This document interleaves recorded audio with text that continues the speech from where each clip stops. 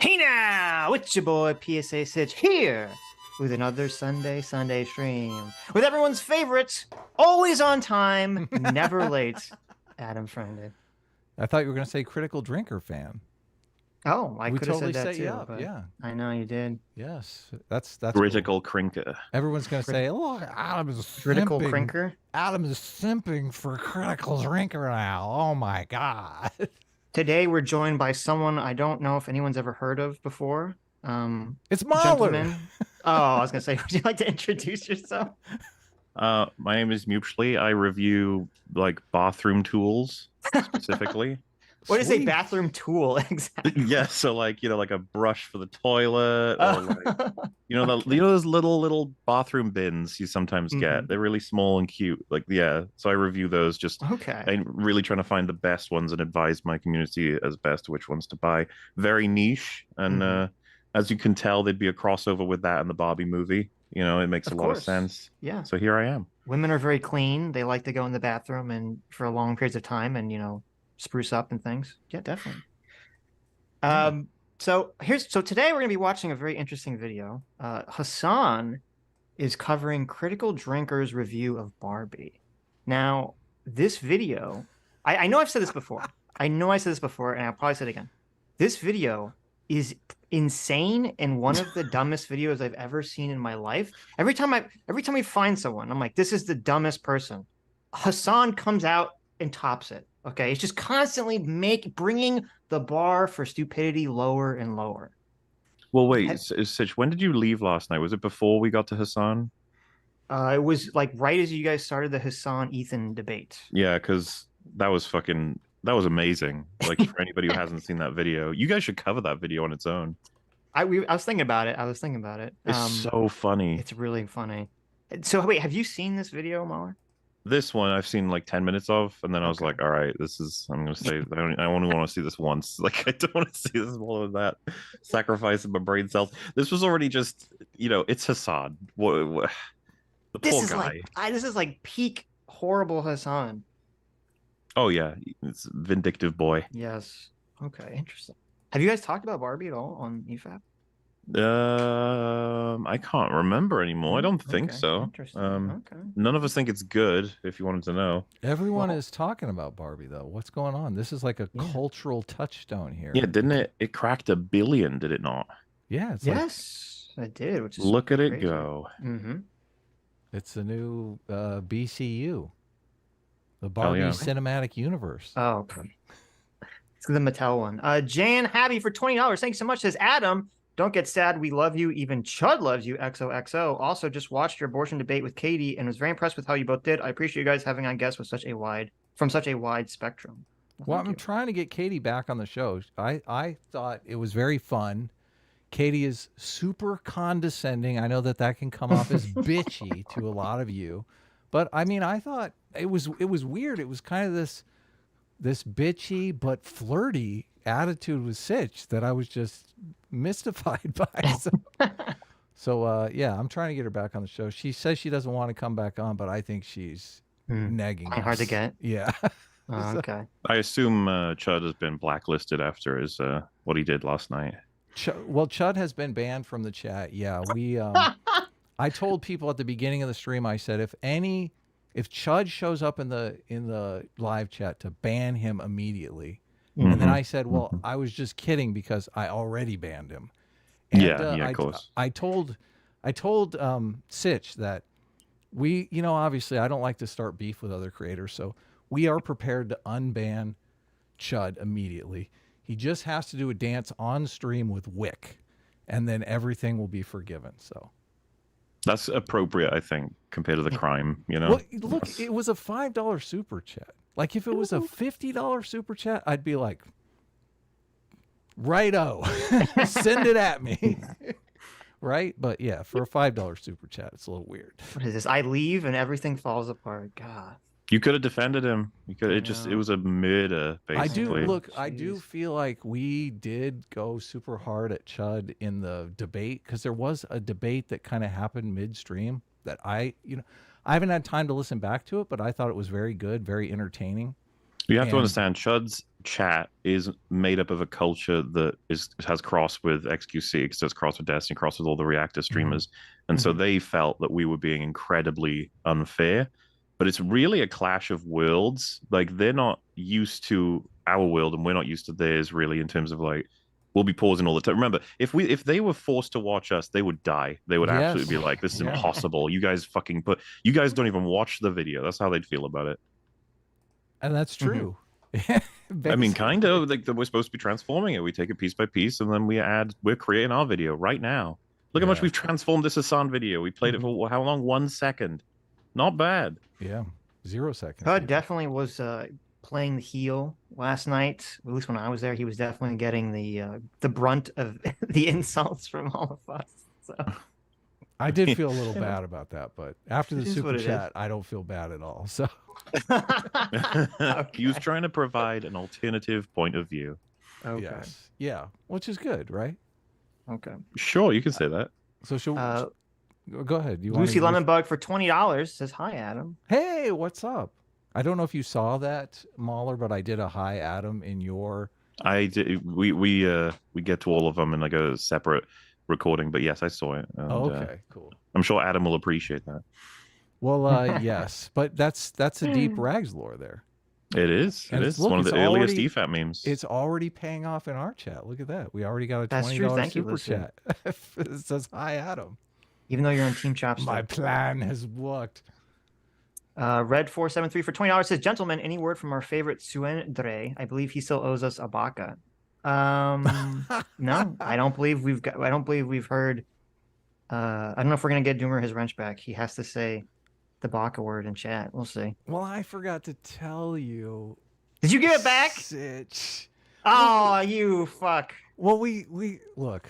We gave Doomer a mugging so bad. You were like, "Oh, like Chud has to do a dance," and I'm like, "Doomer has to come on and say, it's not like I like you or anything, baka." Much easier than a dance. And we can take it away when he comes, if he comes. But look, I don't understand. When we're mugging Doomer, why does he backtalk?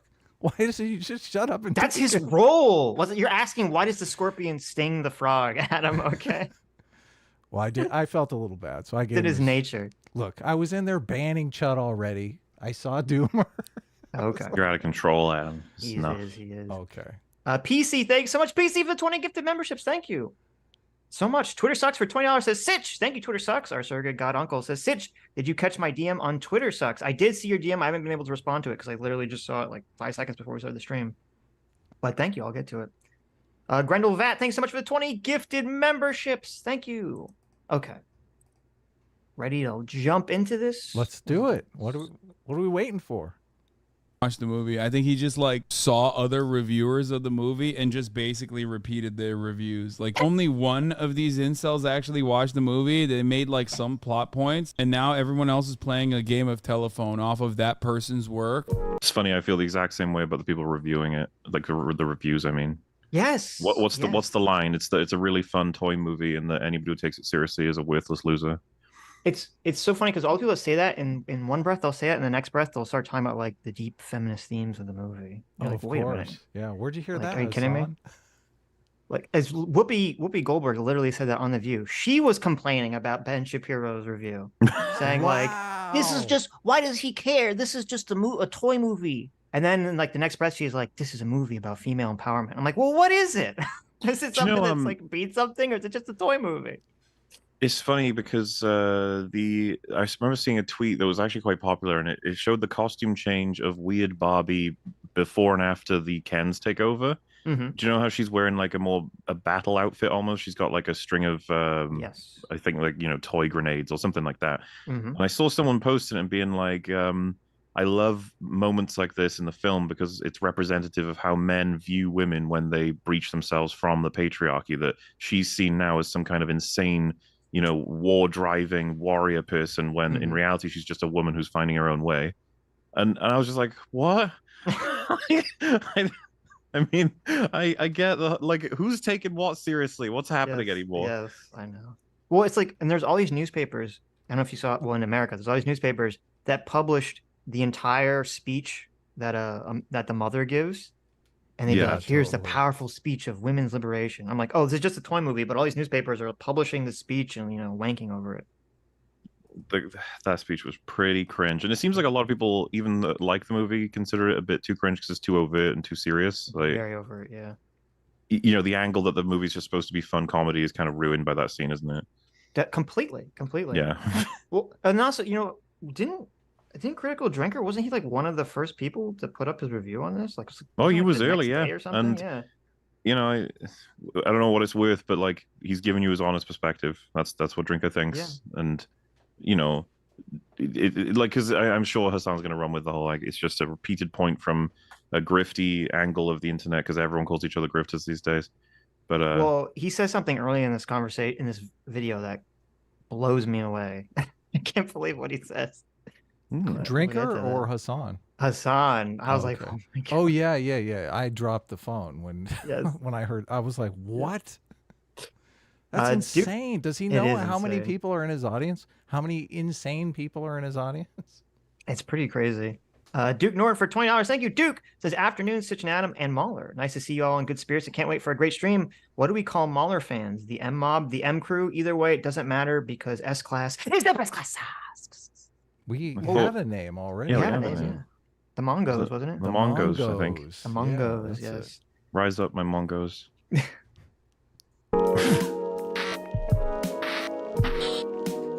You know what's neat though, especially as a part 2 to the stream last night, this will probably be transformative because you'll be made angry by Drinker.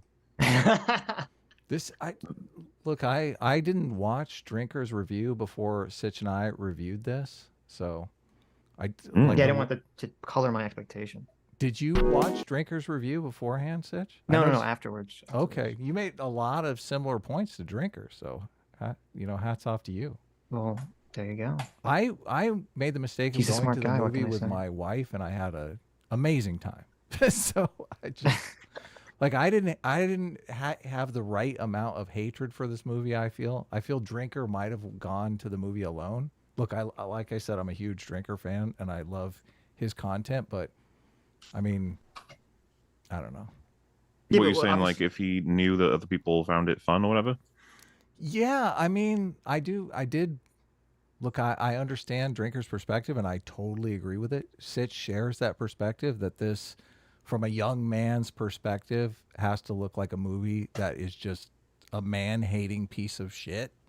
So, but I mean, Well, I was That's not laughing quite at my perspective. But Okay, well, I mean, what I don't want to mischaracterize your perspective, but you said something similar to that when we did review the movie, yes, right? but we'll get into it because there is something in here that Critical Drinker says, and a lot of people say, which I disagree with in terms of Right. how to Oh, okay. interpret the movie. But no, I think what I'm trying to say is that you saw it with your wife, and your wife enjoyed the movie, and even though I think there's a lot of problems in the movie, there are funny parts of the movie. So you Well- had a more positive experience watching it than if you just went there alone and you're just kind of like, oh, this was terrible. My wife and I always enjoy spending time together. We both walked away from the movie thinking that it was kind of mid.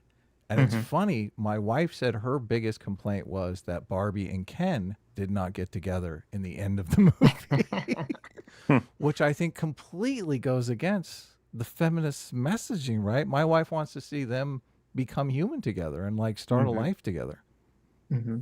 which I think, that would be an interesting choice, but definitely one that you couldn't make in this current cultural environment, right? No. Yeah. No. Mattel executives are launching a cinematic universe after the success of Barbie. 14 properties already in active development, including Barney by A24, Polly Pocket, Hot Wheels, Magic 8 Ball, Uno, Rock'em Sock'em Robots, Christmas Balloon, Thomas and Friends, American Girl, Viewmaster, Matchbox, Wishbone, Major Matt. How bad do you want to see that Viewmaster movie? Oh my What the hell's God. Wait, is Viewmaster that red thing with like the little?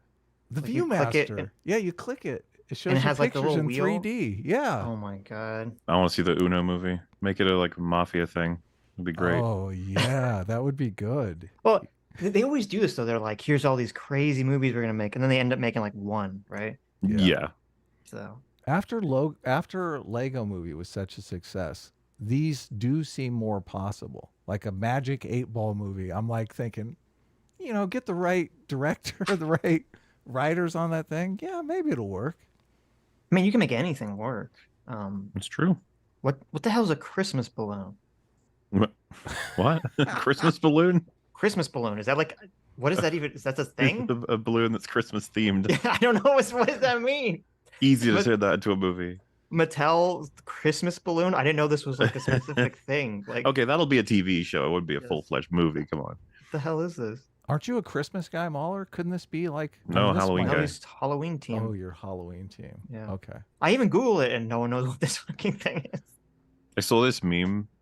Wait, can I post? How do I get you guys memes? Is it a picture or is it text? Yeah. If it's a picture, you gotta send it to Discord. Yeah. Oh, Here, Discord. I'll set up okay. a room Yeah. on Discord. Cool. I should have done that ahead of time. Okay. Man, if only we were in a bad Discord host. already, and then yeah. Gosh, Listen. we don't have the Watson. technology yet, but No, one day. One day. And Masters of the Universe. It's like, it's the MCU model, but now it's not even like supposed to be a artistic rendition of a comic book, like a different medium of art, but instead it's just merchandising. They are literally doing MCU shit. No, it was always merchandising to some extent, like Yeah. product Well- creation stuff. I always find this boring as it takes. Like, yep, they're trying to make money. Yep. Well, yeah, capitalism bad. But you know, it's weird because I think he says this, even though his actual review, his solo review of Barbie's really boring. And I've heard a lot of other people say this. They're like, Barbie's just a movie to sell toys. I'm like, okay, obviously that's part of it, but like there's a lot, like the Greta Gerwig, when she made the movie, she was putting in thoughts and intentions into it. Well, that's kind of her the- intention was not just to sell toys. That's kind of the equilibrium we look for, right? The producers want to make money, and then they hire artists that can impress people enough to pay for it. You know, like it's a win-win for everybody almost. Right. Like you just said, with the potential fucking, I don't know, Thomas the Tank Engine or Uno, whatever the fuck movie, like we can get someone. I want to see Yeah. Tarantino's Thomas the Tank Engine. Why not? There you go. Throw a few I mean- N-words in there. Like, Yeah, anything Lego movie, Parts of the Caribbean. I mean, you can make anything good. also, I've sent the meme. Enjoy it. Yeah, I brought it Thank up. What's it mean? What's the meaning of this? Well, I'm not going to tell you. Sitch, you're going to have to explain it to him if he doesn't get it. It's me, August. Should I explain it or should I just let it just sit there? We'll show the audience, and then it's up. see if- Yeah, Oh, sweet. Okay. it's me, The- August. the meme, People at home, do you get the meme? So that's the month of August, Adam, and the Sarah there in the comic is like trying to get past August to get to Halloween, and August is blocking her path. Okay. August is this a month that's just like in the middle, where it's like Yeah, August is a month no one likes. Okay, nobody cares about August. You're very excited. nothing special happens in August. You're Look very at those spooky, excited. cool ghosts, you're and right. pumpkins, Yeah, and they look- leaves. Those Yeah. ghosts look so happy. I All know. those Mhm. homicidal ghosts. Who doesn't love Halloween? Then August is just like, yeah, but you got to see me first. And you're like, yeah. Ugh. And then Christmas is kind of just a downer. It's like polish Wow. off the year. That's true. You have Halloween, Thanksgiving, Christmas. Boom. You have these 3 months. Like bam, bam, bam, bam. Yeah, we need to flesh out the rest of the year a bit better, don't we? Yeah. September and August kind of just suck. Mm-hmm. Because I- I mean, like, Halloween's just so cool. Like, we need True. more of them. True. Figure So- out some extra ones. I heard also that the final scene of the movie, a lot of the conservatives are jazzed that Barbie ends up in a gynecologist's office. And Yeah. I heard that the writer said that was just unintentional. Just she threw it in because it would be funny, not that it was supposed to mean anything deeper than just all women go to the gynecologist. That- Well, how do you guys feel about are we gonna do Death of the Author or not in our analysis today? Well, we can do both. I mean, you can say what I think the director's intention was and what I think the movie actually says. Yeah, no, I'm with you. Well, if So- you want to make the conservative argument though that a lot of people are making, the conservatives that actually like the movie, then you have to kind of go Death of the Author. I think. Yes, obviously. Like it's impossible to look at it any other way.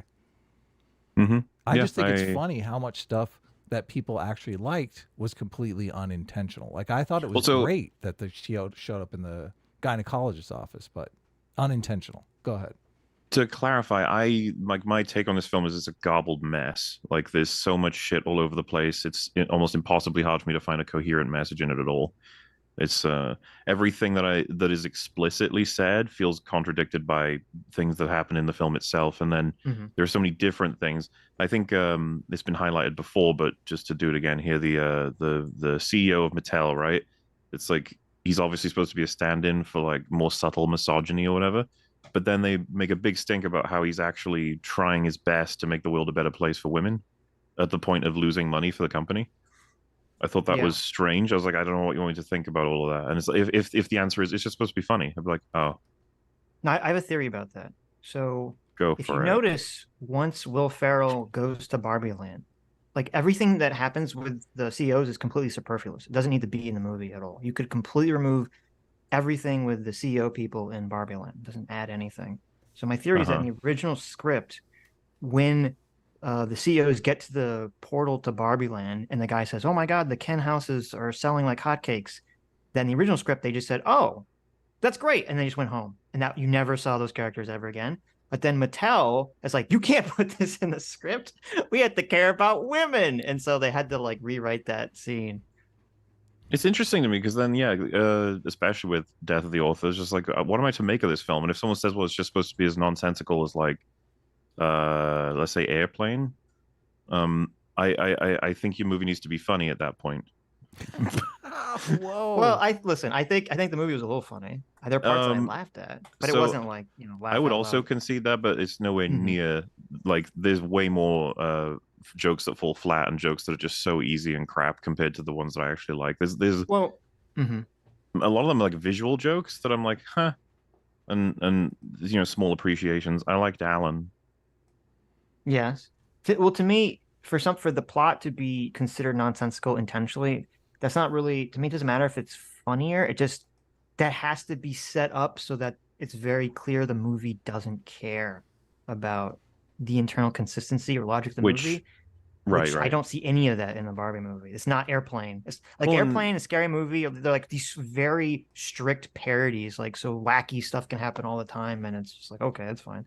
yeah, I would say like what gets in the way of my sort of complete analysis is that one scene where, well, it's not even just the one scene, is it? It's the one scene where she has a big rant, but then it's like plot critical that she uses those rants to save the Barbies or whatever. Right. It's kind of hard to be like, I don't think there's an equivalent of that in like Airplane or Naked Gun or Austin Powers, you know? Right, exactly. Well, even, I mean, I'd even say Austin Powers, which is silly. It's not quite the level of like reality breaking as Airplane or something to that effect.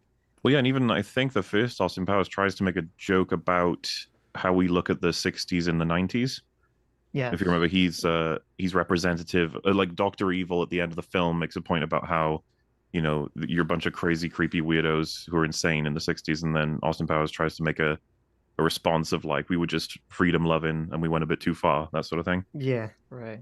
God, I want to rewrite this movie so badly. I feel like the scene where they say stuff to bring the Barbies out of it should be like, you have to cringe them out of it. You have to say something so feminist, Cringe them out of it. Yeah, exactly. That they just cringe awake.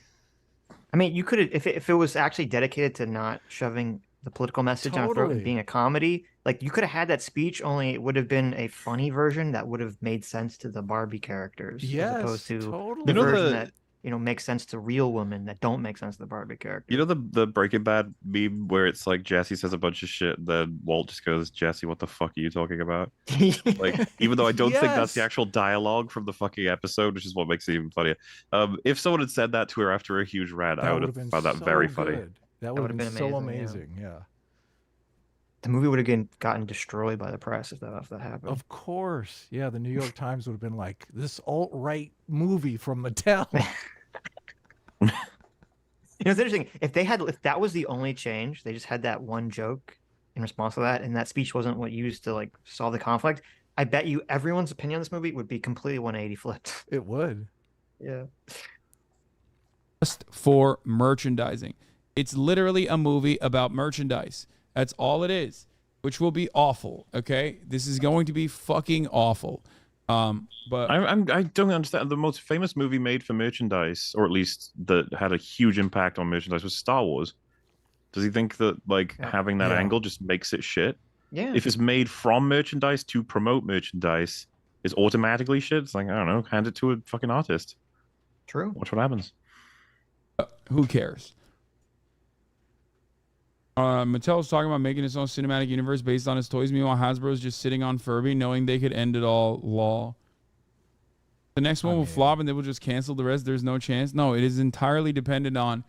It's not entirely dependent on the blockbuster reception, folks. It's entirely dependent on how many units it moves. How do you not understand that? I mean, there's a correlation there, though. Like how successful a movie is will help promotion. Right. It's pretty obvious. Like people already talked about how there's like the sales for Weird Barbie and all that other shit. Like I'd probably pick up an Allen if it was cheap. That'd be funny. Did you really? I don't know. Maybe. Well, Az has told me about how they've made a hot toy for MODOK, and it looks pretty fucking dumb. And I'm very tempted to buy it. What do you mean a hot toy? They're like the high-end figurines that are made with like pristine detail and basically the top of the line toys. They're pretty badass, yeah. Oh. Yeah, some of them are amazing. I've got an Iron Man one, but like it's a MODOK one that feels like that's something I could do for this the looks so creepy. Oh my god, I just looked at it. The MODOK hot toy. Yes. It's like too realistic look, like the face. Yeah. Yeah. Oh, I don't like it. You have that in your room staring at you know, at night? That's creepy as shit. Oh my god. You gotta put that on your nightstand, Sitch. Yes. I do a lot for the meme, okay? Well, like if you were on camera and you had that in the background, that would be really funny. It's like second head there. Yeah. You should get one of those, Adam. Just put it right there in the background. Yeah, send it to me, Mauler. I'll put it in my background. Send you a MODOK? You can buy it. Oh. How much is this thing like expensive? How much does this thing cost? Yeah, they're not cheap, unfortunately. Yeah, you have to join an RSVP list. You can't even just buy it. What? Really? It's a special toy, my man. What happened to America? It's not out yet, I think. Got a waiting list for a toy? I know. Sad. This is dramatically changing how movies are made in the sense that merchandising has always been a part of the revenue structure, but now merchandising is the main revenue structure. This is, I mean, I don't think we could have a conversation with Hasan about how that revenue structure began, because Star Wars was really the first time it happened. George Lucas did this weird deal where he wanted the merchandising rights in exchange for directing the movie. I'm sure you know all this, Mauler. Right? Well, yeah, I'm kind of baffled by what he's saying because as far as I'm aware, I need to just recheck to make sure, but I thought Star Wars was famous for making the most of its money through merchandise. Yeah, for the first time. Yeah, Lucas was ahead of the curve with it. Yeah, the movie studios were like, this dumb kid is going to direct our movie for free. How common is that nowadays, though? Oh, it's huge. Like merchandise. Well, probably a lot of them. Yeah, like it's not going to be as big as I assume Star Wars like set records or whatever, but like it's, you know, he's treating it like this is a new thing. I don't understand why. Well, also I'd wonder that because, you know, I don't know if that's true, but I've heard that a lot of studios and movies are losing money on streaming, and so maybe they feel like they have to make up for that via merchandise. Another revenue stream. I will say that there's more of an easier avenue, I guess, when the movie is the merchandise, as in a Barbie doll is the premise of the movie. Of course, yeah. I just contest his claim that movies have always been structured with merchandise in mind. I think Star Wars was the first time anybody thought about merchandise from a movie. And it was George Lucas, and he cleaned house on the merchandising of Star Probably not Wars. the first time, but he did something that changed everything with, I think, was it like he secured the merchandising rights? Yes. Or something like that. Yeah. You guys don't remember the very famous Humphrey Bogart Casablanca action Yeah, that's what I was going to say. Like what movie is before Star Wars? I feel like I would get an Alien figure. Was Alien before Star Wars, though? I think Star Wars was like the first. Oh, no. Star Wars is 77, right? Yeah. Alien is... But I mean... Look, Alien is... I'm with you. The Xenomorphs are amazing. Look, I want one of those special statues of the Xenomorph. Yeah. Yeah. But I do think, well, I guess maybe Star Wars kind of broke the mold on science fiction movies, which probably made merchandising more plausible. I don't know, though. Like, there were old sci-fi movies with real shitty robots and stuff, but I don't know if they turned them into toys. I mean, Gary would be the one to ask about all this because he would know, like, firsthand about all the industry surrounding it. I don't mean that he was fucking buying so mean, toys in like the Mauler. I caught that. 1930s. or I something. caught that, Mauler. I know what you're saying. He That's literally, cool. he's I'm trying to compliment his experience and knowledge. And you're like, you think he's old. Look, So some article on the internet says like the whole idea of action figures didn't really come out until 1964. So look at that.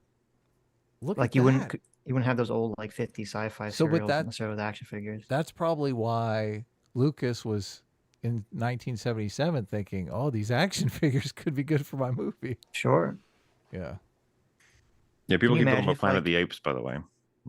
Oh yeah. Planet of the yeah. Apes was. Could you before imagine that. if like in like if Gone with the Wind came out now and they're like little mammy dolls that were sold to girls? Mammy dolls, huh? Yes. That's awesome. Okay. They put the cart. They flipped it.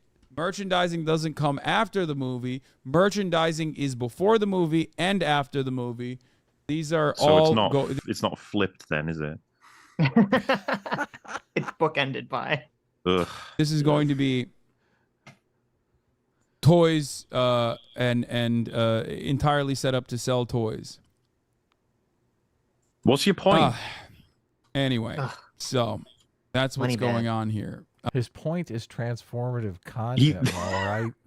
I don't. We had a conversation for hours about this.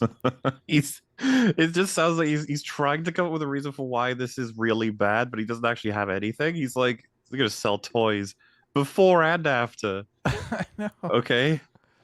Look, transformative content. It's funny because for me, it's like, let's say I love the new whatever IP that comes out that's got a cool new action hero in it, and then they're like, "Can you believe they're gonna sell toys?" I might be someone who's like, "I might buy one." I don't know. Like, I don't know why that's bad now. I guess it's like, yeah, because they're trying to make money.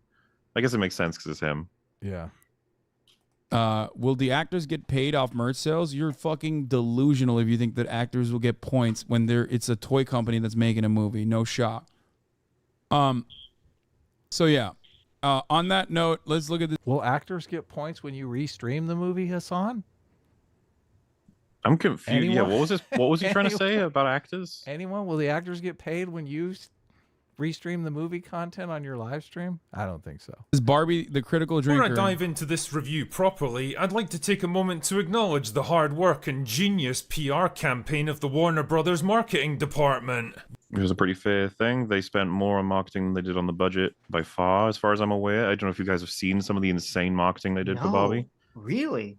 They That's crazy. I saw like a Twitter thread of all the craziest stunts they did. There was like enormous statues and displays in all kinds of countries just trying to basically promote the film. It has the biggest like marketing campaign in a while. It says it's estimated 150 million for the Which is marketing. a lot of money, lot but of money. that's, and the movie was 145. that's the thing. It paid off, so. It did. But You guys really pulled off a miracle with this one, successfully duping all of us, including me, into believing that Barbie was going to be just another colourful, light-hearted, easygoing family comedy with some cheeky, self-aware humour, ironic meta gags, and probably capped off with a blandly inoffensive female empowerment message. Wait, I did think that was going to. That is how they sold it, kind of. Is this guy an alt-right guy? So he just said that's how they marketed it. And then Hasan just said that is how they sold it. Like, yes, you agree with him, and then your conclusion is he's alt-right. Good stuff. Well, no, I think what happened is hilarious. he watches the first point and he's like, "Oh wait, I agree with this." But he's like, "Wait, can I agree with this? Is he an alt-righter? Chat, can I agree with this? Let me know. That makes sense. Yeah. Oh no, Drink is being reasonable. Oh, He might be no. all right." Which, by the way, alt-right means white nationalist. So I don't know where the fuck he's getting. Like, this is a It's pretty so strong thing boring. to It's throw like the out. they've got a little book of all the things they're supposed to say. It's just like, Yes. say something else. I mean, I don't even disagree with this. There's a slight echo. I don't know if it's coming from you, Mauler, or from Hasan. I think it might be Oh. Hasan. Yeah. Okay. I hope it's not me. You don't have the watch together audio, like, Not on Thing speakers, goes if that's what you're gonna ask. right? No. Like sometimes people have like the watch together microphone on. Oh, You know what I mean? I don't think so. Look, they Okay. use Watch Together, Sitch. I'm sure. I know. Yeah. Just making sure. It's Destiny who doesn't use Watch Together. Right. I'm gonna assume it's Hassan because whenever I seen him have other people in the room with him, it always echoes, and I'm like, what the fuck? Do you Hassan? see It's any like your headphones job. in Hassan's ear right now? I guess you're right. Yeah, but when he's talking, it echoes, not just the video, Huh. which that doesn't make any sense. But anyway, whatever. He sounds like he's seething way too much, though. I don't know why, but it's not wrong. This part of it is not wrong. That's what it was supposed to. That I think a lot of people that go into this movie are gonna think that that is the case, and then they're going to come out thinking, "Oh, that wasn't the case," and you will like it though. I don't think you'll hate it, but yeah, that was definitely the marketing. I stopped watching because he's pretty reactionary. I mean, he sounds like he's white knuckling his way through this fucking sequence. Like, he literally sounds like he's talking like this. Oh my god. Oh my fucking lord. I don't understand it. Why the fuck did they make this goddamn movie? It's ruining the fucking... It's ruining pre-existing social hierarchies that I appreciate. Snore. What's the deal with the accent? Drinker. He's trying to do his impression. He's trying to do Drinker. Where's He's doing very badly, but you know. Where's Drinker from? What do you think? Well, I'm not exactly Where specifically? sure. Very specific. Really, you don't recognize the accent? Well, look. And we're obviously, American, Mauler, yeah, we're okay? American. You guys all sound the same to us. Well, no, I do feel like his accent, the one that Hassan is doing, feels Scottish to me. Uh-huh. So where do you think Drinker is from?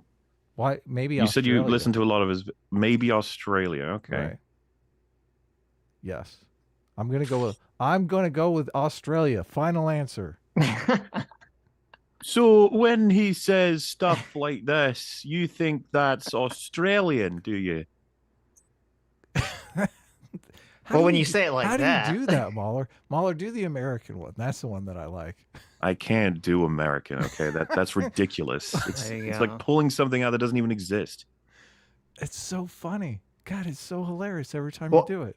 I knew he wasn't Australian, but I can't. Sitch wait. I don't know the difference between like the Irish versus Scottish accent, so that's why I'm like, I'm not gonna say anything. Where is... Irish is more like this, you know, Jacksepticeye, that kind of thing. I see. Okay. So he's definitely Scottish. Gotcha. Look, you can't accuse me of being a critical drinker simp now, bitch. Well, it's annoying too, because like, okay, so when Critical Drinker does the voice, like he's playing a character in these videos, obviously. Like he's doing this kind of like seething voice when he talks. And so, but then Hasan takes this to like this extreme for the rest of his reaction. Like, oh, he's just so angry at the entire world because he's making this voice. That's his big criticism. I mean, and then he throws in the political element too, to say like, oh, he wants pre-existing hierarchies to be maintained in society. It's like, we haven't even got to any politics like whatsoever. It's so jumping the gun, like, yeah. He contradicts that in the review. Yeah, he says the opposite of that. Yeah, I know. Yeah, bad faith. It's just boring. Everything's been culture warred now. Doesn't this suck? Yeah, but to be fair, Barbie is a very obvious target for the culture war. So. Maybe I should alter what I just said. What I mean is like everything's been so infected by the culture war. Everybody is going to assume everything everyone has to say is about the culture war. True, but doesn't the movie really have a lot to say about the culture war? I feel like it does. Yeah, but Drinker hasn't said anything about that yet. And if we want to argue it's a fun, cool toy movie, then there's going to be reviews out there that are like, I had loads of fun with this. It's a fun movie about toys and it messes around. Yay, woohoo. You wouldn't go, wow, this person clearly wants to destroy the hierarchies set and social blah, blah. You're just like, no, they're just fucking around. And for all he knows, Drinker's just going to say he didn't like it because it was fucking boring. Right. I don't like it when people say, how dare you use a political lens to analyze this movie that's full of political propaganda. It's like, well, I mean, how am I supposed to talk about the political propaganda without a political lens, right? Yeah, I think they've got no leg to stand on with this one, because if it was all just, you know, Ken does something and something happens, Barbie does something and something happens, and then you're like, why do they have the man have this happen, the girl have this happen? That sort of stuff I can see people trying to dismiss, but you can't dismiss the fucking rant. No, that's impossible. Exactly. There's no other way to look at that without a political lens. So Josh Kesley, thank you so much for the $20. Capital O Opinions. Thanks so much for the $20. Says, I don't know. I feel like the birth of the nation really missed out on great merchandising opportunity. I don't know about that one. That would have been pretty sus. Hitler hot toy wed. There you terrible. go. There you go. We say that's what we needed. We needed toys for Sitch, no. we needed toys of like the Bear Jew, like busting Nazis' heads in with a baseball bat. Twitter sucks for $20. Thanks so much, our surrogate god uncle. Twitter sucks says Hasan hates him because he has the same he's the same accent as Count Dankula. Ooh, Maybe. that could be it. Dude, fuck. Calm down. About girls learning the value of their own potential. What none of us expected was 114 minutes of spiteful, bitter, mean. That's, oh god, these guys are, oh, you're a fucking freak. Okay, I love this. I am going to shit on the best ending explained by this reviewer. I am going to shit on all of the right-wing reviews of this movie because, like, on the one hand, yes, it is a capitalist product sale that's being wrapped up in like a feel-good message overall, or maybe even doing some societal criticism. It still is a fun fucking movie. It's not ruining Western civilization. You're a fucking idiot if you think that. God damn it, I hate these fucking. It's weird. The main thing he took issue with was something Critical Drinker didn't even say. Yeah, no, that's Destroying weird. civilization. Didn't mention anything about that. But, Yeah. He just said that the movie that he thought it was going to be a happy, fun family movie, which Hasan agrees with. That's what the trailer showed. That's what everyone thought. And then he went into it and he thought, "Oh, I thought this movie turned out to be spiteful and hateful." Yeah, and that's the thing. baby switch. I would probably assume Drink is being hyperbolic when he says like every minute of the runtime is just spite, because like Barbie drinking from a something and nothing comes out. I wouldn't call that spiteful. That's just them doing a fun doll thing, and that is in the movie. No, hyperbole is not allowed. Hasan has never used hyperbole when he's. Well, and if someone wants to say, "Oh, protect him with hyperbole," instead of just saying he's wrong, I'd be like, "Okay, fine." Drinker was incorrect that every single second wasn't hateful. Well, and it's weird. He called him a freak. He's like, "Oh, this movie is spiteful." He's like, "You coming out freak!" strong. He's like, "What? Freak. Calm down." Like, who's angry now? Like, who's white knuckling now? Like, jeez. Who do you think is higher in the stream or the, I don't know, YouTube hierarchy? Drinker or Hasan? Drinker in the YouTube hierarchy, but obviously in sort of streamer world, because Hasan's still on Twitch, right? I think so. Yeah, I don't. Yeah, he has. I don't know that world at all. So Twitch Hasan is enormous, but YouTube, I don't think Hasan outclasses Drinker. Certainly not in like a media review sphere. No, at this but point. Hasan doesn't do media reviews like as a thing. That's not like because Drinker can get as much as like 15,000 people watching him on a live stream. I know Hasan is up to like 30,000 or something, but we're That's getting to numbers now comparable, where that's enormous communities. Yeah. Sure. He's like he puts out a video and it gets 1 to 2 million views like every time now. So you get surprised how many people are actually just watching all Drinker's videos. Like the big surprise to me was the director of Descent was watching Drinker's channel. It's just like, holy shit. Did you see he interviewed Russell Crowe, which is kind of crazy? He did. Awesome. Yeah. Yeah, it's a fun interview. I'd recommend it. And all of Drinkers are, because he's a very down-to-earth dude. He just wants to talk to people about movies he loves, not that he hates, but that he doesn't want to let them slip by as well. Because there's an assumption that he only does like the sort of like popular trend writing reviews. Right. But he does reviews of all kinds of stuff he's watching that he thinks is good as well. It's just, I don't know, when someone's super popular, you just believe they're doing it all for popularity rather than any reason. A little bit of jealousy. But Mauler, have you considered that he's a freak? Whoa. You fucking freak. Freak. I'm going to destroy these freaks. These freaks that are so angry. I'm not angry, but these freaks are so angry. Is that Rorschach you're doing there? That's Hasan's internal monologue as he's clenching that his is a prostate. Interesting choice. Well, a coincidence, because I was actually going to make a point about how it feels like the Barbie movie is a Rorschach test. Everybody comes out of it with completely different interpretations. You know who I heard say that first, Mauler? Who Before dat? anyone else? Who? Me. Oh. Well, good for you. Well, yeah, that's fair. I mean, I know I'm not the first person to say that, but like, it's got to be it's got to be true, right? Compared to like, it's got to be the most Rorschach test movie ever. Totally. Yes, I agree. Yeah. Yeah. That's what makes it interesting. Even though I thought the movie was pretty shallow, I think the like people. Yeah, I agree. I wasn't very interesting. Yeah, I wasn't expecting to talk about it much at all, but like it's doing really well, and everybody has an opinion. So it's like, all right, we can talk about them, I guess. Mm-hmm. Isn't it weird that every time I hear someone say that, and people are saying that all the time now, I'm like, they fucking stole that from me. Fucking. Oh, you gotta be like XQC, where it's like people still reacting from me. No, look, I know it's just like my internal monologue fucking with me, because obviously anyone would jump to that conclusion. The movie is, you can't look at the current cultural environment and not think that, but it is kind of stupid that I do think that. That is, well, that's the human ego. Yes, of but course. you have the awareness to realize that. Shoe stole it from me. I saw Shoe. There you I go. heard Shoe. See, that's true. That's true. And we know Shoe watches, so she must have taken it. Yeah. Damn. I love Shoe. She's welcome to take any stuff from our show.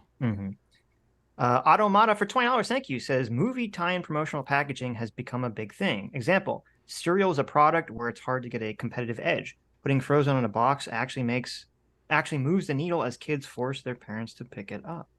That is true. Twitter sucks. Our Circuit God Uncle for not $20. Thanks so much, Twitter sucks. Says if Barbie isn't supposed to be left wing, then Sound of Freedom isn't supposed to be right wing. Make it make sense. There you go. I never saw Sound of Freedom. Yeah, I don't know those movies. That's the child. I haven't seen Sound of Freedom, but I mean, I just find Sound of Freedom is a much more serious like drama, right? Yeah, people rely on Barbie being about Barbie, therefore shut up about it, Yes. Which is always weird.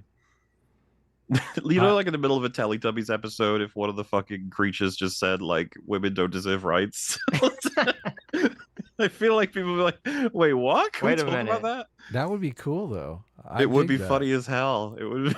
Well, we're gonna watch. I mean, I don't know how long you're sticking around for, but there's a Saint Jack video that's kind of in that realm of like stupid takes. So. Okay. Snowflakes. Who's that? Enjoy the. You've never done a Saint Jack video? Oh, I don't know. So Jack Saint, I know. Yeah. Yeah. He's got a video on Barbie. Yes, and well, he's a video criticizing people talking about Barbie. Okay. We have to respond to Sam Cedar too. I clipped out a little bit of. He responded to our, but we'll do it during super chats, obviously. Yeah. So you'll be long gone, Mauler. I'm certain of it. Yeah, you get out. What time? All right, jeez. Look, stick around as long as you want, but I mean, wow. Okay, jeez. Sam Cedar's going to be that's a deep cut right there. What? It's going to be long into the live stream. Oh. Yeah. The goddamn toy movie, you fucking dumbass. Oh. I love that, by the way. Pissed. Just consume, you fucking loser. Look, his argument is, oh, this guy's so pissed off as he's sitting there going, fucking dumbass.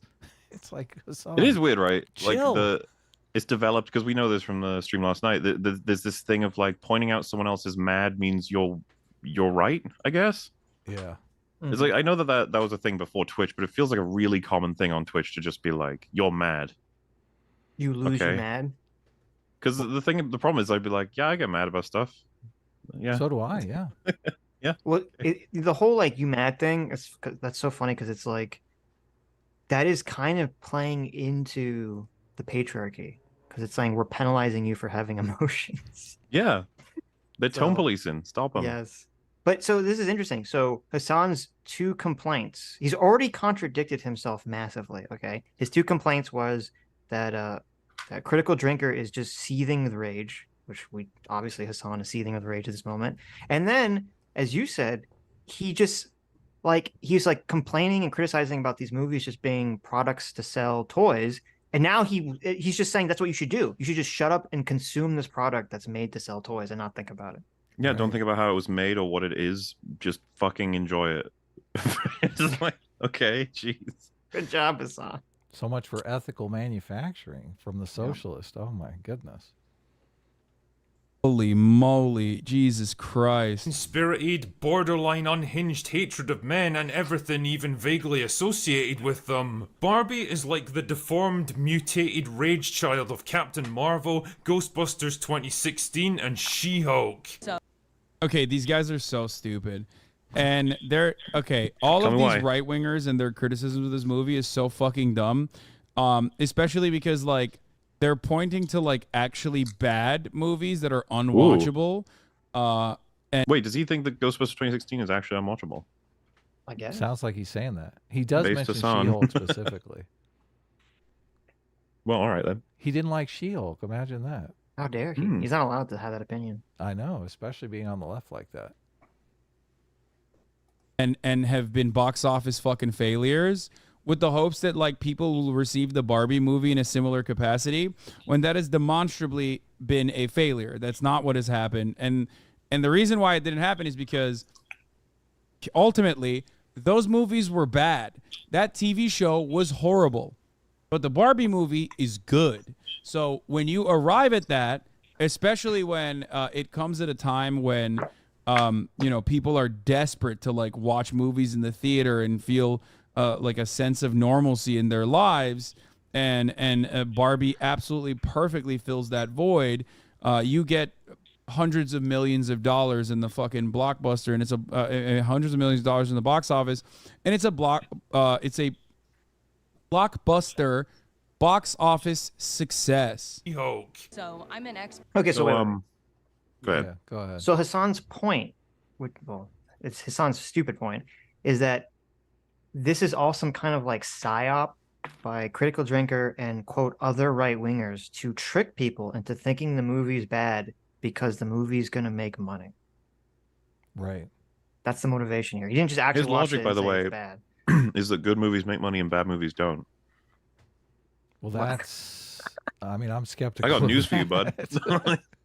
How much did like Transformers 5 make? Like $1 million? Oh, Too much. Too much. Yeah. Isn't it? It's like one of the highest grossing movies of all time, isn't it? One of them. Transformers: Right. Revenge of the Fallen, $400 million. So he's saying they're comparing Barbie, which he classifies as a good movie, to these other piece of shit movies to say, just to trick people into thinking Barbie is bad, even though Barbie is a total critical success. He also says, I mean, he never mentions a pandemic specifically, but I think he's saying people are going to Barbie because the pandemic is over. But I mean, was the pandemic going on when Ghostbusters came out? I don't think it was. No. It's Ghostbusters was like 2015 or Yeah, something. exactly. So People just didn't like Ghostbusters, but We also seem to concede that that was a bad movie. yeah. yes. But it's very interesting. So I'm looking at Hasan's chat. So even his own chat brings up Captain Marvel made $1 billion. What the Yeah. fuck do you mean? It's not. Yeah, Captain Marvel was a success. Yeah, it financial made success. $1.1 billion. Yeah. We all know So- why. It was between Infinity War and Endgame. They Yeah, but forced you to so- see it. So Hasan's whole thesis statement here is just Yeah, it's wrong. obviously idiotic and wrong. He Shocking. didn't, I don't even think he watched Barbie because I tried to look up for his reaction. All he did was react to the trailer. So if he did watch it, he didn't talk about it. That's hilarious. Expert at controlling my anger because I do it. I don't remember asking you a goddamn thing. It is pure brain cancer in movie form, and I was genuinely shocked by the sheer, undisguised contempt this film has towards 50% of the human population. Oh my god, the undisguised sheer contempt. What the fuck? Oh yeah. You know, if I didn't agree at all with that statement, if it were EFAP, we'd be like, okay, let's see what his evidence is. Mm-hmm. Because we'd be inclined to be like, that's ridiculous if we disagreed. But I'd be like, hang on, let's just see the points first. Right. But no, Hasan's not going to do that. Well, of course. It's funny. Even in Hasan's chat, they're saying that She-Hulk is good too. So Really? They're trying to correct him. yes. Though this is one of the things I do disagree with Drinker and other people that commented. I don't think the movie hates men to this level. Because Right. I think people interpret the end of the movie where things are returned to the matriarchy. People interpret that as like the film trying to say that's the way things should be. But I don't think that was what the point of or the message of that scene, even though I can understand it being read that way. The point of that was just a joke about how like it's supposed to mirror and be the inverse of our world. And so they're like, oh, even when women got rights, things still weren't equal. You know, it took like 60, 70 years to, for gender equality to even manifest the way it is today. I think that's what they were trying to go for. So Yes. I do think it's a Yeah. little bit of a misread.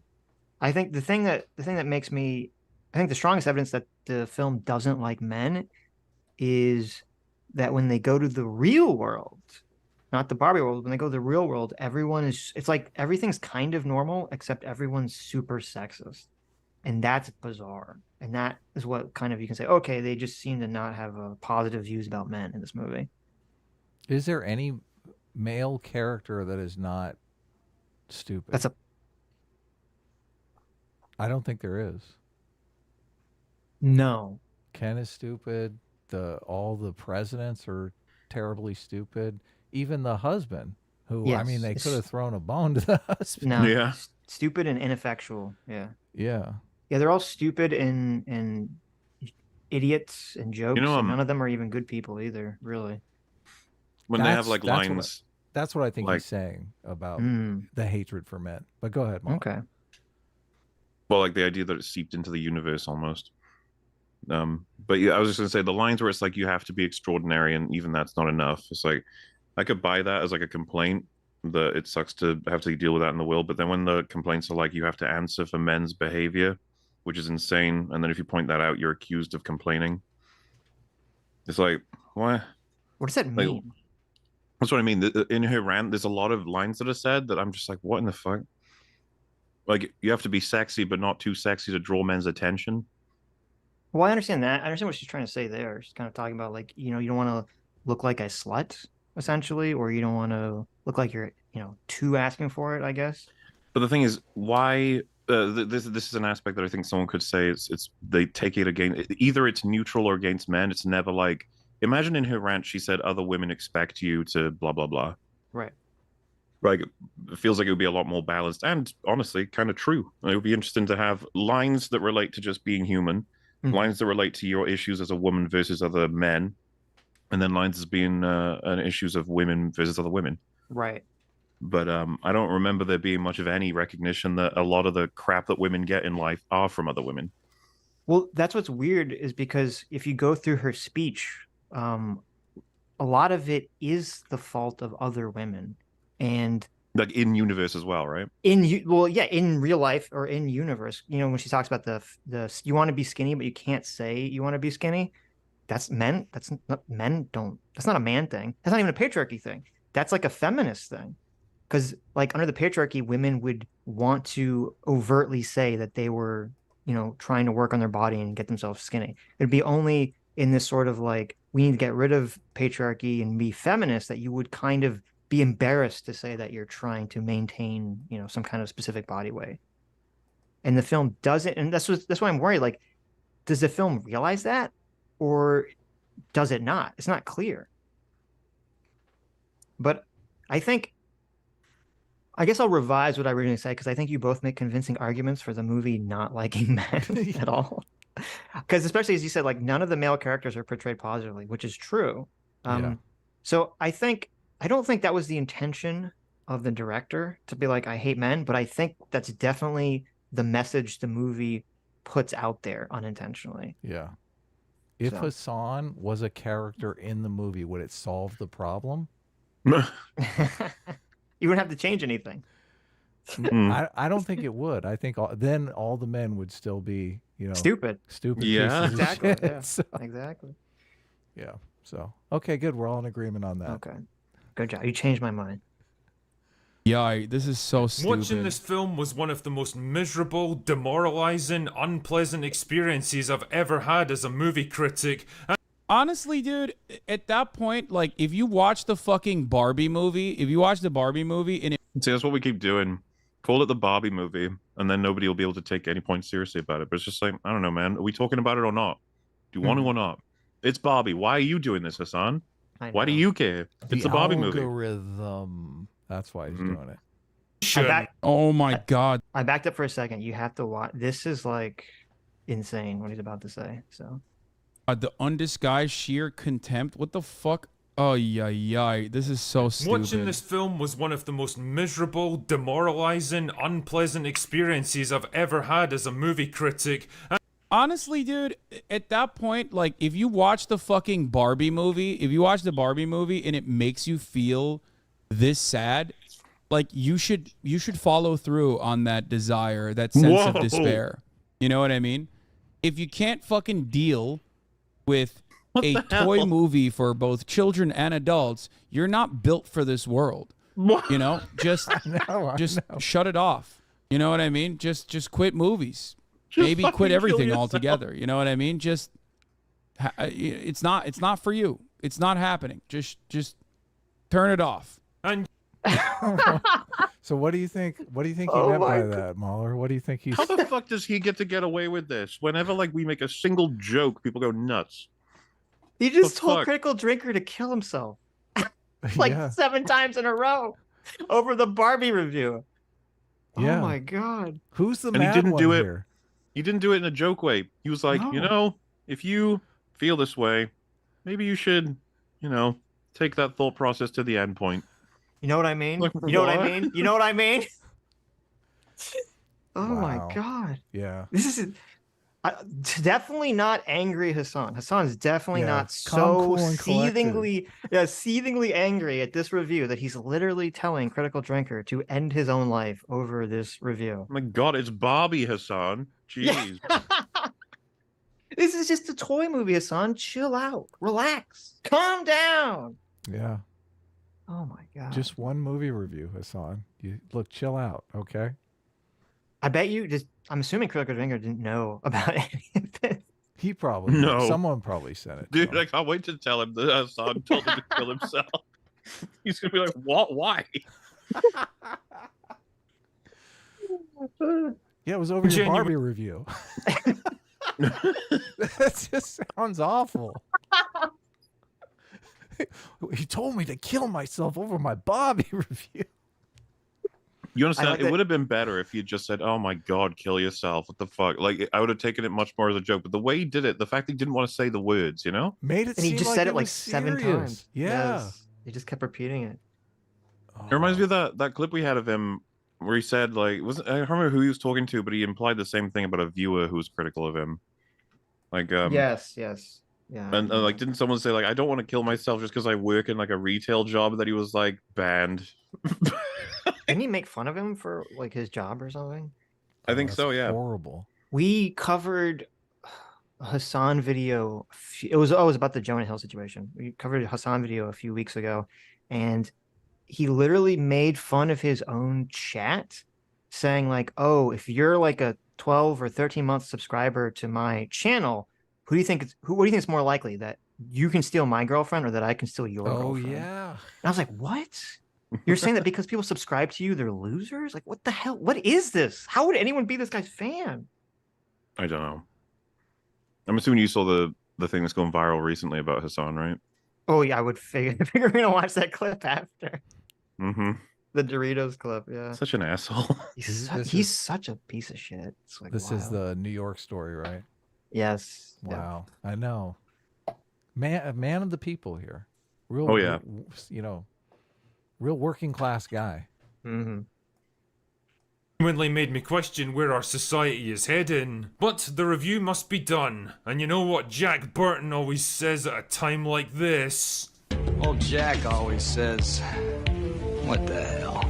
The movie begins with a rip-off homage to 2001: A Space Odyssey. Yeah. That was fun. I mean, that was an example of good marketing where the homage was actually well thought of, well thought out, and I like that he said it's a ripoff, by the way. Like, what do you mean? It's like very clearly an homage, you fucking idiot. Didn't he say that? Yeah. Well, he said Drinker both. said that. Well, Yeah. he did the meme, right? Yeah. Of Right. rip off and then connects it to. You can't correct him and say it's an homage when he said it's an homage as well. Yeah. It was a joke. That's how I interpreted it. But Where the inception of Barbie dramatically changed the game for toys for girls. You know what I mean? That's the whole point. And historically speaking, that's what the purpose of Barbie was in some respects. Where little girls wait, so he said this was genius marketing. Was this seen in the trailer? I don't remember seeing. I this don't in the know trailer. because I didn't pay a lot of attention to the Barbie marketing. I just know what it was apparently. All the trailers I saw were like the foot trailer and then like the standard movie trailer. The only reason I knew about this before I saw the movie was because I saw people talking about it in articles. Yeah, I don't know if this was in a trailer or if this was released separately or anything. I'm not sure. Mm-hmm. To me, the scene is it's kind of it's a weird homage just because like there's a weird thing. When I saw this movie in theaters, all the trailers up to this were like children, like very young children's movies. It was like a troll trailer. It was the Kraken trailer. It was always like a very young children movie. This movie doesn't feel or seem like a kids movie, really. It really seems like a movie for 40 or 50-year-old moms who maybe will take their daughters and their daughter might like it just because it's like got color and Barbie in it or something, but they're not going to get like 80% of this movie. And so to have like an homage to 2001 seems, I don't know, it seems weird and dated and bizarre, but Girls discover Barbie for the first time and gleefully cast off their boring and oppressive baby dolls in an orgy of violence and destruction. And if the visual metaphor of little girls happily destroying the embodiment of motherhood to focus their lives instead on a shallow and materialistic piece of consumerist trash is lost on you, then I don't know what to say, man, but you're probably the target audience for this movie. Anyway. This, I mean, I guess you guys didn't like the intro. And I haven't said anything about it yet. Okay, well, I didn't like the intro. I mean, I kind of like the intro in the fact that there was a time, I guess, when they only gave little girls like baby dolls because they were preparing them for motherhood. And then the whole idea of feminism comes in and you get kind of a consumerist culture and women can pursue their careers and whatever. So I do think the intro would be amazing if it was tied up at the end in a situation where, you know, Barbie is basically giving up materialism and going into the real world to like start a family or something like that. So I do think it could have been a good thing if the movie didn't have this feminist message or was, you know, more complex about it. So, well, let me be the normal person rather than the political person and just say, before interpreting anything, it could be like it's just funny. It's like the Barbie dolls had this dramatic, insane effect that changed everything forever for women. It's like that's silly, and it's presented with the same reverence as like something like understanding tools for humanity / our ancestors and stuff. Like I can laugh at that. I can be like, like Barbie was that kind of significance. But then of course, taken with the rest of the film, it is like, wait. What do you think they meant by that? Yeah, you know, like I'm not 100% sure anymore. I'm not sure what they meant by it. But that's the promise so much of the movie, because you're right. Like if the opening scene is supposed to be a joke on itself, which maybe it was, you're like, oh, okay, that kind of makes it funnier. But we watch the movie and you watch the messages of the movie and it's not clear. You don't know whether it's a joke. And that opening scene actually, it creates so much complications for whatever the message of the movie is supposed to be. Because that opening scene it's seeming like it's supposed to be like positive, like little girls could only play with dolls, they could only be mothers, and now they can do other things. You know, that's what it means to be a woman in the modern world. You can have a career, you can care about other things than just being a mother, right? Yep. It's very like the narrator literally says this. But then for the whole rest of the movie, whenever the topic of what it means to be a woman comes up in this movie, it's always about your relationship with your daughter. That's all that matters. They never like the mother character in this movie. They barely. There's like one like 5-second scene, but besides that, they barely delve into any part of her life except for her relationship with her daughter. That's like the primary focus of what it means for her to be a mother. That's the primary focus of why she's upset in her life. And at the end of the movie, when Barbie decides to become real and she gains the powers to be real from the original creator of Barbie, all the memories that she gives Barbie are all memories of mothers and daughters playing. Yep. So it's like, how am I supposed to interpret the message of this movie when everything directly contradicts the first scene? Well, it only contradicts as long as you run a particular interpretation, right? If I'm supposed to assume the first scene is supposed to be like taken at any sort of face value. Look, right? And not just like making fun of feminism or something. It can be a joke and have a deeper meaning. Like that's not a problem. I think obviously they missed on the deeper meaning. I think it can get confusing, right? Because if you remember, Helen Mirren says Barbie solved sexism like as a joke, right? And it's like I assumed that's what that intro joke was doing as well. Like girls have been imprisoned in the horrible world of only playing with this particular doll, but now a new doll. Like, it almost seems like a really shitty ad, Right, but but that's see, having fun. like when Helen Mirren narrates, it says Barbie solves sexism. That's obviously a joke. Yeah. But I don't think the idea that all the girls could do was play with dolls for motherhood and now they can do other things, that's not supposed to be a joke. That's literally supposed to be the history of Barbie. Yeah. Well, there you go, and then I think it becomes cringe. Well, so but then yeah, so then it doesn't mesh with the rest of the movie just all being about motherhood at that point. Yeah. Anyway, the film explains that all the Barbie and Ken dolls live together in Barbie Land, a kind of magical counterpart to the real world, which is portrayed as a peaceful feminist utopia where all the important jobs are done by the Barbies, and the Kens just kind of exist. They've got no inherent value, they contribute nothing, they have no power or say in how their society is run, and they're basically looked down on as a bit silly and irrelevant by the Barbies. Oh my goodness. Even that part is not necessarily true. That's just insecurity. Like, is it not true? I thought all of that was true. Yeah, I don't. Well, we'll see. I'm curious how he's going to counter this. Like I briefly explained, no, it's not even a "so how you treat woman" moment, chat. That's not even correct. In the matriarchal structure that they have, Kens just kind of exist, but serve no real purpose, which is a criticism. He's just repeating what Critical Drinker said. That's what I mean. Like, what? Where's the disagreement?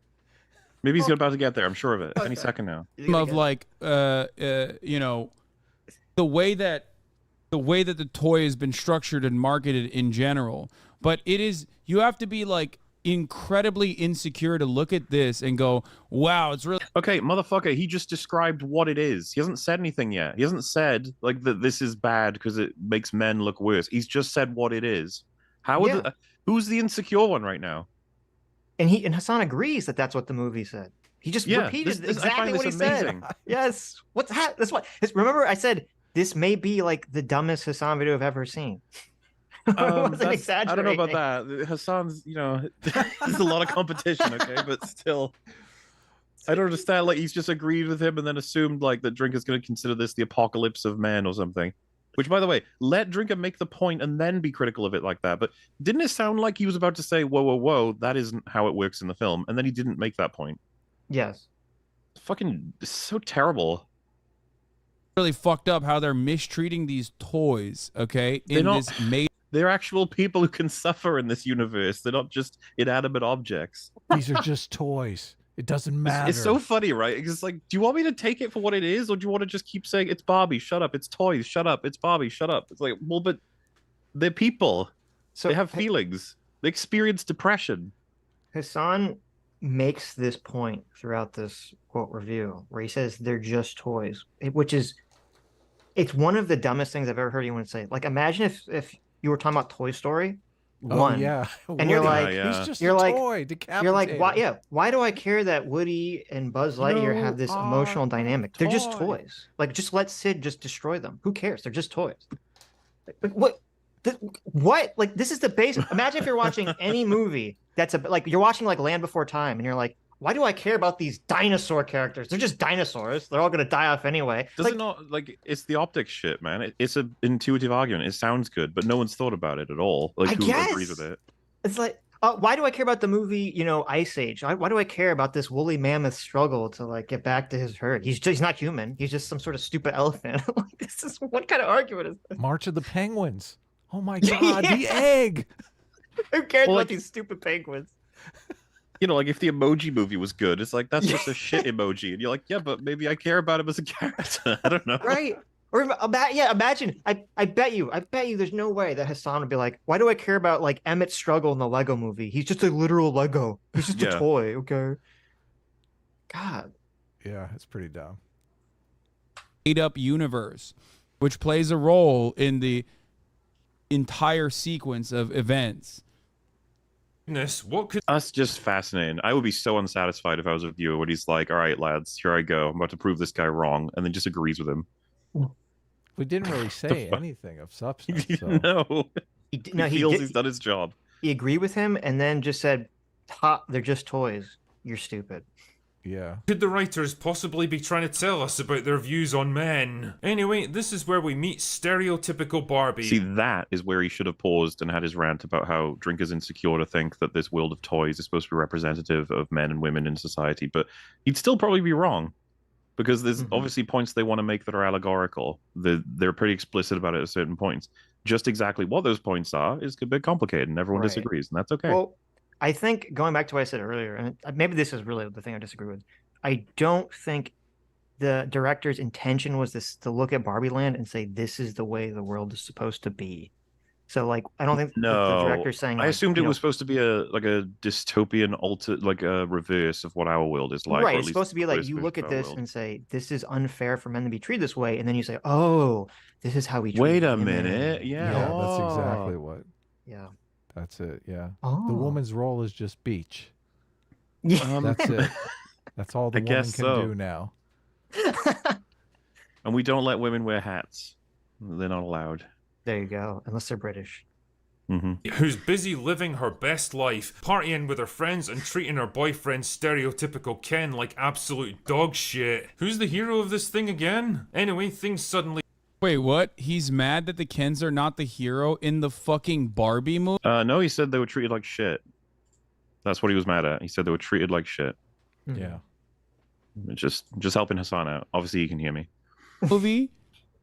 Ken is not even supposed to be her boyfriend. Like, he's just there. He is? What do you mean?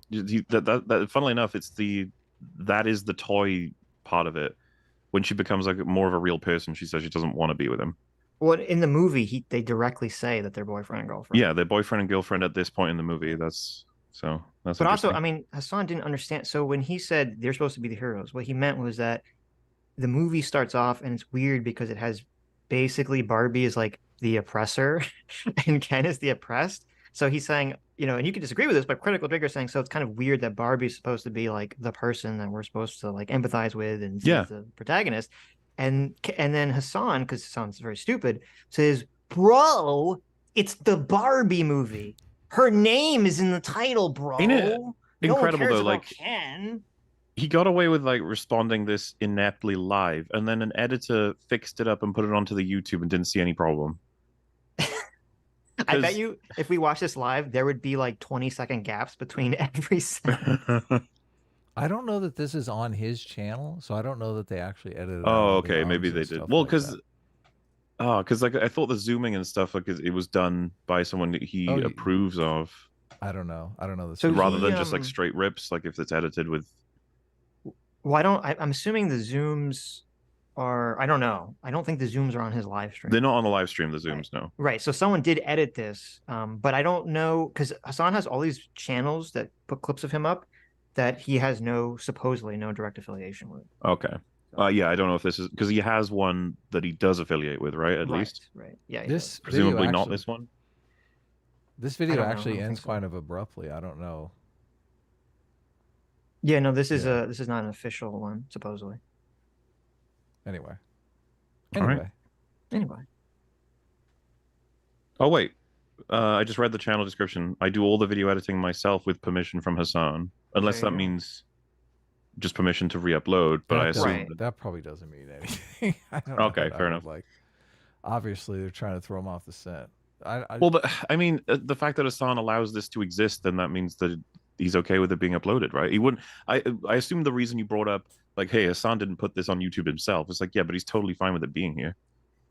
Yeah. I was just responding to the idea that like Hasan's not directing the flow of editing in the specific video. No, of course not. But I do think Hasan strikes videos that are videos that make him look stupid.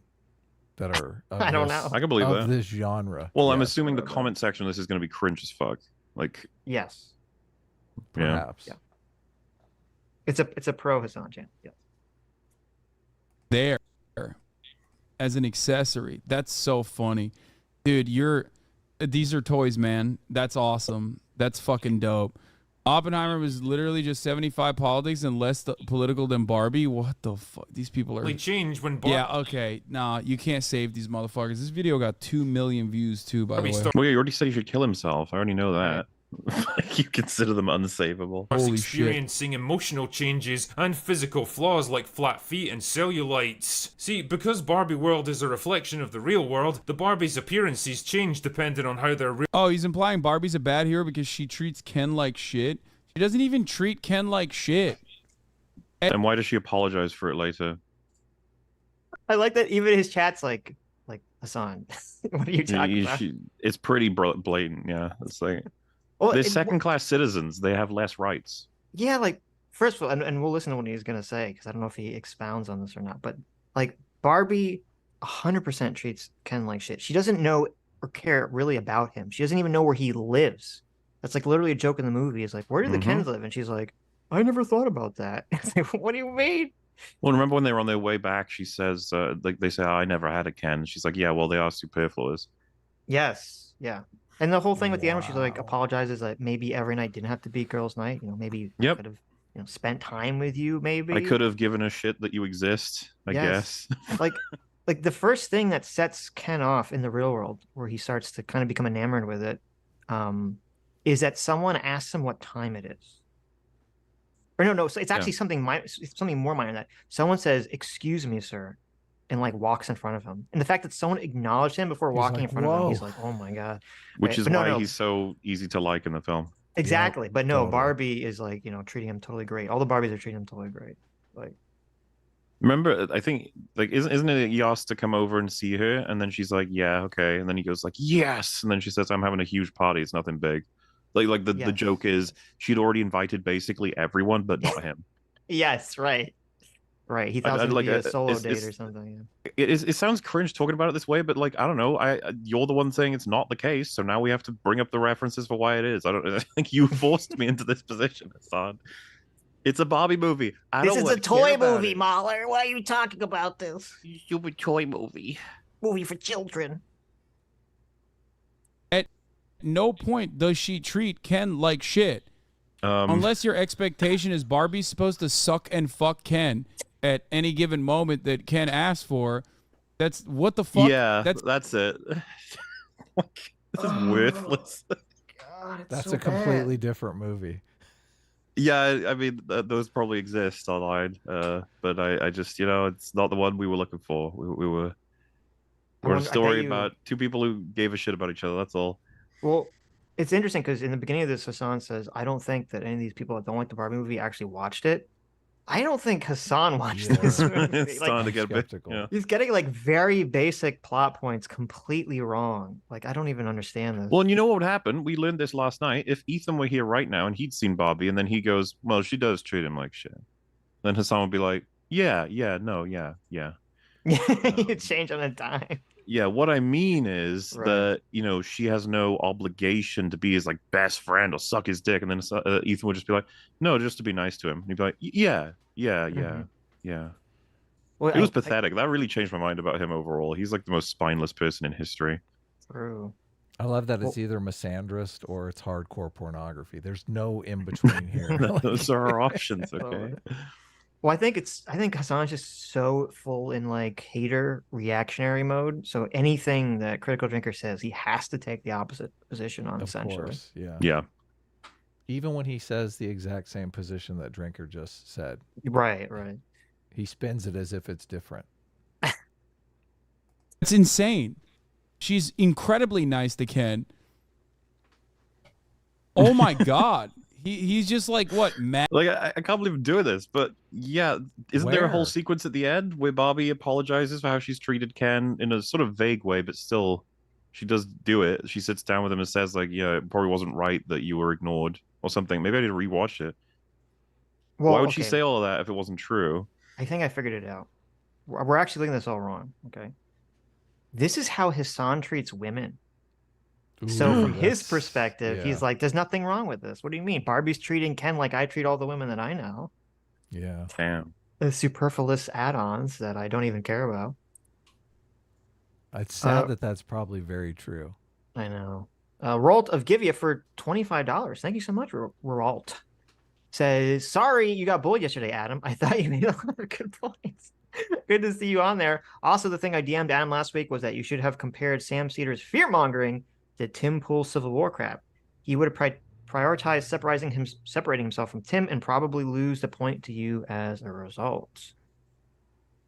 Did you see the clip, by the way, Sitch, of the brutalization of Chud to Adam? No, I didn't see it. I didn't get home No. till very late last night, but Adam told me. He told me something Yeah. happened. He told me some dark and terrible thing happened. I didn't know if you see wanna it. talk Are about they? it, but- Are people sharing the clip around already? I did see some people in the chat were like, "Oh no."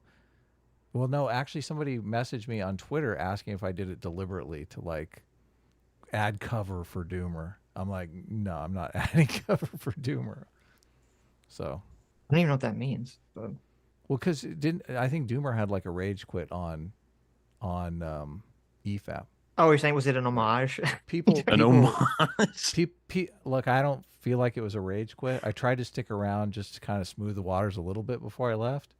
So I don't feel like it was a true rage quit. But I mean, if people are describing it as a rage quit, then actually Mauler would probably be better at assessing the rage quitness of it. So I don't know. You seemed like it upset you slightly. It did obviously upset me. Yeah, And yeah. I mean, I was honest about it. So, but I think did he send you a message or anything saying sorry? he did, yeah. So there you go.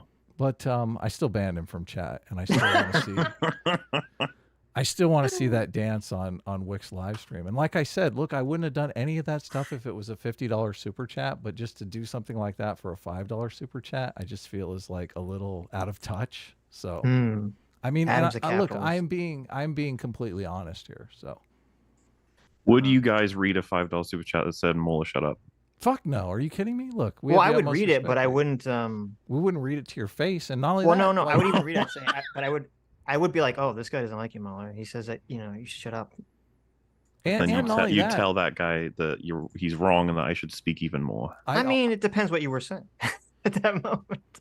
I also if I was talking about how women deserve less rights, then I'd say based. Exactly. Are we beating up on Mauler now? Look, Mauler, we love you. We're not going to read super chats like that. I do maybe Adam's not. I do feel like I was trying to like steer the conversation into a more productive realm, and I had barely been talking at all, so I just felt like it was completely not well timed. So, but anyway, it is what it is. Look, we might get a Wick dance out of this. It'll be totally worthwhile. Well, it's funny too because once you left, I don't know if you kept listening, but John was talking about how much it was unfortunate because you made some pretty interesting and good points. One of the ones, well, that's nice. One of the ones that I thought that hadn't really been brought to the table a lot was how crazy the financial incentivization is for the contracts of these streamers. That a lot of them, and I don't know how you guys would feel about this, but let's say you were forced to do an Adam and Sitch stream at, let's say, 10 hours every single day except maybe a Sunday. It's kind of ironic. It would be impossible. But, one day off, but you have to do it every single day for the whole. I would hate my life.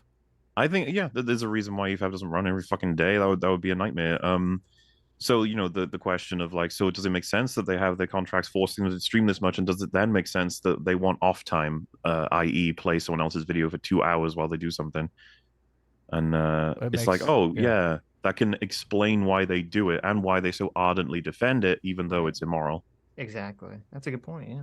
And that was an Adam point. Who made that point? Did Chud make that point? No, good old Adam. Oh, okay. They are like streamer slaves, definitely, if you look at it from that perspective. So, and why do they do it? It's like they get offered $100 million. Yeah, it's kind of hard to turn that down. Sitch, the point I was trying to make, and we never really elaborated on, was like, when law comes in, you have to have certain specifics, and I was trying to determine if there was like a 30% more content makes it transformative, kind of just blanket rule that would solve the situation. And it was kind of interesting because people did bring up, Hasan could just do, make animal noises for 30% of the video and it would still get a bunch of views. But I don't know that's the case. Well, legally, you can't just make animal noises. No. You have to be like what you're watching has at that point. No. What you're watching has to be relevant directly to whatever your commentary is. Well, that's a good point. Because you're supposed to be critiquing the thing or transforming the thing itself. Like that's why, that's why, like the question with if you did, well, let me just say this: if you were doing like a review of like the Barbie movie and you use scenes from the movie, technically, even though it'd be a big hassle, you could use scenes from the movie and be fair use, but you can't have like a background song that's just like a normal song and say, well, it's fair use because I'm critiquing Barbie movie, and you say, well, yeah, but the song has nothing to do with Barbie. Right. Yeah.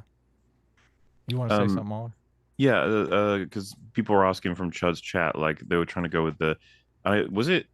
I think it was Chud that said that gave the phrase Loki's wager, because basically a lot of people are like, you can't figure out what is and isn't transformative ultimately, so who the fuck cares? And it's like, oh, that's no fun. And the answer, well, and the answer that we get on a moral factor, not a legal one, because like of course there are things that we would consider transformative that may not be considered that way legally. And so like, what do you think is transformed enough? They were asking us that, and I said that as long as the nature of the video itself is essentially changed from the original. So like anybody who's like, oh, I can't wait to find out Hasan's opinions on Drinker's video, I'm going to check it out by watching Adam and Sitch's coverage with Mauler. It's like, that wouldn't make a lot of sense. However, if they were looking for us to be critical of his take, this is the perfect video for him. Like the nature's completely different. However, if every single time we pause we made animal noises, then I suppose if they figured out when that happened, they can skip over those and then they'll just get Hasan's video. Right. You know, it's like the nature doesn't change as much. It's just a strange addition to the video. But like, I wouldn't deny this is a complicated subject. It's just that I don't think we're in a gray area talking about this. We're in an obviously they're stealing area. Right. Well, and I don't buy in any moral questions kind of moral relativism where you just say, well, no one can have like an absolute, so therefore we can't talk about or discuss it. Because obviously we structure our lives and society around these moral questions, and we do have answers to them. I do feel like sooner or later, though, you have to come up with some sort of absolute rules so people can't skirt around. Of course. It was unfortunate. Just real quick, Fringy came up with an example when we were off stream, and I was like, you should have said it live, which was is anyone really drunk if we can't figure out where the line is? Where do you go from sober to tipsy to drunk? If we can't figure it out, then I guess that's it. We're done. No calling people drunk anymore. It's like, that would be retarded. Right. There's what's it called? Sorties fallacy or something. There's a name of that where like if you have a spectrum of anything, like the example is Sorties paradox. It's like, when does a heap of sand, if you remove each grain of sand one by one from a heap of sand, like what exact point does it cease to be a heap? That doesn't mean that the heap of sand doesn't exist, because you don't know like the exact dividing line between these things. Yeah. Well, I mean, I want to ask Sitch the question that I asked on EFAP. Would, like, if I keep calling him QVC, what is it, XQV? If XQV did 30% extra to whatever video he was watching, so the one video everyone's losing their minds over is an hour and a half, so it would be like at least 30 minutes of animal sounds included in the video. I think that would solve the problem. I think his chat would dissipate after that, but other people disagreed with me. Okay, so you think that like if he was to pause and go for a minute straight and then play the video again, that would definitely have people leave. I wouldn't deny that. But the thing is, you have to understand, which is kind of simultaneously sad and explains a lot of people aren't there for him. They're there for everyone else being there. And the video. And the video, yeah. So like it would become a thing of like, can you tolerate him, you know, saying a bunch of nonsense for however long every once in a while, which is funnily enough what they're currently doing. I feel like the 30% rule would enable us and stop a lot of this bullshit. So maybe it's just totally self-serving, but if it was probably like it's like a 0.6 or something of the video on top of the video length, I probably would be relatively okay with it. You know what we were covering where he was like, but how does that person know that, and how does that person not know that? I don't understand. And you know what, guns do echo when they come off buildings. If he just had observations like that and they amounted to about 60% of time of the video on top of the video's time, I'd probably leave him alone. Right. Oh yeah. Right. Well, I mean, even this video we're watching, I mean, Hasan's commentary sucks, but it's like, it's 30 minutes long, and the review I'm happy like to 9 minutes. So that was the thing, like Chud's fucking chat were like, now you're criticizing the quality of it, not the actual fact that it's there. It's like, I'm always going to criticize the quality of it, but I don't mind if it's the shittest quality ever, as long as he's transformed it. This is Hasan's video at this point. It's really bad. Yes. But it's Hasan's. Exactly. And I don't think Drinker would take any issue with it either, nor should really anybody. I would Boy like might to take see issue us. with Hasan telling him the Well, he wouldn't take any issue with the transformative nature. He would be like, "What the fuck is wrong with you?" Okay. Do you think Drinker would debate Hasan? That's actually a really good question. I don't know. I think Drinker would need to be convinced it's like in good faith, which is impossible. It's not going to be in good faith. Well, so you can't well- look. You can't lie to him. You said the question, you phrased the question backwards and incorrect. The question, Hasan would never agree to debate. I think he would, because it would be a clout game because Drinker's so big. I don't think he would. I don't think he would. It's possible, especially if Hasan thinks Drinker will be easy to like manipulate. How do Maybe. we lull him into a false sense of security and make this happen? Because I would love, I would love to see Drinker's Critical. a fucking busy man. He has projects to work on. If you said like come and fuck over Hasan by ruining him in a debate, he'd probably be like, I don't even what the fuck's happening. You know how much Yeah, super okay. chat money he'd make on that stream? It'd be astronomical. Well, it would be easy too because Hasan, just like so many other people, have no idea who Drinker is. Of course. Yeah. See, They just get look, told by look, everyone else. we're selling it to you, and you're gonna sell it to Critical Drinker. Okay. Look, make this happen, Mauler. Make it The- happen, The Mauler. He's like a- internet wants to this is see like- this. Drinker's like a normal person. I don't drag him into this bullshit. Do it. Do it. Do it. Do it. I love that. I love that. Yeah. He's Luke- just a normal person. He doesn't want any of this. He is. He's a normal That's like his person. whole appeal. Is he's a normal guy watching movies. No, I get it. I totally get it. I Listen, totally he's a get normal it. person. He'll make a lot of money from it. Like he said, he tried to check out the debate between me and now you've made me forget his fucking QVC? name. PVC? Yes. PVC. PVC is more appropriate because PVP. it's like And, a plastic. Yeah, and he said he couldn't fucking understand what the hell was happening, and I was like, yeah, of course you can't. I can barely, and I'm fucking plugged into all this shit. Right, but I- that was like 7 people in a conversation by the end of it. No, it wasn't that. It was him. It was the Well, French okay. Canadian trying to speak. Maybe he just couldn't understand what PVC was actually saying. Okay. Luke W. for 3 months, free will seeker. Thank you. Says, Mauler, shut up. There you go. How dare you? There you go. Now that mean, was I a can- true joke right there. Yes. All right. V Marie for $20. Thank you, V Marie. Says, found you guys through EFAP 2 years ago and have been listening ever since. I also Hey. enjoy listening to Drinker Mauler Weekly on Open Bar. Just want to say thanks for all the great discussions and for all the laughs. Well, thank you, V. And thanks, Mauler, for having us on 2 years ago and having some people join at us as that. well. That audience share. Look at It's that. a nice little ecosystem where we Sweet, yeah. all share audiences and talk Mhm. about how wonderful everything is. Except Shut for up. Chud. Wow, he's told me to shut up. I was super chat about it. I should just leave. Neo Sigma for Neo Sigma 24 for $20 says, love you guys plus Mauler. Y'all make me feel like I haven't gone crazy. That's what we're here for. Yeah, a little bit sometimes. I mean, I don't want to like rattle on about it, but like I still can't get over the fact that I had to argue that I shouldn't be able to steal someone's whole fucking channel. Like, I didn't think I know. needed to argue that. That was My God, insane. Yeah, that was wild. Commander Caleb for $20 says, it must be getting annoying for Mauler to dodge politics when, quote, the movie has a negative message towards men is a spicy alt-right take. I mean, it's just about presentation, right? Like like how much it bothers me personally, I can try and keep out of it and just say like, what do you think happens, person who thinks I'm alt-right? What do you think when they say like men are so? I think I can't remember. It might have been you, Sitch, that was talking about it, but the moment in the film where they had an opportunity to really make it the film that everyone claims it is, but they totally didn't go that direction. When Ken is like, I want to be like a lawyer or whatever the fuck, and the guy is like, you're gonna need this, and then he's like, wow, I thought this was a fucking patriarchy. You guys are doing awful, and then the guy says, no, we're doing pretty good, but you know, you like this is You a have to weird. hide it better. Yeah. Yeah, like this. I don't know what the film's up to at that point. I'm like, what? Like you want to say that like men have to reach qualifications in order to have the power in the society, but at the same time, it is absolutely a patriarchy, and we're doing a pretty good job of hiding it. Like what? That scene is actually triple confused by the joke, because at first the guy says, no, actually not being a man is kind of makes it easier for you to get a job. Yeah, he So says it's the opposite or something, Yeah, right? but then immediately after that, he says, well, we still live in a patriarchy. We just hide it better. And it's like, wait a minute. That makes absolutely no sense. Those are two contradicting statements. Because the big obvious test is that what if we had the opposite movie and it was just as lighthearted and fun, quote unquote, but it was just all the opposites of everything that we had in this. Right. I wonder how it would do. I wonder how much Hasan would consider it an alt-right movie or whatever.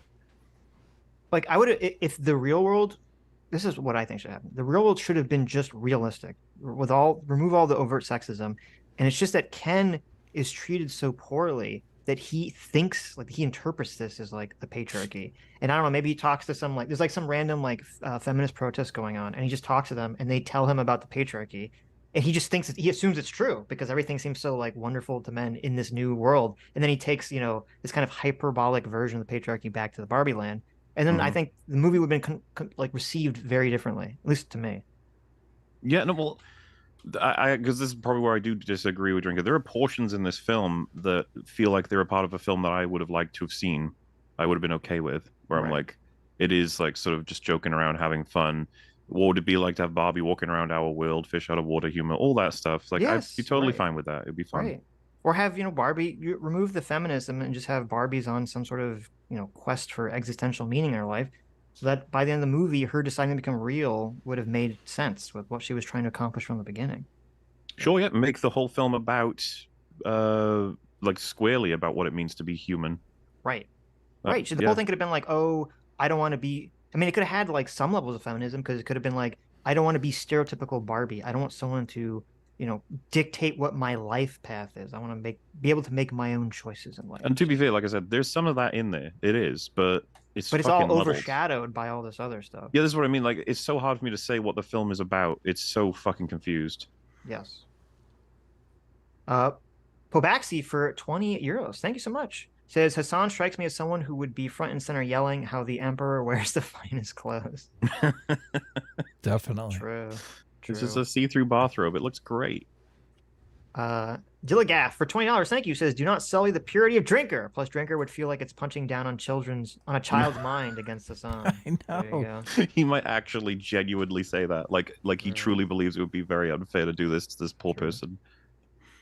Okay, let's get back to Add that Ken's not invited to the fucking sleepover, the Barbie sleepover. Like, that's insane, brother. You are such a fucking loser. Real life owner plays with them. Wait, what? Do you have any idea how many Barbie dolls must get broken or thrown in trash compactors? This doesn't actually make sense. Only one Barbie was mistreated. Yeah, okay, call him a nerd. Fine. It's just like the universe told us that that's why certain characters end up the way they are.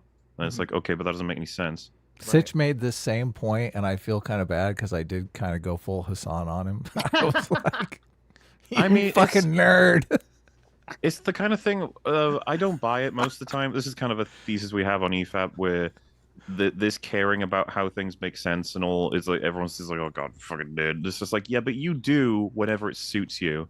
You'll care one day about something that doesn't fucking matter either. But you know, you don't care about this one. So totally. Go ahead, Sitch. I said that I brought up this point because it is true. You like did, the rules of the Barbie world don't make any sense at all. But I also said that didn't bother me. I'm just pointing it out, but that didn't bother me. I'm totally fine with just saying, okay, the rules of Barbie world don't make sense. Fine. I can just, you know, brush that off and move on. And if the rest of the movie was fine, I would just point it out and say, but I still thought it was, you know, funny, fun movie. Look, you won me over though, because you know me, I'm the visuals guy. And just that would have been such an amazing visual if they panned out and the Barbie universe was like gigantic. It's like a wasteland of like all the discarded Barbies. Sure, like they could have done so much cool stuff with that. Yeah, we'll get into a way more interesting film at that point. see, exactly. That would have been a very more interesting movie. Though I don't know if Mattel would have liked it. Where if like the beginning of the movie is Barbie, you know, remove kind of a lot of the feminist stuff. Barbie's on the existential quest for meaning, and she finds that like outside, like occasionally someone comes and they take the Barbies away to like go to a different Barbie land, and then you find out it's like that's what happens when the owner discards the Barbie, and it's just like this like horrific wasteland of like apocalypse, like out beyond the, you know, the reaches of Barbie land where all the discarded Barbies live or something. You could have like a character who, you know, in her morning routine, it's like a Ned Flanders type that's just like, hey, and you know, second morning, third morning, maybe they walking out and they accidentally like slip over and they break one of their toes off or something. It's like a horse. No. In a fun way. It's all still presented as fun. It's like, oh, whoops. And it's like, I'll get that glued back on or whatever.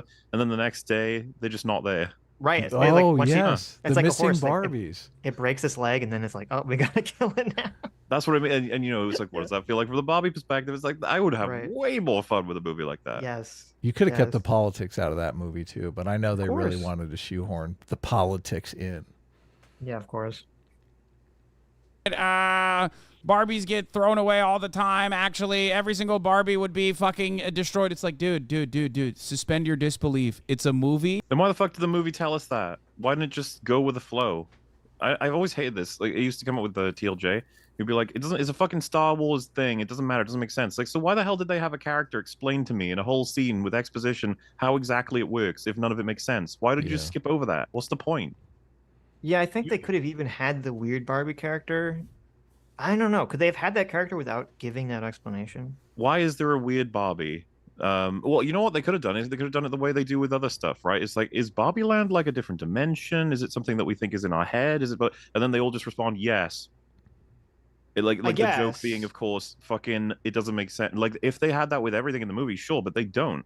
They say like this works this way because of this. It's actually the mom. You know, like the whole like Hasan would probably cite how goofy is it that to get from one world to the other they have to go, oh, on my car, on my bike, on my boat, on my blah blah blah. It's like, but they do it every single time and they follow the right sequence in reverse. Consistent, yes. It is consistent. Why do people always do this? It's like it's internal consistency. So as soon as they break it, if someone just goes to Barbie Land by like fucking snorting cocaine, then I would be like, wait, what?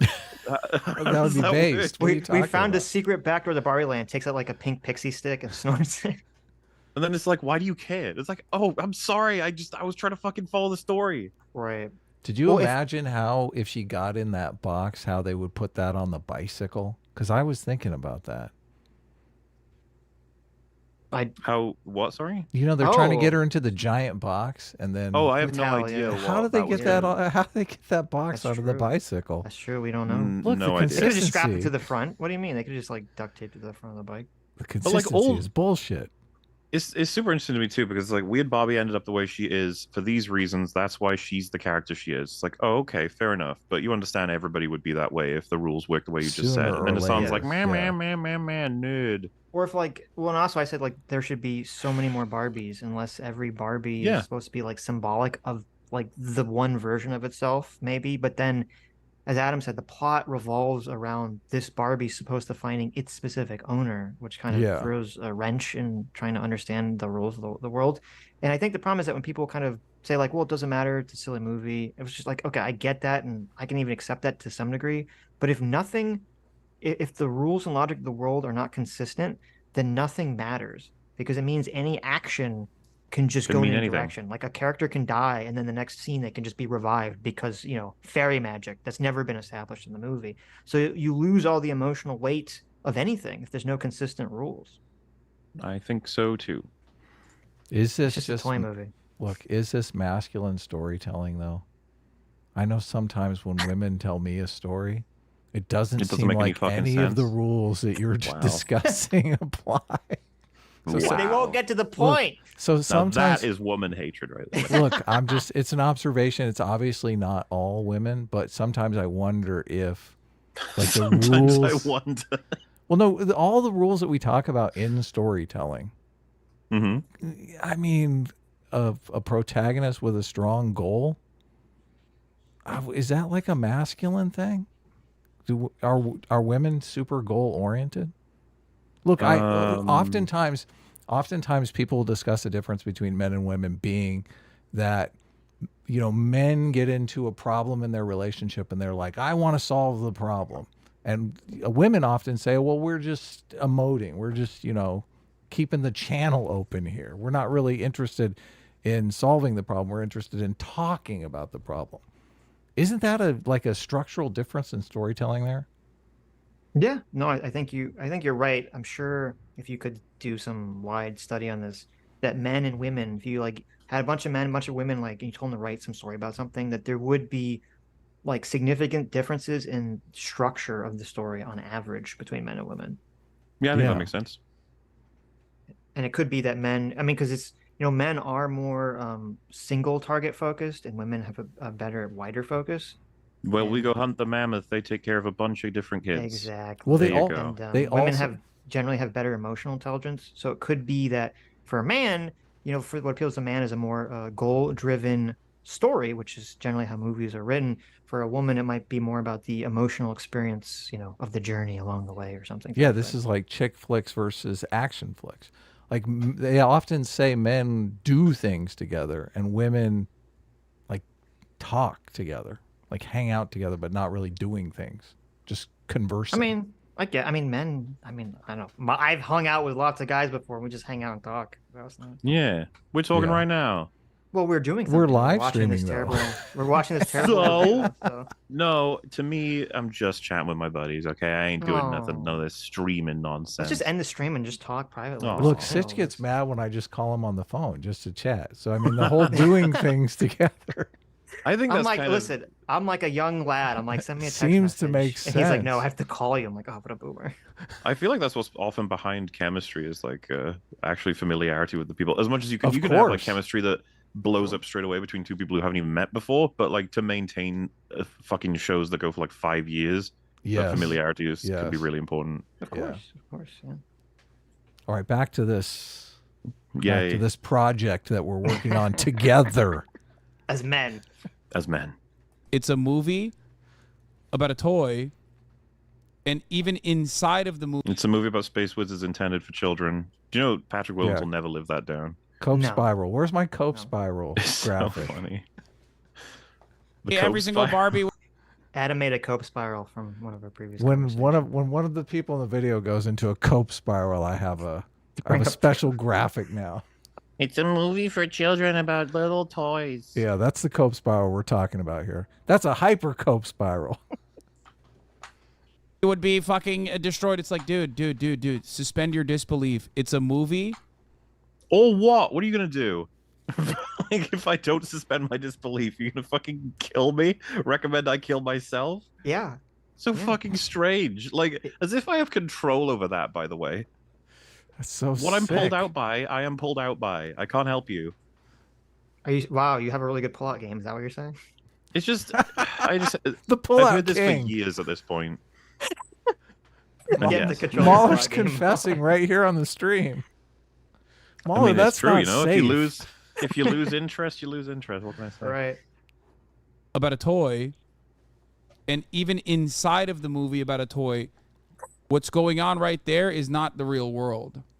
Okay? What? Holy Okay. fuck. Wait, what is that? What does that even mean? So when I don't Drink know is if we're talking about supposed to- allegory, and then Yeah. Hasan explains to him allegory doesn't mean it's the real thing.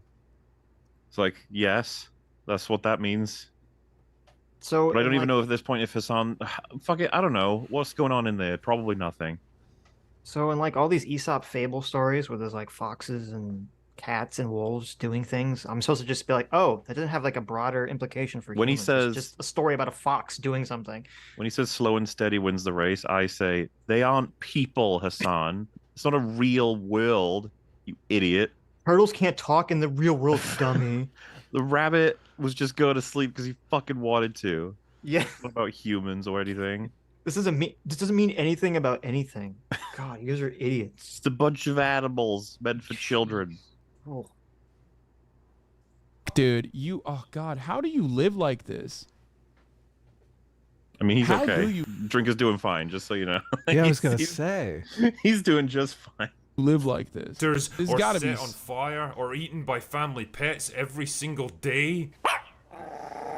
Then the place would look like the Omaha beach scene from Is Morgan in your pool? She says she's in your pool right now. What? Rogan? You need medication? What's going on? Saving Private Ryan. At any moment, Barbies could suddenly get torn apart, or melted, or crushed right in front of their. You mean morgue pie? Even in the movie, they make fun of people taking it too seriously when the Mattel employee asks questions about Barbie World. Yeah. Yep, and then they simultaneously take it seriously in the film. So, Right. They said that there's some big existential threat that they have to fix. does it by ever going to feel Barbie like Land and doing all that this shit stuff. is thrown in just because Yes. it'll help out? Yeah, totally. Well, it's like this lamp shading stuff. They're like, oh, it Yeah. doesn't. If we say it doesn't make sense in the movie, then it's fine. It's like, No, Because that's when not she how that talks about all the works. struggles women go through, am I supposed to go, that's ridiculous and stupid. I love this toy movie. She's talking to a toy in a toy movie, Hasan. Do you think that speech about feminism was supposed to be like taken seriously? What are you, stupid? Can you imagine an exec saying, you know, we really need to raise the stakes of this movie, and then pointing out, well, there's the speech that she gives about feminism, and they just stare at her. Yeah, I mean, can't we have some kind of like existential threat or something? Write that down, existential threat. Because they never really rough that out. They kind of just throw it in. It never really is resolved or really talked about at all. Right. Do you remember the part where Barbie says something like, by giving voice to the cognitive dissonance, I think, of women living under the patriarchy, we've like broken its power. Yes. And then the little girl says, "White savior Barbie," which is, I assume, supposed to be like a funny meme. But then the response to that is, no, I didn't do it. It was your mum. And it's like the film being like, we're not doing white savior. We're not. She, Right. Look, she's a person Kind of of color. And she's the one that apologizing did for it. it. Yeah. I was like, oh, it's so insecure and cute. Like, you don't want to offend people with you. We don't have the white Barbie saving the day. Who's the I target know. audience when they do stuff like that? Obviously. The people who write TV tropes. Yes.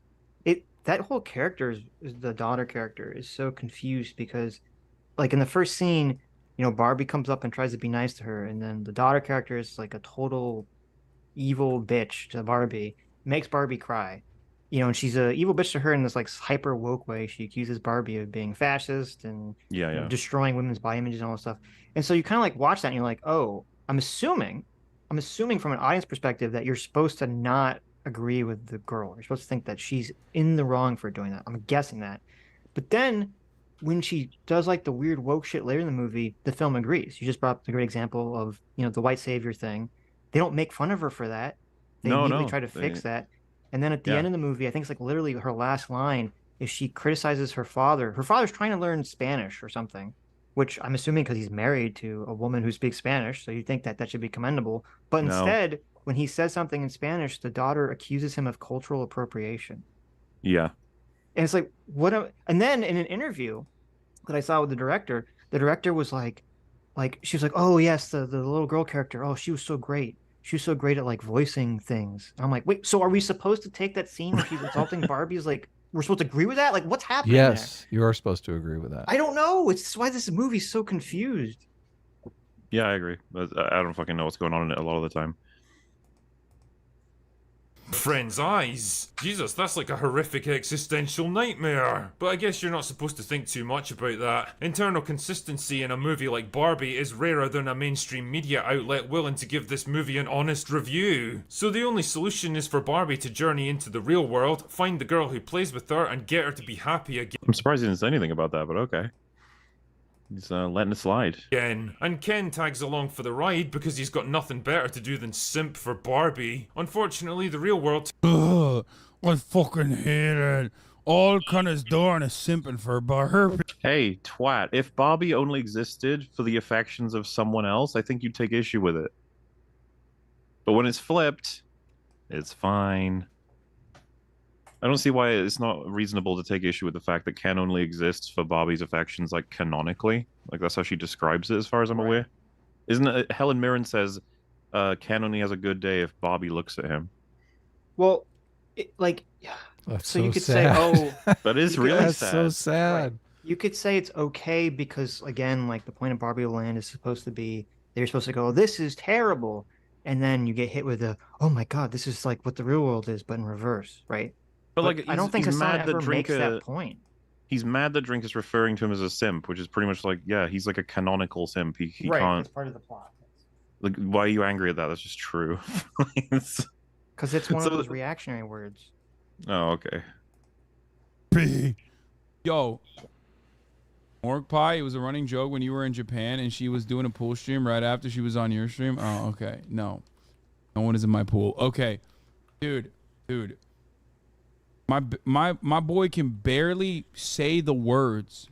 He is so mad. Oh my God. Turns out to be an oppressive, patriarchal hellscape that's utterly dominated by men. Like one... Yeah, which is very different than the real world, by the way. Doesn't this just back up Drinker then? He's gonna say that? No. So he's Is he being? assuming I thought he was Drinker, being. Is he being ironic or not right now? he's assuming Drinker is criticizing the movie for portraying the real world as this patriarchal hellscape. Right. And Hasan is saying no, the real world is a patriarchal hellscape. Yeah, that's what I'm saying. That Right. if Hasan is going to point out like that would be accurate like commentary, then what's wrong with what Drinker said? Because Drinker doesn't agree that that's realistic. No, I know, but he hasn't said that yet. Well, he's assuming. That makes an ass out of you and me, Sitch. You can't be doing that. Can't assume. What? Listen. Good point. Listen. No assuming Tell it to here. Hasan, okay? I mean, I'm doesn't glad that- Drinker do? What- Isn't what- his assumption correct though? Doesn't Drinker not think that it's a patriarchal hellscape? Well, what I'm getting at is just the fact that this is something you can read into it reasonably. The issue Hasan takes is like, yeah, but it's accurate though, and it's like, oh, well, then we agree we can treat this movie this way. Right. Yeah. I gotcha. No, this is just a toy movie. It's not trying to say anything about it. Oh, Well, okay, that's different. That's okay. completely different, Sitch. Sorry. For Barbie. Yo, Morg Pie, it was a running joke when you were in Japan and she was doing a pool stream right after she was on your stream. Oh, okay. No one is in my pool. Okay, dude. My boy can barely say the words. He is so mad. Oh my god. Turns out to be an oppressive, patriarchal hellscape that's utterly dominated by men. Like one Yeah, which is very different than the real world, by the way. I'm glad that. What? No notes. That's not how the real world is. Fuck you. guy literally walks up to Barbie and slaps her in the ass. Yeah, it's over the top. It's fucking overboard. Okay. There's no issue then. Well, I mean, no, Hasan there's- does that all the time, though, right? I know. I mean, So- like that's all Drinker has said so far. So Yep. I just mean, like, Okay, just I take it guess. for what it is. That's all I'm Okay. saying. We'll It's see where to it's show gonna go. that juxtaposition. It's a fucking movie for children and adults. Oh my god. Man, that's my favorite. wait, children part. and adults now. I know that's my favorite part. That's a basically movie everybody for right? children and adults. Well, I think he was gonna say this is a movie for children. I Then he know. realized the But he scene of the couldn't do character that being with slapped in the slap on the ass ass, wouldn't yeah. make sense. So then he's like, and adults. I know. It's one of those one of those rare movies for children and adults. Yeah. Yeah, it's very rare. Mm, Very rare. okay. Good. It's literally it's not real. It's not a real movie. This is not a documentary, brother. It's not a real What? That's what I movie. mean. Like, just pay attention to what Drinker's saying. You can disagree with him very easily if you just listen. But It's not a real you're not. movie though. This movie But is fictional. it's not. Okay. Look, it's not a real movie, and it's not a documentary. Right. What are we watching here? This movie was created by an AI machine somewhere on the internet. Okay, this movie never actually came to theaters. It's not a real movie. What the fuck? In the middle of a crowded boardwalk, in broad daylight, in front Yeah, men never make sexual advances that are sexual assault actually on unsuspecting random women. Like, what the fuck? of her boyfriend. Wait. This Is that like that's like the self-report part of the video, right? yeah. there. Okay, this is like insane because generally I think if a woman in the middle of like a crowded boardwalk in California, okay, on Venice Beach, right? If a person's gonna come up and sexually assault a woman standing next to her like giant muscled boyfriend, right? I mean, that person's got to be like homeless on a meth or something. Yeah. totally. Yeah, that's all Drinker seems to be highlighted is like that seems pretty fucking unlikely. But Yes, it's this totally ridiculous. Like this whole scene is ridiculous. That I've been out in I the would've world. Okay, I've been out in the world in the East Coast, the West Coast, and you be on the beach and you see people wearing all sorts of crazy stuff, and yeah, people will like look at them or give them sideways glances. But this like hyperbolic, everyone's pointing, going ha ha ha ha ha, and then slaps someone on the ass. That's not realistic. And that would be fine if the movie wasn't trying to juxtapose the real world from the Barbie world, and the entire world is just like this hyper reality. That'd be fine. But they're specifically trying to say, no, this is the real world. This is supposed to mean something about our lives. Yeah.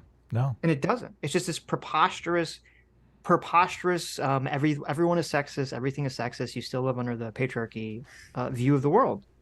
They do think though that this is like the real world. To them, it is the real world. They believe in a world where someone could come, slap your girl. They on the believe that ass women and- step outside and they have to like just Yeah. cower in fear and get into a tank to be able to go shopping and stuff. Well, when in there's- reality, everyone's afraid to even approach Margot Robbie, right? Right. Well, do you know the story? Have you heard the story that Greta Gerwig has said about filming the scene, Mauler?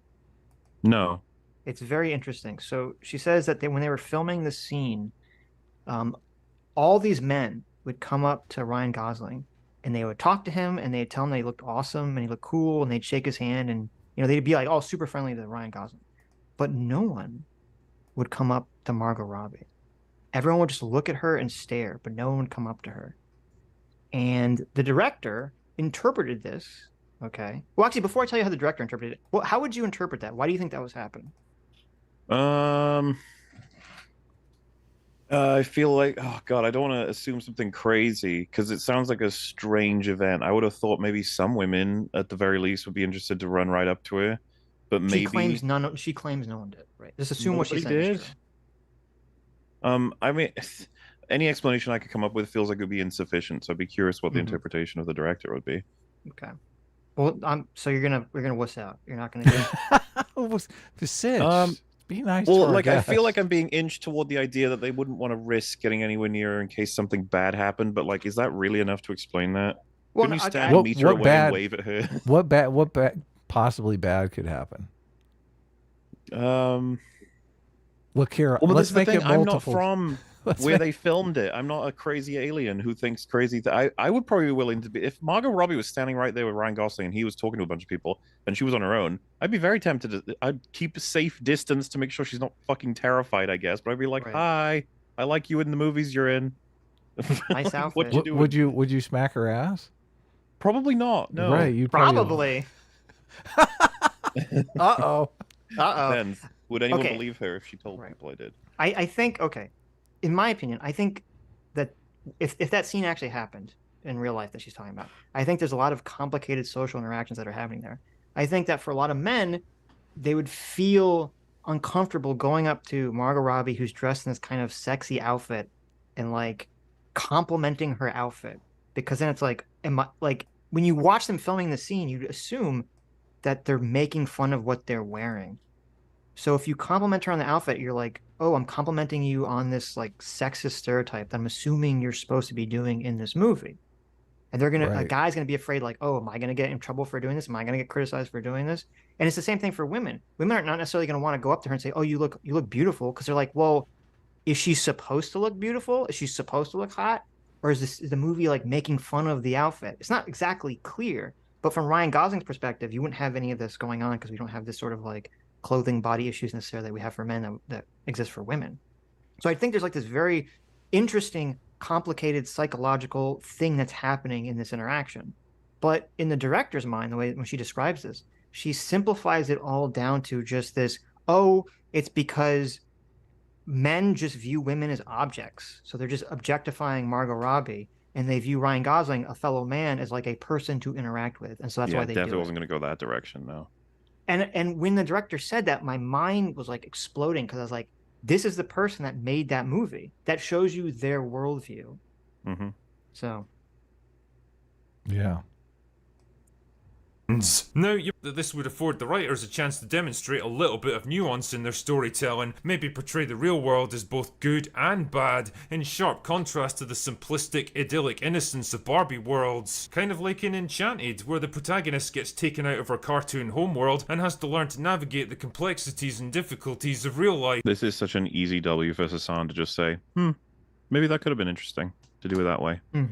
He's not going to do that though. He's not allowed. Yeah. Ultimately, Why was this movie not like another movie? Good job. That's it. Yes. Oh, it's like from a playbook. He made a reference to something else. That must mean that he's just like idiotically desiring something else. Yep. Easy. My favorite thing is like YouTube essayists who are not very good at movie critique and not very good at storytelling in general. Who always appeal to like super low-hanging fruit, like bottom of the barrel bullshit, turn around and talk about like what should have been made instead. Yeah, it's like called constructive criticism. Instead of just saying this thing is bad, try and talk about what it could have been that you would have been an improvement of, instead of just saying like I'm biasedly against Barbie, I guess. I Right. could never have liked this story. We do this all the time. We've done it several times in this stream. I like that Drinker said there's a film called Enchanted, if you haven't seen it, where the cartoon character gets put into the real world, and a lot of it is fish out of water, drama and comedy, and that there's loads to gain from that, and there's loads of commentary you can have on that. It's like, good point, true. And then he's like, these people always comparing. Sitch does an amazing job of this in a couple of his videos, like especially like the Game of Thrones videos, obviously, where they completely fucked up season 8. He pitches a different ending for season 8 that's just so much more amazing. So, I mean, it is great to. It shows a level of creativity from just the movie reviewer. Obviously, Well, I don't think Hasan would be able to. It's a pitch. break from like the unrelenting just ripping into a thing to take totally. a moment, and it shows your audience too that you're like, I actually do like stuff. Like, This is here's the thing I like. Look, this is the reason why I would love like a main channel Sitch video on Barbie, because like the unexplored things that could have been done with Barbie are just immense, completely immense. And just to show how great a movie it could have been compared to what it is, I think knocks a bit of the shine off of all these people that are coming out and going, oh, this movie's so fucking epic, dude. Just it made $1 billion, right? No, they'll just say what Hasan said. You're just comparing it to something else, or that's just headcanon. Look, I don't care about the headcanon. No, I know. You don't care about Hasan's opinions? Wow. I know, shockingly. But hold on, it's not headcanon. And look, I love the term headcanon. Don't ruin it for me. Headcanon is when people pretend something is in the movie that's not. Like hypostulating a different movie that would have been much better is not headcanon. Fan fiction, that would have been better. Fan fiction, that's exactly. Well, let me what it ask is. you this. That makes it sound bad too, though. I know. What do you call it? Say, for example, a character shoots another character, but he never explicitly says why he did it. And we've seen earlier that the character was maybe shouted at by that person. That person stole their work and sold it in some environment. That person killed his wife at some point. That person did all these horrible things. It's like, what would you call it if I said it's because he killed his wife? And then Sitch is like, it's not. It's because he resold the thing. If you remember, the wife and him, they didn't even have a good connection. Like didn't even love each other that much. That was more so. Like the thing is, because he made so much money off that product that he spent years on. Like when I say if it's not explicit, it is headcanon. Well, but I think there's a difference between that kind of headcanon and then headcanon where I'm just like, in the years between A New Hope and Empire, Luke and Han had a sexual relationship. Well, some headcanon is more reachy than others, obviously. Like they're saying, look, the book was sitting on the edge of the counter, so you could tell. It's like, right. No, I'd like something more explicit than just something in the frame that I didn't even notice and nobody pointed to. Right. That gives me the answer to the whole thing. Yeah, just reasonable inferences versus like completely made up shit. Yes, right? there you go. Which is, bad headcanon usually is used to defend some plot hole or inconsistency in the movie or something. Yeah, like they swallowed a potion that made them immune to bullets in between scenes, okay? In between, exactly. And nobody talked about it or ever mentioned it. Yeah. But this is something else here that's like really stupid. And this is just because Hasan is in total bad faith mode. Like the reason that anyone when they're describing where they think a movie's shortcomings are, the reason they would compare it to another movie is just because it's easier for most people to, if you say like, oh, what I'm saying is that the movie could have functioned like this other thing, right? So when they that matches most components, like it was a big budget thing in Hollywood with actors, like right, when they bring up this comparison, your brain as a listener can say, oh, I instantly know. If you've seen Enchanted, you instantly know what he's trying to say. You understand the concept he's trying to say. Like that's like the point of comparing things and making these kinds of analogies. And Hasan's just like, because he's in such bad faith mode, he's like, oh, you just want the movie to be like Enchanted. Why would they even make a second movie? Why would they make a Barbie movie? Just watch Enchanted again. It's like, well, no, he's just saying it could have been like this, and it would have made more sense with the structure of the movie. Okay, that's all. It's very simple, Hasan. Yeah, I don't know why he's taken down like a whole section of criticism now, just suddenly.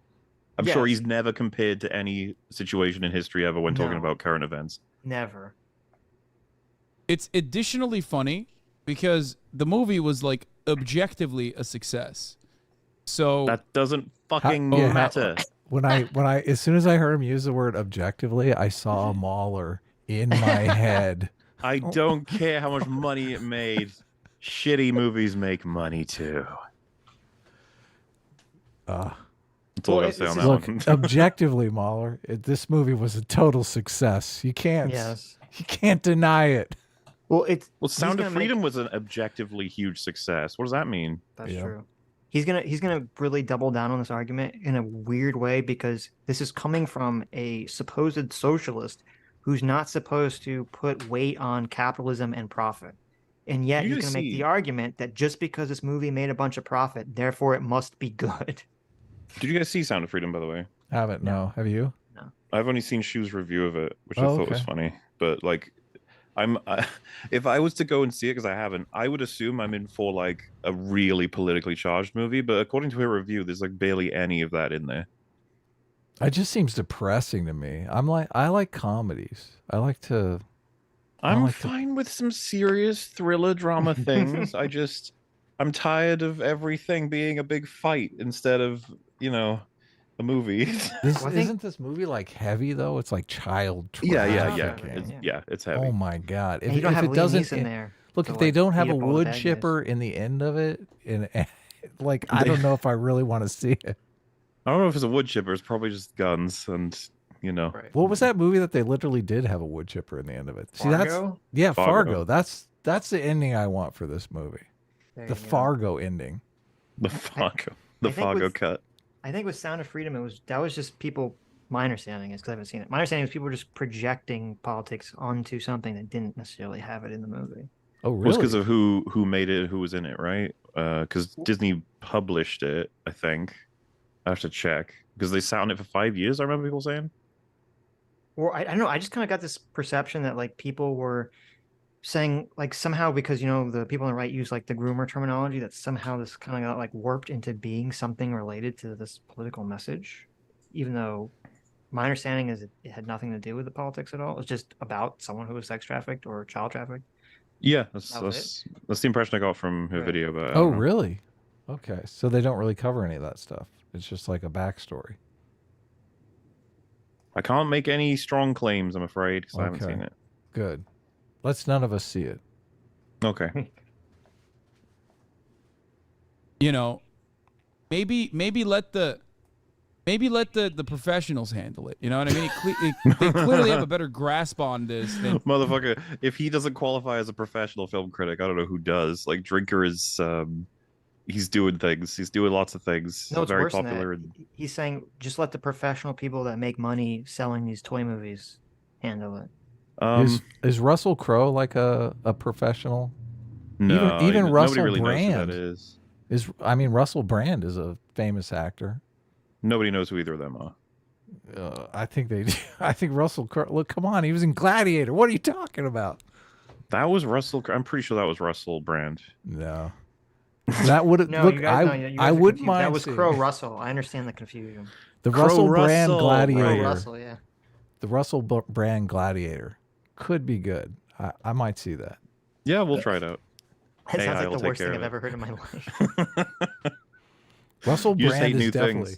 Russell Brand is an acquired taste, that's for sure. That's literally 5 years from now. That's going to be the future when you can like type in a prompt. Yes. Some like AI thing, make a movie. You're going to have Russell Brand as Gladiator. It's the same performance, but with Russell Brand and his voice. No. It's going to be like you're going to put all like the bunch of scripts of Russell Brand movies in it, and you'll put Gladiator script, and you're like rewrite this character as like a Russell Brand. That would be awesome. That is the direction of the future. Movies are going to be custom made just for you. It's going to be like all this remixing, which is going to be funny, but you're going to go around and try to get people to see the movie that you prompted. Yeah. It's amazing. You got to see the Russell Brand Gladiator. It's incredible. And you do. You know what I mean?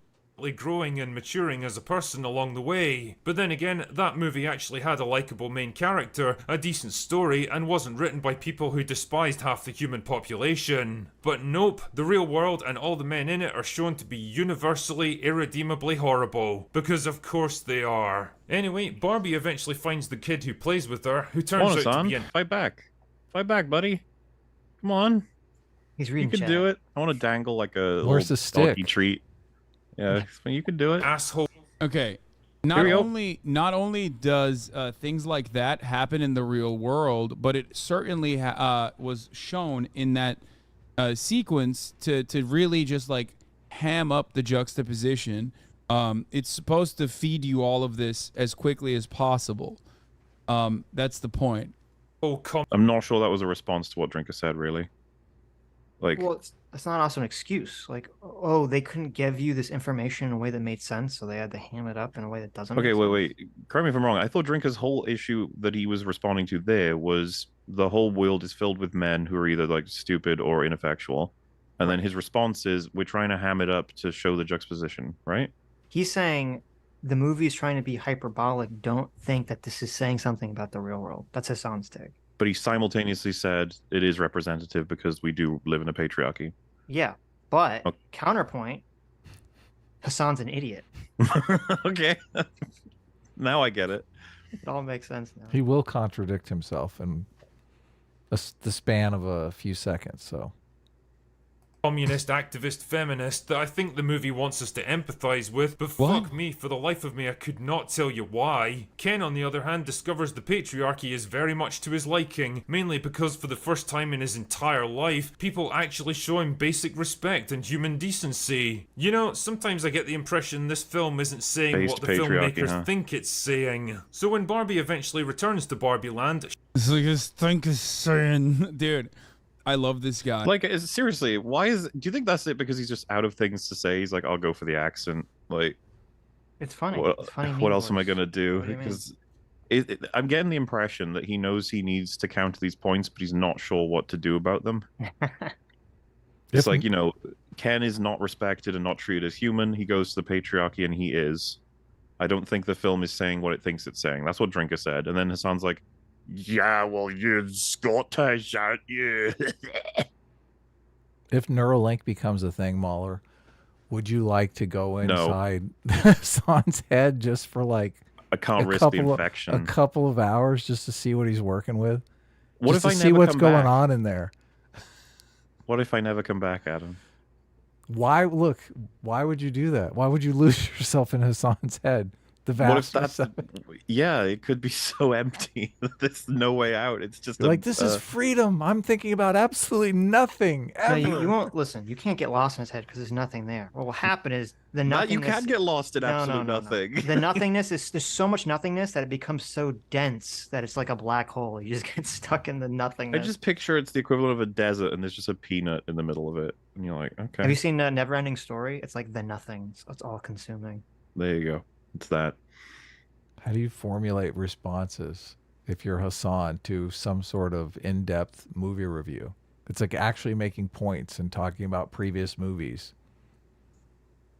I don't. Yeah, but Critical Drinker's bad at this. Okay, Hasan knows how to do the movie criticisms. Apparently, Is it just me as well? Because I know I'd be biased on this, but is this not a pretty okay promotion of Drinker at this point? Oh yeah, it's great. I mean, not if you're in Hasan's audience, probably.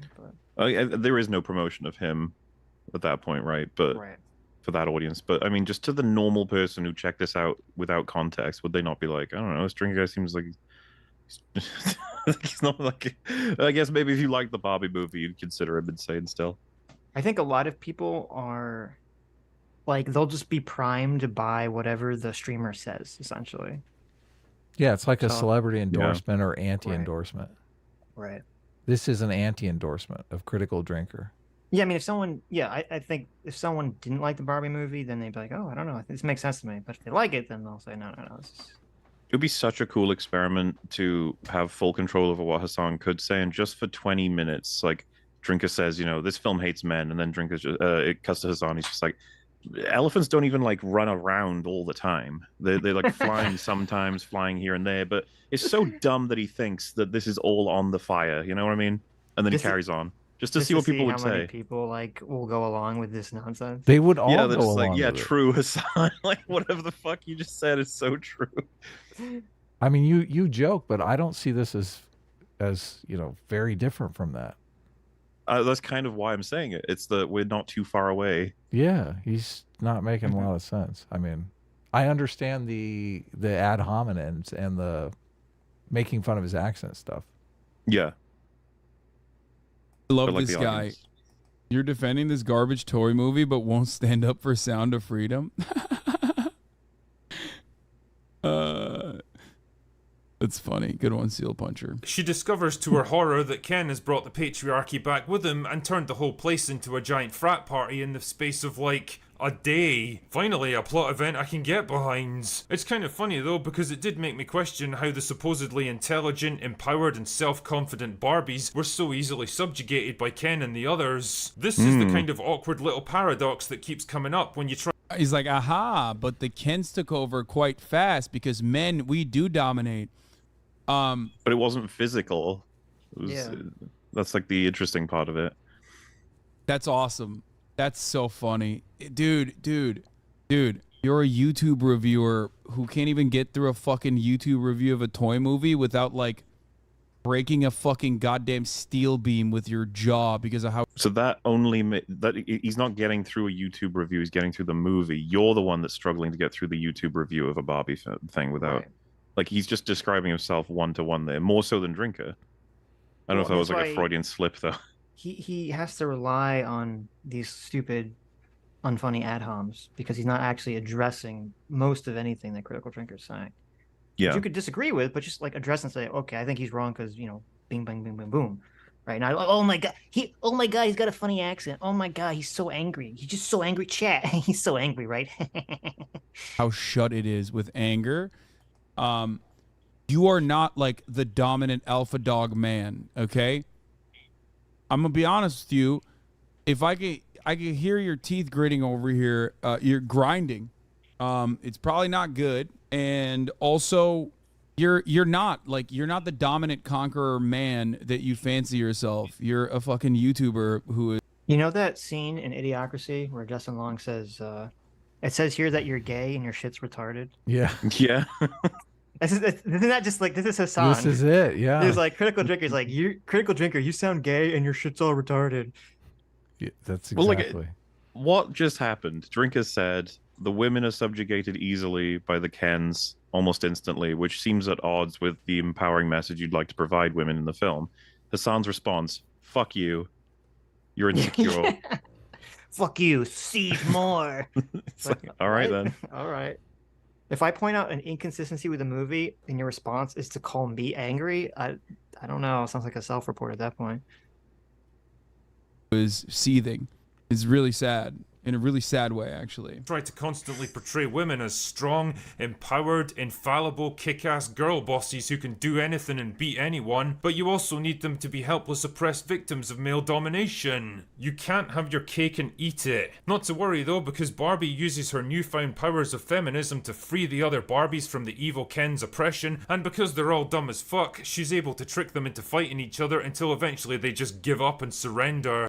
I feel bad even like he's doing it again. Drinker's only explained what happens. He hasn't given his commentary yet, and you're already annoyed with him. He's having trouble actually paying attention. You could see parts of the video where Drinker's making points and he's like got a furrowed brow. Like, whoa, what does that mean? I'm serious. He's like, you saw him look under the desk there. Mm-hmm. He's not even paying attention, really. Criticizing certain aspects of this now that I watched this fucking review of it, which was so objectively bad. A line in the movie literally says the Barbies had no defense against patriarchy because they didn't experience any of it before, so it's clear this man didn't even listen to the actual script. Yeah. That's pretty much Drinker's point in the video. These women are not able to defend themselves against the patriarchy, even though they're very strong and free-willed and individual. Like, surely that kind of fucks with your point. That's what he's saying. It's so straightforward.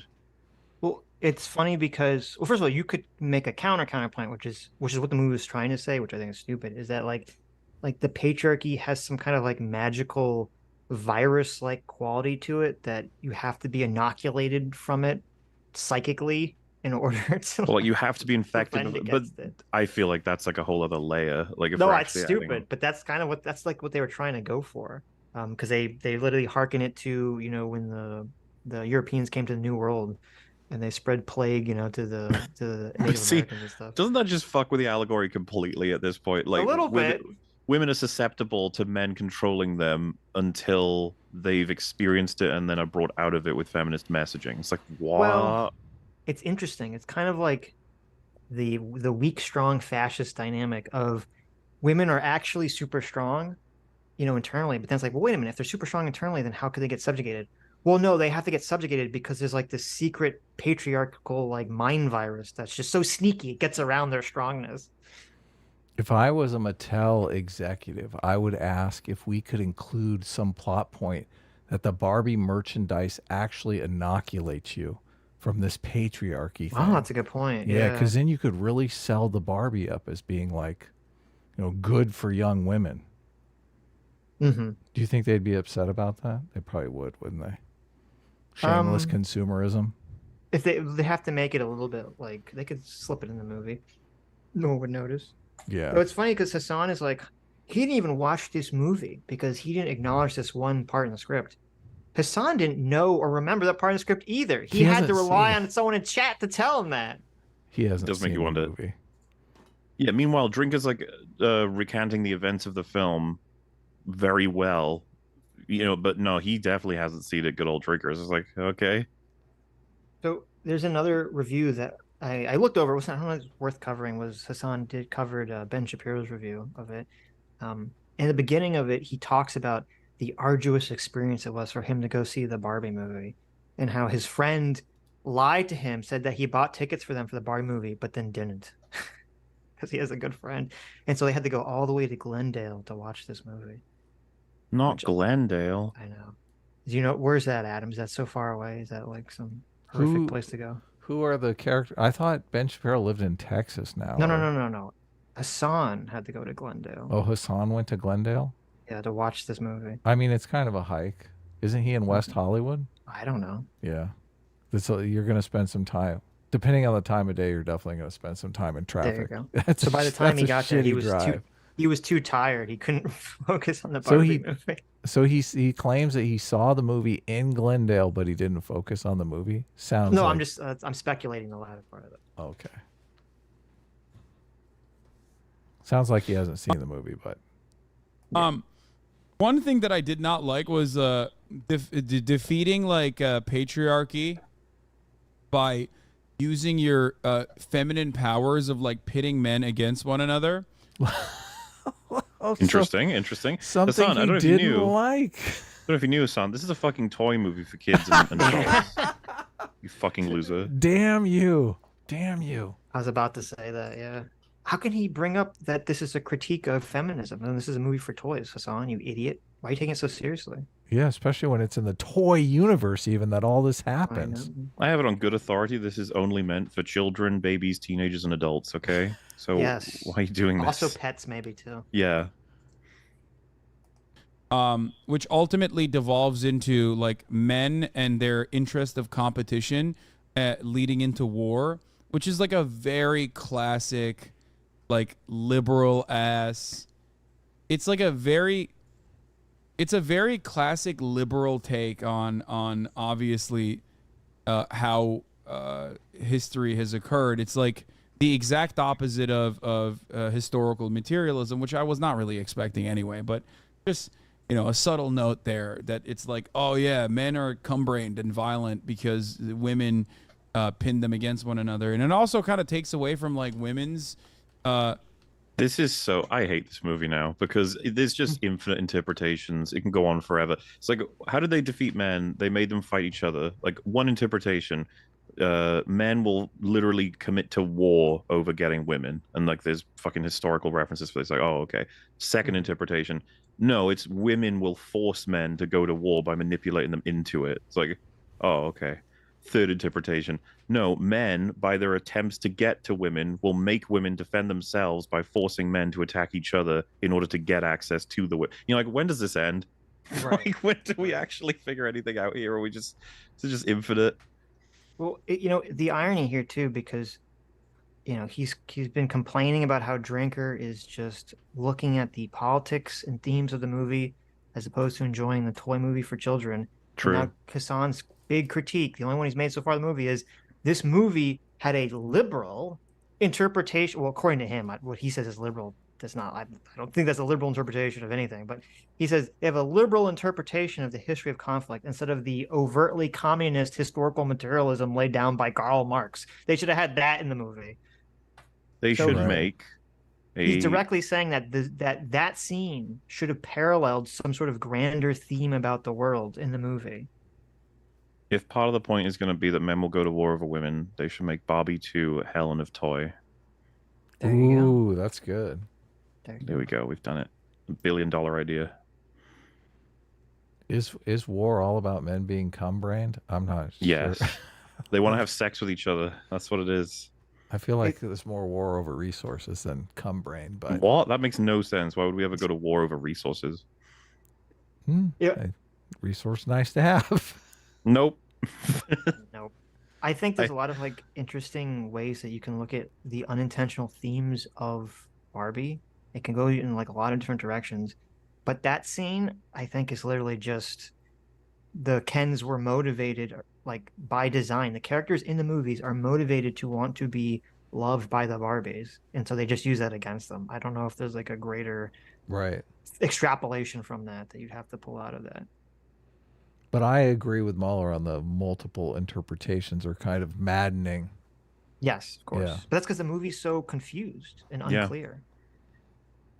Some people even think it's funny. They do. We've had them on the show. I think some of it is funny. I think some of it is funny. That's why, I think we said this before we went live. The thing that's like, this movie is so shallow, and yet it's just interesting to me because no one knows what the hell this movie's about. Like, everyone's arguing over what the hell, how to interpret this muddled mess of a movie. That's just, it is the Rorschach test, essentially. Mauler, you didn't laugh once. You didn't laugh when Ken put his glasses on over his glasses. Come on. That was No, the I best smiled. joke in the movie. Come on, smiled. Mauler. Yeah. There's a heart I in there smiled, I smiled at a somewhere. couple things. I smiled when I saw John Cena can. I thought that was fun. Yeah. Oh, I liked when yeah. As the merman? As the mermaid. Yeah. Yeah. That was pretty funny. I liked when Margot Robbie laid when she gave up and laid Yes. face floor on the ground like a doll. That was good. Yep. I liked when she was moving like a doll. How she And she's moved kinda, her like, rolling arms and around, yeah. legs. They There didn't was some get this. funny That was stuff like, in there. was that like her only joke in the movie? That was like a direct This- joke. I'm not actually sure. That's a good point. But there's some stuff that I don't even know if I'm laughing at it because of the way it was made or because I'm laughing at the fact that they made it. But I was like, when Will Ferrell is like, we've had two CEOs, one now before, and then one of them. That's like a whole two. I'm a son of a mother. And then he says, I'm a mother of a son. And then he realizes that doesn't even make sense. That was a joke where I was like, ugh, that was boring and easy. And then he Right. says, one of my friends is Jewish. I thought that was funny because I was like, what the fuck does that have to do with anything? That It was- got worse. Yeah, yeah. It's that was- for me, it goes from being like, and then all the way back around to like, oh, this is kind of funny again. right. Well, I'll give credit because I think that was the joke. He said something that was like weird and not so funny, but then he hits you with the some of my friends are Jewish, and you're like, wait, what? Yeah. Is that acceptable in this movie? I kind of feel like. That's true. Well, no, listen. He said some of my friends are Jewish, not that everyone on the board was Jewish. So it's that's fine. That's safe. Yeah, but I have a Jewish friend is a lot like I have a black friend. I I did. think I that's the did joke, feel like right? that was a little bit of the taboo on the progressive side, but obviously they let it pass because of the woman power speech. But without that, I think they might have focused on this and been Well- like, "This is an anti-Semitic movie." They made a Jewish joke. I actually wonder if the original script said I had a black friend, and then Mattel's like, you can't say that, so Oh. they changed it to Jewish, which is actually funnier in my opinion. Yeah. Yeah, the fact that it's unrelated is why I find it funny, but Right, obviously that's what they're going for.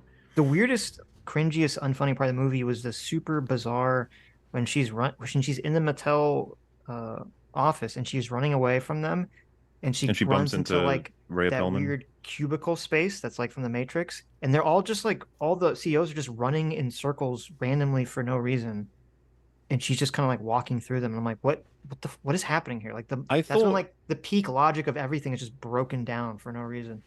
I thought like the reason there was the cubicle space and then she found the woman in there is that that's supposed to be a physical representation of how they tried to bury the fact that this is all built on a woman's work or something. Well, no, having her find the ghost of that's fine. I'm just saying that one scene where they're all No, I was running asking you through what it the means. cubicles. Oh, They, I don't know. Maybe Because remember, she says, "Oh, a woman does work here," and then she says, Right. "We do a lot more than just work here." Oh yeah, maybe they're trying to hide it, even though in the real world, everyone knows basically. That's what I'm saying. Like, I origin feel like point a of Barbie. film was trying to argue like the work of women is often hidden, Right, maybe. but who knows? And they're lying. Because it could be anything.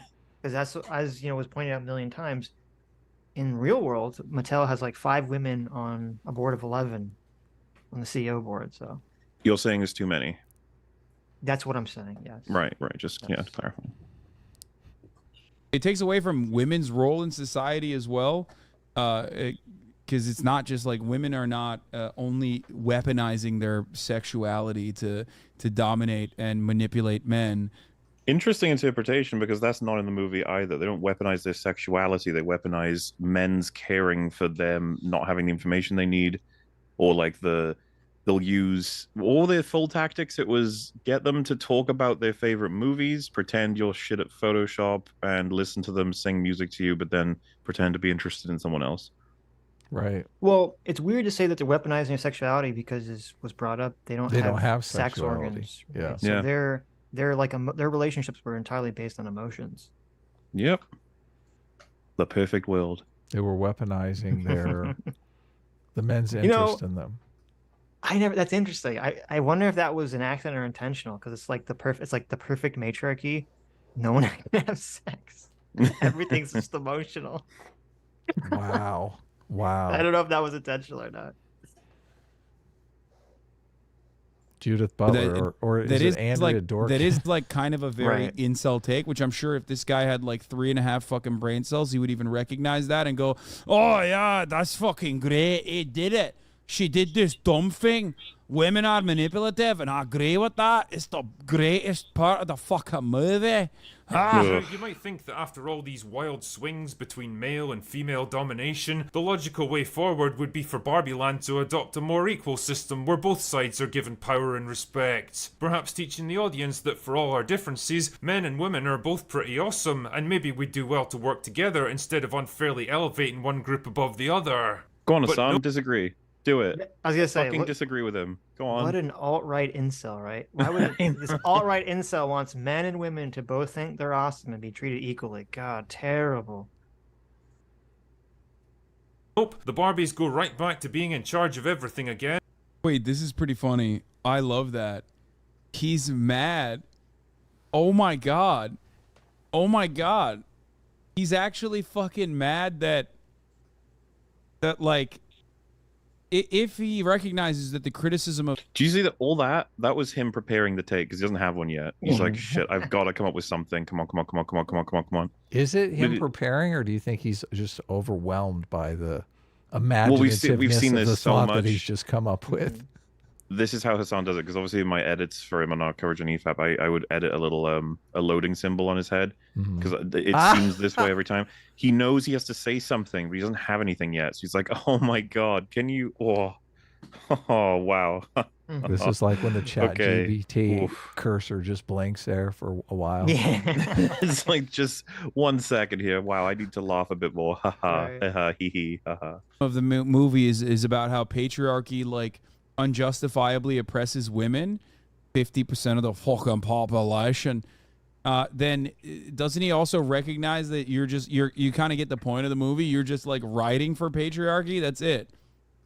What? Because What? like even at the end, the Oh, he's joke not is done. that like eventually they'll have just as many. Eventually they'll live in a society where men will be just as powerful as women are in the real world, which is the ending sequence, which is hilarious because then you literally recognize that we do live in a patriarchal construct. I thought this was a toy movie for people of all ages. What's going on? Well, that's right. his point was to avoid patriarchy and to be some more. Like, it would be better if the movie was more egalitarian. But Hasan is saying that he is in favor of patriarchy, which is the opposite of what he's saying. Well, the thing is, so as I said, that is true. I think what Hasan is saying and what I said earlier, that is like what the movie's trying to go for. Mhm. But I guess the criticism I have is, I don't think that's what the movie should have been trying to go for. I think if you really want to have this feminist angle and you want a Barbie to actually be the protagonist who fixes the thing she starts off to fix in the beginning of the movie, she could have come back to Barbie world and like been the hero to bring back, equal gender roles to Barbie land, essentially, Yeah. and bring about an actual happy ending, as opposed to her just saying, no, we're gonna basically have this whole society still suck because it's a funny joke, and then Barbie's gonna just peace out. Yeah. So The patriarchy could have been the backlash, the overcompensation, the pendulum swing. right, and Barbie could have been comes like, in, yeah, and sets it right. right, it says no, it's like BioShock Infinite. No, Right. both sides are wrong here. We're not Okay. going back to the way it was. The Kens will have their own Casa Dojo. Yeah, I we'll do split think Barbie that land in was half. that was funny in the movie. They referred to like they're stopping the Kens. They're going to change back the Constitution or whatever. It's like, oh, it hasn't been changed yet. The Kens are trying to change it. They're Right. trying to change it from the Barbies having complete control. It's as a as an toy audience, movie. I know. As a toy movie, you're just like, fine, I don't need to pay attention. But if you were to remotely take it seriously, it's like, this is really weird. I'm supposed to be on the Barbie side when they're trying to maintain complete control, when the others are trying to find a way to gain some level of power. And what do they get at the end? One slot on the court below the Supreme Court or Look, something. you didn't Circuit have the Court, yeah. dictator Barbie when you were a kid, Mauler? I probably burnt it. Well, and it would have been better The too, Hitler because Barbie? The Like- Hitler Barbie. the whole point of Barbie is that Barbie's supposed to be aspirational, right? So shouldn't the movie have ended with the like aspirational message of Barbie brings gender equality to the Barbie world, even if you don't think that exists in the real world?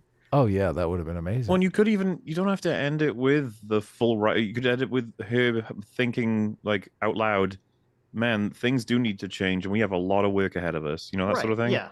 You don't have to see like the results. You just have to see Yeah. that they're going down that pathway. How many more Ken dolls would they have sold? Every girl in America would be going home and saying, look, we have to treat Ken better. Yeah, there you go. We have to treat Do you Ken know- equally. There I you got go. like Has got a, 16 Barbie dolls and I got one fucking Ken. Yeah, true. As got a Knuff shirt.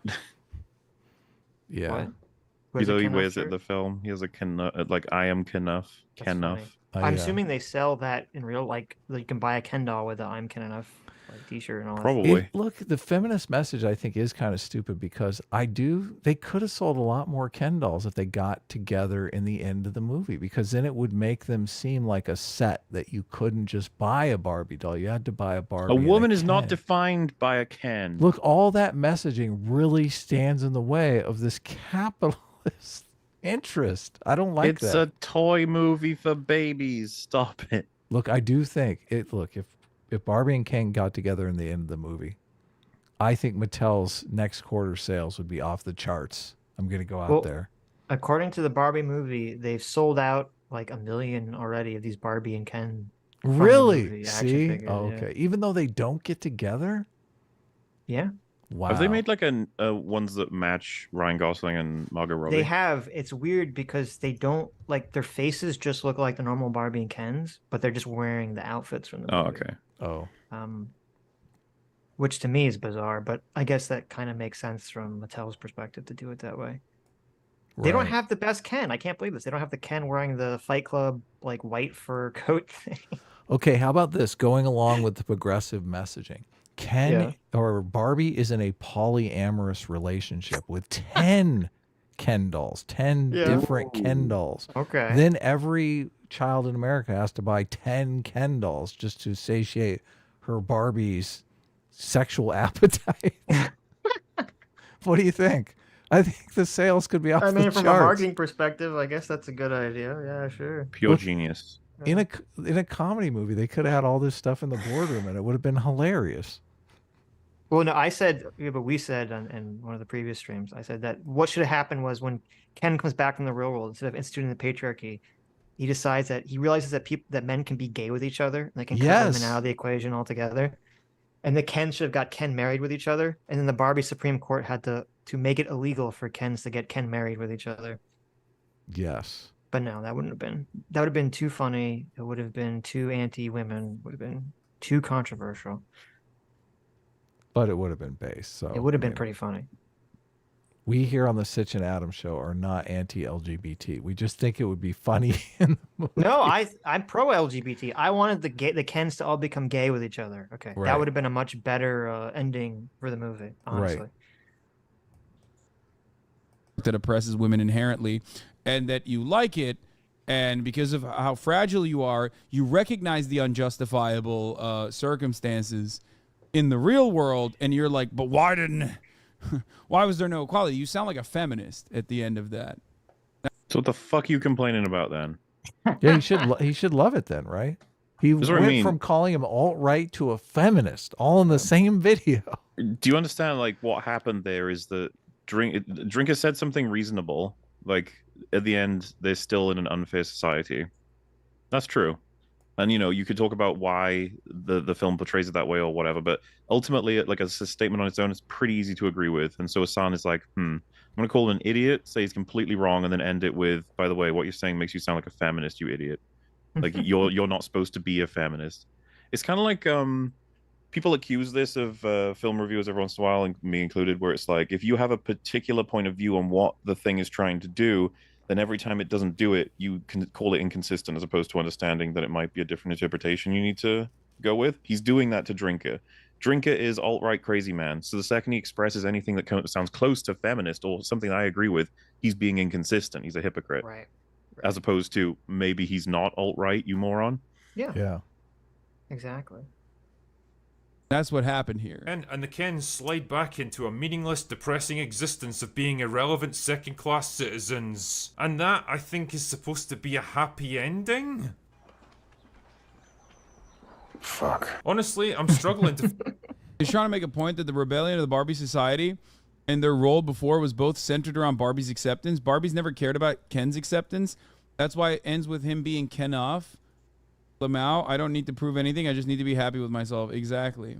find the right words to properly... Wait. You don't get to say, okay, that the point of the movie where the Ken's still being out of power is supposed to be some kind of message. They constitutionally have less rights and less access to control Right. of those rights. Right. You don't get to say that ending is acceptable because it's supposed to mean something about it's supposed to be saying like, oh, when women got the right to vote, they didn't magically, gain equal representation and everything. You don't get to say that on one hand and then say, well, no, actually things were better because he became Ken enough at the end. So therefore everything was better for the Kens.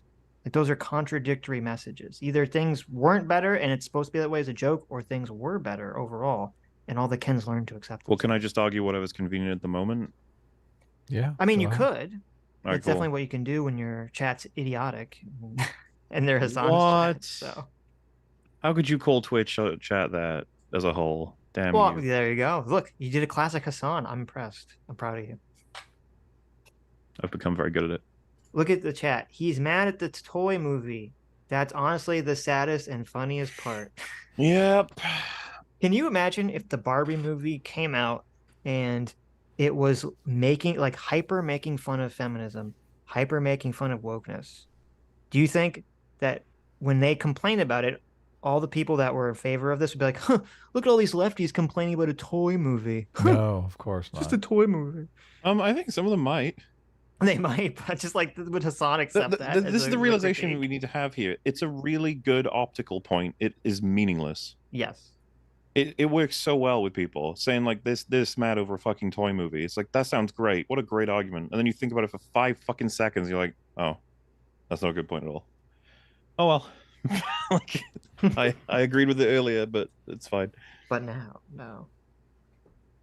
express just how monumentally awful this film is. It's like a serial killer dressed in a Pikachu outfit. Superficially, it might look bright and cheerful and cute, but beneath the appealing facade, there's something genuinely horrible and sinister. This is a movie made by people who utterly despise men There's something horrible and sinister in the Barbie movie. and masculinity, or any kind of traditional gender. Yeah, that's literally what Drinker's point was. That's what he was saying.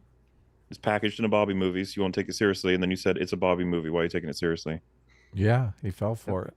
So I mean, like, if you don't listen to him, you can't make fun of him very well, because now you just repeat him. I don't know. This is fucking pointless. Additional gender roles of any kind, and make absolutely no attempt to hide it. So you're a woman who wants to be a mother or a homemaker? Screw you, fascist! You're a man who It's like, he said the F word. That's my word. Yeah, Hasan? I don't think he watched the movie. Wait. I think he didn't watch the movie. I think he just like saw other reviewers of the movie and just basically repeated their reviews. Like there, no way, right? There's like only one of these incels actually watched the movie. They made like some plot points, and now everyone else is playing a game of telephone off of that person's work, and that's why it's like devolved into something entirely separate. Who wants So wait, wait. Okay, so he didn't have a response to that. At Yeah, all. he didn't. He had zero response. He didn't explain why he thought that that was a bad take at all. Number one. Number two, it's the hilarious irony of Hasan, who's supposed to be the good feminist, the good leftist, is, talking about why it's terrible that under the patriarchy, men just view women as commodities or property or something to bang, essentially, right? To gain status. And he kind of talked about this in the whole when the Kens were fighting scene. And then after he says all this stuff, he then goes for the incel argument where he's insulting Critical Drinker and other people who don't like this movie by saying, oh, they are lesser men because they can't get sex with women. Right. Okay, so you're basing their entire worth of them on the thing that you're not supposed to do, which you were criticizing patriarchy for earlier in the conversation. It's so tiring. Yes. I think he's mad because he was going to call Drinker a fascist, and Drinker called himself a fascist before he got to it. So he's like, damn it. It does Took my suck when they line. steal your thunder like that. It's cultural appropriation. He took my word. He was just about ready. He was like, I was just going to call him a fascist. But then I would be doing exactly what he said people are telling him. Yeah, maybe. Can you appropriate culture if it's a dead culture? Of course. Like from their point of view? Well, That would probably listen, be even I can be worse. mad on someone else's behalf, okay? Yeah. Well, because like, yeah, I just mean at that point, What culture is dead, though? Isn't there... all the ones that we don't know about. Well, when you mean dead, like, do you mean like Egyptian culture today obviously is not reminiscent of like ancient Egyptian culture. So does that count as like a dead culture because it's so different? Yeah, like if But we you do know about wear, that. if you put on like the pharaoh like outfits and stuff, is that Right. is that appropriation? They would say it is, even though that no one in Egypt does that anymore. Yeah, They would or still say it is, cares yeah. or complains. Right. Yeah. Yeah. They would complain. You'd have white people complaining about it. No Egyptian people would complain at all. No. It's a They'd great be like timeline. based. Right. to be assertive, ambitious, confident, and successful? Well, that clearly makes you a misogynist, don't you know? It's so See, look, he's confused by that. He's visibly confused by that. Mm-hmm. He's Doesn't like, know how to what? deal with it. What? Drink is too powerful for him. Doing all the things I'm doing in this video, and that makes me a piece of shit? He's conflicted. I think Hasan is about ready to take the red pill here. Entirely separate. who wants to be assertive, ambitious, confident, and successful. He's like assertive, confident, successful. Hasan's like, all those things are good, though. What's happening here? Watch him furrow his brow. Well, that clearly makes you a misogynist, don't you know? It's He's like, what? That makes you a all those good things make you a misogynist? What's he talking about here? How did this happen? He's completely confused by this review. That's me, though. Yeah, exactly. That's what he's thinking. That's Yeah. exactly what he's thinking. He's like, wait, I'm all those things. How am I a misogynist? This could be the red pilling of Hasan right here. We're No. witnessing it. No way. Look, Zero right chance. now, a chicken tendy is going to enter his mind. So it's going to, all this is going to escape pretty quickly here. Okay. You need to go, look, I'm telling you, Mauler, you have to go in with the Neuralink. We got to find out what's going on in there. This is You like can for go science. in. You can go in and report back what you find. I am dying to know what's going on in his head right at this moment, because I do feel like there was a little bit of, well, all those things are based. How does that make you misogynist? I feel like he's kind of questioning. so Wait, what? See, look, he even says, wait, what? Well, let's see what he says. Let's see what he says. There's no way he's looking at the situation. There's no way he's looking at the situation in the toy movie where where Where's the loading bar? Where's the loading bar, Mauler? Told you. Where's the loading bar? See, he can't stop thinking about those fucking chicken tendies. He lost it. He is hungry. He was so close. And we took that from him. the toy Ken sees patriarchy and thinks it's like super cool because there's like a lot of aspects that are highlighted, like material possessions that are highlighted within it, whether it be horses or big trucks, things that he enjoys. What's happening? And attributing all of that to the patriarchy. This is called bullshitting, Mauler. It's so funny because like Hasan and other people, they're complaining that Critical Drinker, all the other people are projecting their own like political lens onto things. And then Hasan, the socialist, is projecting his own bizarre, like, he looked at that video that showed horses and like presidents and all this other stuff. Obviously, it was about material possessions, and Ken just wanted to acquire more stuff, and that's why the patriarchy is good from my communist lens. But Drinker was But talking nothing about... none of that was in the movie. There's nothing like even remotely like that in the movie. I mean, Ken wanted the patriarchy for respect reasons, and because he's out to help. I thought it was he get it with saw a Barbie. montage of men being powerful. Yes, that's what it was. It was seeing men on money because that meant that they were important, not because they were rich, and it saw them as presidents. Yeah, and then They like had respect. athletes, and then he saw Yes. Grease, I think, and it was like, Right. you know, male leading actor, blah blah, like all these things. He's just like, holy shit, men.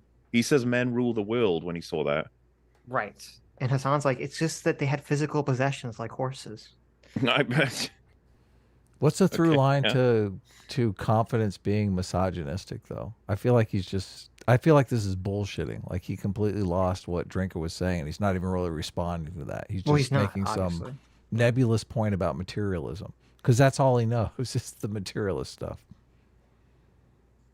There's no connection. Patriarchy and wanting to instill it in the Barbie universe because he thinks that was all they're ever going to. That's all they're going to get more of that. They literally cut because he's like... He's thinking. It's like took like 10 seconds of silence. Which So he's saying Ken wants to install patriarchy to get more of that. I mean, to get Ken more had a things? very clear goal all the way through the movie. Right. Get with Barbie. Yes. Hasan hasn't mentioned any of that. Well, and the Barbie world before the patriarchy came was highly materialistic. Like the whole thing Oh, is of like, course. oh, they all have their dream houses, they all drive their nice cars. Like everything, because it's like they're selling toys. Everything is like highly materialistic. There's nothing to do with the patriarchy. Critical Drinker's original complaint was that all the men in the movie are wusses, and there's no confident men in the movie because confidence would be perceived as misogynistic. Hasan Right, has which- responded to none of that. Well, you could criticize that and say that that's reading that, that is extrapolation. That's not actually in the movie, and you could point that out. But I don't know why you went down this road. I think it's an accurate assessment. I mean, I agree with Critical Drinker here. No, it might be, but I'm just saying you could make a critique and say that that's not actually explicitly said at any point. But you'd have to have a brain in your head to do that. Sitch. Yeah, I know. Look, Hasan is confused because he's like, wait, I'm confident and assertive. Does that make me misogynistic? Listen, Look, I Yes. better start talking about materialism. Let's get back to the socialist stuff. Hasan is not Ken enough, Adam. Okay. Ken enough. He's not Ken Ken enough. enough. Look, Ken enough sounds wrong. Okay. You sound wrong, Sitch. Yeah. Hasan, I am... Look at that's the perfect freeze frame. Look at that. That's like he's got his eyes like half closed. Sleepy Hasan here, like really trying to understand what's happening in the world around him. Look, I don't like to make wild accusations, but I am skeptical that Hasan treats women with respect just because of the way he treats his fans, followers, and Everyone else. Yeah, exactly. Yes. Yes. Yeah. So a person that I've never seen treat anyone with respect. Well, I guess he did kind of treat Ethan with respect when we were watching on EFAB. But only for like clout reasons. For materialist reasons, not because Ethan is an actual human being with hopes and desires or anything like that. No. Yeah.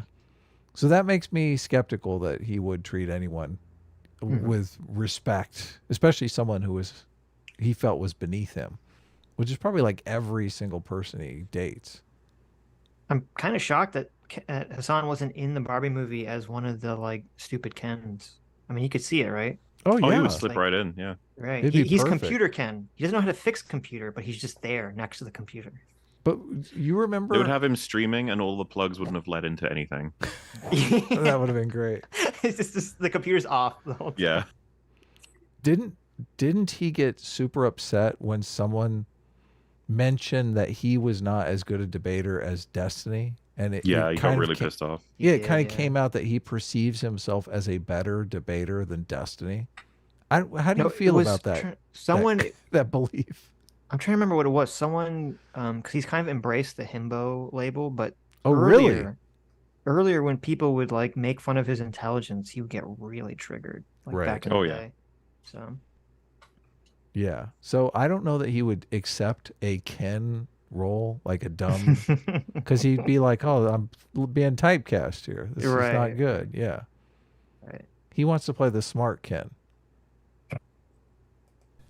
Even though the horses were cute, yes, I did love the horses. Oh my God! Oh no. The You're total misogyny. self-report. Oh no. He's like, all that stuff Ken was falling for, I was falling for. Move over, Vosh. We have a new contender. What's that mean? Sitch? What? Look, what is The what horse. do you mean don't know by the that? horse. The horse lore. No, what's the horse lore? I'll listen. I'll let you guys just use your imagination to fill in the blanks on the horse lore. Horse lore? Yeah, the horse Oh. lore. Hasan Is it like likes- coleslaw? There's horse lore. That's all you need. someone to know. likes riding horses? That's That's one cute. way of phrasing it. Sure. No. Look, that had to be said, Mauler. Okay, that joke. That joke was there. Adam was like, I refuse for anything to be subtle. Everything must be explicitly said. Look, the riding horses was subtle. Look, don't- Okay. I could have said sucking a horse's cock. Okay, that was Thank you. Now it's over. There that we would There have we been. go. That's Okay. how Good you night, say that everyone. unsubtly. Right. Look, And he thinks that that's like being assertive. I don't really understand.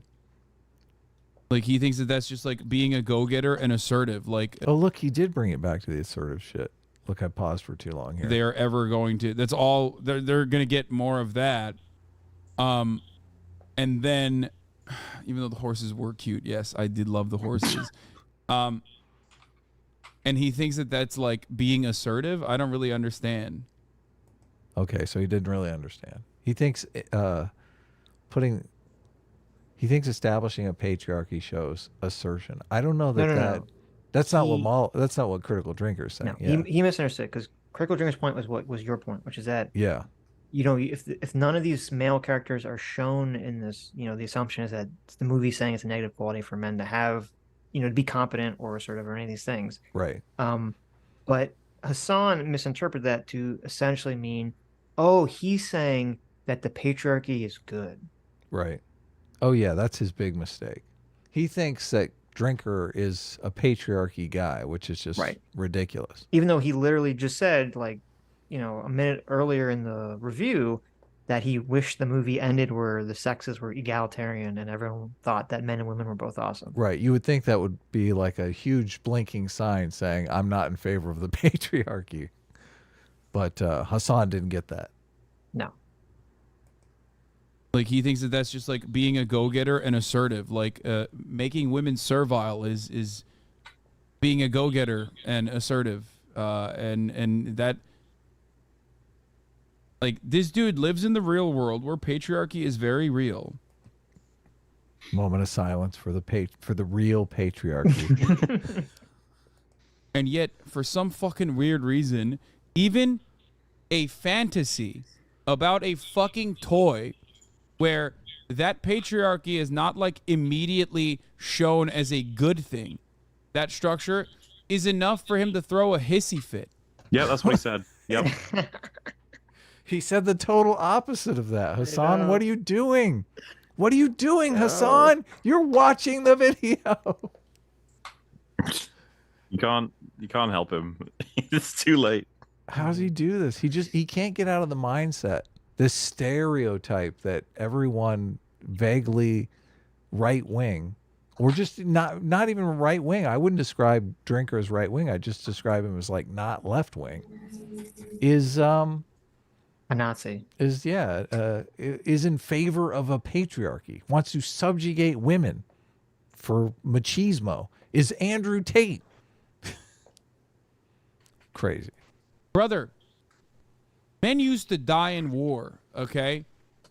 Men used to do things. They used to build things. They used to die in fucking war. Now, the most masculine alpha dogs that fancy themselves to be these fucking, barbarians and these Vikings are online, unable to get through a goddamn fucking toy movie for like... No, that's just like the men you've chosen to interact with, and they're not even the way you're describing. It's just a guy reviewing a movie. How can I not reflect this back on him every single time? I know. Where's the mirror? You're obsessing and getting angry of a man who's reviewing a movie about toys meant for babies, so shut up. You're reviewing a review from that man. How do you not have a fucking mirror in front of you? Like, you're not a Navy SEAL, Hasan, okay? Like, what the fuck?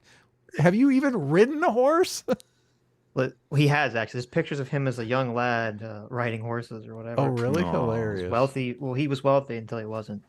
But no, so it's funny because as you're saying, he's like, oh, this man is so not masculine because he's mad at a toy movie. Meanwhile, I'm very masculine because I'm mad at a man who's mad at a toy movie. Exactly. This is like Inception And then here. the correct take is us being like, doesn't fucking take away or add to your masculinity to review a movie. Shut up. Well, do you see, this is the ultimate irony, and Hasan has made points like this in the past. Hasan is essentially advocating for the patriarchy because he's saying, oh, back in the day, men used to be men. Yes, they used to fight in wars and go do dangerous jobs. And now these men are just sissies who sit around on the internet talking about movies. It's like, oh, so you want the patriarchy back, Hasan? Is that your point? Yeah. Well, I do think there are still plenty of men who are joining the military and doing that kind of stuff. Yeah, but So, this is just why not us. This is why Hasan is literally one of the dumbest fucking people on the face of this earth, okay? Mhm. Because the concept that a man could be respected for sitting on a computer and doing movie reviews, that would not be, that's like an anti-patriarchy concept, It right? really it's an is, yeah. like the stereotypical masculine, manly man has to go out and like, kill someone or do Cut something. down a tree and build Cut a down a shack. tree and be a Yeah. lumberjack all day, right? Exactly. Even when they're wearing women's clothing. And something to that effect. And Hasan is using that as an insult against Drinker, not realizing that that means Hasan is advocating to go back to the very patriarchy he's trying to insult. Right. Yeah. The fool. The fool. But he doesn't care. And his audience is literally too stupid to understand any of this. Adults and primarily little girls to go and purchase toys without losing their minds because there's a depiction of patriarchy that is negative in it. He said, Look at this is such bullshit. See, look, Team Truth here. These are just flat out lies. Drinker is not in favor of patriarchy. He's not shitting on Barbie because Barbie didn't idolize the Barbie movie didn't idolize the patriarchy correctly. That's just flat out lies. Well, no, Drinker's problem is he's saying that there's no positive, there's no men shown positively in the movie. Not Yes. that patriarchy's positive, but Hasan's obviously Hasan doesn't get it though. I mean, he already made clear he was happy for a balanced take. Yeah. That's what Drinker wanted. And then Hasan was like, whoa, crazy. Twitter sucks. Our surrogate god uncle for $20. Thank you so much. Says Hasan, quote, my boy can barely say the words, end quote. I wonder if Hasan would be saying that if English wasn't critical Drinker's first language or if he wasn't white. Ooh. Ooh. Twitter sucks for another $20. Thank you. Says Sound of Freedom has zero political objectives. I do love, though, how leftists have equated it to conservative propaganda, as if to say only conservatives want to eliminate child trafficking. Yeah, that's weird. Well, that might be the case. I mean, bad take. Geld for 20 New Zealand dollars says, please cover the Pillar of Garbage Barbie Drinker video. Wait, there is one? Wait, he's covered Drinker again? Didn't he really? like his glass onion one was fucking horrendous. oh my goodness. If there is, I'll look at it. I had no clue. You're right. He's done it again. How Critical Drinker misrepresents Barbie. Okay. Okay, well, we're gonna watch that. Okay, that's hot. Thank you for letting us know. I had no clue. Okay. J-Mac, thank you so much. Our surrogate father, J-Mac, for the 100 gifted memberships. Thank you so much. Yeah, that's Okay, awesome. Welcome new members. Look at that. Joseph. Also, I'll for... probably have to head out around about the end of this video, I'm guessing. No problem. That's cool. No worries. Joseph Ryder for $20 says, I'm in the Navy and always underway. Never get to see you guys live. Thanks for the great content. A-Team reigns supreme. Oh my God, a Nice. true masculine. I know. I was going to say the same. The Navy. Oh true my I goodness. like that. Not true man, a true masculine. Bradley Heaton for $20 says, Mauler's example of bad headcanon where Darth Vader throws the Emperor down the shaft because he really liked fireworks. He needed the pee always makes me laugh. That is a good example. There you go. You know, I feel like there's enough you could infer to support that. Go on. Right. When Darth Vader, you know, in the new version, how Darth Vader's, they added him saying no when he throws the Emperor. He was saying that because Darth Vader actually peed his pants and he was very upset about it. So. Oh, no. True. Toxic Mix for $20 says, blah, blah, blah. The movie doesn't make sense. That part of the review sucked. But then Honorable Judge Hasan was like, quote, man, whatever. The guy's sexist as shit and sends him to rehabilitation. True. Yeah. Twitter sucks. Thank you so much for the other $20. Says Adam, quote, I wouldn't label CD right wing. I just wouldn't label it left wing. Critical Drinker. Adam Sweetie, leftist label everyone right of Mao right wing. True. Yeah. Unfortunately, but whatever. True. Ostracy for $20. Thank you, Ostracy. Says, I super chat in the most manly of ways. Can you feel the masculinity? Oh, I feel it. Yeah. It's overwhelming. I can feel the Kenergy, as they say. Right. Yeah. Zooting patriarchy there. Yes. It's monumentally catastrophic and communist propaganda. Fucking divisive and unnecessary. It's like they had a perfect opportunity to unify audiences behind a simple message of reconciliation and equal opportunity, but they just couldn't help. But this aspect of it is pretty funny because, like, he sees matriarchy and his depiction of matriarchy, even though it's, like, exaggerated, let's say that it's like that. Let's say that the matriarchy in this circumstance subjugates men, right? Because his understanding is that's what's going on. He's literally begging for equality, like a chirping radfem. What? And it's well, I do think this was a joke of the movie. Like at the end of the movie when they wanted to subjugate the men and they're joking around about how you can have some power in like 50 years. Right. I think that is like them, the feminist authors of the movie trying to get even, saying, look, we're going to do the same thing you did to us. It's like a revenge fantasy of the women. I don't think it's revenge. I think it's just supposed to be like, it's supposed to be analogous to how the real world, from their perspective, how the real world operated. Right, like yeah. Revenge. But Yeah, they're getting, like revenge they're getting revenge from what happened in the real world with women, you know, getting power a tiny little bit at a time, not fast enough. Like they're still talking about the glass ceiling and stuff. I guess. I mean, I'm sure that people have that emotional feeling. I don't think that was the intention of it. But again, Hasan, he's just advocating for the patriarchy because he's like, oh, he's complaining about wanting equal rights and equal representation. What a wussy. What a woman.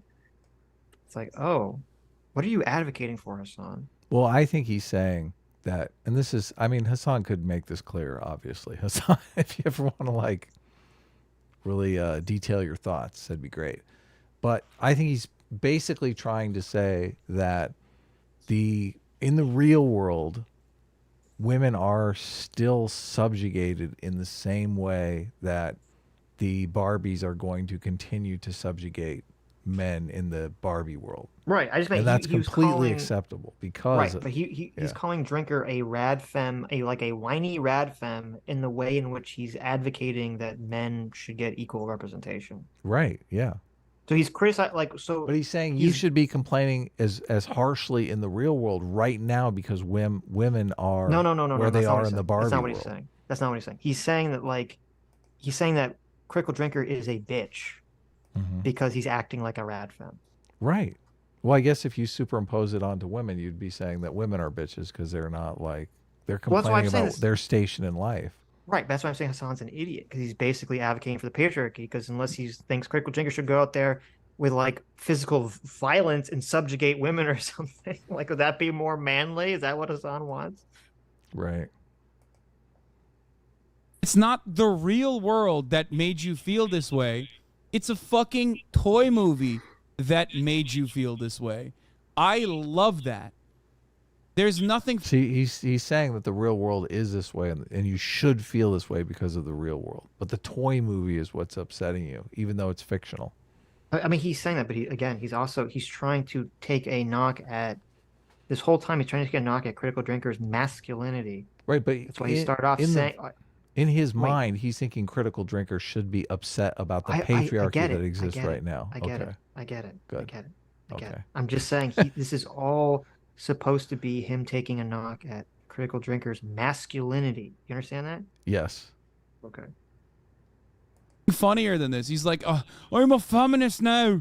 What the fuck? This movie. I just want equality. I don't like it. I mean, Jesus Christ, that accent. But also, like, do you think you'd be able to convince Drinker that women are treated in our world the same way Kens are treated in the Barbie world? No, that's my point. Not in a million years. Not in a million years. You could treat anyone with a functioning brain. Well, Hasan believes that though. That's why I keep saying. Well, no, listen, I will. Hasan is a fucking moron. Listen, wait. I hate to do it. For as stupid as Hasan is, I don't think even he would say that. He would. He totally would. He could probably say that would. it used to be like that or something. I don't think he would buy I think you're correct, and then I would counter, because he'd be like, okay, so you, like, it's supposed to be an allegory, idiot. It's a movie. It's not 1-to-1. I'd be like, okay, it's not 1-to-1. Is it 1-to-50? Is it 1-to-1 billion? Because it's absolutely ridiculous. Like, it's not even close to real life. Are you just, are we supposed to connect that women are like lower than men overall in some like statistical way, and therefore this portrayal of Kens in Barbie Land is automatically genius? It's like, how does this work?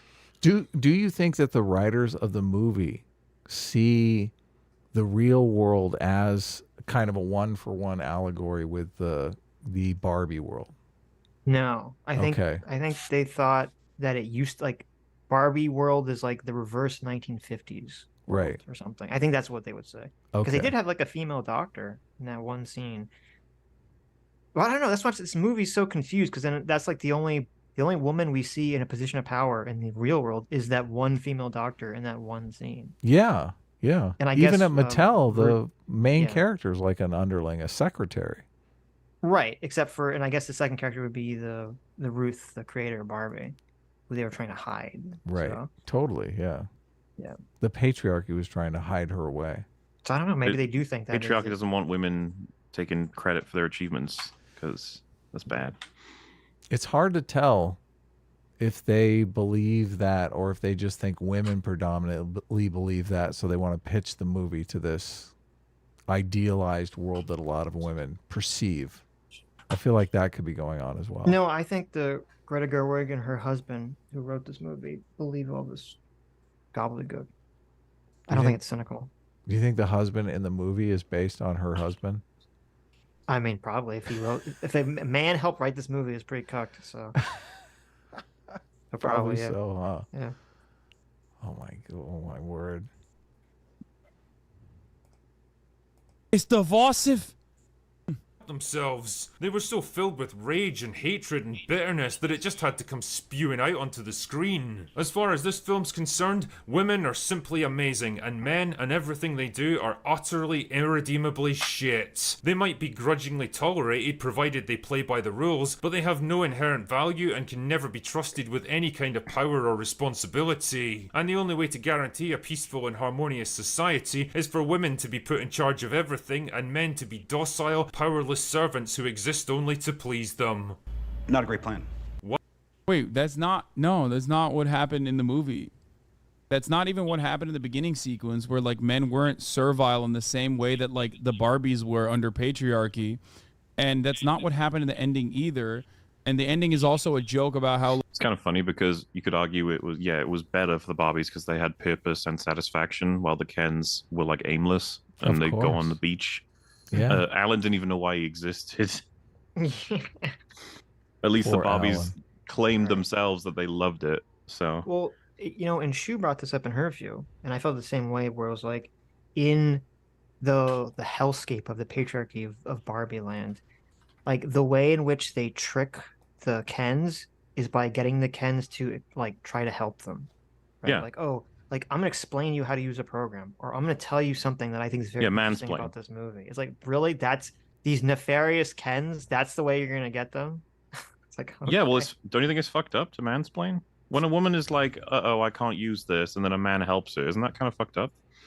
It's extra dumb because it's like the whole concept of mansplaining is supposed to be that the woman is just doing the thing, and then the man comes up and assumes automatically that she doesn't know how to do it. Dude, And in the Barbie movie, it's the opposite. She asks directly for help. or that she's in front of him going, "Oh, I wish I knew how this worked." Wink, wink, Yes. nudge, nudge. Yes. But you're right, yeah. Well, they fuck it up with the movie one too. Right. They're watching Godfather, and then she says, "Oh, is this Godfather?" And then he goes, "Godfather, yeah, yeah, it's a movie made by blah blah blah, and it's amazing. You should see it." And it's like, look at him sharing his passions. I know. And it's weird because like if they just stuck with like the Barbies dressed like as maid outfits, doing nothing but giving them beers or whatever, you're like, okay, I mean they're just subservient, right? But then they throw this other element in it. This ruins the whole thing. I think that like these versions, they could have. It really matters how you portray this stuff. If you had two girls talking, and a guy just walks up to them and says, "Hey," like interrupts and says, "Have you seen Godfather? I just watched it again. It's so fucking good." Like, oh, you'd be like, obnoxious film bro wants to. But instead, it's they're watching it, and then she sits down and says, like, "Oh, I haven't even seen it. What's it about?" And he starts explaining it. It's so weird to portray that as a bad thing. I know. Is it a joke that they have passions or that their passions are stupid? Like enjoying I think the joke is and that like repairing things. They're not explaining the Godfather to benefit the girl. They're explaining it for their own like pride and vanity that they know it. I think that's the point they want to make, but again, it doesn't come through. Right. No, it's retarded. Women's it's like, look at me, I'm so passions knowledgeable about film, that sort of thing.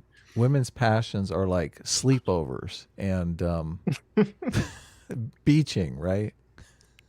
Beach offing, yeah. Like patriarchy still very much exists in the real world, and therefore like a feminist movement or a meninist movement in the movie will give men the rights and responsibilities that women currently hold in the real world. So only and only would you get mad at that if you literally look and correctly analyze the current unjustifiable structure in a patriarchal society and think it's really fucking good and should be that way. That's the only way that you would get mad at this movie.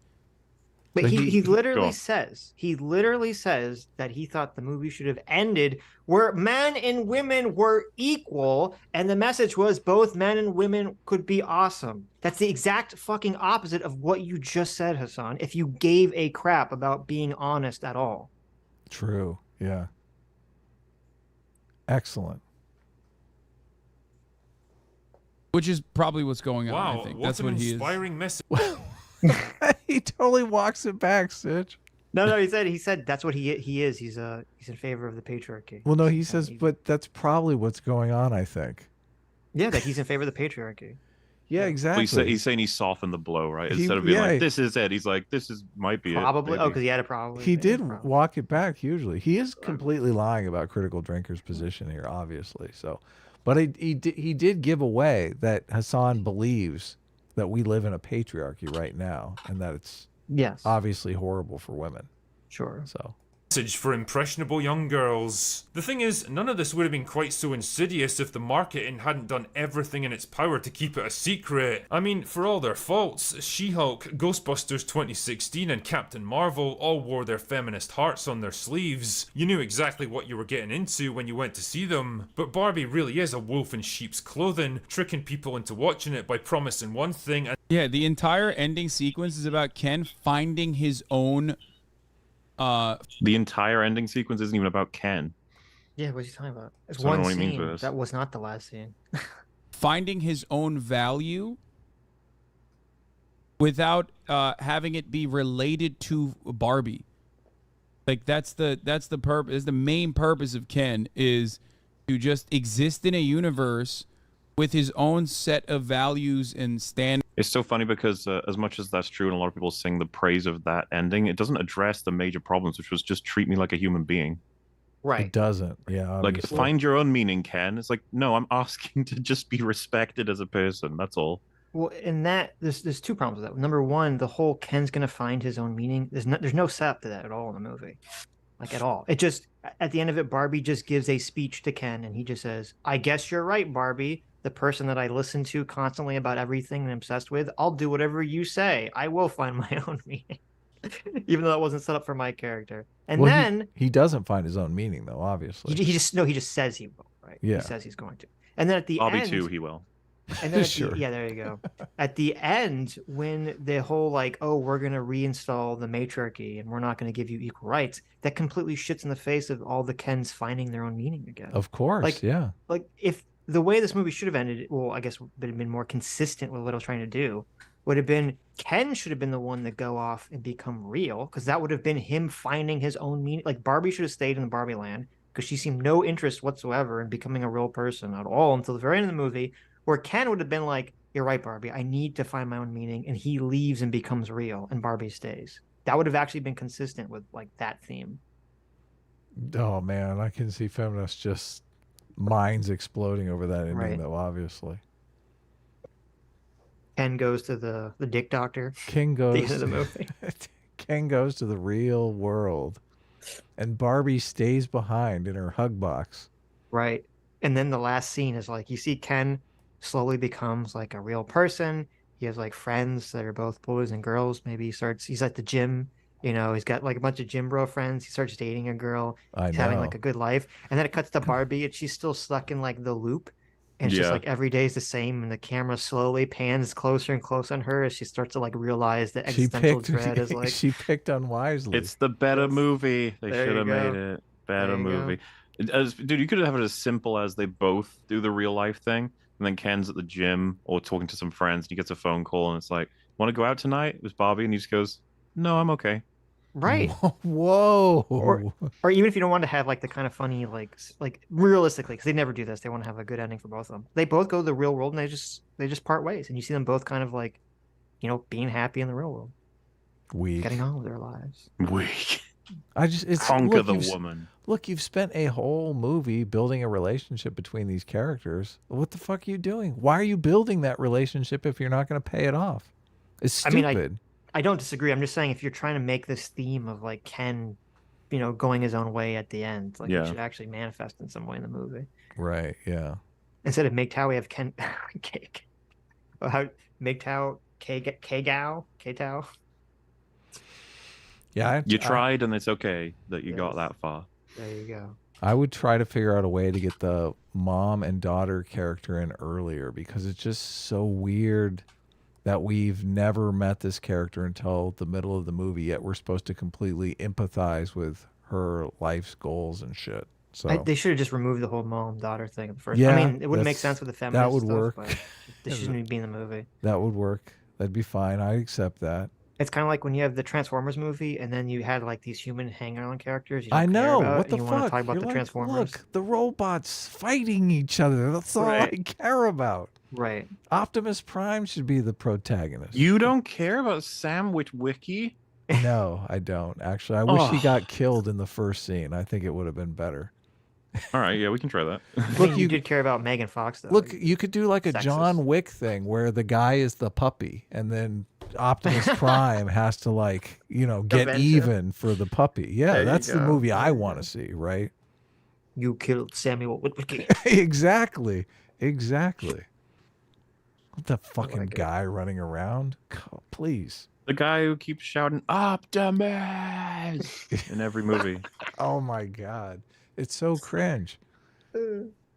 Standards and goals and aspirations, because previously the way that it was designed was not that he was servile, but he certainly was like constantly Blah blah blah blah blah.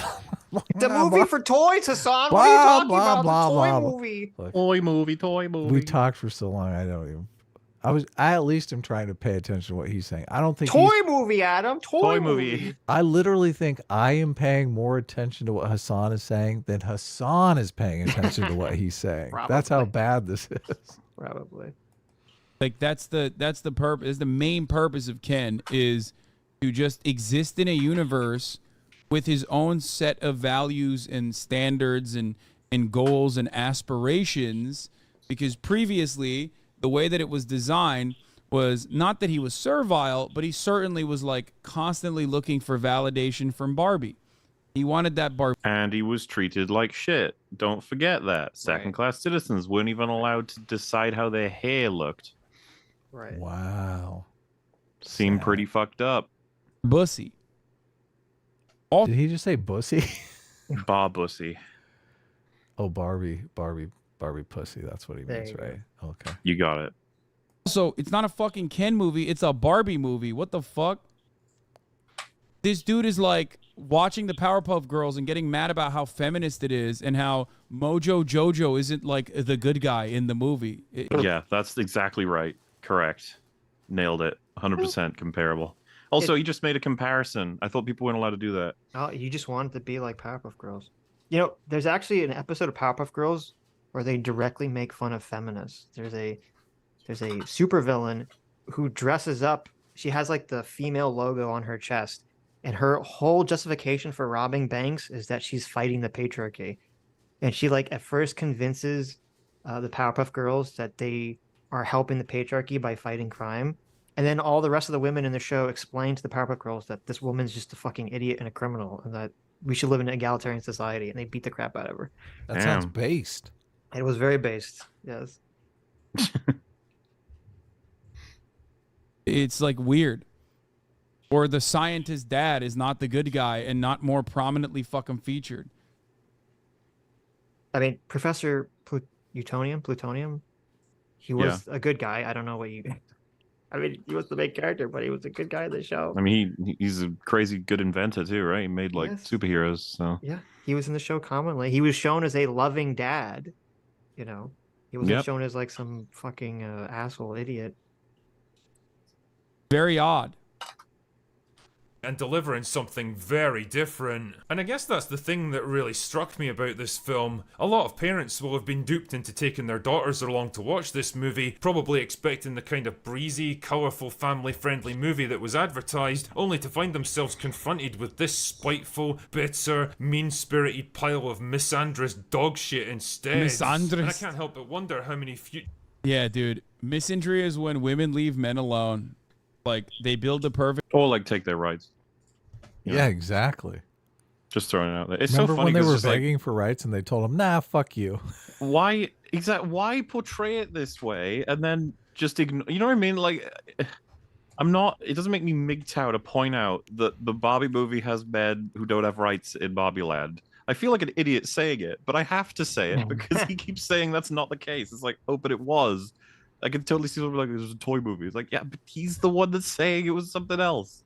Well, this shows that Hasan is in total, I just have to disagree with everything Drinker's saying. Because earlier in this video, Hasan acknowledged that he understood that the reason Barbie World was set up the way it was supposed to be like the inverse reflection of the patriarchy. So it is literally supposed to be a misandric like situation. That's the point. And Hasan acknowledged that.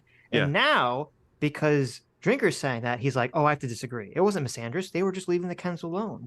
How can you call this misandrous? That's insane. Yeah. That's wild. That's crazy. Yeah. perfect society and then leave men alone to do whatever the fuck men want to do. If that's misandry, then, I mean, that's pretty solid. You know what I mean? Could you imagine saying this about like the patriarchy? You're like, well, wait a minute. Men are in control of everything. Men are in all positions of power, but the women, you know, they get to do whatever they want at home. They get to just, you know, sit around eating bonbons and watching television, Hasan. What's the problem? Yeah, changing diapers and that's doing based. laundry. They can just do whatever they just do whatever they want. They just do not have any positions of power or control over their lives and have been biologically created to be obsessed with the men, right? As the Kens were in the Barbie movie. Don't they ask for like a Supreme Court appointment? Yeah. Well, do you remember the Mattel CEO at one point says like nobody cares about Kens? Yes. Yeah. Yeah. It's pretty overt. I don't know. cried when that part happened. It's Nobody like, what? cries for the Everyone Kens loves except Ken. Adam. I said everyone loves Ken. Did you It's see how so mad. cool he danced? That's true. He did dance cool. Yeah. Well, it's funny, like, the only song that anyone remember from this movie is the Just Ken song.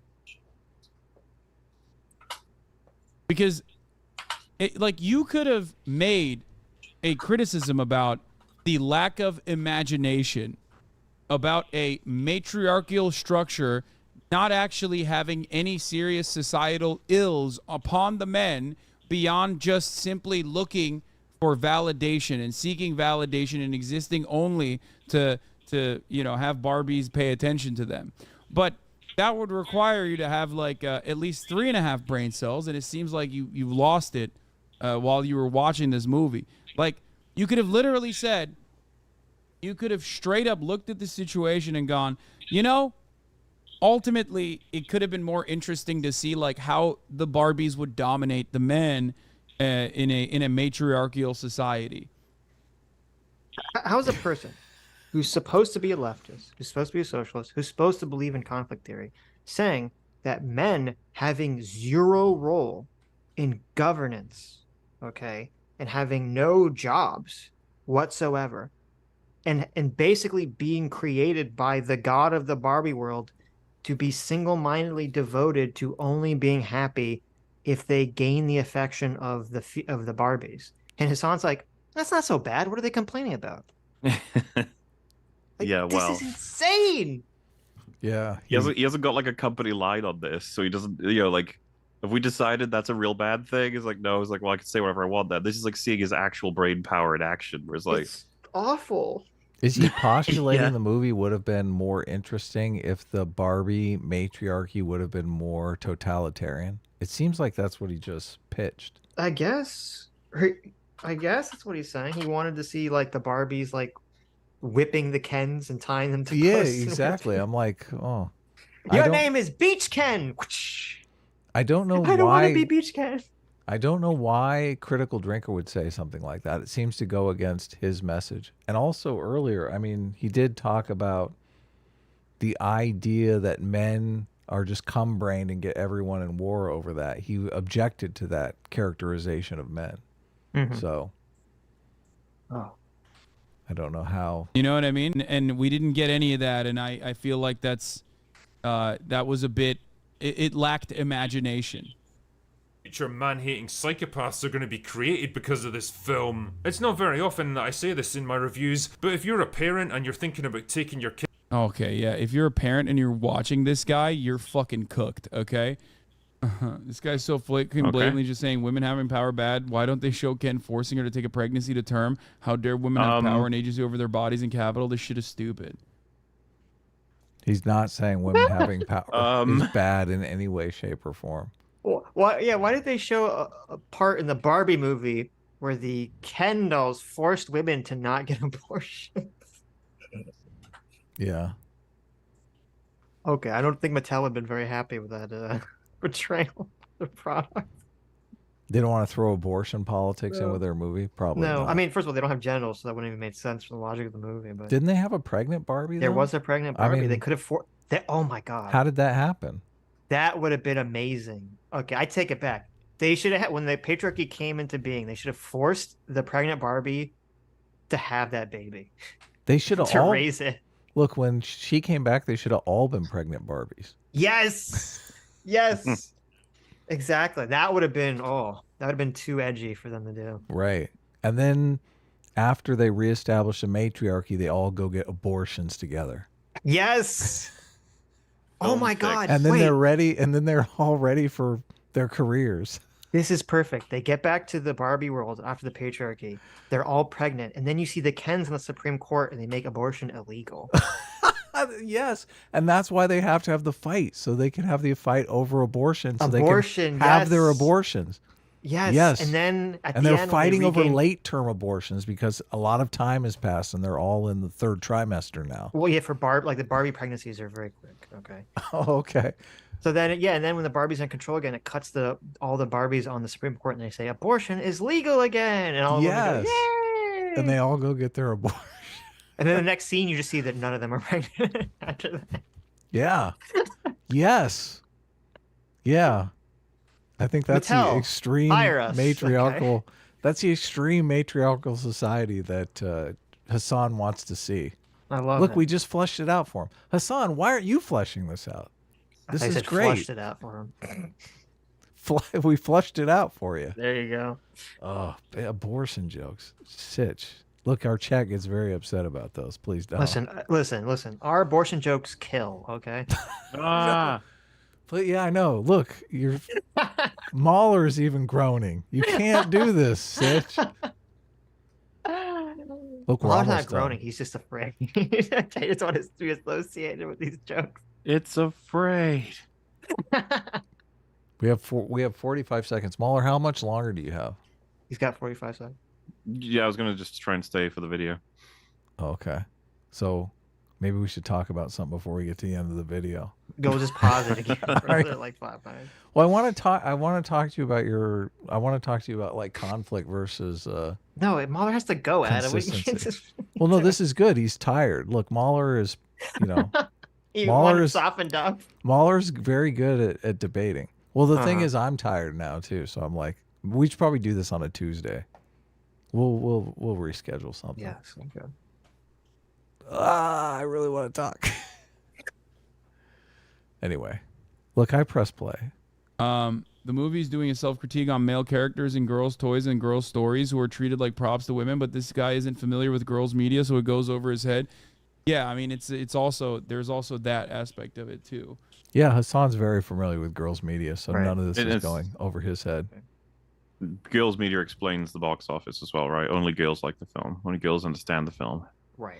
Yeah. Or men who watch a lot of girls media. How many girls right now have their Barbies on the Supreme Court and the Kens are like begging to get on the Supreme Court and they're going, "No, you fucker, get away." All of them. Every girl in America is doing That's that right so now. evil.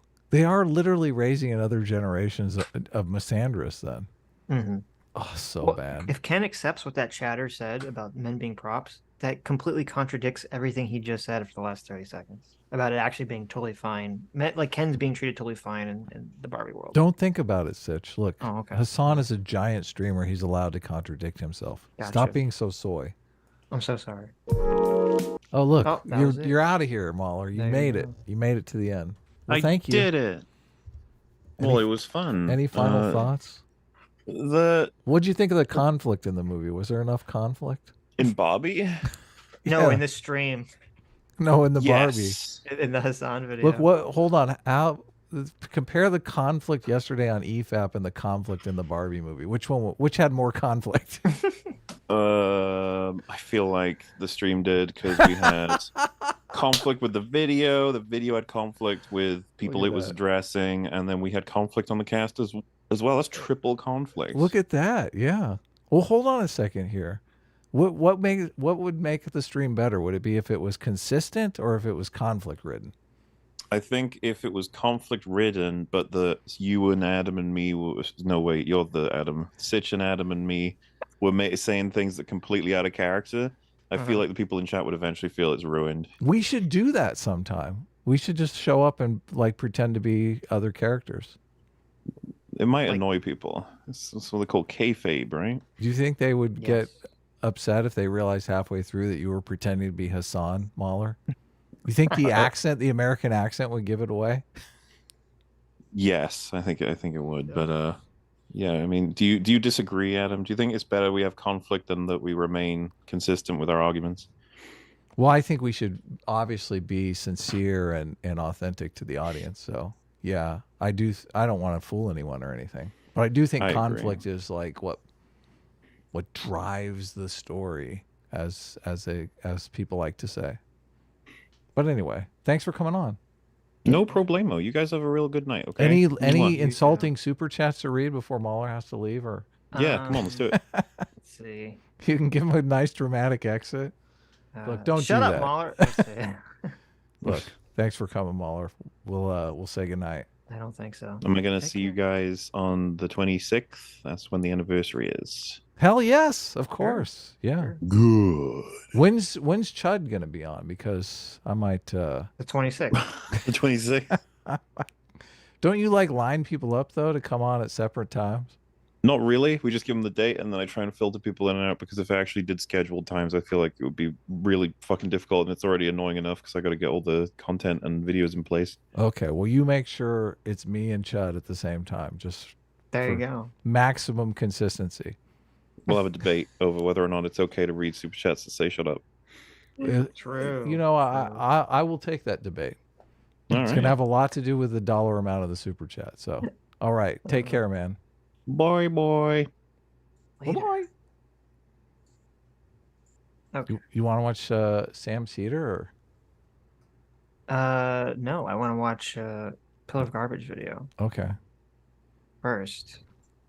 Oh wait, where's? Well, I just want to do like a. We'll do the Sam Cedar thing, or we'll do it on. Okay. We'll do it either later, or we'll do it on Tuesday. But No, I I'm not- want to clip it out and put it on the channel. So Okay, we you can do that, responded but- days ago, so just Is Bond let you I know. want to do this for. I want to keep on the subject matter. We'll do it after this. Okay. Look, about people are super interested because Sam Cedar. I don't. Did you watch the clip? Do you know? I didn't. Like how Did not. badly he look, I don't think he. Look, everyone in the audience is going to think he mischaracterized us deliberately. I'm not sure that he did. I think he's just like maybe a space Stupid. cadet. Yeah. that. Right. That's very possible. No, All I right, didn't watch what it. is so this? we'll have the new- This is Pillar of Garbage. Pillar of Garbage did a video criticizing Critical Drinkers' Glass Onion video that I thought was kind of insane.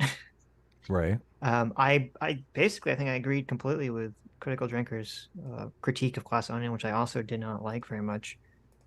So I had some slight quibbles with Critical Drinkers' Barbie review, but I think I mostly agree with it. I'm curious because he's claiming, and I haven't watched this, so I have no clue what he's going to say. He's claiming Critical Drinker misrepresented Barbie. So There were 3 major points in Critical Drinkers' Barbie review that you said exactly the same thing, which I was like, these guys are completely on the same page, especially if you hadn't watched the video. what was I don't remember what they were. Yeah. Well, it was the Barbies. There would be a Oh, there'd be shitload like a of crap different ton of like Barbies. fucked up Barbies. Yeah, that's Yes. true. Slapping the ass in front of the big boyfriend thing was a big thing that you were like, oh, that's so unbelievable. So yeah, true, right. There's another thing too, but I can't remember what it is. Okay. Let's get into this. What is this? Well, let me just read these first. Duke Norton for $20. Thanks so much, Duke. Says, I think we should reincarnate Hasan into a 50s housewife for 2 years to show him how much better women have it today. So we can see how idiotic his hive mind leftist take on Drinker's video is. S-Class is the best class. Yeah, I agree. That would be great. Great. Yeah. That'd be great. Ship him back to the 1950s. Or Isekai Hasan into the 50s. Can we give him housewife. a husband that like is a real wife beater? Look, I'm trying to make it real here, Sitch. Okay. Sitch is like too far. Too far.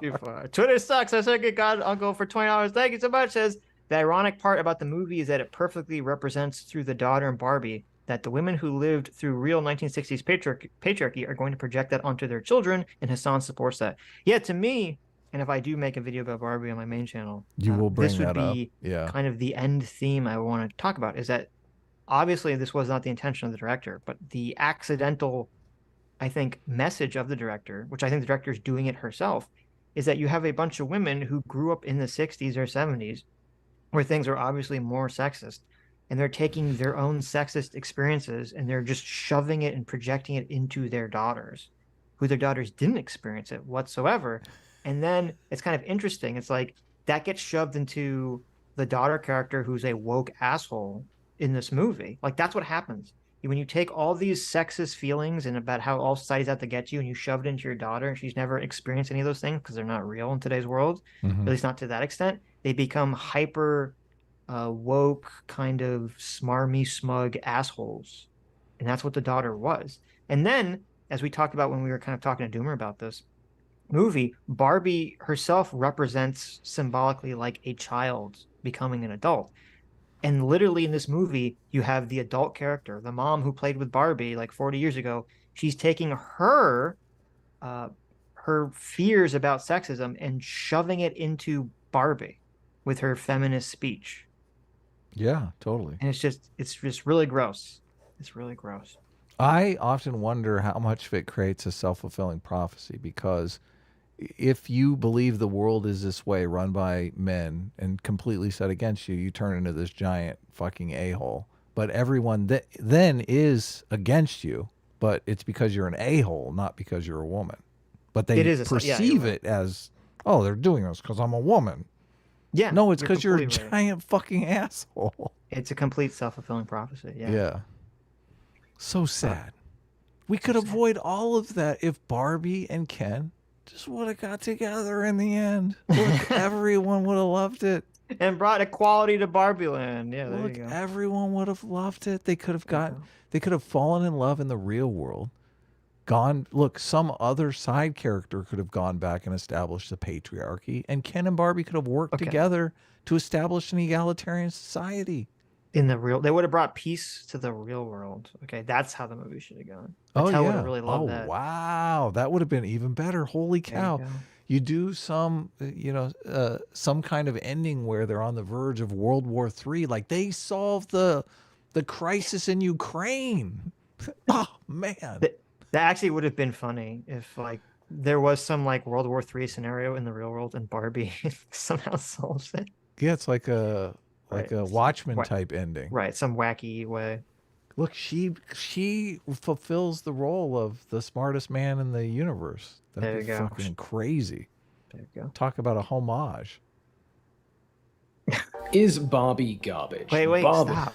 Is Barbie garbage? Raphael Villate for $100. Thanks Oh so my much, god, Raphael. how'd I miss that? Wait. Says, I salute you guys for this react arc that you all have been on. Also, Hasan is draining my will to live. Yeah, it's pretty bad. Don't give in, okay? Don't give in, though. Don't let Hasan win. Okay. We're Ken's together. Rex Vectum for $20. Thank you so much. Says, the most realistic part of the Barbie movie is that Ken literally only exists to love Barbie, and it still isn't good enough for her. Ouch. Yes. That is painful. That is completely painful, yeah. Yeah. Okay, let's get into this. Is Barbie garbage? Barbage, if you will. Was it sold to audiences under false pretenses? And if so, is there a danger here? According to a recent video from everyone's favorite YouTuber, The Critical Drinker, woo! The answer to those questions is an emphatic yes. The truth, though, isn't quite so simple, and in fact, that video says a good deal more about the drinker and his critical practice than you might have thought. Join me as we wade through a truly baffling review and investigate the way the drinker continues to mislead his audience, the way contentious narratives are— Look, I'm pissed, Sitch. I'm so fucking angry here. Like, the whole idea that they always go to bad faith immediately, like, the intention is to deceive the audience. He's lying to the audience about this. Look, I don't even think Hasan is lying to the audience. I just think he's a dipshit.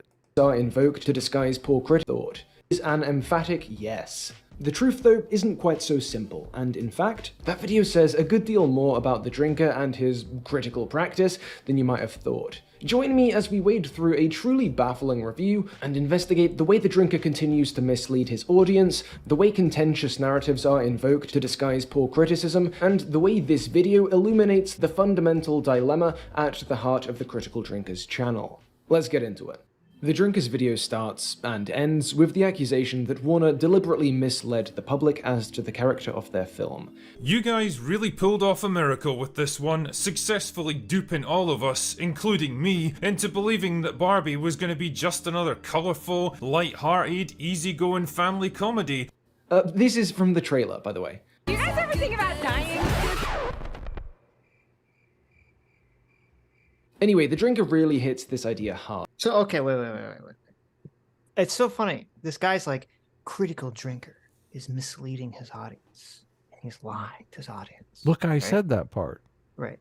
He says that. But then, so when Critical Drinker was talking about like this being a family-friendly kind of funny movie, okay? Right. In the context of his video, when you actually watch it, he's talking about the incredibly overt political messaging.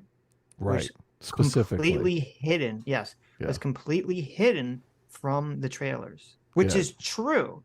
And so this guy, who I'm assuming, I don't know if he's going to try to defend against that point because it's basically undefensible, essentially from the trailers that I saw.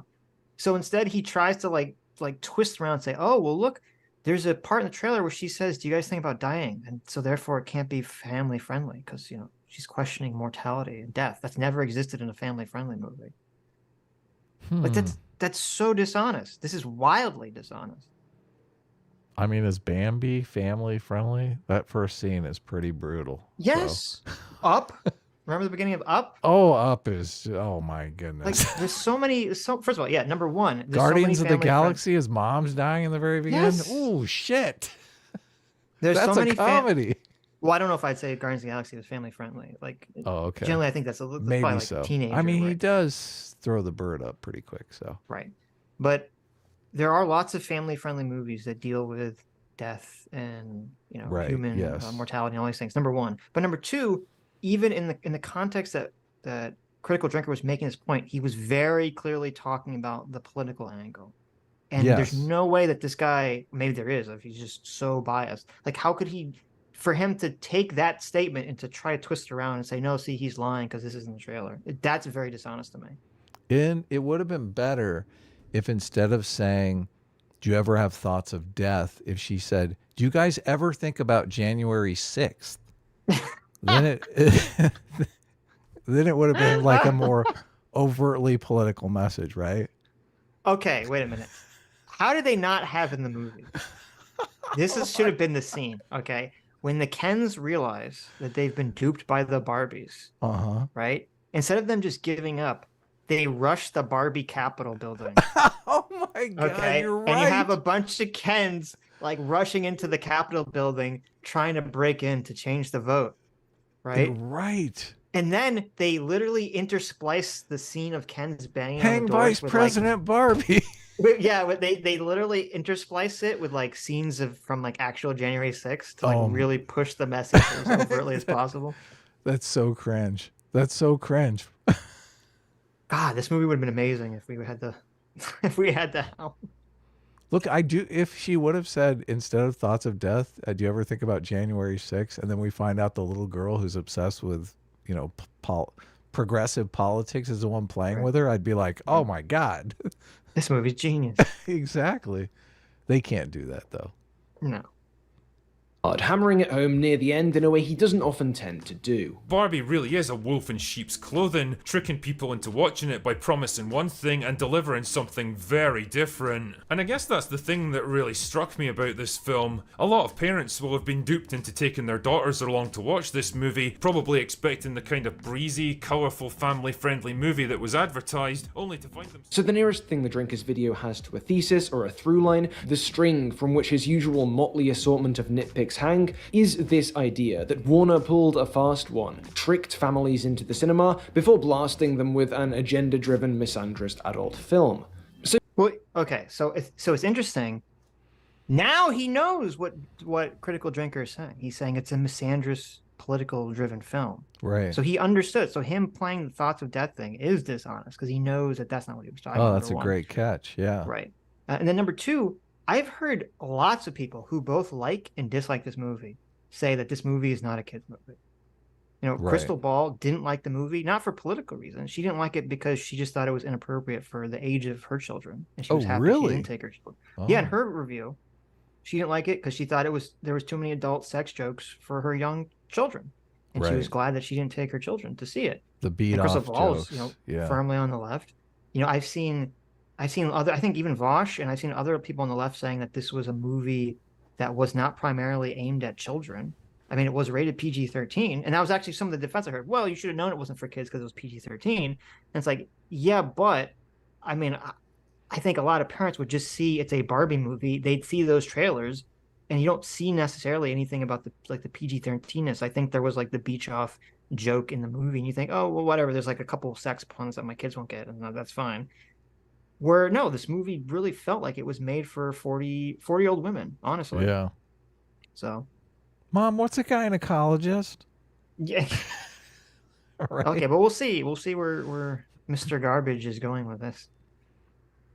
So before we dig into the significance of the drinker taking this angle, let's just check. Is he right? Shit, sorry, I don't know how that sound file got in the mix. Is he right?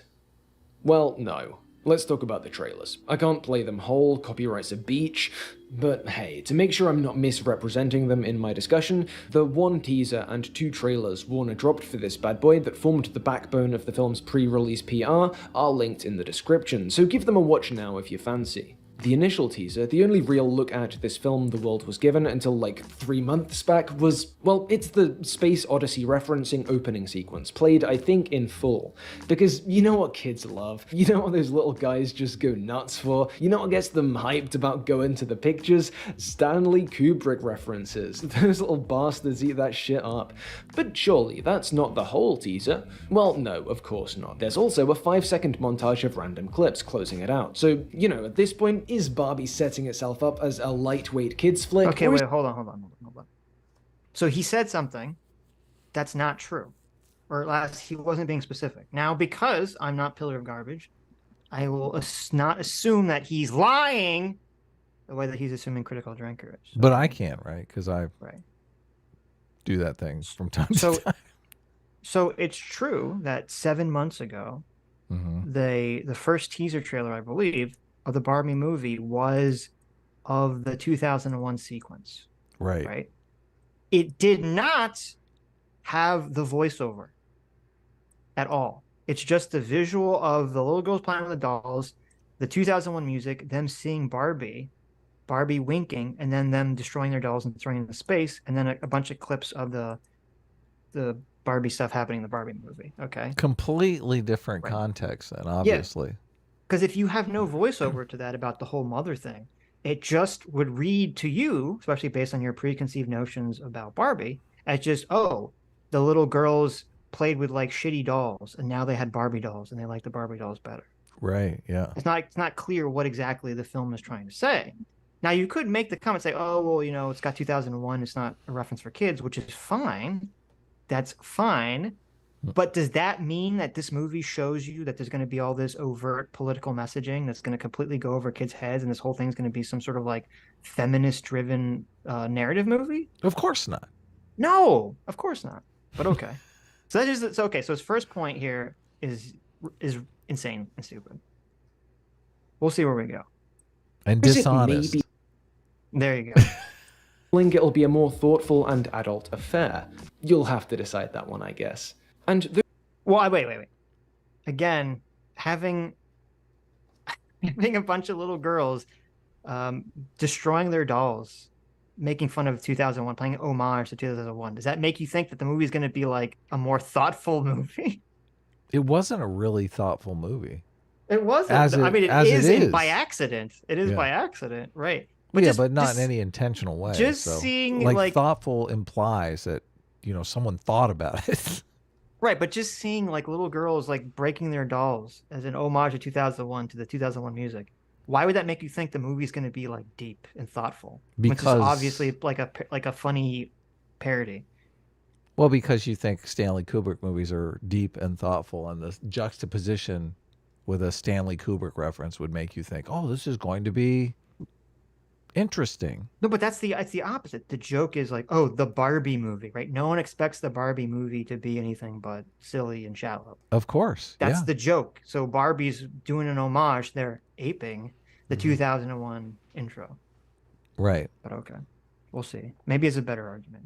I don't know that you can escape the Stanley Kubrick reference thing, because just that's the way the mind works. You'll have to decide that one, I guess. And those random clips focus on the cast, show off Margot Robbie, Ryan Gosling, Simu Liu, and plenty more.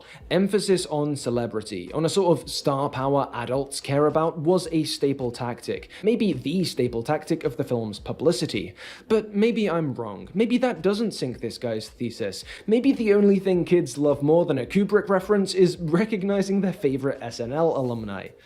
Yeah, anyway, the rest of these trailers gesture toward a similar direction. Okay, so his second argument is that because the movie emphasizes the stars in the movie, right, that means it's not for kids. Right.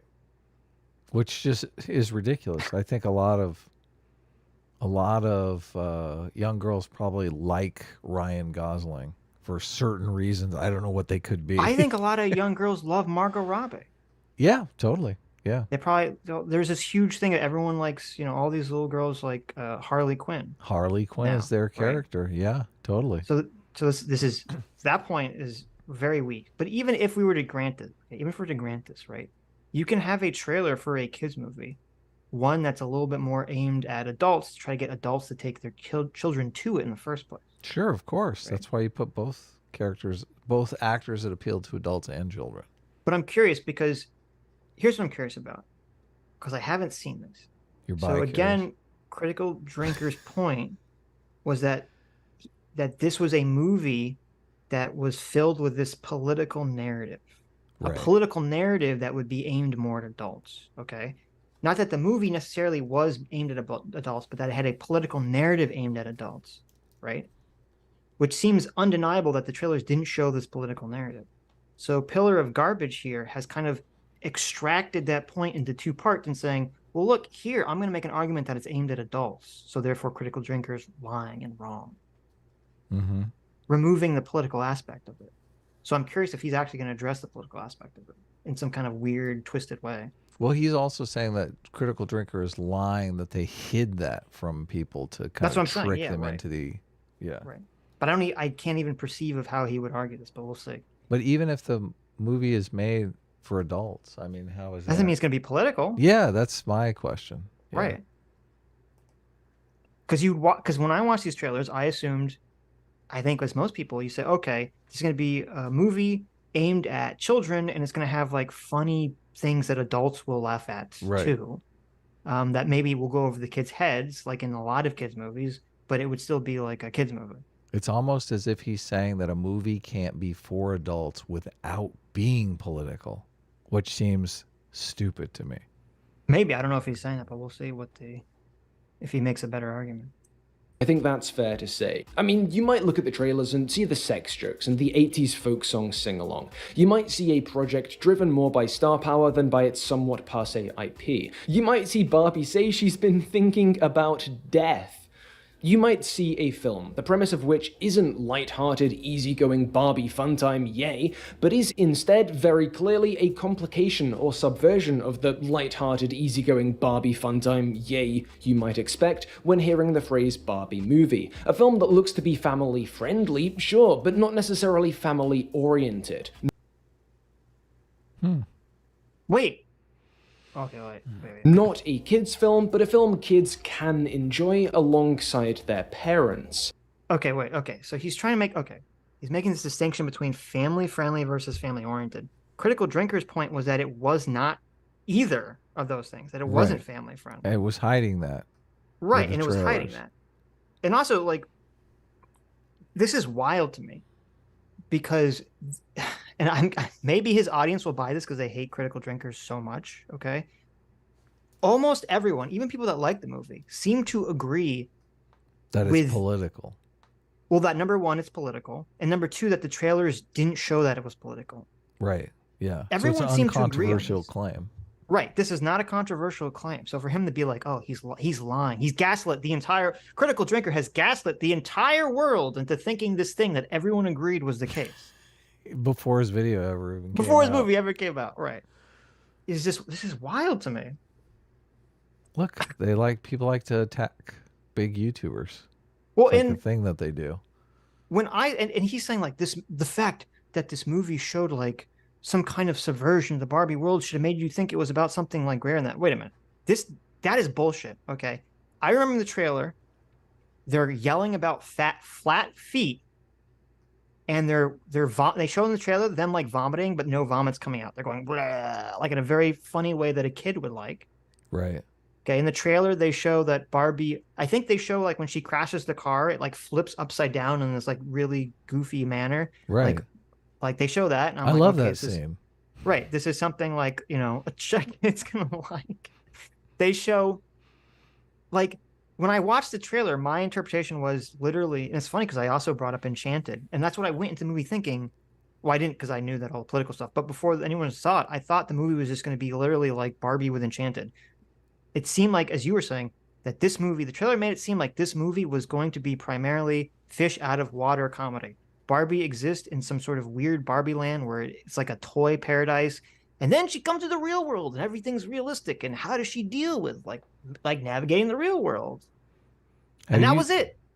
Have you seen the movie Under the Skin with Scarlett Johansson? No, you've asked me this like a Why million won't you times. see that movie? I've never seen this. Look, you dumb need to movie. see this movie. First of all, it's not dumb. It's amazing. Actually, you should know the premise before you see the movie, because the premise is never really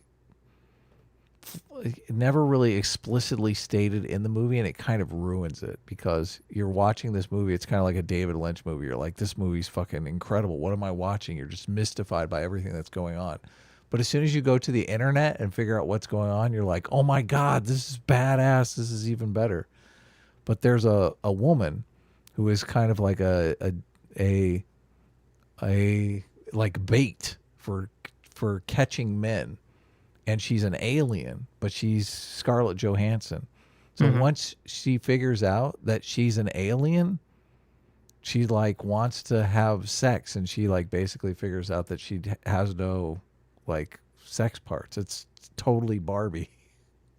Okay. So she's not able to have any sort of Barbie-like intercourse. God, you have to see this movie. It's incredible. But anyway, I've made it sound horrible. Had nothing to do with what I was saying, but okay. Look, yeah, it's a little off topic, I guess. Okay. What were you saying, by the way? Just so I can be up to speed. Just that I thought my impression was that when everyone saw the trailer, they looked at this and thought this was going to be like Barbie's in a fantasy world for children. She comes to the real world, fish out of water comedy. Like that's what the trailer made you think. Oh yeah, that's why I was thinking. Like Under the Skin is totally fish out of water, but not comedy. Like very deep fish out of water. Yeah. Right. She's basically in a dark way. Yeah, she's an alien on Earth and discovers she's an alien on Earth. So it is a fish out of water story. Okay. You really have to see this movie. I don't know why you don't see it. But looks to be family friendly, sure, but not necessarily family oriented. Not a kids film, but a film kids can enjoy alongside their parents.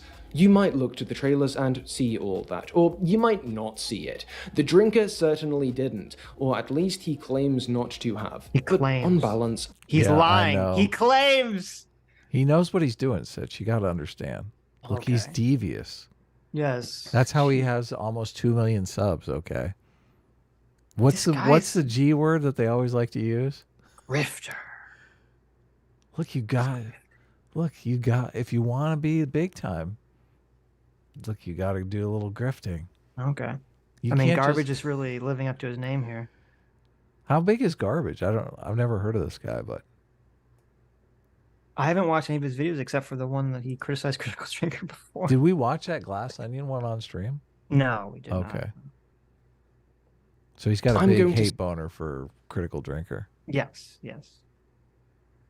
Say yes. That big idea he opens with is pretty clearly a misrepresentation of the film's PR, and I don't anticipate a lot of pushback on that. If that's granted, then yeah, bro looks like a clown, but more importantly, great news. We can proceed with the video. Wait. Okay.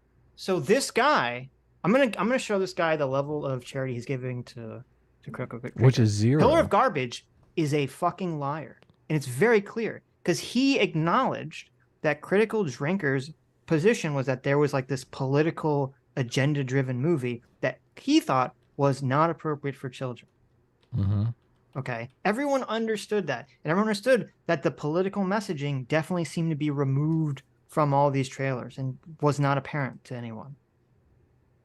And he's not addressed that at all. He just said, oh, well, obviously this movie was for adults or was family friendly if it wasn't family oriented. Right.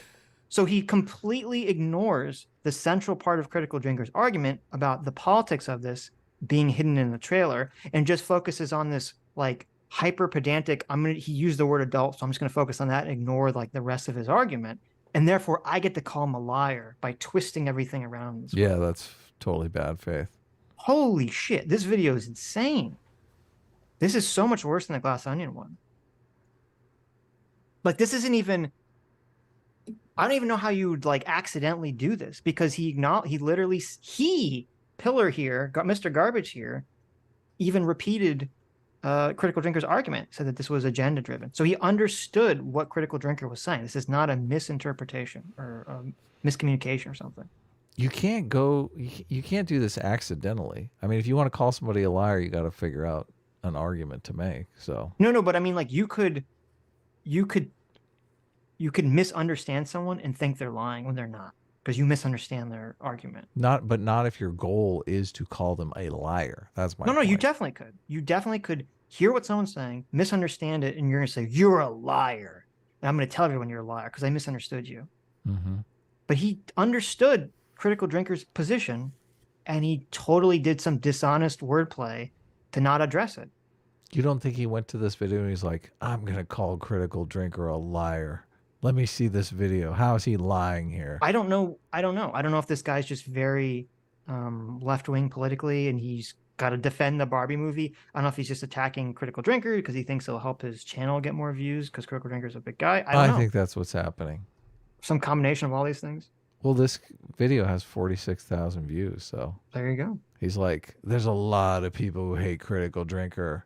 I need to grift off of some of those Critical Drinker haters.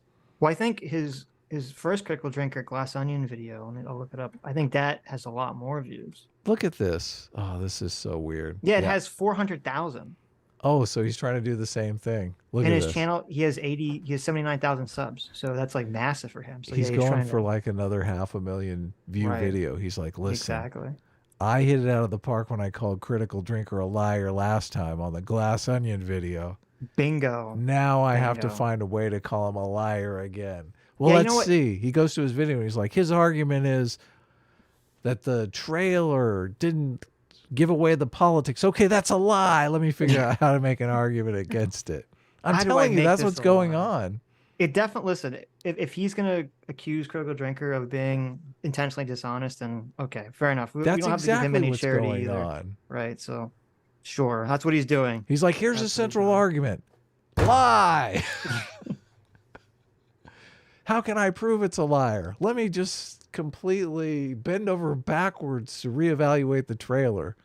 So it's obvious, all that content. Look, it's family-oriented stuff, which obviously means it's political. When I think of a family-friendly movie, I think of a movie that uses the word fascism and patriarchy like 100 times and talks about like how the patriarchy takes over a population of people and they have to speak truth to power to wake the women up from it. That's what I think of when I think of family-friendly movies. I think of that beach off scene. Yeah, exactly. Or I'm beaching off. I'm the best at beaching off. Whatever. Did he put this graphic together conclusion this way? Yes. Oh, okay. Get on our way toward the conclusion. That payoff's going to be a doozy. But here's the thing. The quality of and intentions behind... Whoa! I know, Sitch. Whoa! We Motherfucker! have to look at this again. Hold on, let me see if I can catch it. But more importantly, great news. We can proceed with the video and get on our way toward the conclusion. That payoff's going to be a doozy. But here's the thing. Ah! Sitch, how painful is that for you? Oh. Only the true Sitch fans will know why I am upset. Look, Sitch is on the floor right now with his both hands over his face. What a fucking ass. This piece of shit. But Sitch, this guy. Here's the thing. This motherfucking guy.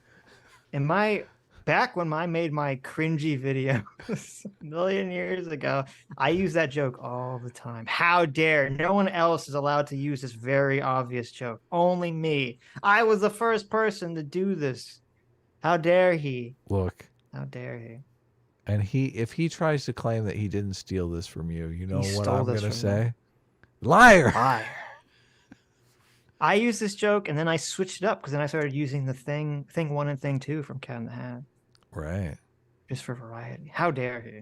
How dare you, sir? Sitch saw that and he was just it's just the quality of and intentions behind the rest of the drinkers review. Look, she stole my thing about the Rorschach thing. So I feel you. I feel you, buddy. You also play a role in that conclusion, so really sorry. I know you guys hate it when I go through a drinker video and pluck it apart, but it looks like we've got to do at least a little of this. Wait, why is he lying? Well, yeah. Why does he say he hates it? What's the point of? What's the even point of lying about that? Look, 500,000 people watched your other video. Are you saying all those people hate it? Pillar of garbage. Let's see. Pillar of garbage. Let's go to his channel. Wait. He has pronouns in his YouTube description. What is this ransom? Oh my God. It says, wait, his YouTube description literally says good faith. This lying, deceptive weasel has the words good faith in his YouTube description. Okay. Did he like Glass Onion? He did. Oh, wow. So if I hit most popular, okay, so it wasn't his most popular video. It was his fourth most popular video. His most popular video was a Glass Onion video, though. It was Glass Onion, yes. Which is why he was probably triggered that Critical Drinker didn't like it. So considering that how popular his Critical Drinker is, the video was, to me, it is dishonest for him to say no one likes when I talk about this. Obviously, 400,000 people liked when you talked about this. Well, they could have been Drinker fans that were just there to hate watch. Oh, I see. I mean, we're hate watching right now. That's true. That's true.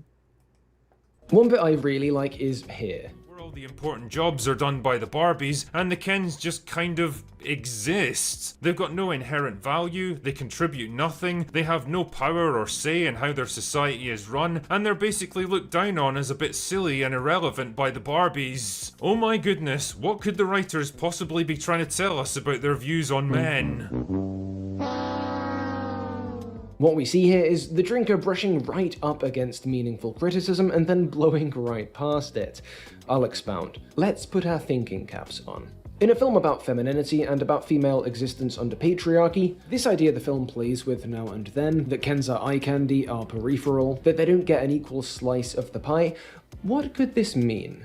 Could it be a tongue-in-cheek inversion of our familiar gender politic? Could the point here be a sort of defamiliarization of the role women are often still forced into, flipping those traits, eye candy, peripheral, subordinate, back onto male characters in order to highlight how and why society's foisting of these upon anyone is a problem? Well, I feel like women opt into those roles often. Are people forcing these Instagram models to be? Oh, it's like secret patriarchy. Okay. No. That's the patriarchy conditioning them to opt to into want those that, to opt into those roles. Yes, because nothing. We're all blank slates at him. How There's convenient. no biological difference between men and women in terms of how they think or perceive the world. I don't like that argument. I hate that argument. So again, I don't have a problem with someone critiquing Critical Drinker for not getting or pointing out this aspect of the film. This is how it's obvious. Does it even need to be pointed out? Well, I think it does. No, I disagree. I think it does need to be pointed out because Critical Drinker is looking at it as if the filmmakers are trying to say that they prefer like the Barbie world is like the correct way that humans should be living. That's how he interpreted it. Now, I didn't view it that way at all. But here's just two parts of this. Number one, I don't think Drinker's lying. I think he just interpreted it in a different way, a way that I don't agree with. Right. Which is fine. But as we talked about, as you and Mauler brought up when we were talking about this earlier, the problem, and I think this is where Drinker and other people who watched this got this impression, the problem is that in the real world, all the men are super sexist, super terrible, ineffectual buffoons. Right. And so if all the men in the movie, even in the real world, are portrayed negatively, it definitely does give you the impression, and I don't think it's ludicrous to say so, it definitely gives you the impression that the movie doesn't like men when every man is portrayed in a bad way. Right. Yeah. Or is supposed to be portrayed, because obviously a lot of people watch it and like Ken's character, right? Right. So he's a tangible goal, even though he's kind of a wuss at the end. Right. So it's fine to disagree with this, but I don't see how this is him lying. Unless Garbage here has some sort of magic lens that he can look into the mind of Critical Drinker. He's like, oh, he's just lying because he wants to throw out the red meat for his evil right-wing audience. So much of this movie revolves around whether or not the patriarchy is real in the real world, in our real world, aside from the movie. That's so lame. Well, the movie wouldn't make sense if the makers of this movie didn't think the patriarchy was real, still the movie wouldn't have made any sense. There are movies that are like religious movies that come at it from a believer's perspective, like a person who believes in God will enjoy the movie more, and a person who is more scientifically minded will probably not enjoy the movie as much. And I feel like there's a little bit of that going on in this movie with the patriarchy. Yeah, of course. Like this, yeah. If you watch God's Not Dead or something, like there's a presuppositional idea that the movie's religious and that it's, you know, God exists in the realm of the movie, right? Sure. Yeah. It's the same thing with, you know, the patriarchy is a presuppositional belief for this movie. Right. You know, if when they went to the real world, the men weren't super sexist and it was just like literally a normal world, like Critical Drinker said, I can almost guarantee you he would not have said that the movie hated men at all. Right. Problem? Or could the fact that, regardless of context, men are on the bottom rung of the ladder, are subservient, simply mean film thinks men bad? The creators hate men, and that's that. The drinker hitches his cart to the latter option, and that's both kinda funny and a huge missed opportunity to actually say something halfway insightful. See, symbolically speaking, the way Barbie Land works is twofold. The subordination of the Kens shows the drawbacks of our currently existing gender imbalances, while the Barbie's successes show the heights women could achieve were these imbalances not a fact. Okay, wait. This interpretation is insane. Holy shit. It's full patriarchy believer. Like he buys into the patriarchy shit. Okay. So first of all, to compare, this was like one of the biggest flaws with the movie. The real world is not the inverse of the Barbie world, and only literally the dumbest mouth-breathing parasites could actually believe that at all. It doesn't even make sense. And literally the movie itself doesn't even really believe that. No, yeah. Even though everyone's portrayed as hyper sexist, even the movie itself doesn't believe that at all. You have the guy say, well, actually, it's kind of the opposite now, where being a woman helps you get a job more. And they show a female doctor who's specifically telling Ken that he can't get a job there. Right. Like, so number one, no, you can say it's supposed to be like a insanely hyperbolic for comedy version of it, maybe, or an old-timey version. It's kind of interesting. My dad actually saw this movie, and he said that the movie didn't make sense to him unless it took place in 1960. Yeah, that that's like what when I was thinking. Barbie and Ken, when they went to the real world, it should have been like 1960, and then maybe the movie would have made sense. Mad Men. Right, if it was like the Mad Men universe or something. But in 2023, it makes absolutely no sense. So number one, that is an insane take, for him to say that, number one. And then number two, for him to say, well, Barbie Land is simultaneously, this argument's insane. Simultaneously, it's supposed to be like the evil inverse of sexism on one hand, but also a positive representation of what women could achieve if they didn't live in a sexist world. So the society is both, you're not supposed to take it seriously because it's evil sexism, but it's also a positive representation of what women could achieve if not held back by men. That's the real world? That's the Barbie world, right? That's the Barbie world, he's saying. Look, he's saying the Barbie world simultaneously, you're not supposed to take it seriously, but you are supposed to take it seriously. Look, you can't look at that sleepover scene and think, this is the pinnacle of female existence. According to garbage, you are. That's so fucking ridiculous. Like, this is, okay. Talk about, it's so funny because they all like to say, you know, media literacy. In Barbie, all the people that have jobs, like, they're all idiots. The Barbies are all idiots. All their jobs are fake jobs. They are fake jobs. Because it's supposed to be like a kid playing with a doll doing an imaginary job. Yeah, imaginary version of the world. Right. So there's literally a part where when they go see Barbie's in the president's office, for no reason. Right. I'm presidenting. Right. And the president's just like, everything's so wonderful, I don't even have to do anything. Let's all talk amongst ourselves and congratulate ourselves. Right. And then all the Barbies turn to other Barbies and talk and congratulate themselves, except Margot Robbie's sitting next to no one. So she turns to empty air and starts conversing with no one about how awesome of a job their women are doing running society. Okay. So you can't tell me that this is supposed to be like, oh, this is a positive representation of what women would achieve under the matriarchy. When all the Barbies were still shown to be idiots, even when they had full power over everything. But it's so funny.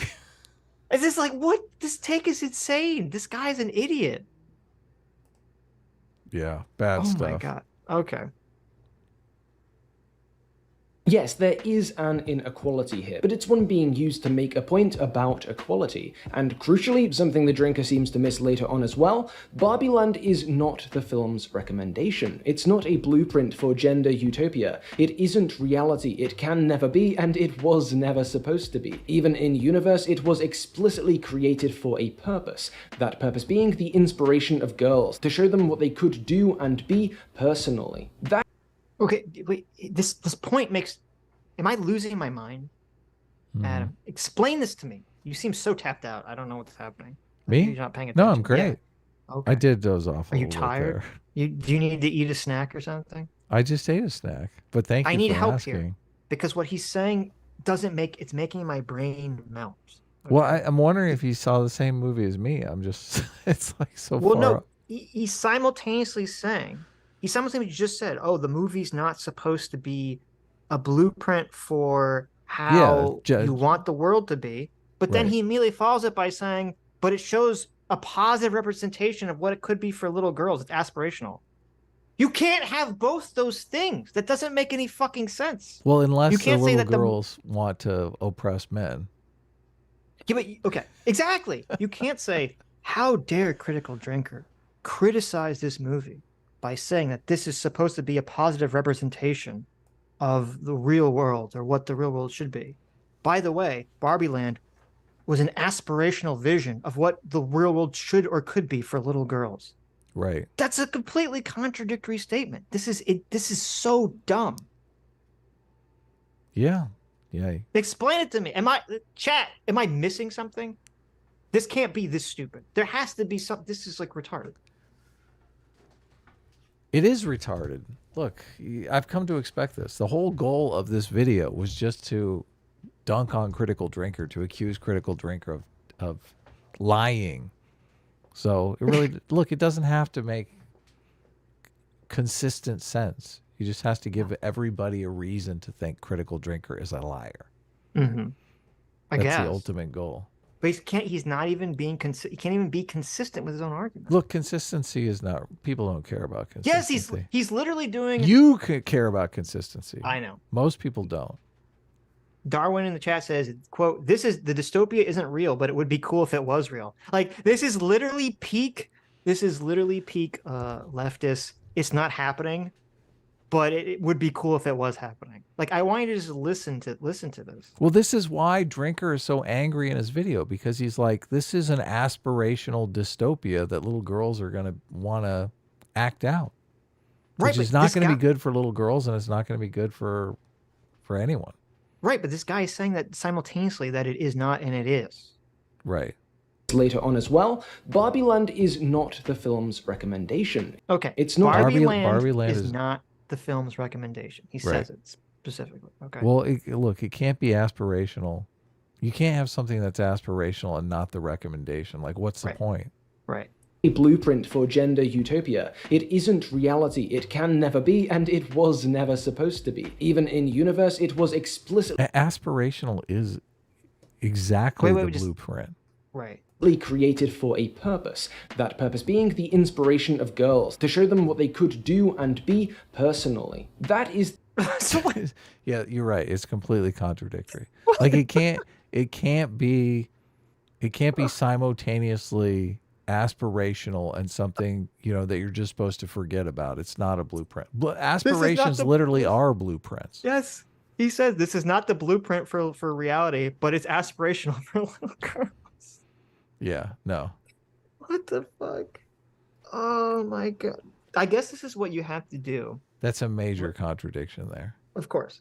I guess this is what you're forced to do if you are working backwards, where you're like, I have to make a video where I criticize Critical Drinker and everything he says, and you force yourself into this weird pretzel logic. Like, your argument's not going to make sense, essentially. Yeah, sometimes I feel like they're just typing out a script and they're like, that sounds smart. I'll just go with that. Although I don't know how you could miss that. Oh my God. The idea here. As you're writing the script, you would kind of think, well, aspirational means like a goal that you're striving for. It's so ridiculous. But while that concept is a little messy, given the Look, he says the concept is messy, Sitch. He knows what's going on. Being the inspiration of girls to show them what they could do and be personally. That is the idea here. But while that concept is a little messy. Okay, wait, maybe I spoke too soon. Maybe I was a too quick pause, Andy. He's going to bring it all home. He's going to explain how, even though what he said is inherently contradictory, it's going to make sense. Look, it's nuanced, okay? Do you have faith that garbage is going to bring it home and make it all make sense? Contradictory is so harsh, okay? Well, how else would you say it? It's nuanced. Okay. Come on. This is a very nuanced take. Yes, all right. That's what nuance means. It's when you say one thing and then you say the opposite thing. Nuance. Right. Sure. Okay. Given the Kens, Barbies, and Allens alike are seemingly endowed with some degree of sapience, or at least the potential for it, Barbieland's limited opportunities for Kens is a bit troubling. The film kinda hangs a Wait. Now he's agreeing with Drinker. Okay, so he said it's a bit messy. Then he didn't explain the contradiction. He just lampshaded it. He said, yeah, I understand that what I said maybe does messy, but whatever, fuck you. Just accept it. He should have just been bold and come out and said, look, I know what I said was contradictory, but let's just move on. Sit and spin, motherfucker. Oh my God. And now you're right. Now he's just like, yeah, I mean, I guess it's kind of bad because, maybe Critical Drinker's right. Maybe it is kind of bad because these people seem like they have conscious free will and this is not great for them. Yeah. Okay. Now it's a Critical Drinker video. Right. Lantern on this with the closing voiceover, but lampshading an issue isn't the same as resolving that. Have you seen this video before? Have you seen this video before, Sitch? No! I gotta ask. He just fucking... How did you do that? What? Sitch. He lampshaded himself and he didn't realize it. And now he's like, well, just because the movie lampshades something doesn't resolve the issue. We've reached like 10 levels deep of irony. What is happening? This isn't real. This is not, wait, this is an elaborate troll. This video is an elaborate troll. This is not a real video. This is an elaborate troll, or this channel is really some sort of deep fake ChatGPT created script. Someone put Critical Drinker script in ChatGPT. They said, can you write for me a counter video to destroy Critical Drinker? And this is what it came up with. I feel like you're trolling me. How did you get that lampshade comment before he said it? Because he just did it in his review. Yeah, but then he admits it. I don't know. No, I think uses the same exact terminology. No, I think he's saying that. He's saying that the movie did it. Obviously, he's saying he's innocent of lampshading. Right. I don't. Now I could be wrong. He could immediately address that he lampshaded it right in the next 10 seconds because I haven't seen this video.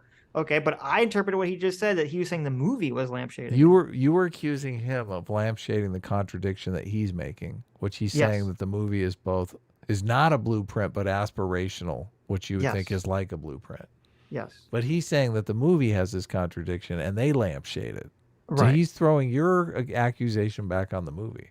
Which is hilarious. This is fascinating. I know. For those who don't know, lampshading is when there's some sort of contradiction or problem in a story or plot hole in a story. Paper over it, yeah. Well, that the movie points out that is a plot hole or a contradiction or something, and thus that is supposed to make it acceptable.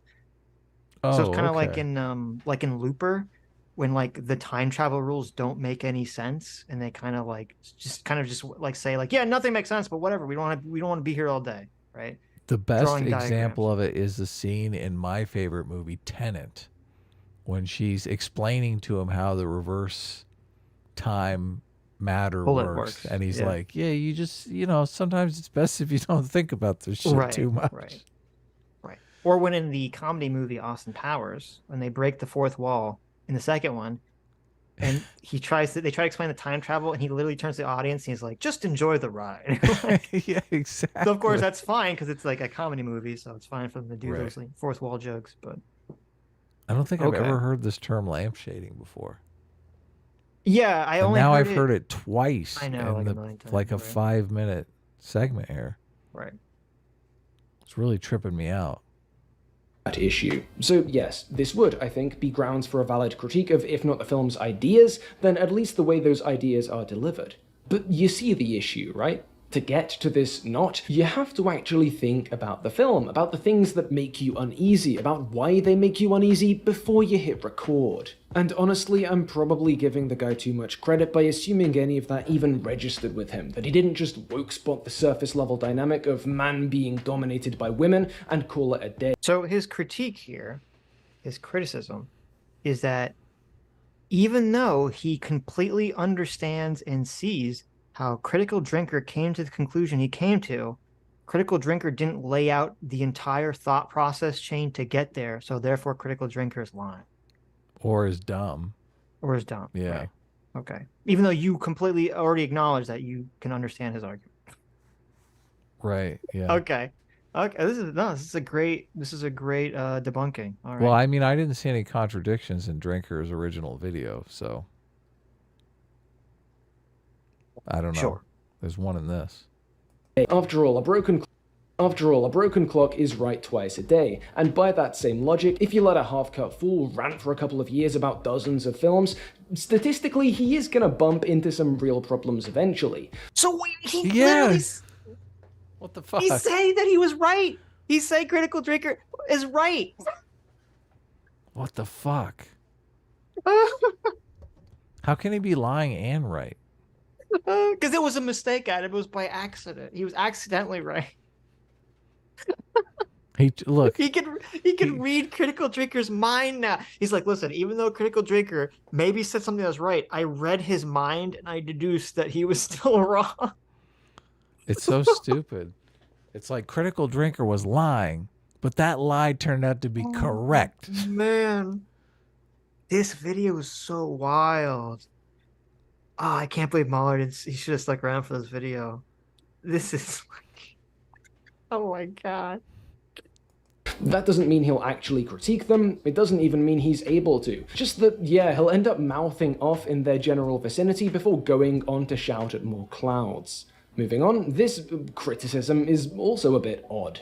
Like, one guy literally walks up to Barbie and slaps her in the ass, in the middle of a crowded boardwalk, in broad daylight, in front of her boyfriends. Go with me here. The real world in this film isn't all that real. Anyone who's seen the film will recall that things are often a little exaggerated. Or do Mattel executives regularly engage in high-octane car chases? Maybe that's an America thing. Viewers from LA... Look, he's stealing. Oh my god, he's taking the Doomer argument. He's stealing my Doomer. god. He's stealing Doomer's argument here. Although I did make the argument about the car chase, but you said it wasn't as high octane as he's claiming it is. Please do tell me wasn't the like- last time you saw Wait, Elon wait, crash.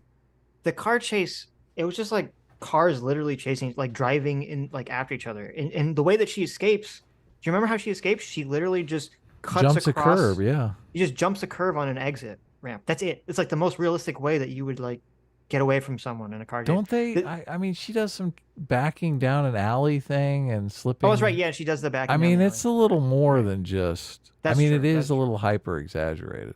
Yeah, a little bit, but this is no It's scene not from like Fast and the Batman. Furious 5 or anything. No, it's not like the Batman where he's like driving through the explosion of the truck. Oh you my know. God, that would have been so bad. The Penguin's car gets like knocked over. Why upside couldn't they down. do a homage to that? That would have been There you pretty. go. Look.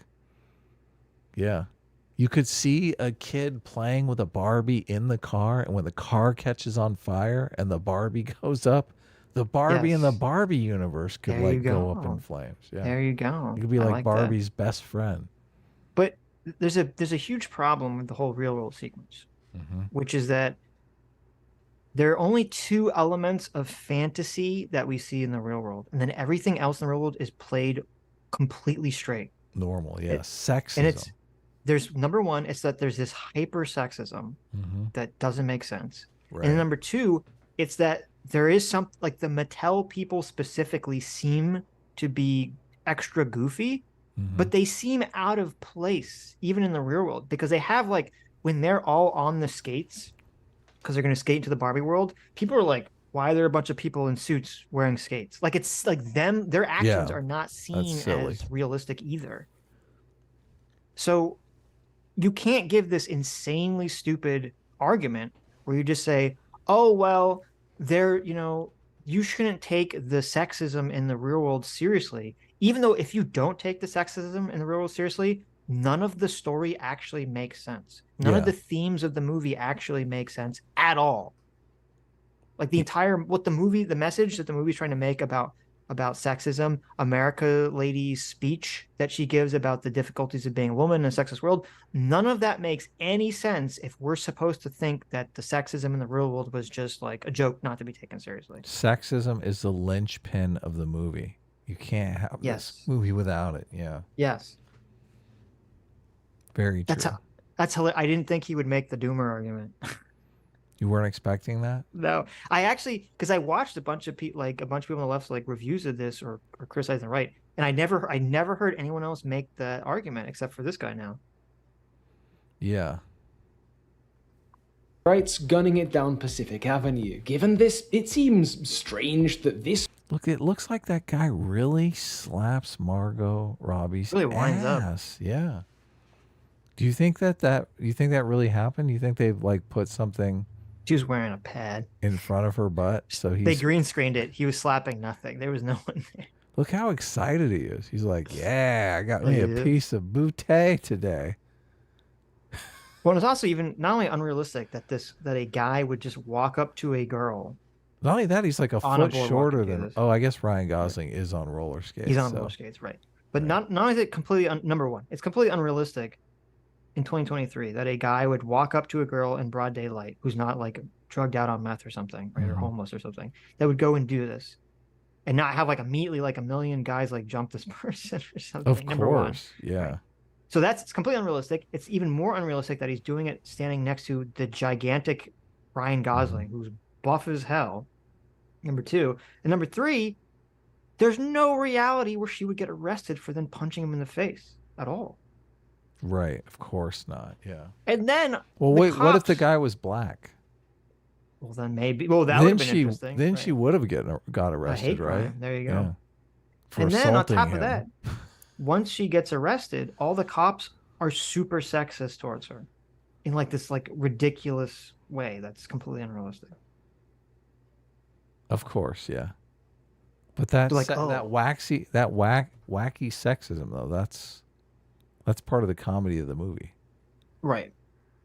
But this is so when this like wacky sexism scene happens, we're supposed to just be like, oh, that's not realistic. But then when Barbie's like sitting on the bench and she's like absorbing all of the real world and like the struggles and real things that people feel, and she sees the old woman who's aged and it making her like yearn for maybe something more, like that's all supposed to be not realistic too. Because it's the real world. The real world is supposed to be wacky. I fucking hate that scene. I mean, I do too. Because it's lazy. The bench scene, yeah. It's an incredibly lazy scene, but it's like the one scene that people will turn to create all the headcanon. Yes. About how, this is why she wanted to go to the real world in the end. Did you see her sit on the bench and look around? It's like, fuck you. Well, why would the reason the scene is lazy, where she's sitting on the bench, is because, so if you haven't seen the movie, Barbie's sitting, like after Barbie's been arrested twice and been sexismed like thrice, okay, in the movie, or actually 4 times in the movie. I'm surprised they didn't do the cavity search at the prison. There you go. She's sitting on the park bench. Ken goes off to like learn about the patriarchy or whatever. Right. And she's just like looking around and she sees like little kids playing. She sees like a guy who seems upset about something on like his phone, or he's writing a letter or something. She just sees like a bunch of different people living in the world, all experiencing various emotions. You know, she sees like a couple together that are happy. She sees like a mother playing with her daughter. And then she sees this old lady, and it's like weird because she's obviously never seen anyone that's aged. And the thing is, the reason the scene is lazy is because Barbie looks at all these different people in the real world doing real world things that she would never experience in Barbie land. And she immediately has some kind of strong emotional reaction where you see like this is something that is powerful and meaningful to her. But why? Yeah, why? From a character perspective, why would anything that she's looking at have any emotional impact on her? She should just look at it and be like, this is completely alien to me. I don't understand like what are these people are doing. Well, curiosity could have been the reason, but it's not explicit. Well, but if she was looking at it like curiously, like, oh, this is very interesting, that's completely different. I completely understand that. Like if she was fascinated with the old lady, right, and maybe even if she thought the old lady was beautiful just because it's like she's so different. She's never seen anything She like should have it. said something like, "Are you human?" Right. Are you human? Exactly. Or what? No. What are you? Yeah. What are you? Right. Like all that would have been fine, but she's like deeply emotionally impacted by all this. And that there's no reason for her, from her character perspective, that any of this stuff should have any emotional effect on her whatsoever. Yeah. Yeah, no, I agree. That's why I hate that scene. Because it's the one scene that everyone will see the way they want to see it. And it's like, I like my movies to be more explicit than that because I like to know that the writers are competent.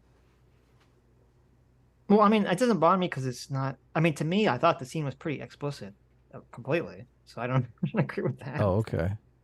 I just think it's lazy because No, it's there's got to no be reason. intercut with scenes from the Barbie world and her like realizing that the Barbie world is different. I don't think And you the Barbie need that. world has to. Someone in the Barbie world has to say something explicitly like, "But it's perfect here," and she remembers. Well, no, okay. And Here's then how the you. woman sitting next to her says, "This place sucks." Here's how to fix it. Okay. Uh-huh. You have the scene. She's on the bench. She sees all the people doing all the stuff. Right. She doesn't have an emotional reaction. She just has like a very curious expression. Right. It's like interesting. Like when she that doesn't know- alien lady discovered she didn't have a vagina. Right. It's just kind of like an interesting thing. She's looking around like, what is this? Well, this is very interesting to me. And then at the end of the movie, before she decides not to go to the real world, at least at first. She fixes Barbie world. Uh-huh. And everything goes back to normal. And her life goes back to the routine that we established in the beginning of the movie. And then she remembers the scene. Right. And you see that there's a scene where she's in Barbie world and she's sitting around and she starts It's looking the at all same these thing. people. She's in a park, just like in the Yes. real world. She's in a But Barbie it park. sucks. Yes, she's in a Barbie park and she sees all the Barbies and they're all really happy. But like they're all doing like the pretend fake things. Right. They're not doing anything real. Yeah. And she sees how like all of a sudden for the first time she realizes none of them are experiencing anything real. It's all just fake. Right. I'm in the fucking Matrix. I need to Right. get to the real world. Right. And then she goes and she's like, "Give me that Birkenstock." Yeah, and then that would be the motivation for her to leave the Barbie world at the end and go be real. Right. That's how you would do Yeah. those scenes. Yes. Didn't she? I mean, they even set up the Birkenstock thing. She could go back to the messed up Barbie and say, "Listen, I need another Birkenstock. I need a Birkenstock." Right. Well, I mean, that was just symbolic. She didn't actually wear. I don't think she actually wore the Birkenstock in the real world. Would have been better if she'd had to. If she had to, that would have been kind of funny. This moment gets targeted by the realism police, and something like the Mattel chase doesn't. When Sitch, you are the realism police. If the sexism in the real world is not supposed to be taken to mean anything, then the movie doesn't mean anything at all whatsoever. The movie's just nothing but bright lights and pretty colors. Look, sexism is wacky and fun. Okay. That's the way they portray it, and that's the way it is. Oh my God, Jeez. it's so public dumb. sexual assault is the thing that, actually happens sometimes. Wait. We need to play this in its entirety. I know. Okay. In car chases. Maybe that's an America thing. Viewers from LA, please do tell me the last time you saw Enon Kreitz gunning it down Pacific Avenue. Given this, it seems strange that this moment gets targeted by the realism police and something like the Mattel chase doesn't, when public sexual assault is the thing that, actually happens sometimes. So, okay, wait. This guy is so full of shit. He did the exact same thing he did with his first point. He Yep. said, why are you saying why are you criticizing for the realism? It's supposed to be unrealistic. And But then he says it actually, it is happened. realistic. Yes. What the fuck? But it's not realistic. But actually, it is real. It is realistic. It's supposed to be wacky and fun. And oh, by the way, this happens all the time, bitch. Oh my god. This guy's so stupid. Look, this is being targeted by the realism police. Oh Me, my god. because it's totally real. Yeah, exactly. I mean, maybe this is his problem. Look, he pulls out a badge. I am the realism police. You're being How arrested. dare you be the realism police? Oh. You're being arrested for not believing this sexism. How dare you? This scene is simultaneously hyperbolic fantasy that's not realistic, but it is also very realistic. Oh man, this movie could have been as good as Scott Pilgrim, but they just Oh they didn't my know what they were doing. This guy is insane. How does his audience listen to this and like not just like what? I don't like a double take. Look, I don't. His views are kind of all over the place. I don't know that he has like a regular audience or anything. Maybe.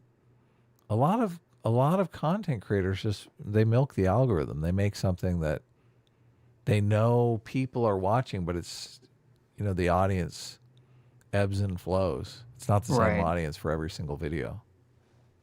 Well, I'm curious because this video's been out for 4 days. It only has 46,000 views. I don't know how long it took for his critical drinker video to kind of blow up.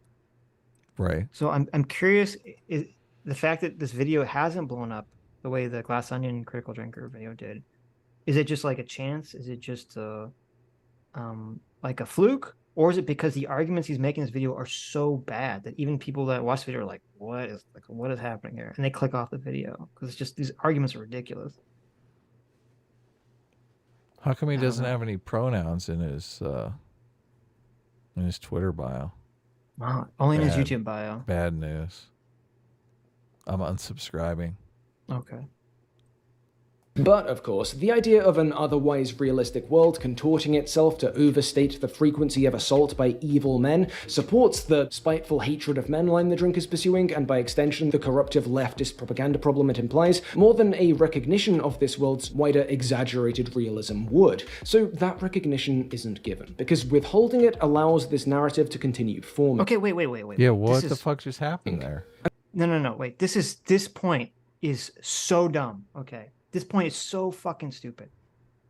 If Barbie is, and this is what we're trying to get across kind of with Doomer, though this guy's making a point, it's even like way stupider, okay? Mm-hmm. If the point of the Barbie movie is to say something about gender relations, is to say something about feminism broadly, which I think we all agree it is, right? We all agree it's trying to say something about feminism and gender politics. Yeah, no, right? totally agree. Yeah, 100% agree. It's trying to say men suck and the patriarchy is evil.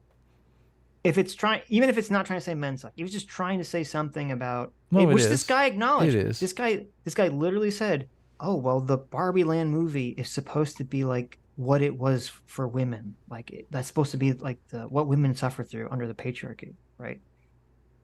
If you believe that, and you believe this movie is trying to make a message about feminism, you can't turn around and then say that the depictions of sexism in the real world are not supposed to be taken seriously. Right. Because if you do say that, the message. Then what the fuck is the message of the movie at that point? Yeah. The movie has no message. All the feminist messaging in the movie, the speech that the mother gives about the difficulties of women, if all the sexism in the real world is not supposed to be taken seriously, none of that makes any sense at all. Right. He's taking the sexism in the real world seriously.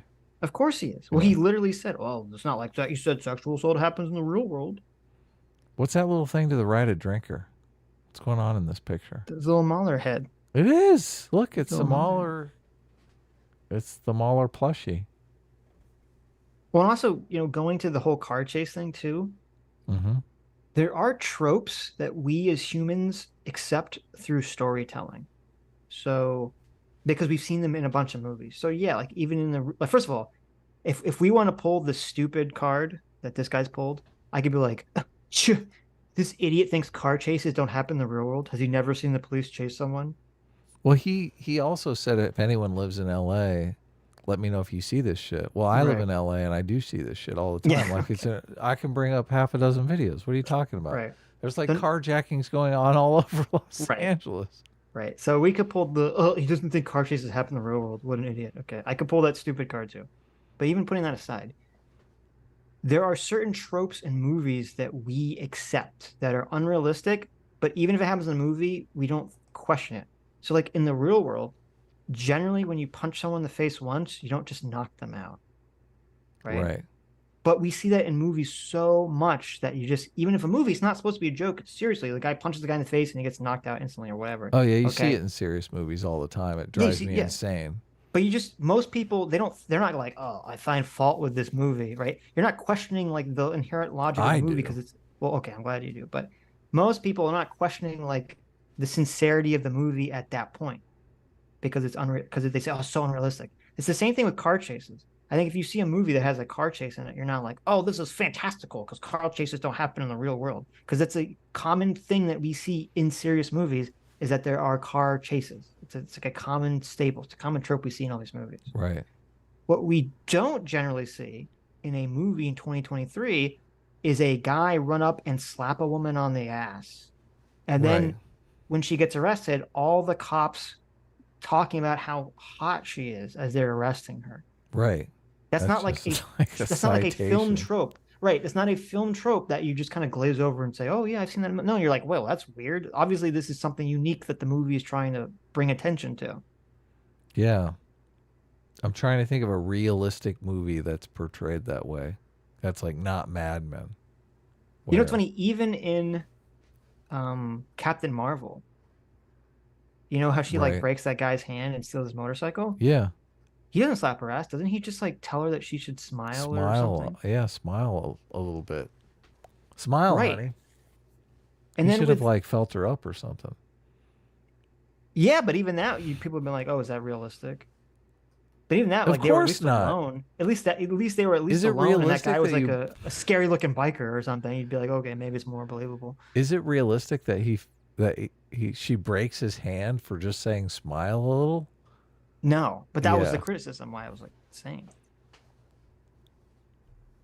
And what did the guy in Wonder Woman 19? Remember when Cheetah like beats the crap out of that guy in Wonder Woman 1984? No, I missed that. I'm trying to Wonder Woman 1984. Did you see it? I think I saw the beginning of it. I was memeing on. That's the one that I was memeing on EFAP, saying the beginning was good, right? Oh, you liked it because it was. You liked it because you liked the American Gladiator. American opening? Gladiator, yeah. Yeah. Look, I was just memeing, but I realized now that I shouldn't have said that. Anyway, sometimes like people take the memes too seriously. Even in Wonder Woman 1984. Okay. Right.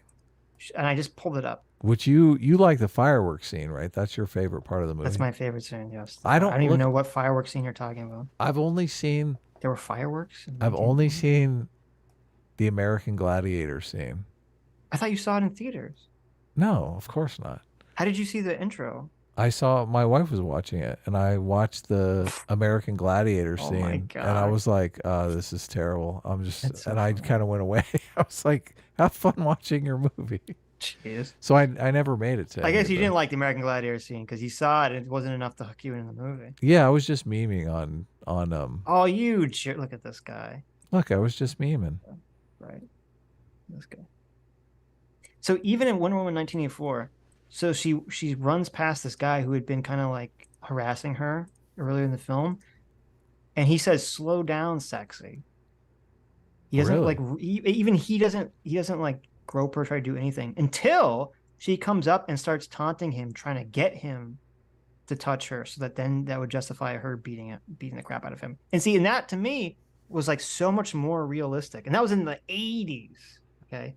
So I'm supposed to believe in 2023 that just like random guys going up to women on the beach in front of everyone, slapping their ass and not getting arrested immediately. What? I mean, oh no, wait, I'm not supposed to take it seriously. I forgot. Look, the game is literally called grab ass. What is the point of like spanking someone. Okay. It makes no sense. Like even from a sexist Adam. perspective, it's like Adam doesn't understand. It's because they're infantilizing women, so they're spanking them like their children. Yeah, but what did she do wrong? Was she like roller skating on the wrong side of the walkway or something? What she did wrong was that she dressed so sexily that he couldn't control himself, and therefore she should be punished because she was asking for it. She dressed so hot that he had to spank her for it. Yes. Oh, you bad girl. There you go. Look, this movie. So the sexism stuff is crazy. Yep. And this kind of thing makes up the body of the Drinkers video. Rapid fire nitpicks that come and go just quick enough to Oh my God. You can't describe anything in his review as a nitpick. Like he's talking about the whole theme of the movie. Right. Yeah. Does he even make any nitpicks in there? No, well, you could nitpick, maybe the Barbie thing. Yeah. The weird Barbie thing. Yeah, you could say that's a nitpick. Yeah. Something. I mean, I think it's a plot inconsistency, but I guess you could uncharitably call it a nitpick. Sure. Yeah. To hide the fact that most don't really work. For instance, he notes Barbies change depending on how their owners play with them, and then goes on to criticize this concept by listing things which are not their owners playing with them. Do you have any idea how many Barbie dolls must get... Look, he hones right in on that nitpick too, does he? Right. He's like, let me just highlight this. broken, or thrown in trash compactors, or set on fire, or eaten by family pets every single day? Or take this reading the drinker offers. Wait. Okay. So he's criticizing this because he's saying that that's not how people play with Barbies. It's funny because when I was looking for like things to cover on this topic, I watched Kat Black's review of the Barbie movie. Mm-hmm. And it wasn't, I mean, I didn't find it so, I didn't agree with a lot of things that she was saying, but I didn't find it so egregious that I thought it was worth covering. But she literally talks about how when she was a kid, the way that she would play with Barbies was she would take the Barbies, her and her friends would take Barbies and they'd throw them up in the air and have them crash down and like get broken and do all these sorts of things with them. And she talked about how they would like torture Barbies. That's how they would play with them. So for him to be like, oh, well, nobody actually tortured Barbie. That's not torturing Barbie. Right? No one would set a Barbie on fire to play with it. I literally set my action figures on fire to play with it. Yeah, that's like a common thing. Get the X-Acto knife out and like cut their eyeballs out and stuff. Yeah. And then also within the own logic of the movie, Garbage here, Mr. Garbage here, his argument doesn't even make sense. Because what are the three things that are happening to Barbie? She gets flat feet, she gets cellulose, and she has thoughts of death. Mm-hmm. None of those things are because her owner is playing with a Barbie doll. Which is a major plot inconsistency. Well, no, it's her. She was drawing little pictures, thinking about it in terms of Barbie, right? I don't think she drew a flat-footed Barbie. Well, I don't know if she drew that, but she drew the cellulose Barbie and she drew cellulite Barbie. Oh, she did? She drew cellulite Barbie and she drew the thoughts of death Barbie. Right. She wasn't playing with the physical doll. It was just even having a thought about a Barbie. It wasn't necessarily even her Barbie. She was having a thought about Barbie. And she had once played with a Barbie. So even under the rules of the movie, even having like strong negative thoughts about doing things to Barbie could have impacts on the Barbie. Right, without playing with them. Right. She should have been trying to force that Barbie doll into a Birkenstock, like a little Barbie Birkenstock. So if you had a girl, you don't think you've ever had a girl who said, I don't want to play with you anymore, and thrown her Barbie into a trash can? Of course. Or said, I don't want to play with you anymore, and threw the bar and said, here, dog, come bite this Barbie's head off. You don't think that's ever happened? Millions of times, every day. Mr. Garbage doesn't think that's ever happened, apparently. Normally the brothers get a hold of the Barbie and say, listen, right, torture your fucking Barbie here. Well, also, and I'm curious, he's probably going to cut out, because he's dishonest, how Critical Drinker was, his point wasn't just that there would be Barbies that would have these damaged parts of them, because there was one. His point was that there should have been like tons of Barbies that were damaged. Like millions of Barbies that were damaged. Yeah, I'm dying to see that movie.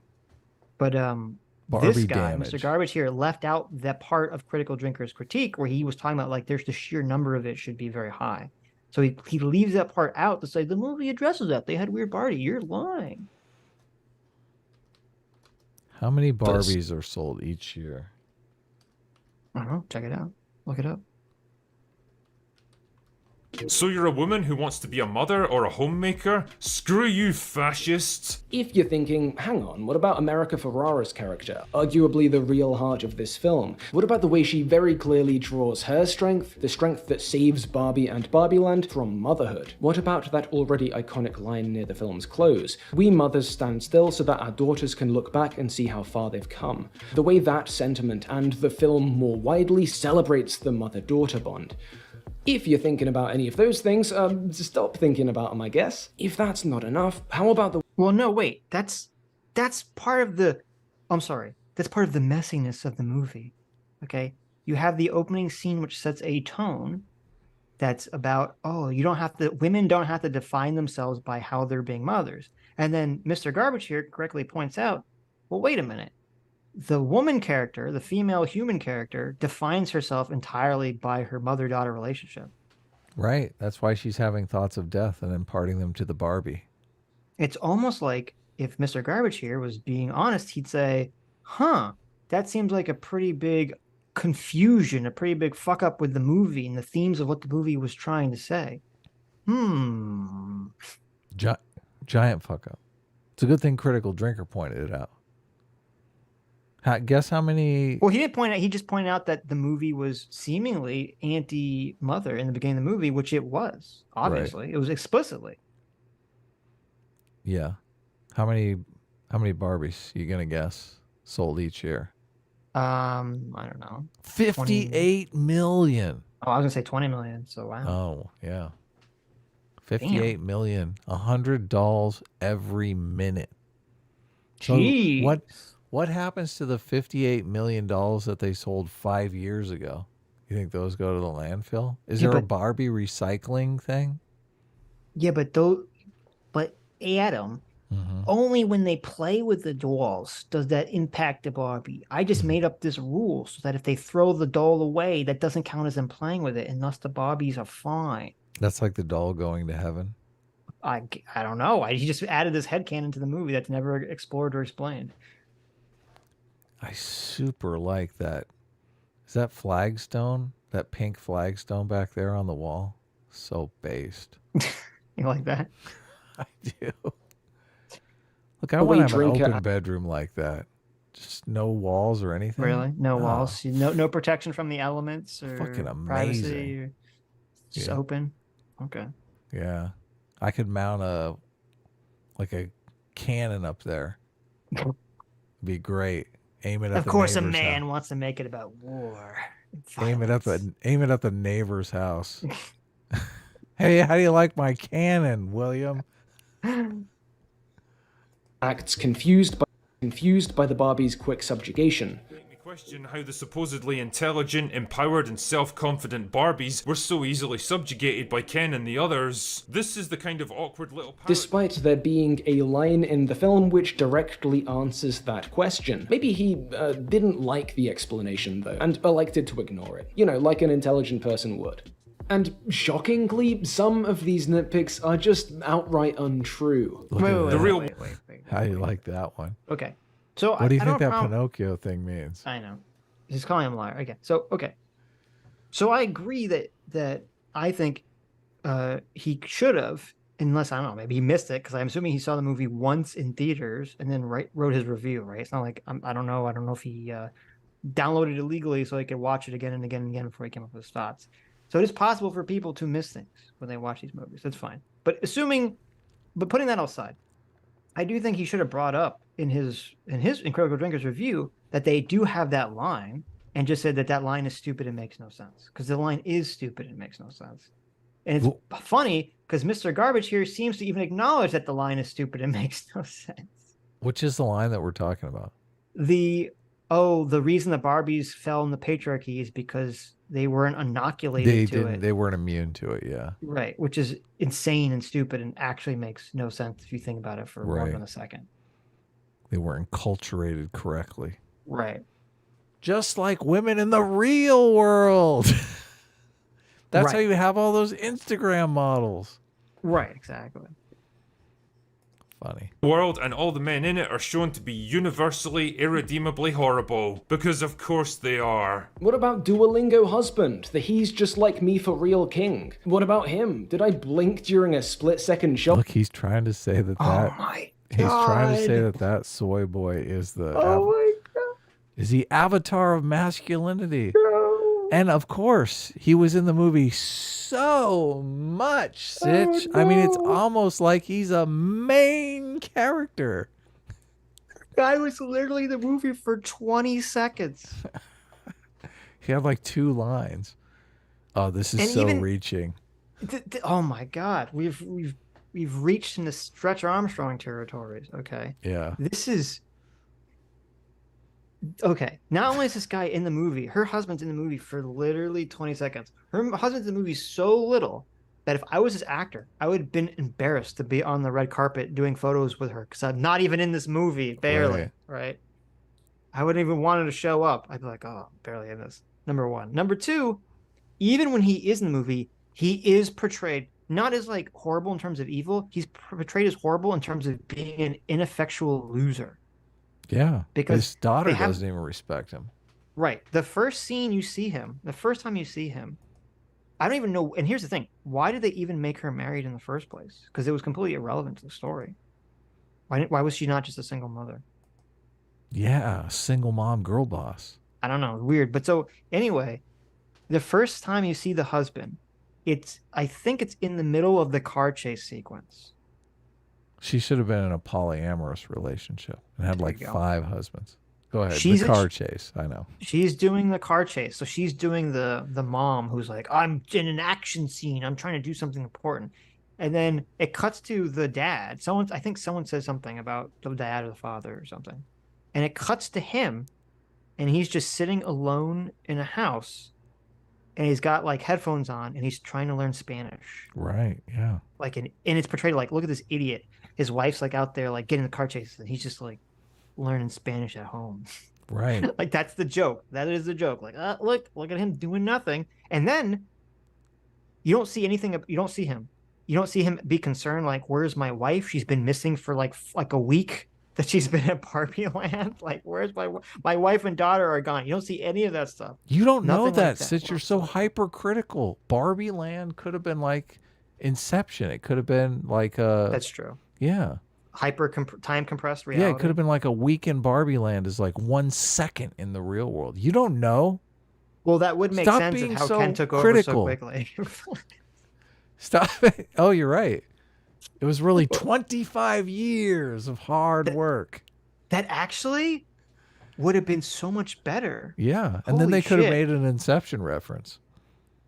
Like if Ken gets there and he's only been there for like an hour in our time, but it turns out that like time is just so bizarre in the Barbie Land that he's actually been there for 10 years and he's had like 10 years of patriarchy established. Yeah, it would have been great. That would have been funny. No, so Would have shown how Okay, cool and the then- women are, that they overcame it so quickly too. right. But then in the second time you see him, you only see him again at the very end of the movie when the mother, the daughter, and the husband and Barbie are in the car and they're dropping off Barbie to go to the gynecologist. Right. And I believe all the father says in that entire sequence is he says good luck or something to Barbie, but he says it in Spanish or he says some whatever language he's talking about. Right. And the daughter Says chides him and says, "Dad, that's cultural appropriation." learning Spanish is cultural appropriation. Apparently. How's that make you feel, Sitch? And he doesn't immediately turn around and say, "Shut the fuck up, you snot-nosed brat." Yeah, exactly. He doesn't immediately look at his daughter straight in the eyes and say, "Cringe." Yeah. He just Isn't his- takes it. Isn't his wife supposed to be a brown person? Mexican, maybe? She's some kind of Latin X individual. Latina?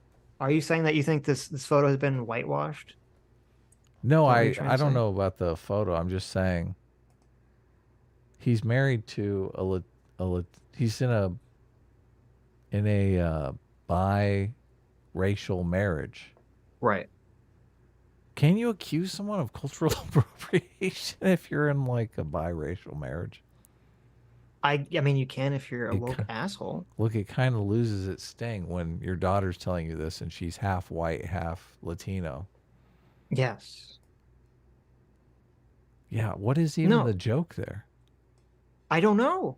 That's why when people are saying that you're not supposed to take the daughter, like calling Barbie a fashion, all that stuff seriously, it doesn't make sense because, like, when at the end of the movie, when the ineffectual loser father says good luck to Barbie in a different language and the young girl insults him for cultural appropriation, and then no one calls out the daughter for being an idiot. What are we supposed, what am I supposed to take away? Am I supposed to agree with her? Or am I supposed to say, oh, this girl's a fucking buffoon? Does America Ferrera speak Spanish? I don't know. I don't remember if she does. I don't think she does at any point in the movie, if I recall. So would have been funny if they did her entire woke speech in Spanish. In Spanish, there you go. That would have been great for the bilingual audience, and they do it. They subtitle it. So no, the whole point of this long side quest, not even side quest, the whole point of this whole thing is that yes, this character who's only in the movie for 20 seconds is portrayed as horrible. He's just not like evil horrible. He's just an ineffectual loser horrible, and that's how the movie portrays him. Yeah, he's a wet blanket. Yes. No comfort. Of him right. Kicking a dog or something? Turns out, if you accuse any of these guys of lying when they demonstrably are, a bunch of their buddies sick their goons on you. The Goon Squad. Oh. Look at this. Oh my god. Look at this. There you go. We're part of the Goon Squad, even though I've never actually had a single conversation of Critical Drinker. Whoa, I just whoa, thought that whoa. these videos were insane. I'm part of the Buddy Goon Squad. Whoa, whoa, whoa. You don't know that. Look, he's still panning out on that image.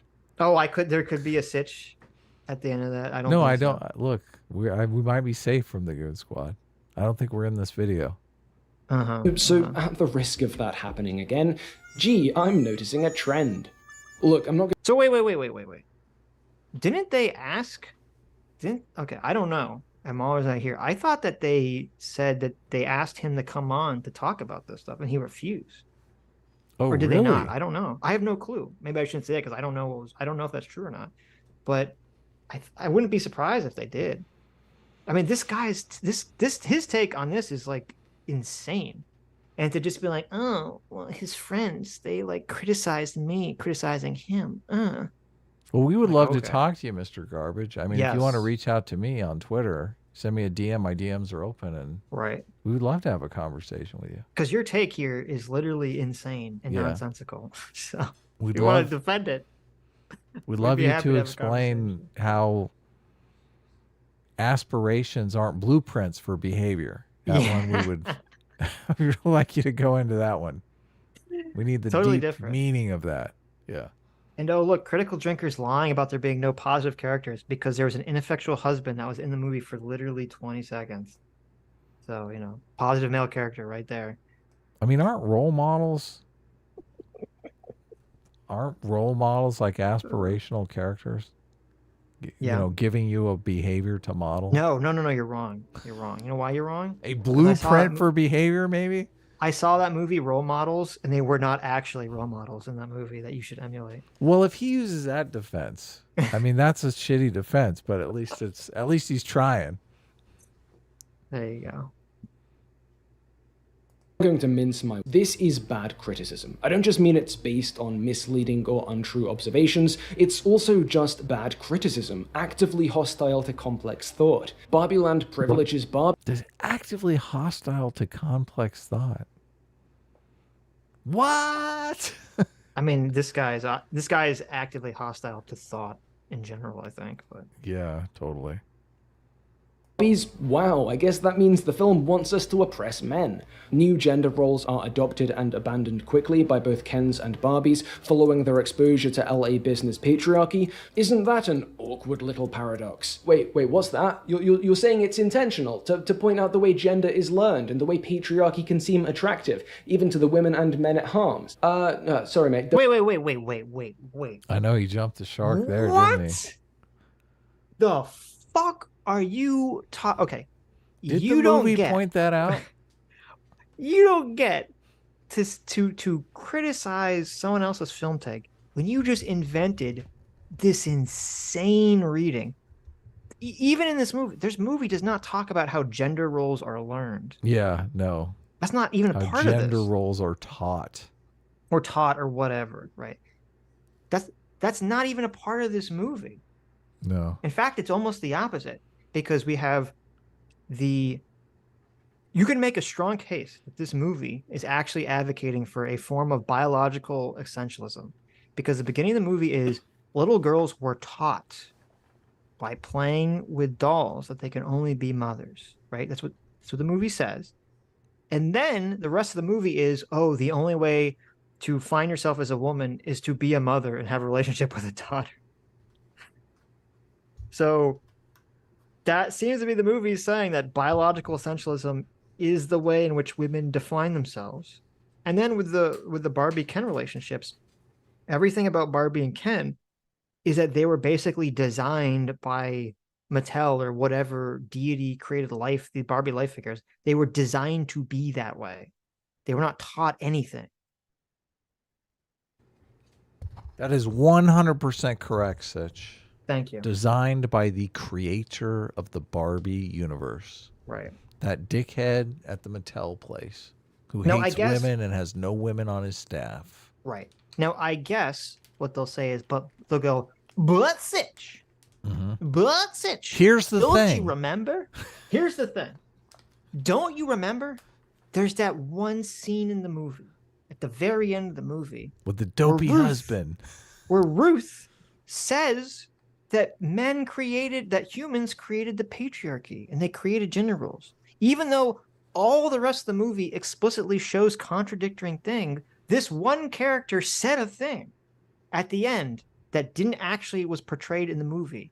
So therefore, that's the point of the movie, and I'm right and you're wrong. What does she say at the end there? Ruth does. She does say something about at the end of the movie. She does say something about how humans created patriarchy or whatever. And that's true. So you know what? I'll grant you that. The movie, through its completely ineffectual, lazy garbage writing, even though it accidentally seemed to be advocating for strict gender essentialism in terms of gender roles, it did have a character at the end of the movie say otherwise, even though that's not what the movie showed at all. So there you go. Good job. I'll grant you that one. Wait, was it like a main character? It was Ruth. It was the person that created Barbies, the ghost lady. Yeah, but in the movie world, was it a main character? Well, no, she's not a main character. Did that character have relationships with anyone or do anything or go anywhere? No, she had a relationship with Barbie in a Ghost Void. Did she have a goal or a storyline? I mean, no. She was just a throwaway character, just some throwaway insert character at the end of the movie? Yes. Well, that's stupid. Why would you listen to anything she said? Because that's the creator of Barbie, so she's God, so you have to listen to her. Look, I don't buy any of that. It's like the architect. You're an atheist now? It's like the architect for Matrix 2. They just threw her in there. She should have come out and said, "You, Barbie, are the sum remainder of an equation." Now that would have been based. This movie fucked up in so many places. It really bothers me that they're talking about how great this movie is. Could have been so epic. Simon O'Leary for 20 New Zealand dollars says, my normie friend enjoyed the movie. It seems it's mainstreaming the woke femme framing to the normies. He did say it lacked scissoring. Oh, that's amazing. That's true. A-Team likes to chew on his Barbie's hair and has no action man to rescue her. Boo. There you I thought go. you were going to give me a compliment there. I know. That's okay. I forgive you. You're not complimented by chewing on Barbie hair? No. Oh, okay. I've never chewed on Barbie hair. Lost in Hell for $20 says Steven Crowder does the acting like someone else with his Devil's Advocate, which is actually a pretty good segment. That is kind of the only Steven Crowder that I really like and think is funny. So wait, what is he? He pretends to be woke, or someone else pretends to be woke? He does a character. I can't remember the name of the character. It's like a play on Tyler Durden. Mm-hmm. It might be Tyler Durden. Isn't that the Fight Club guy? Yeah, of course. Okay, so it's not Tyler Durden. It's like Durden. Tyler Turden. Yeah, something like that. Yeah. But he... Trying to ask a dyslexic man to speak in Pig Latin. Exactly. It's like a cruel joke. Okay. Yeah, it is. All my friends... I should send you... I did should the send Pig you Latin, and I intentionally. hate it. I should intentionally send you like things where the letters were first. Someone tried to teach me Pig Latin once, and I didn't go well. No. But he did... Skylar Turden, someone in the chat said. There you go. Skylar Turden. Skylar. That's a hippie name if I've ever heard one. He debates people from the hippie perspective, and I think he's done one with Jordan Peterson that was actually really funny. Where, so he's debating people on the right, but he's like a woke feminist male. I mean, he's basically Hasan. Right. It's kind of funny, yeah.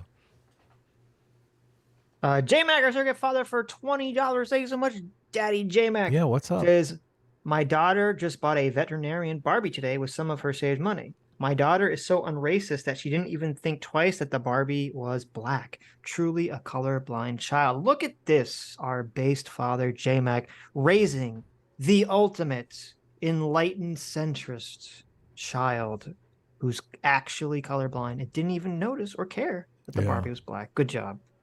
So we'd expect from our enlightened centrist father, J-Mac. My wife has one of the fat Barbies, but it's not actually, it's just kind of plump, not really a fat Barbie, but. Fat Barbie doll. Yeah. Ooh, like, I don't think most people want like a fat Barbie. I did show my wife the autism Barbie, and she wanted one really badly. So I'm looking at a fat Barbie doll that looks, it's got like a double chin. I'm assuming that's not the triple chin. I'm assuming that's not real, or the one that you're No triple chin. Okay. That's I don't awesome. know I don't know what the fat Barbie looks Awesome. like. I know there's like an autistic Barbie, but it's awesome that J-Mac's kid got a black Barbie and didn't think go. twice about it. Somebody's going to come along and say, let's go to a Barbie. Your white daughter's playing with How a dare you? black doll because she wants to objectify black people and have power over them like they're still slaves. Your daughter's a racist. That's what Mr. Garbage Person would say. Right. And I hate that we live in that world. I really do. Is that what we should call him? Person of garbage? Okay. I mean, it kind of Mr. takes your Garbage person of shadow thing a little bit. It does. Well, that was the joke. So I know. But I like Mr. Garbage Person has a nicer ring to it. Twitter Sucks, our surrogate god uncle, for $20. Thanks so much. Says, quote, you shouldn't take this movie seriously, but you should take these very specific things about the representation patriarchy displayed in the movie seriously because I said so. True. He just was all like, this movie is saying this very serious and important thing about learned gender roles, but you shouldn't take the movie too seriously. Yeah. Okay. It's funny how all the progressive messaging is the thing in the movie that you should take seriously, right? Right. That's all. Not the wacky comedy part. It's funny in the video, I don't think we're going to get to it, but the video that you sent me that kind of sent us down the pathway of doing this today. The girl who did the video, she unironically kept saying, the Barbie movie isn't for you. No, I knew you would love that part. I just laughed every time. Did she watch the Freedom Tunes? Because she says it exactly the same way. I was like, oh my God. She said it like 3 or 4 times. Yes. I couldn't believe it. She said it. She said she did the thing. Yeah. We got to send that to Seamus. For you. We got to send that clip to Seamus. We do. Her thesis is that Barbie is a movie for asexuals. Yeah, that was weird. That was a weird take. She herself is asexual, so. Right. Well, even her definition of asexual, it was kind of weird because she brought up the whole. We talked about that girl that was asexual but was dressed very skimpily, and then kind of got like, what the hell does asexual even mean? And we had that conversation. So. Yeah, I know. Chitachi, hey Chitachi, for $20. Thanks so much. Says you guys should watch the first life-size movie with Tyra Banks and Lindsay Lohan. It will be difficult to find. It's a much better Barbie movie. I was hoping that Barbie would be an Enchanted meets life-size. Well, there you go. I'll check that out. I'll see. I don't know if I can find it anywhere. But no, I mean, from the trailer, I thought that the movie was going to be some kind of Enchanted, kind of mixed with Pleasantville thing happening or something to that effect. So. Who sucks? Our surrogate God Uncle, thanks so much for the other $20. Says, wait a minute. If the patriarchy in the real world of the movie was represented correctly, the 1960s patriarchy, then the father represented a coward. Then the father represented as a coward makes even less sense. He should be the sexist authoritarian jerk. Yes, it's almost like nothing in the movie is clearly thought out or makes sense. True. That's why everyone argues. That's why everyone argues about what this movie means, because the themes of the movie are so muddled and confused. There is no consistent. It's not consistently saying anything, even though it's trying to. That does make sense, though, from a corporate perspective, though. Like they tried to put that stuff in there, and they even hint about that in the interview with the director and Margot Robbie. Mm-hmm. That they tried to get stuff in the script that was. They had a lot of stuff taken out of the script, and were surprised at things that got left in. So right.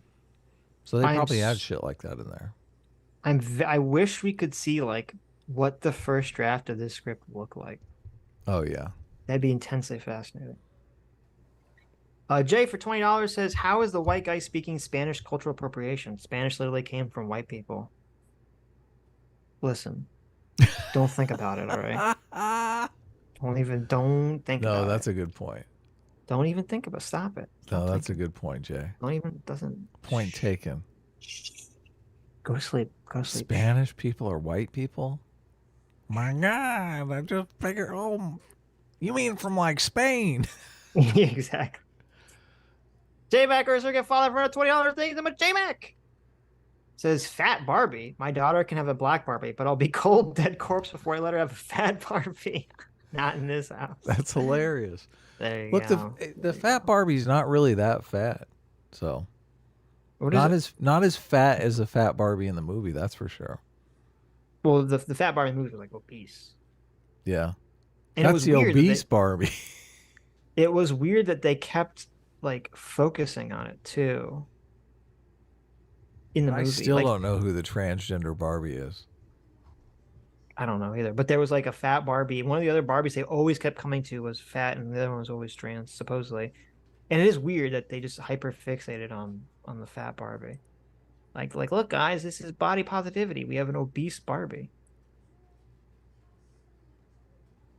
Don't care, those words are too big. The review portion of his video finishes with a ham-fisted attempt to apply the gender politic of Barbie Land to our reality and then to criticize the result, despite, again, that not being the point of Barbie Land. But this hostility to just thinking is made most apparent about midway through the Drinker's video.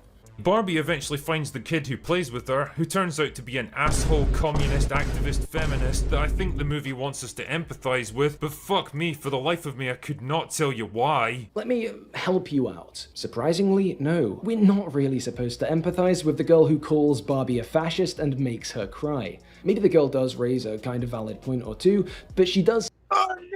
Wow. Self-report. This guy, he keeps doing this. He's done this three or four times in his quote breakdown. He says, critical drinker is wrong. I mean, he's kind of right, but he's wrong. Like, he's like, you're not supposed to empathize with this girl. I mean, she does say some things that are true, but stop it. You're not supposed to agree with her. You're not supposed to empathize with her. I do, but you're not supposed to. Oh my God. This is embarrassing. This is so embarrassingly bad. Are you really embarrassed? Like I feel like these people are beyond embarrassment. This kind of stuff doesn't get, it's not embarrassing for them. They don't, this is like virtue signaling. Because this is so stupid. This wait. This review is genius. Okay, I'm an idiot. This review is genius. Okay. The reason that this is genius is because he's like, listen, the Barbie movie is filled with confusing, contradictory messages and themes. So my review of the Barbie movie will also be filled with confusing, contradictory themes. This is the perfect review. He's just aping off of the Barbie movie. I think if you're going to do an honest review, you have to include the fact that the movie has contradictory themes. And is He said it was completely messy. confused. He said it was messy. Okay, don't you remember? Yeah, like I'm gonna say I'm not gonna give that a pass. You gotta explain how it's messy. Right. I mean, we're going into how it's messy, how it's contradictory. Look, messy. What does that even mean? What does it even mean? That's the lamp shading. We're going into detail here. Right.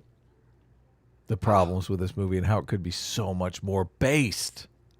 What an idiot. You're not supposed to agree with this character. I mean, she does make a couple good points, but you're not supposed to agree with this character. They should have made that character like Hobie in Spider-Verse. Well, some people think Hobie was supposed to be a positive, like, I think Hobie is confusing too in terms of what if you're supposed to be taking all his like anti-fascist. But he's not contradictory though. Well, no, the contradictory part wouldn't be anything he says. It'd be are you supposed to interpret the characters? Are you supposed to interpret what he's saying as jokes, or are you supposed to interpret it as like realistic and accurate and right on? That would be the question. Yeah. So in a really mean way, and that's bad. We're not supposed to be on her side yet. Because there's this cool thing called an arc she gets over the course of the film. Oh my by God. Reconnecting with her mother, Make she begins it stop. to see. Fuck you. Fuck you. Fuck you. How dare you? Look, how dare you try to include this character in the arc category? This character did not go through any kind of arc. Oh no. Wait, let's be pause for a second. She does, but she doesn't go through an arc. A switch for no reason. She flips, goes exactly. Right? Exactly. Yes, it's not an arc. Right. That's a good point. She goes from being a bitch who's an angsty teenager that hates her mom and hates everything, to for no reason suddenly liking her mom and empathizing with her mom. The woman that I've been calling white savior and fascist in the real world, all of a sudden I like in the Barbie world because I think she's cool. Like what the? Well, no, she calls her white savior in the Barbie world. Oh, does she? Oh, you're right. She does when she makes a speech. That's what the two things that totally destroy this argument. Like, oh, you're not supposed to, when she says the fascist thing, you're just supposed to think, oh, she's like a mean woke bitch, right? Right. Is that number one, she calls her white savior Barbie. Right. And Barbie takes that seriously. People don't, the movie and the characters in the movie do not criticize the character for saying those words at all. And at the end of the movie, like her last line, it might be, I don't remember if it's her literal last line, but one of her last lines in the movie is chastising her father for cultural appropriation for daring to say something not in English. How is that a character arc? She went from social justice warrior to social justice warrior. Well, no, she went from social justice warrior who was a total bitch and hated her mom to social justice warrior who's still a social justice warrior, but they're kind of not as bitchy about it and likes their mom. That was the character arc. Right. And by arc, I mean that's a switch not flipped in her brain. Look, that's not an arc, though. You can't say that's an arc. Right. I don't think she's changed substantively as a character. No, she just because you iron out your relationship with your mom doesn't mean you had a character arc. Yeah. The worth in Barbie and the value of aspirational figures, just as Barbie sees. Wait, that That never happens. Cool thing called an arc she gets. Over the course of the film, by reconnecting with her mother, she begins to see the worth in Barbie and the value of aspirational figures, just as Barbie sees that the kid has a point, that aspirational symbols aren't solutions in themselves, yada yada yada. We're supposed to wait, okay. Listen, I've only seen this movie. He said yada yada yada, so look, that's his criticism. His criticism is you fill in the criticism here. Okay.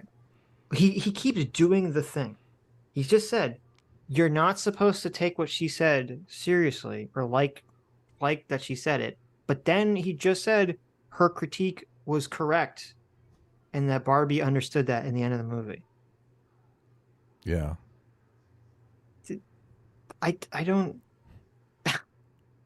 Okay.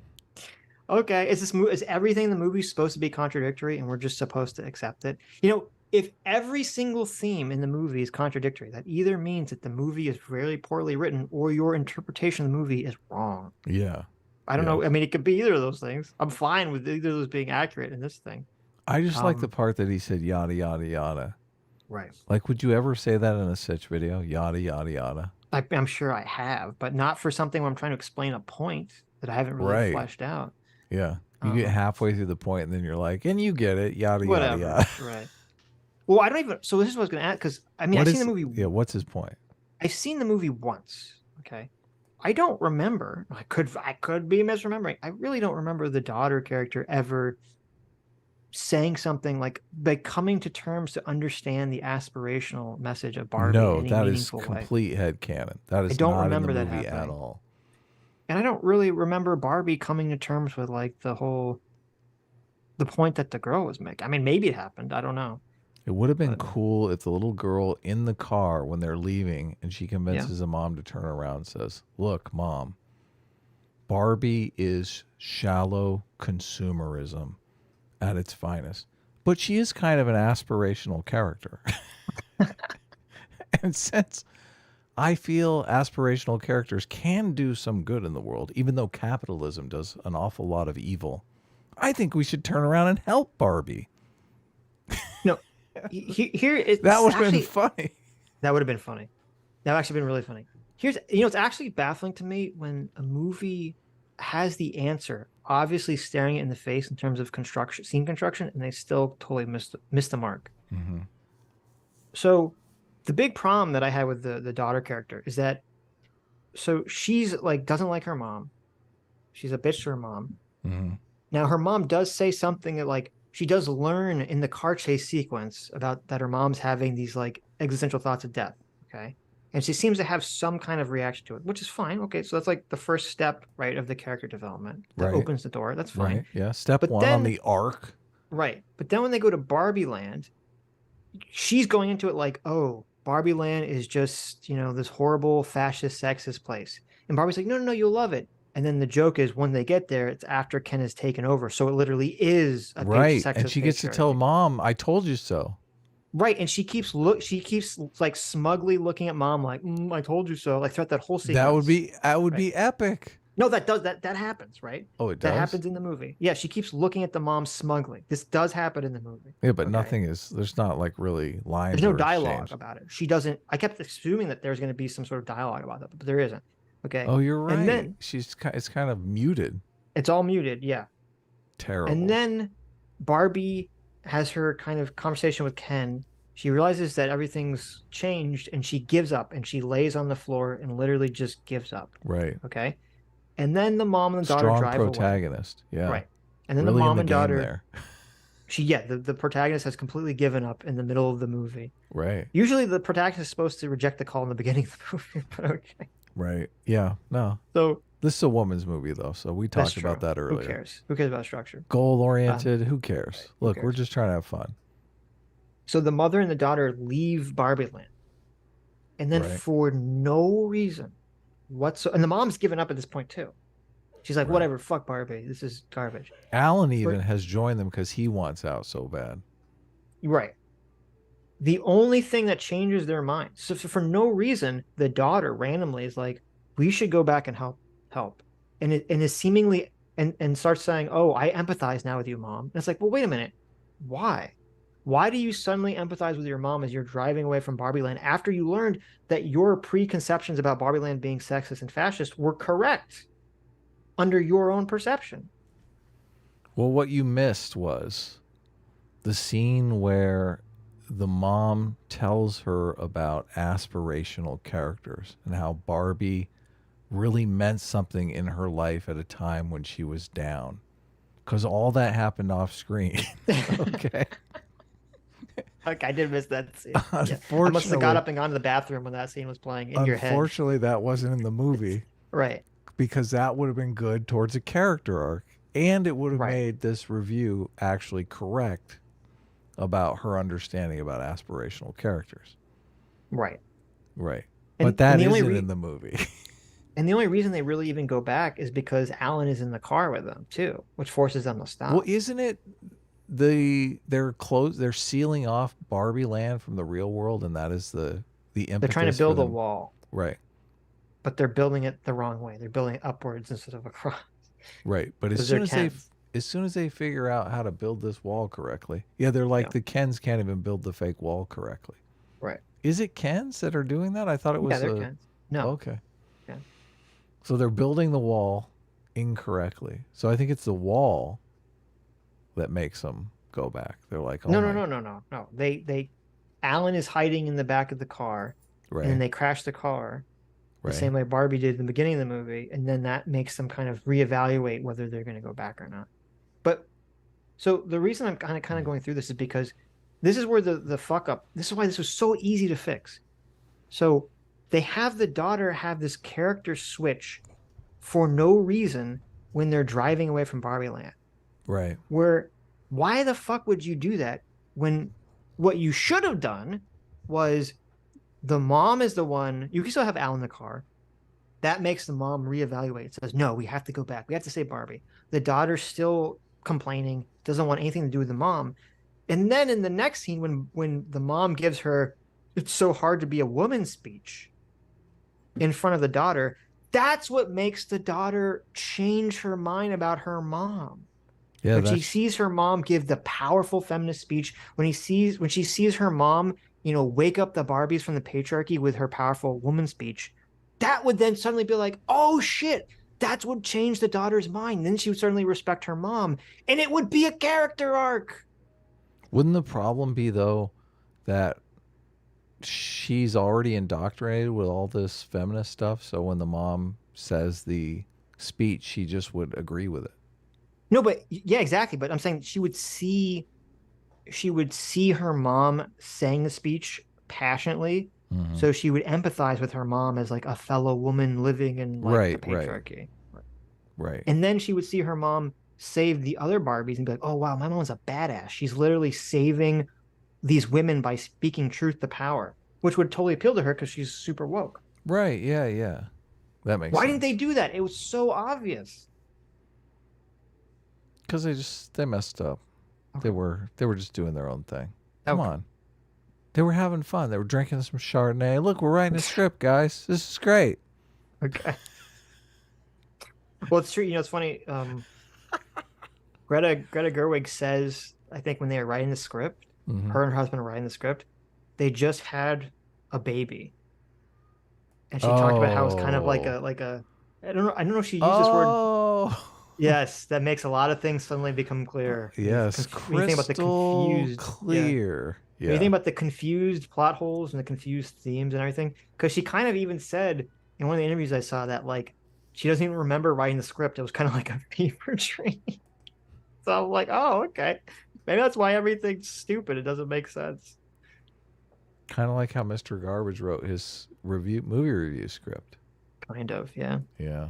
Maybe he just had a baby. Completely in the dark. Yeah. Maybe it was Critical Drinker's baby, and Critical Drinker left him high and dry, and that's why he's so pissed. How dare you knock me up? Yeah. How dare you knock me up and leave me, Critical Drinker? Oh. For shame. For shame. I'm so upset. Like where she ends up, not where she starts, which is... Look at... She's doing a salute there. What's going on there? Very military pose. Honestly, a kinda mean-spirited caricature of Zoomer leftism.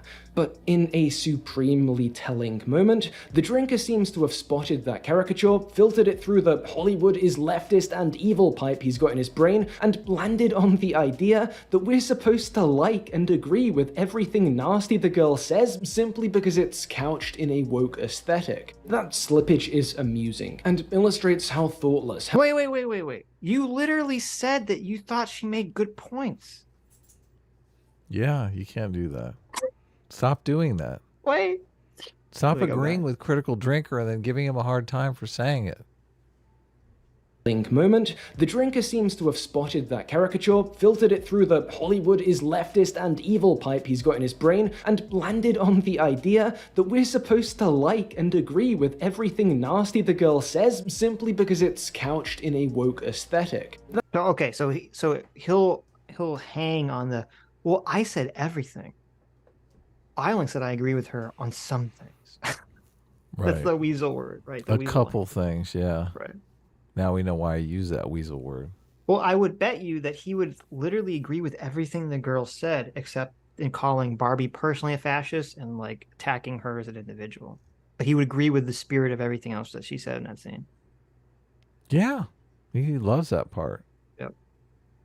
I thought it was hilarious, but I know. I But mean, no, this is. I wasn't this is taking the it slippage. seriously. This was the slippage. She made a couple of good points there, Adam. Really? What points were that exactly? Yeah, I didn't hear Please any tell good us. point. Yeah. I thought it was funny when she called Barbie a fascist. I was like, holy shit. What's this girl's Twitter? Right.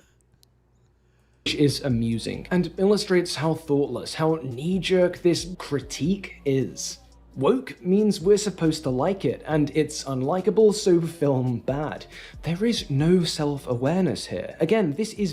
This is so... Sitch, this is so bad. This is It's so pretty bad stupid. faith. Well, it's weird because, like, with Hasan, you can just hand wave away as Hasan is literally a moron, right? Yeah. He's just literally stupid. And this is, like, very just dishonest, it seems. Yeah, seems a little more slimy. Ironically. A little more intelligent, but slimy. Mm-hmm. Is bad criticism. This is all bad criticism, but it doesn't matter. Well, it doesn't matter. The opening of the Drinker's video lays out that misrepresentation of the film's PR, but it does some... Whoa. You, Yeah, said that liar, was... you never established, you never actually addressed his argument. You never established that it was a misrepresentation, that the film actually did accurately portray that it would have these overt political themes to it. Yeah. Something else, too. It very consciously and very jarringly inserts Barbie into the canon of hated woke objects. Barbie is like the deformed, mutated rage child of Captain Marvel, Ghostbusters 2016, and She-Hulk. So I'm an expert at controlling my anger because I do it. I don't remember asking you a goddamn thing. It seems a very transparent move, serving to designate Barbie as a battleground in the war against wokeness, and to turn his video from a simple Barbie review into another installment in that war. Okay, wait. Fuck you. This guy's a lying piece of shit. This guy is literally a lying piece of shit. They all do this. All these lying leftist shit scumbags do this exact same thing, okay? Okay. There's a movie or a TV show, there's something out there that has a very overt political message. Right. And then when you call it out and say, wow, this has this very overt woke political message, they say, why are you making everything about the culture war? Oh, I know. What the fuck are you talking?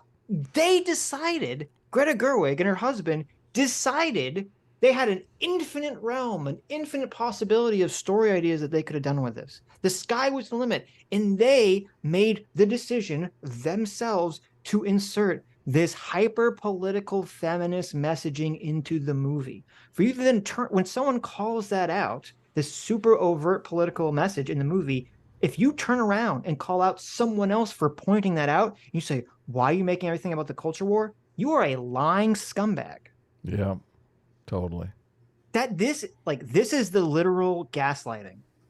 Oh, we're allowed, one side of the political spectrum, one side of the political argument is allowed to make super overt political statements again and again and again. And if you criticize it, you're just making everything about the culture war. What? Why are you doing this? Just enjoy the doll movie. Just enjoy the doll movie. It's not political. Stop creating a moral panic. Like, what the fuck? Look, stop looking at our political propaganda with a political lens, okay? It's not meant that way. I mean, despite them literally saying it's meant that way, it's not meant that way. Know. Look, this movie's not for you, okay? Sitch. Even though it was made for children and adults. Yes. It's not for you. It reminds. It's so funny. It's like, when I brought up we watched the clip of it, and there's a clip of it that we put up where, Margot Robbie's like, well, the movie's not just about feminism. That's just one slice. Greta Gerwig looks at her, laughs in her face. It's a pretty big slice. It's a pretty big slice.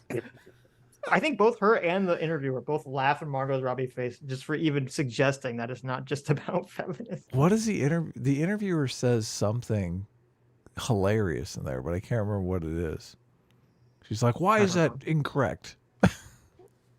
Oh, because she's kind of talking about how like there was this sort of controversy about people calling when the movie it first came feminist. out. Like, was it the Mattel, because Mattel obviously didn't want to say that the movie was overtly feminist. Right, of course. So they want to say, it's politically correct is how you define it, obviously. Look, all corporate culture is politically correct, and any movie that's designed to sell dolls is going to have to be politically correct. I think a lot of the controversy is politically correct has kind of become this. I mean, it's a weird religion now. Mm-hmm. I guess there was a time when Christianity was the politically correct thing to do, right? Of course. Yeah. Of course. Yeah. Look, I'm praying in front of the Congress. Look. Well, it's weird. Well, first of all, to be clear, so the term politically correct originated in the Soviet Union. Right. So it's always been associated with kind of this leftist moral policing. Right.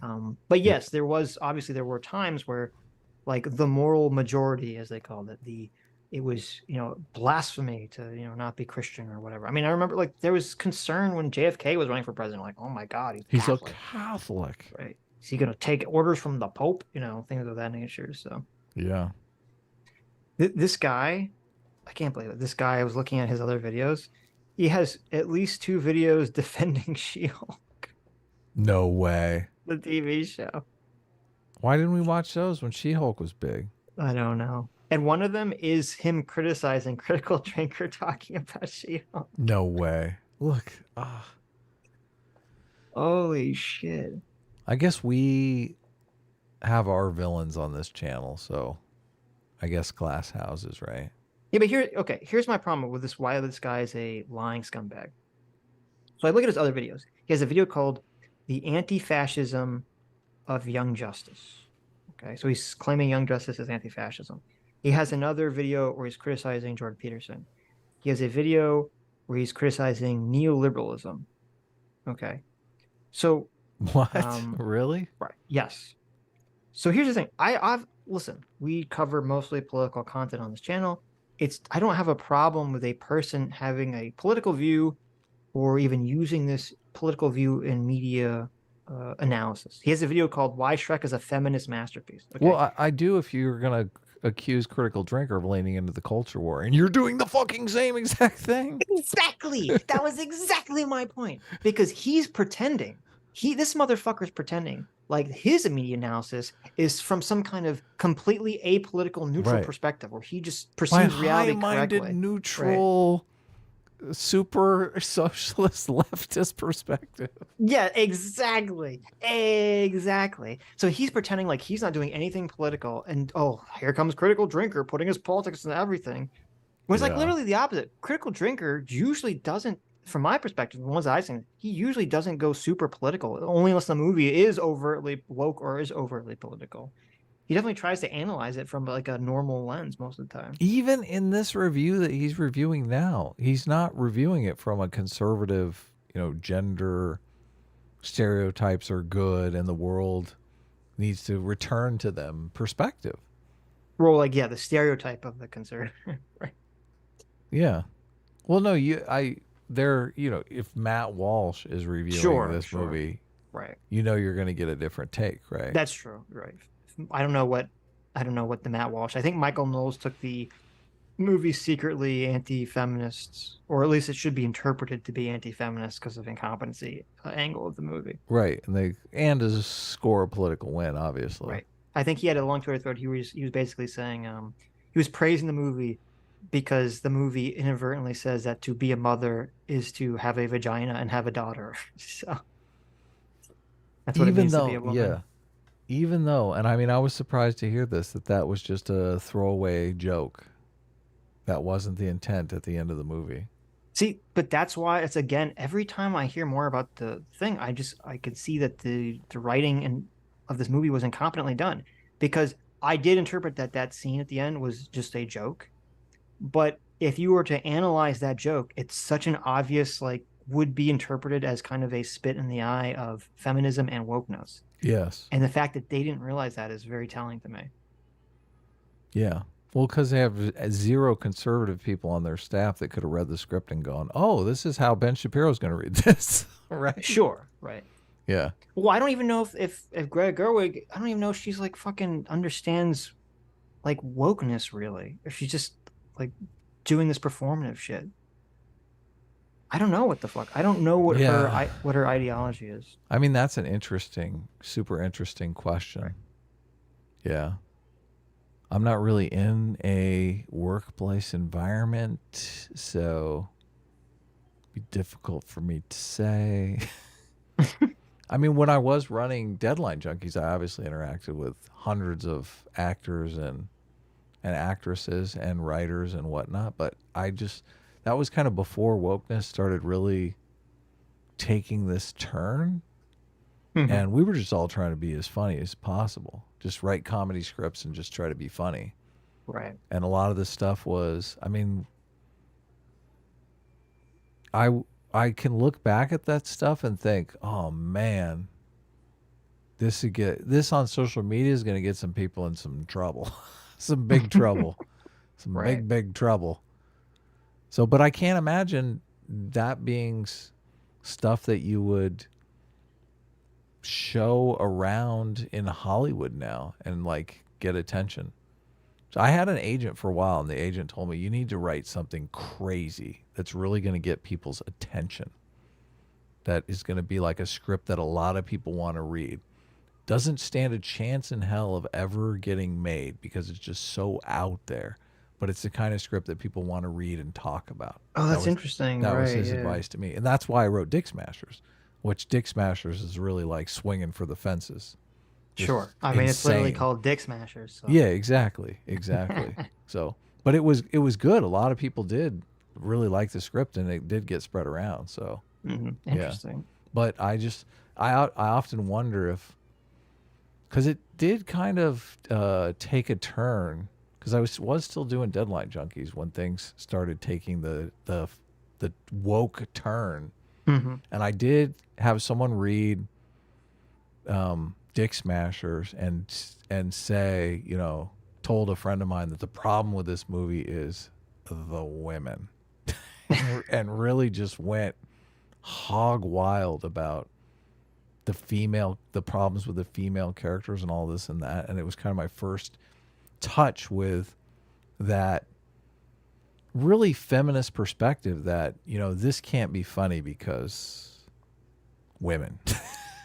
The woman in Dick Smashers was not some helpless damsel or anything. Of course, yeah, totally. Even I would say, look, if conservatives reading that script today from a conservative perspective, they would say that the Joel main character is like a total soy boy. This guy's a simp. Oh my god. Well, okay, so just I don't want to get into a big thing, but just the premise of Dick Smashers was that there's this zombie sort of outbreak, right? Is that how you would characterize it? Yeah. And you have to It's a mutant them. thing, though. They're mutants, yes. Yeah, they're mutants. Right. And you have to take a them. drug and you become a mutant. Yes. Yeah. It's like the homeless crack epidemic. Basically, that's why. I think it might be even more interesting now that we're you see this everywhere. Right. Yeah, exactly. And the way you defeat these mutants is by smashing them in the dick. No. Their attack. Oh, no, they're trying to smash you in the dick, right? Right. Yeah. Their attack, instead of eating people's brains, is to kick people in the nuts. Yes. Yes, right. They're the dick smashers, right? Yes, they're the dick smashers. So Very for anything, terrifying for men right, everywhere. So if anything, like people be like, "Wow, this movie's woke" because it's about people trying to destroy like men's dicks. I know, that's what I was thinking. I was like, I wonder Yeah. if it was getting shared around because it was called Dick Smashers, and all the feminists were like, "Yes, Right. finally, the script that hates men." Yeah. Right. Now, obviously, when you wrote this, it was like pre-woke stuff. It was like nothing. Like it was just like a goofy concept. Yeah, totally goofy. Right. Of course. I was like, how can you go wrong with a movie that the monsters are running around kicking people in the nuts? Oh, God. Look, is that not Your Highness, like the other guys, like Step Brothers? Is this not just like a Will Ferrell movie? Come on. Remember when I would say like Adam's like level of comedy, everything has to be very explicit. There's no Yes. subtlety whatsoever. Look, I want you to know what's going on. There's no confusion about what Dick Smashers is about. This is one of the things I learned doing the writer's lab and writing a bunch of scripts, because you're dealing with an audience of various levels of intelligence. And what I One mean interest is, too. It's not just like a stupid. People just have very different interests, and if you have broad appeal, everything's very explicit, right? no, what I mean is there's actors in the audience, so you really have to cater to like the lowest. Wow, look at this guy. Look, everyone likes a good actor's joke. There were plenty of actors that were just so intelligent, but there are a few actors that you're like, wow, this person remembers to like tie their shoes. True. So it's funny because someone can be completely stupid and be like an amazing actor just because there's nothing to them. They read the script and they're just commit full-heartedly to whatever the character is. So right. But yeah, so you learn when you're writing a script and reading it in front of people, you learn if it's not explicit, a lot of people won't really know what's going on. And that completely translates to handing a script to some executive who's going to read it while he's checking his text messages and like all kinds of shit. Right. It's in time for subtlety. Yeah, no time for subtlety. So if you want to break through, look, if you're Steven Spielberg or Stanley Kubrick or whatever, you can write fucking shit and they're going to like, oh, this is amazing. Oh. Yeah, but what you could do is you could write the first draft as explicit to sell it, and then once you have it, you can kind of work it back, tone it down a little bit. Yeah. You've got it. Yeah, tone it back. Yes, exactly. That's the idea. Okay. Anyway. The result of this scaling up is that this abstract narrative of wokeness supersedes the specific film ostensibly under review, and the specifics of that film. To the legions of drinker viewers who are slurping the reactionary Kool-Aid, the quality of his review, the validity of his objections, all this becomes relatively unimportant, because the battle is already won. The film is already designated as woke, and woke is already bad. The irony is everything he's saying just applies to him and his audience in the other direction. Right, yeah. Woke is already good. Yeah, exactly. All his audience will just say, oh, he called these people, he called them a reactionary. He's an evil right-winger. He complains about wokeness. He must be bad. ... End of sentence, right? I wonder if he could put together the critique that we're always given, that, the problem is not that the messaging is woke. The problem is that it's subversive. Like they're trying to hide this in movies. Because that completely Barbie was not subversive at all. It was very on the surface.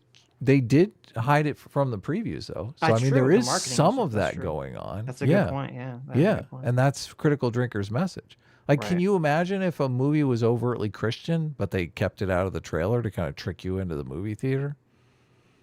And then after the movie, a priest comes up, or a preacher comes up on the stage and is like, does anyone want to accept Jesus? Or like, what if, let's just imagine this is the inverse situation. So all the trailers for the Barbie movie are the same. And it has the same opening sequence with the 2001 and the girls destroying their dolls. And then instead, it's Barbie has an existential crisis. and Barbie's existential crisis, she doesn't have meaning in her life. And when she goes to the real world, she discovers that she should gain meaning through having a daughter. Yeah, that And would be perfect. The and mother-daughter relationship would be more right, which would, first of all, would make more sense with the fucking theme of the movie, and why she goes back to become a real woman. Right. But imagine if, so imagine if there was a big message that was about how Barbie didn't find any meaning, and none of the Barbies found meaning through like their quote careers or their jobs or their material possessions. Ooh. And in fact, the only way they found meaning was through having, meaningful relationships with men that produce children. Okay. Ooh, and that was the message of Barbie, right? Ooh. All these fucking pieces of shit would be losing their fucking mind over They'd be this like, movie. Matt Walsh wrote this movie. And they would be saying this. They'd be, how dare this movie? It lulled us in with this fake advertising. None of this was in the trailer. It just looked like it would be this wacky comedy movie. And now it's just filled to the brim with conservative propaganda, right? They would, totally. And we'd be like, oh, suddenly the shoe's on the other foot now, Mr. Garbage. Suddenly he'd be making all the same criticisms that Critical Drinker is making. Yeah, of course. Yeah. No, that's the irony of all this. It's like, who cares about politics in a movie? As long as it's my politics, right? Exactly. As long as it's my politics, it's fine. I don't care about it, and it's actually not politics. Stop complaining about it. Yeah. Shut up. Just go back to the Daily Wire. I think the best movies are ones that are politically aware of both. And I think you can have interesting movies that have characters that are super woke and characters that are super conservative. Of course. And just it's so much better. I mean, I love the Ron Swanson character, the libertarian in Parks and Rec. And I mean,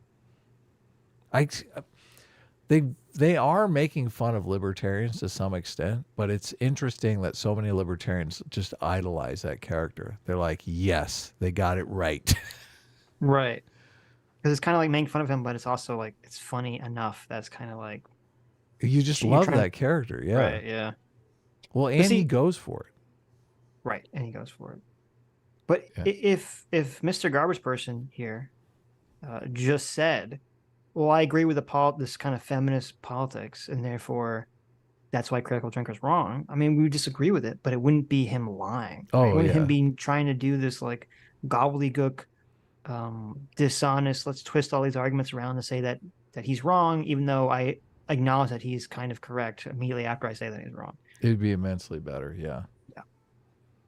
At least he'd be an honest person, right? Right. I don't think Critical Drinker is being dishonest at all. No. Yeah. I think you can grow a big fat channel being dishonest. I don't think like There's no point. I think it's just his perception of the movie, which you can disagree with, but doesn't mean he's lying. Yeah. Yeah. It doesn't matter if he lies about the film. It doesn't matter if he thinks about the film. It doesn't matter if they think about the film. Because it isn't about whether or not the men are bad, about whether or not this detail or that is explained, or whether or not we're supposed to sympathize with the mean lefty girl. The narrative matters. The shoddy criticism that makes up the rest of a video like this only needs to sound convincing, to scan once, in order to legitimize that narrative. And look, I can read his mind. Yes. This is so projection. I know. This is so projection. I know. We must protect the narrative. Don't talk about crime. We have to protect the narrative. I mean, this guy so obviously has a left-wing bias. So I don't even know. I don't know if he's intentionally lying or he's just deluded himself, because he's so like, I have to protect the narrative. I have to protect the political narrative of Barbie and She-Hulk and all this stuff. So let me twist everything around to say, no. This person's lying. This person's wrong. Not just, we just disagree with liking the movie. That's fine. It makes sense that people on the left would like the Barbie movie. People not on the left wouldn't like the Barbie movie. That makes complete sense, and that's totally fine. Plenty of people on the right do like. Plenty of the people on the right do like the Barbie movie. So I don't know how he contends with that. they like it by saying that it's actually secretly accidentally pro right wing, right? That's the argument. Or they just don't even look at it politically at all. Like a lot of normies just don't even really track the politics of it because it's just, oh, this is a silly movie. Well, they look at when the patriarchy took over, everything was better in Barbie Land, and they're like, yes, it's true. Maybe, I don't know. The real world. I would actually be like really curious what the average person in America, like if you sat down and like asked them to explain what they thought the message of Barbie was, to see what they'd say. Oh yeah, that'd be good. Know. And its subsumption of the work under review. The result of this tendency writ large is a culture in which movies aren't worthwhile for their ideas, their performances, or how they're able to affect their viewers. They're worthwhile only insofar as they can be converted into clicks and into rhetoric. And let's return. Oh, such bullshit. There's people that, well, here's the thing. There's people that do this, okay? There are people that do this on both the left and the right, and it's totally fine to criticize. You know, I thought there was a lot of hyperbolic criticism over Mario in terms of it being woke. Yeah. And, you know, and whether I mean, I think a lot of those people just interpret these things differently. I'm not going to subscribe to them some sort of malicious intention behind their motivations or anything. But I mean, there are people that either maliciously or just because they have a different perception do, I think, hyper politicize things. And you can criticize that, that's fine. But to throw this at Critical Drinker and then to ascribe to him a malicious intent based on absolutely nothing other than your your disagreement with a movie, in which you constantly say in this review that you kind of understand where he's coming from, to me is wildly dishonest. Yeah. And you're just projecting everything you're talking about onto him. Yeah. You're the one searching for clicks, bud. Right. Yeah. Into that rhetoric, shall we? What an inspiring message for impressionable young girls. The thing is, none of this would have been quite so insidious if the marketing hadn't done everything in its power to keep it a secret. We're told that Warner and Mattel have tricked families into seeing their film, and that this is a problem. This is, quote, insidious, not simply misleading. The language used suggests it's not just a question of whether little Timmy and Brenda are gonna have a good time. The drinker recommends you don't bring your kids here, and that you'll thank him for that later. It's not very often that I say this in my reviews, but if you're a parent and you're thinking about taking your kids along to see Barbie, then the drinker recommends you skip this one and do literally anything else with them. Literally crystal ball. Progressive commentator on right. MSNBC's same message. Mm-hmm. Like, okay. Believe me, you'll thank me later. The implication being that bringing them would risk interpolating those kids into this dangerous leftist mindset. The eagle-eyed, or rabbit-eared, I guess, among you might recognize how similar this sounds to that groomer narrative that's been doing the rounds over there in normal country for a while now, and to the related strands of anti-woke nay cultural Marxism theories the Drinkers podcast buddies like to bandy about. But hey, let's be generous and allow for the— You know, if Mattel wasn't aware of this, okay, and the marketing wasn't aware of this, why did, number one, why, Mr. Garbage Person, did none of the trailers show that the plot was like 90% about this patriarchy, feminist stuff? Why was none of that in the trailers if it wasn't hidden intentionally? Right. Why was it not there? Why didn't they have the girl calling Barbie a fascist? That would have been great for a trailer. Yeah. You fascist. Why was none of that in the trailer? Number one. Number two. I would have been like, I've seen this the day it comes out. Remember that? What was the question that the interviewer asked Margot Robbie and Greta Gerwig? She said, there seemed to be some confusion about whether the movie's feminist or not. The Mattel producers didn't necessarily want to say that the movie was feminist. What's up with that? Yeah. Why did the Mattel producers seem uncomfortable labeling the movie as feminist? Yeah.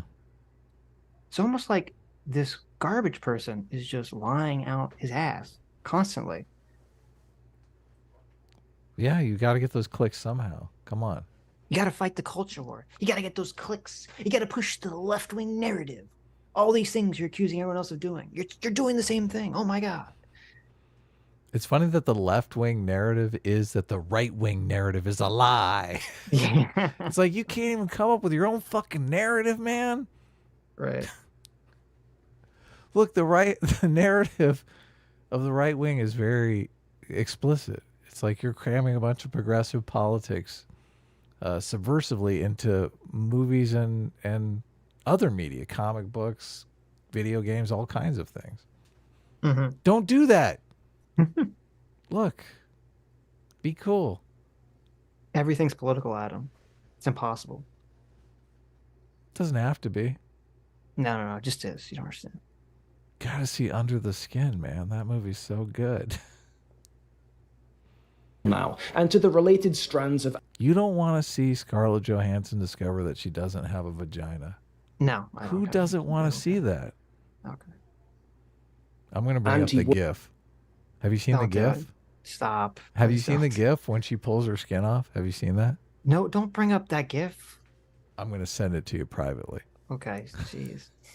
Woke nay cultural Marxism theories, the Drinkers podcast buddies like... Cultural Marxism theories. Okay. Sitch whenever someone says cultural Marxism in a video, Sitch is like, yeah, based. He's like, cultural Marxism doesn't exist, but it should. But it should. You know he would never say that. He'd say cultural Marxism is a right-wing Nazi dog whistle. By the way, look at all this media and how good it is that it's pushing socially aligned social justice activism in its film and media. I'm just not calling it cultural Marxism. I'm calling it something different. So therefore, cultural Marxism's just a conspiracy theory. Yeah. Like to bandy about. But hey, let's be generous and allow for the possibility that this similarity is accidental. Look, he's being generous now. Good Faith Gary just joined the line. You got to stop complaining, Sitch. Alt-right substrate is a result of oversight on the... And he throws in the alt-right substrate. Bandy about. But hey, let's be generous and allow for the possibility that this similarity is accidental. That this alt-right substrate is a result of oversight on the drinker's part instead of malice or fervor. Either way, the video ends with a recommit. So wait. What the fuck? It's got an alt-right substrate. It's got a white nationalist substrate, Sitch. He what said the alt-right fuck? substrate? Yeah, you didn't hear that? No, wait, go back. He said, let's ignore that this white nationalist substrate is in Critical Drinkers review, and just it was a complete oversight on his part. Similarity is accidental. Cultural Marxism theories, the Drinkers podcast buddies like to bandy about. But hey, let's be generous and allow for the possibility that this similarity is accidental. That this alt-right substrate is... Oh my god. That this alt-right substrate is just accidental. What a scumbag. What an utter piece of shit this guy is. He's like, oh, I'm going to call you a white nationalist. And then after I've called you a liar and called you a white nationalist, even though I basically agreed and said I saw where you're coming from, after 17 minutes into my video, I'm going to say, well, maybe it was a mistake. And then after I called you a liar like 50 times. Look, and then they wonder why people call them groomers. Mm-hmm. Like it's completely unfair to call somebody a white nationalist. Especially when they're not a fucking white nationalist. You're basically calling them a racist. And then they wonder, oh, why are you calling me a groomer? Right. Which, again, I mean, I literally never even fucking seen anything remotely racist or white nationalist that Critical Drinker has ever talked about in any fashion, one way or the other. And then in the Barbie movie, which this guy knows because he's did a video on it, he literally advocates for an egalitarian view of the world where men and women are both treated equally and are validated for being men and women. He says that in the video. Yeah, it's crazy. He's like, what is that, second wave feminism, Sitch? It's almost like Pillar of Garbage here, Mr. Garbage Person, is just a total liar. I'm curious if he'll bring that up in the next 4 minutes of the video remaining. Will he bring up that? Will he just keep throwing this, oh, he's an alt-right, liar? Look, it's an alt-right substrate. Is it intentional? I'm just asking questions. I'm just asking questions. He just does a podcast with a bunch of Nazis. But maybe it's an accident. Maybe he doesn't. Maybe he thinks white nationalist is just a white guy who's also a nationalist. It could be a honest mistake. Look, that happens from time to time. Yeah, exactly. There you go. Is a result of oversight on the drinker's part instead of malice or fervor. Either way, the video ends with a recommitment to Barbie as wokeness narrative fodder, and to the idea that it's succeeding because the film's advertising campaign lied. That's interesting. For a while now, as more and more people have caught onto the reactionary grift, the Barbie question has loomed. We've known for a while that the film would be a financial success.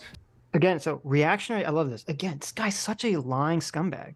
Yeah. Reactionary grift. It's not that these people just have a different political opinion than you. It's a grift. They're lying. They can't, it's so funny because this is such a classic. This is one of those things that for some reason, I mean, everyone calls everyone grifters, so it does happen. Right. But this seems to be far more on the left than on the right.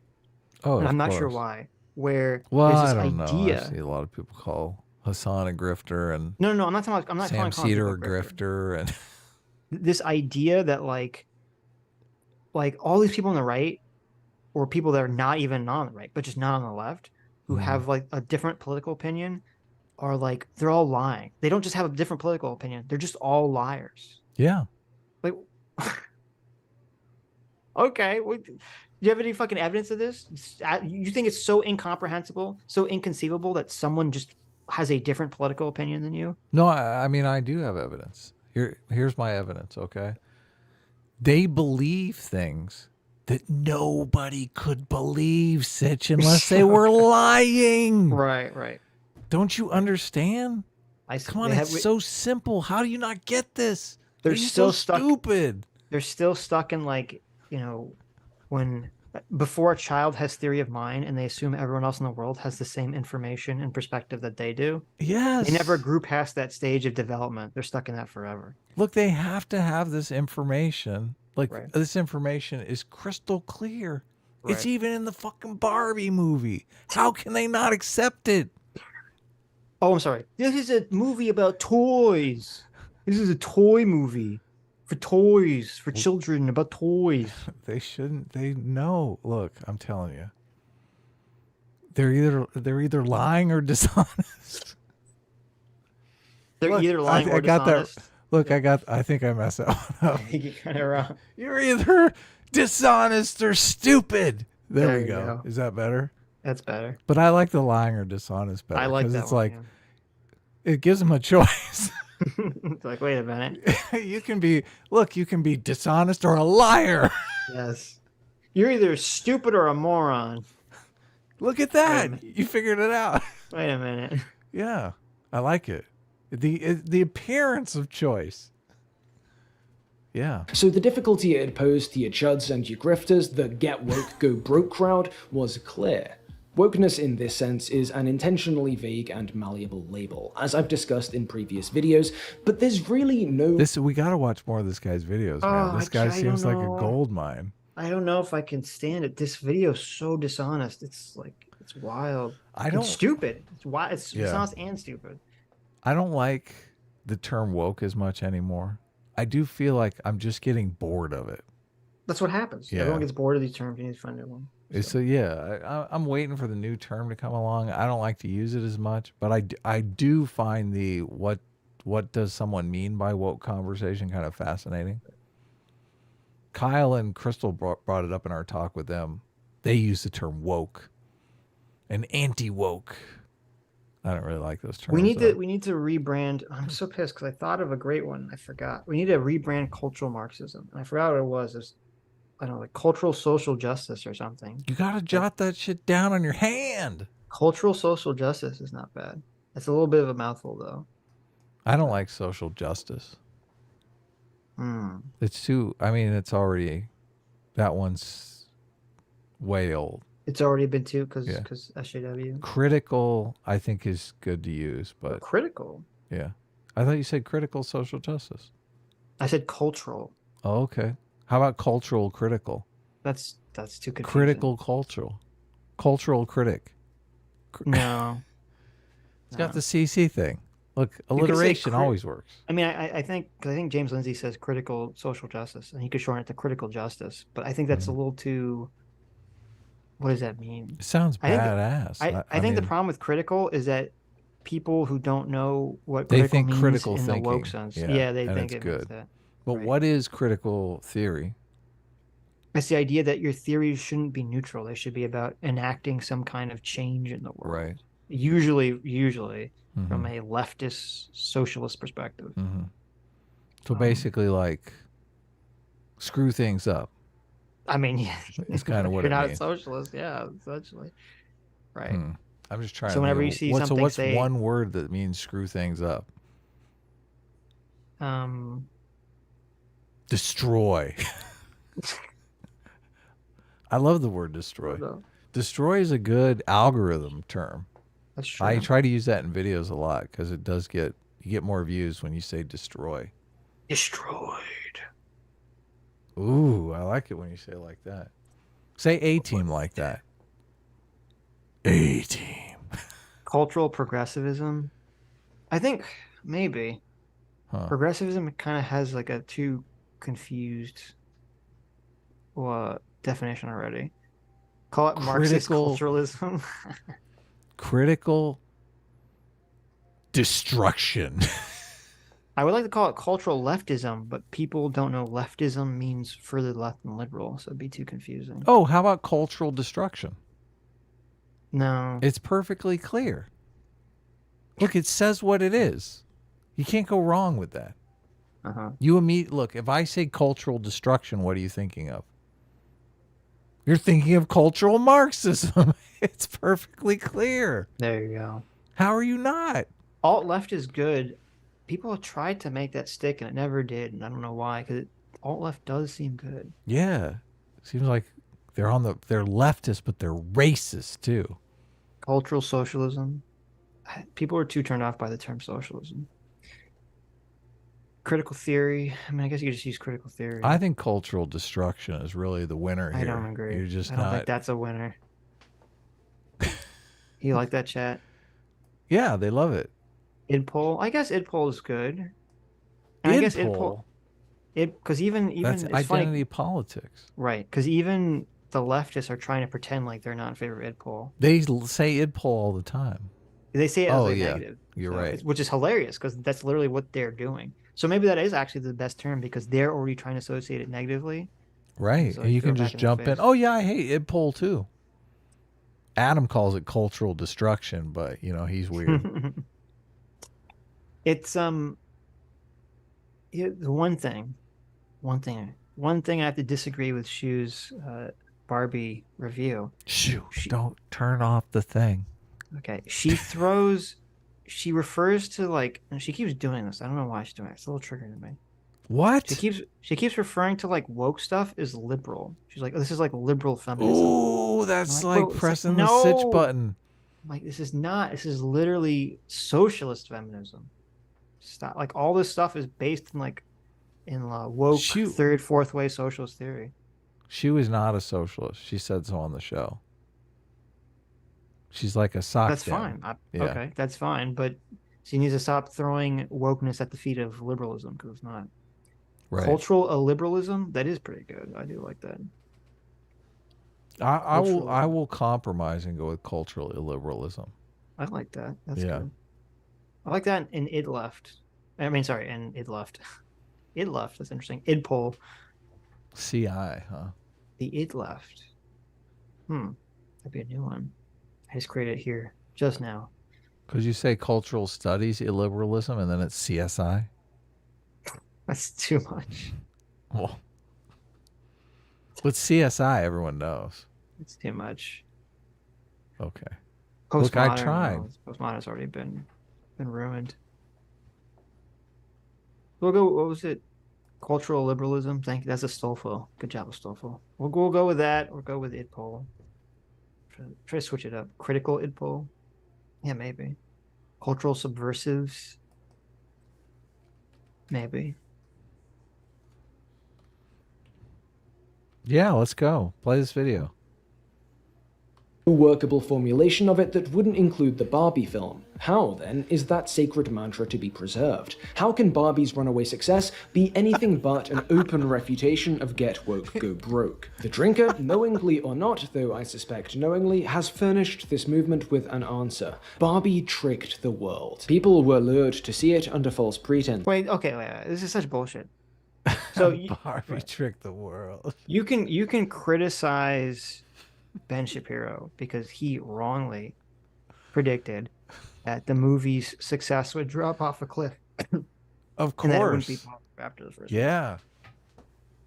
Take but that's that. not true. How could he not see that pink flagstone wall and know this movie was going to be a massive success? Right. No, I mean, I thought it was going to do well because I saw it, I'm like, oh, it's funny. And that's really what most people care about. It's funny enough. And it had so much like positive buzz surrounding it in the first place. But in Critical Drinker's video, he never ever, I don't think, did I miss it? I don't remember him ever bringing up anything. And maybe he would show it in a clip if he said it. He doesn't bring up like, oh, this movie is not going to do well, and if it does do well, the only reason is because it tricked audiences. That's just a creation that this garbage person just created out of nowhere and just shoved onto. He just created a straw man and then shoved it onto Critical Drinker to just attack him with it. But he never said that, and he never even applied that.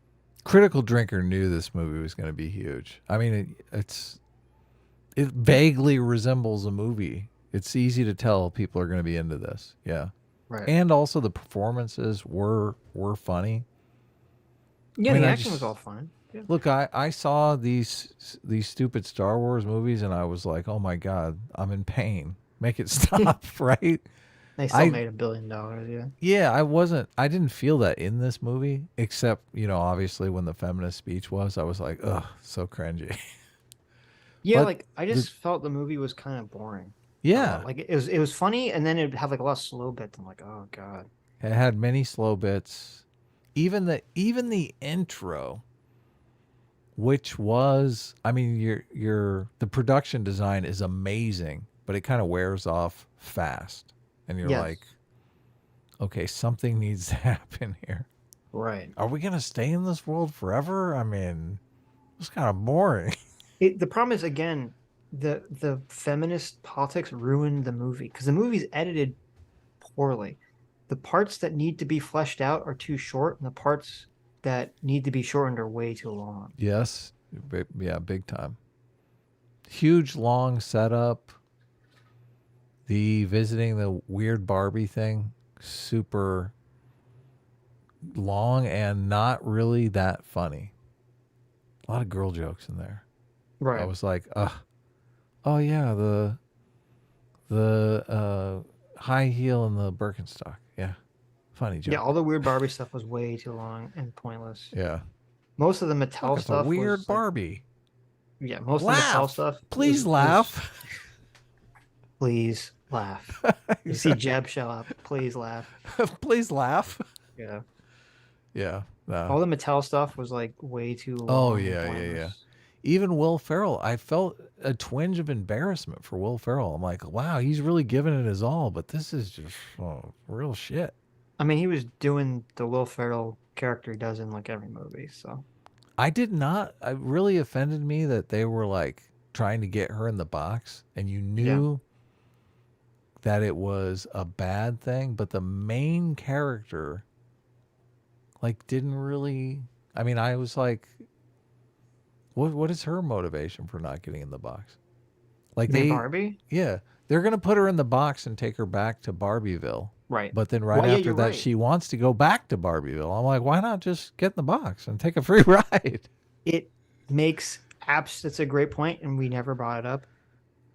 They literally want to put her in a box to take her to, well, first of all, from a realistic, like from a movie perspective, what is the point of putting her in the box? She literally comes into the office and says, I want to go back to Barbie World. Yes. And they should have just been like, well, we'll take you right there. Here, look, here's your car. Right. They go in a car. They give her the roller skates and they say, yeah, well, and, bon voyage. We don't need the box. Look. Right. What is the point of putting her in a box except they're trying to insert this really stupid kind of conflict, political, feminist. Oh, they're trying to put a woman in a box. Literally, they're trying to box her in. Oh, you're right. Oh my God, that's so lame. It's yet another example of the politics of the movie having to be inserted in the movie, ruining some other aspect of the movie or creating a plot hole. So lame. Because it's not like, or they could have even fixed it too. Because what they should have said was, oh, they're going to put her in a box. And the reason they're putting her in a box is because they're going to take her back to like the secret lab to dispose of her or to like fix her or something. Like they're going to do something to her right before they bring her back. That would have been would be much suspect. higher stakes, like wipe her memory. Yeah. Yeah, or exactly. They wanted to do. Well, actually, the problem with that is they'd have to use wipe her memory because anything else than that, the Mattel would never probably have allowed them to like do something insidious to Barbie. But yeah, they could have done wipe her memory or just something to give it some stakes. Because you're right, like there's a chase sequence between Mattel and Barbie when they both want the same outcome. Yeah, ridiculous. What is the what are the stakes of the chase? Look, for they're those gonna catch of us, her and bring her back to Barbie Land. Yeah, for those of us who actually enjoy movies, part of the enjoyment is playing along with the main character and going, "What would I do in this situation?" You know, would I get in the box? But when I don't know why the fuck, what's even going on with the box? How am I supposed to play that game? Right? Right. Would I get in the box? Well, hell yeah, I want to go back to Barbie Land. And then even so if you're trying stupid. to play that game of what would I do, after that point, Barbie basically loses most of her agency, if not all of her agency, the rest of the movie. It just gets dragged around by the other characters, like a doll. Or... I started playing the game with Ken, and I think most people did. Most people were like, okay, Ken has a goal. Let's see if I can... What would I do in this situation? How would I implement the patriarchy? How would I get Barbie to love me? How would I beach off against that other lame Ken? Hot Diggity Demon says, I think Sitch and Adam have Barbie derangement syndrome. We do. We have BDS. Oh, really? There you go. There you go. How dare you? I know. How dare. Where's your Barbie video? Where's that? Mine? No, Hot Look, Diggity Demon. Well, our Barbie videos did really well. I mean, that's true. Look, it wasn't a huge financial windfall by any means, but that's also true. They were fun to make, and they did do better than most of our clips do. So, the Doomer debate, Barbie debate, was really good. People really liked that. Fun, in finger quotes. Well, I do feel bad for Doomer because I feel like I said, I like Doomer. I think Doomer. I don't feel bad. I think Doomer is much cooler than Chud. Look, we had a super chat here that made a lot of sense. Well, I hope you guys understand. I'm just having fun with Chud. Okay. I'm not really one for starting drama with other creators. I try to stay out of drama. So Are you saying this is all just a troll? It's all a meme? A little bit. I mean, yeah. Okay. Obviously, my That's feelings were hurt. I'm A team. I wear my feelings on my sleeve. It's hard for me to deny. I don't like to lie. And I mean, I said my piece about this. So, but I am obviously having some fun. Right. I do think it backfired on Chud, and I think Chud came off looking like a real a-hole. And I figured, look, I can do some guilt tripping here for a couple days. Wow, look at you milking it. Yeah. Well, it's just it's fun for it's fun for the audience. A lot of people were saying when we first came in, like, I'm here for the Chud drama. The drama. Look, where's that chat? super Don't chat? tell anyone. Don't tell anyone that M's just milking it for the drama. Okay. Where's that? Is serious drama business. Look, if Chud asks, you guys tell Chud, I am fucking pissed. Okay, you tell him. You tell him. Yeah. Our friendship is on rocky ice. Okay. No, you tell him it's over. It's over. Well, don't go that far. Come on. No. You tell him it's over unless he does the dance. Okay. Oh yeah, tell him that. Yeah, Forgot about the dance. Yeah, the dance would be great. Ask him if he can do that tomorrow. We will review it on Tuesday stream. Cotro, it's Cotro for $5 says, Adam is acting soy about the Chud chat. I know he is 20% soy. Many of you new people who might be here don't know that Adam has always said I'm 20% soy, 80% super Chad, masculine Giga Chad. But I thought you were going to say 80% man milk. That's a little strange. 20 I know he is 20% soy, but for this situation, it's more like 50% soy. Ooh, Wow. ouch. And the other 50% is giga capitalist. Well, there's nothing wrong with that. Yeah. I kind of feel like that cancels out the soy. Listen, Adam, you got to open up that fossil of yours, drain out 30% of that soy milk. Okay. and it's so strange. I thank you for the super chat. And I want you, look, I'm going to milk this. Look, this You're going is to soy milk this? This is You're gonna fun. milk this soy for as long as you can. You guys know you love it. Everyone was talking about how Adam rage quit EFAP. God, that tweet. I should look up who did the tweet because it was hilarious. Someone messaged me and said, "You did that to save Doomer." to take the rage quit meme mantle away from Doomer. Wow. What is it? I leave the stream. I like Doomer, and but not that everything much. falls apart. Okay. And everything falls apart. It's Chud's fault. Chud did it. What are you talking about? How long? Was this like 20 minutes after? Like how long after I left? I stayed till almost the end of the stream. Wow. Okay. Yeah. Okay. Yeah. Good for you. Yeah. No, I think Mauler and Rags legitimately felt bad. Yeah. I think everybody legit. That's why I was like, this totally backfired on Chud, because I think everyone legitimately felt bad. Like, oh. Anyway. Okay, anyway, let's finish this off. Yeah, what were we doing? It doesn't. It's a counterexample because the trailers lied. As we've seen, that isn't really true. Wait, hold on. Yeah. I forgot what we were doing. It's like 50 lies per minute. What are you doing? Videos, but there's really no workable formulation of it that wouldn't include the Barbie film. How, then, is that sacred mantra to be preserved? How can Barbie's runaway success be anything but an open refutation of get woke, go broke? The Drinker, knowingly or not, though I suspect knowingly, has furnished this movement with an answer. Barbie tricked the world. People were lured to see it under false pretenses. It doesn't count as a counterexample because the trailers lied. As we've seen, that isn't really true. Drinker never said that. No. Drinker never made that argument. Yeah. He just said that the trailers were deceptive, which they were. Has Drinker used the get woke go broke? I'm sure he has. Yeah.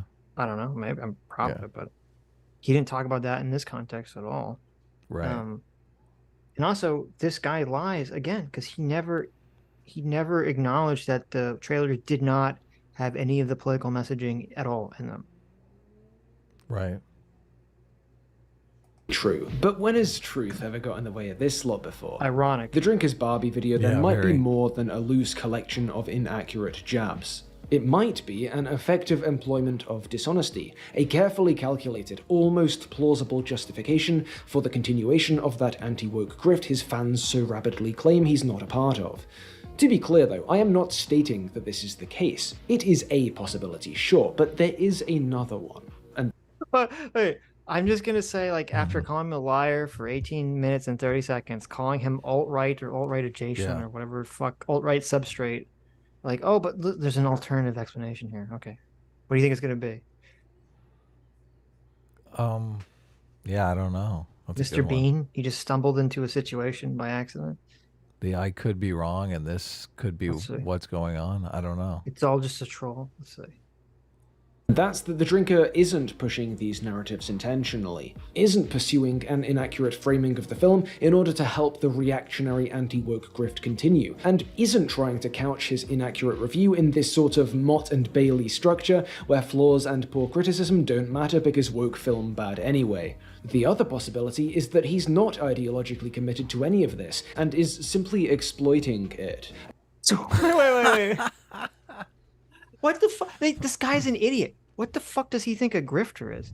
He's literally like, Listen, there's an alternative. He's not a right-wing grifter. He's just a grifter. He doesn't even care about anything. He has no ideological basis at all. He's just a regular grifter. Right. I love it's not even just like, maybe he just has a different view of a movie than you have. I knew he couldn't make that. He couldn't say that, obviously. A different view that you acknowledge you could understand earlier in this video. You even yourself said that the themes of the movie are messy. And it seemed like you were saying it was understandable that someone could come to these conclusions. And yet now you're like, no. He's just a fucking liar. Okay. I can actually see why, Critical Drinker someone would never want to interact with this person's such a scumbag. Yeah, you wouldn't want to. Yeah. You wouldn't want to give them exposure when they're just obviously like delusional or a piece of shit or both.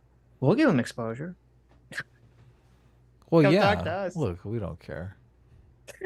We'll give anyone exposure. I'm trying to get Dad Katie back on the show, man. She's great. Yeah, there you go.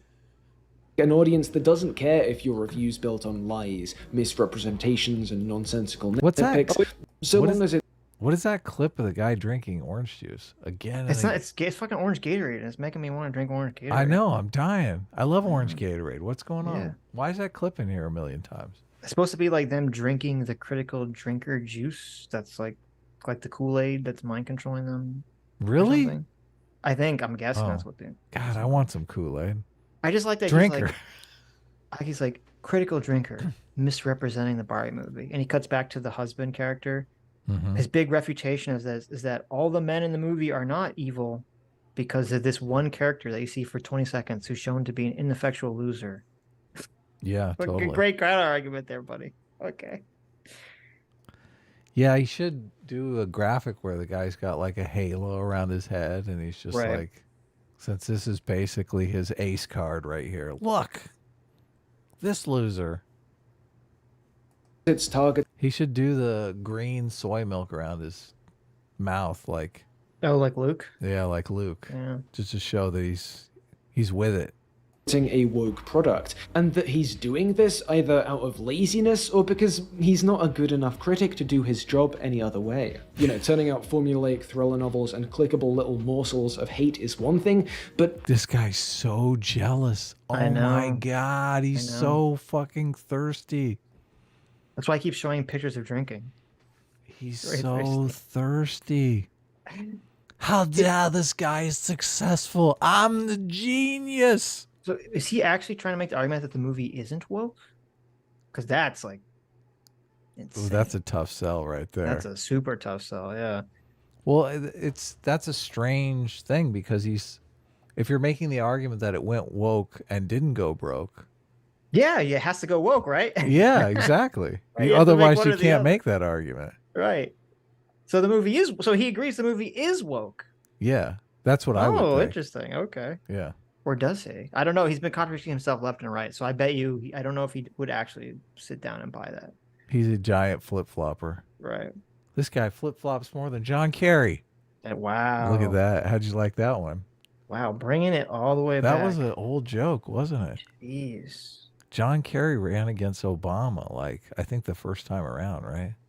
No, what the hell are you talking about? When did John Kerry run for president? John Kerry ran for president. He can't run against George W. Bush. Second, yeah.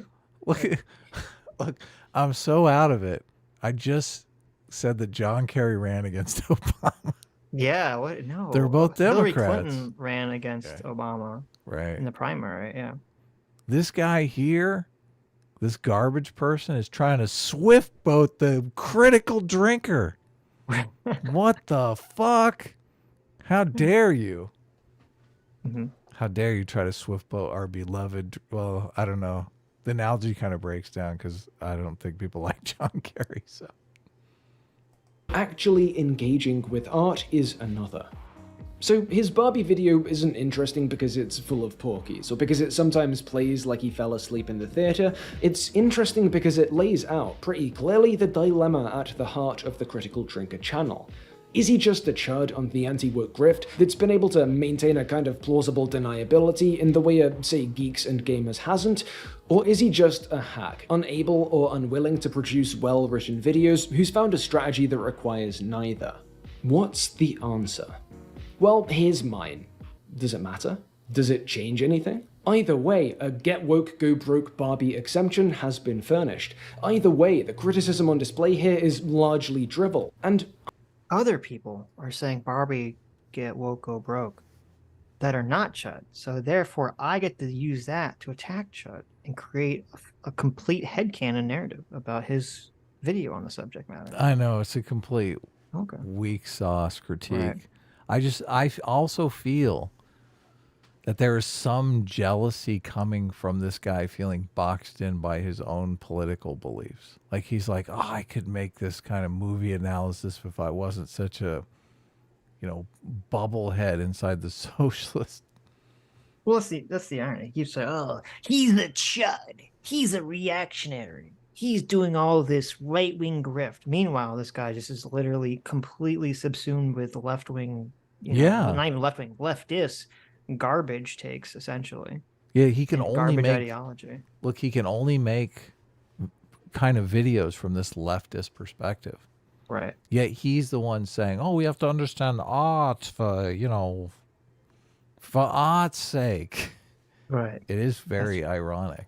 That's right. He's either, I like that. Yes, Critical Drinker is either a grifter, or he's a grifter. Yeah. Why could he?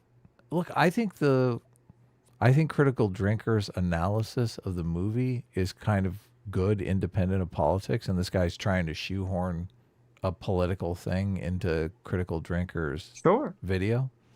Yeah, but at the same time, I don't think he could make that same criticism without thinking of himself as abandoning his leftist principles. Right. Yeah.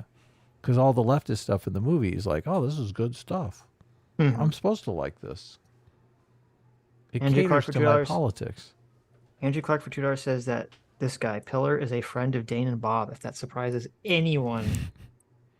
Well, maybe we can get him on the show then. There you go. Look, someone needs to tell this guy, Dane and Bob stepped up. What are you, a pussy? Look, I take that back. I don't like it when people do that to me, so I try not to do it to other people. But we can do it to this guy. Nah, he seems let's operating just in very bad faith. So look, if you want to come on the show, listen. Yeah, we don't trust you, but we will ask you the 3 questions. Okay. There you go. Yes. Mr. Ubercross, thanks so much for the 20 gifted membership. Yeah, thanks. Yeah. Our surrogate lawyer. Twitter sucks. Our surrogate god uncle for $20. Thanks so much. Says, quote, Critical Drinker stumbled upon the crazy take that he has, but Barbie is entirely accurate on what it was trying to portray, even though everyone disagrees on what the movie was trying to say. I know. That is basically this review. Spot on. So, Mr. Ubercross for $20. Thank you, Mr. Ubercross. Says, I saw a video by this dude a little while ago. Glad to see you cover him. His only goal is to be the anti-critical drinker. And when he does, he gets views. His original ideas suck. I wouldn't be surprised. That is sad. That is sad. You really got to get out of that political matrix. I mean, we talk politics all the time, but I like to think we and our audience are more attuned to the arguments and intuitions of both teams. Well, we had a whole conversation when we were talking about the second Into Spider-Verse movie where I said a movie could be woke in terms of having woke politics and still be a good movie in terms of its construction. Yes. Yeah. Like you can say like, oh, I don't like the politics of the movie, but I still acknowledge that it's like a well-made movie. And I've already said several times, this movie has funny jokes in it and funny parts in it. And I think if they remove the politics from it, it would have been I think it would have been significantly better and could totally work. And I think the setup for this movie was really good.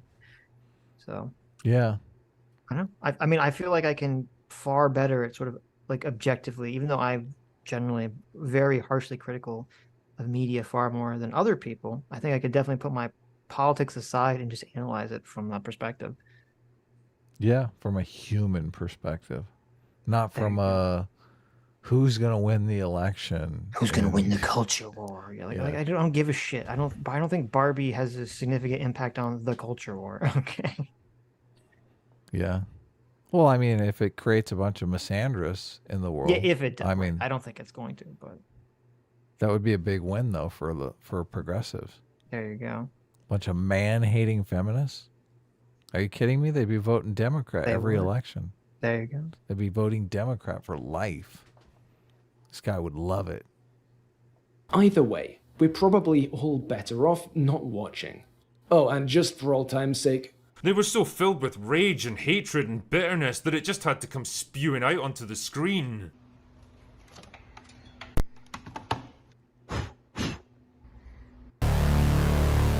thank you for watching. If you want to help this reach a wider audience, know what likes, that's a comments, reference to. and shares are all very... Okay.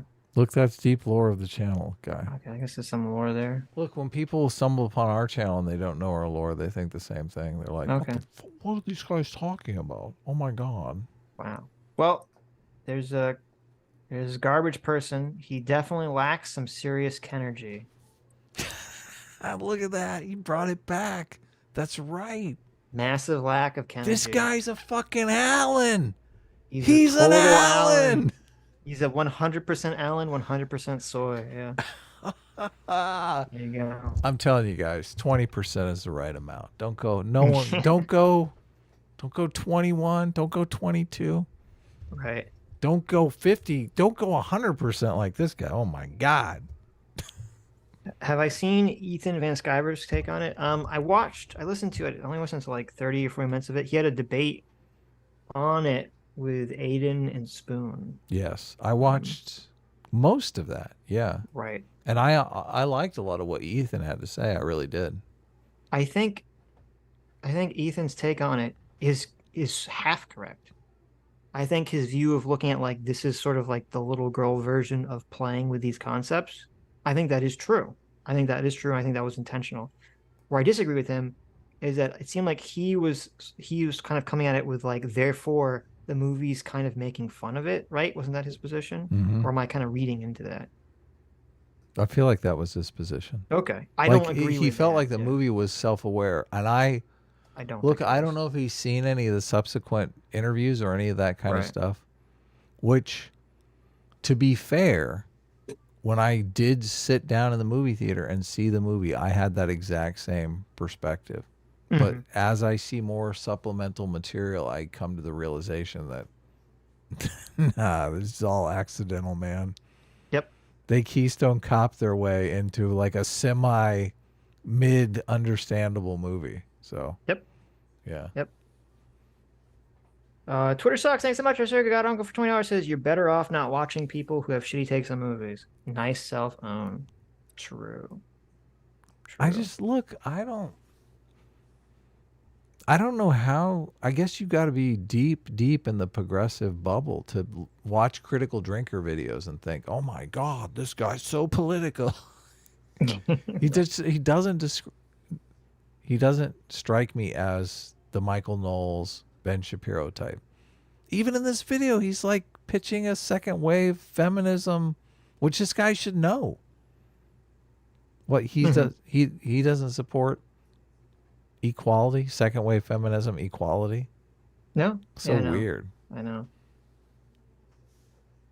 Well, thank you for recommending this video.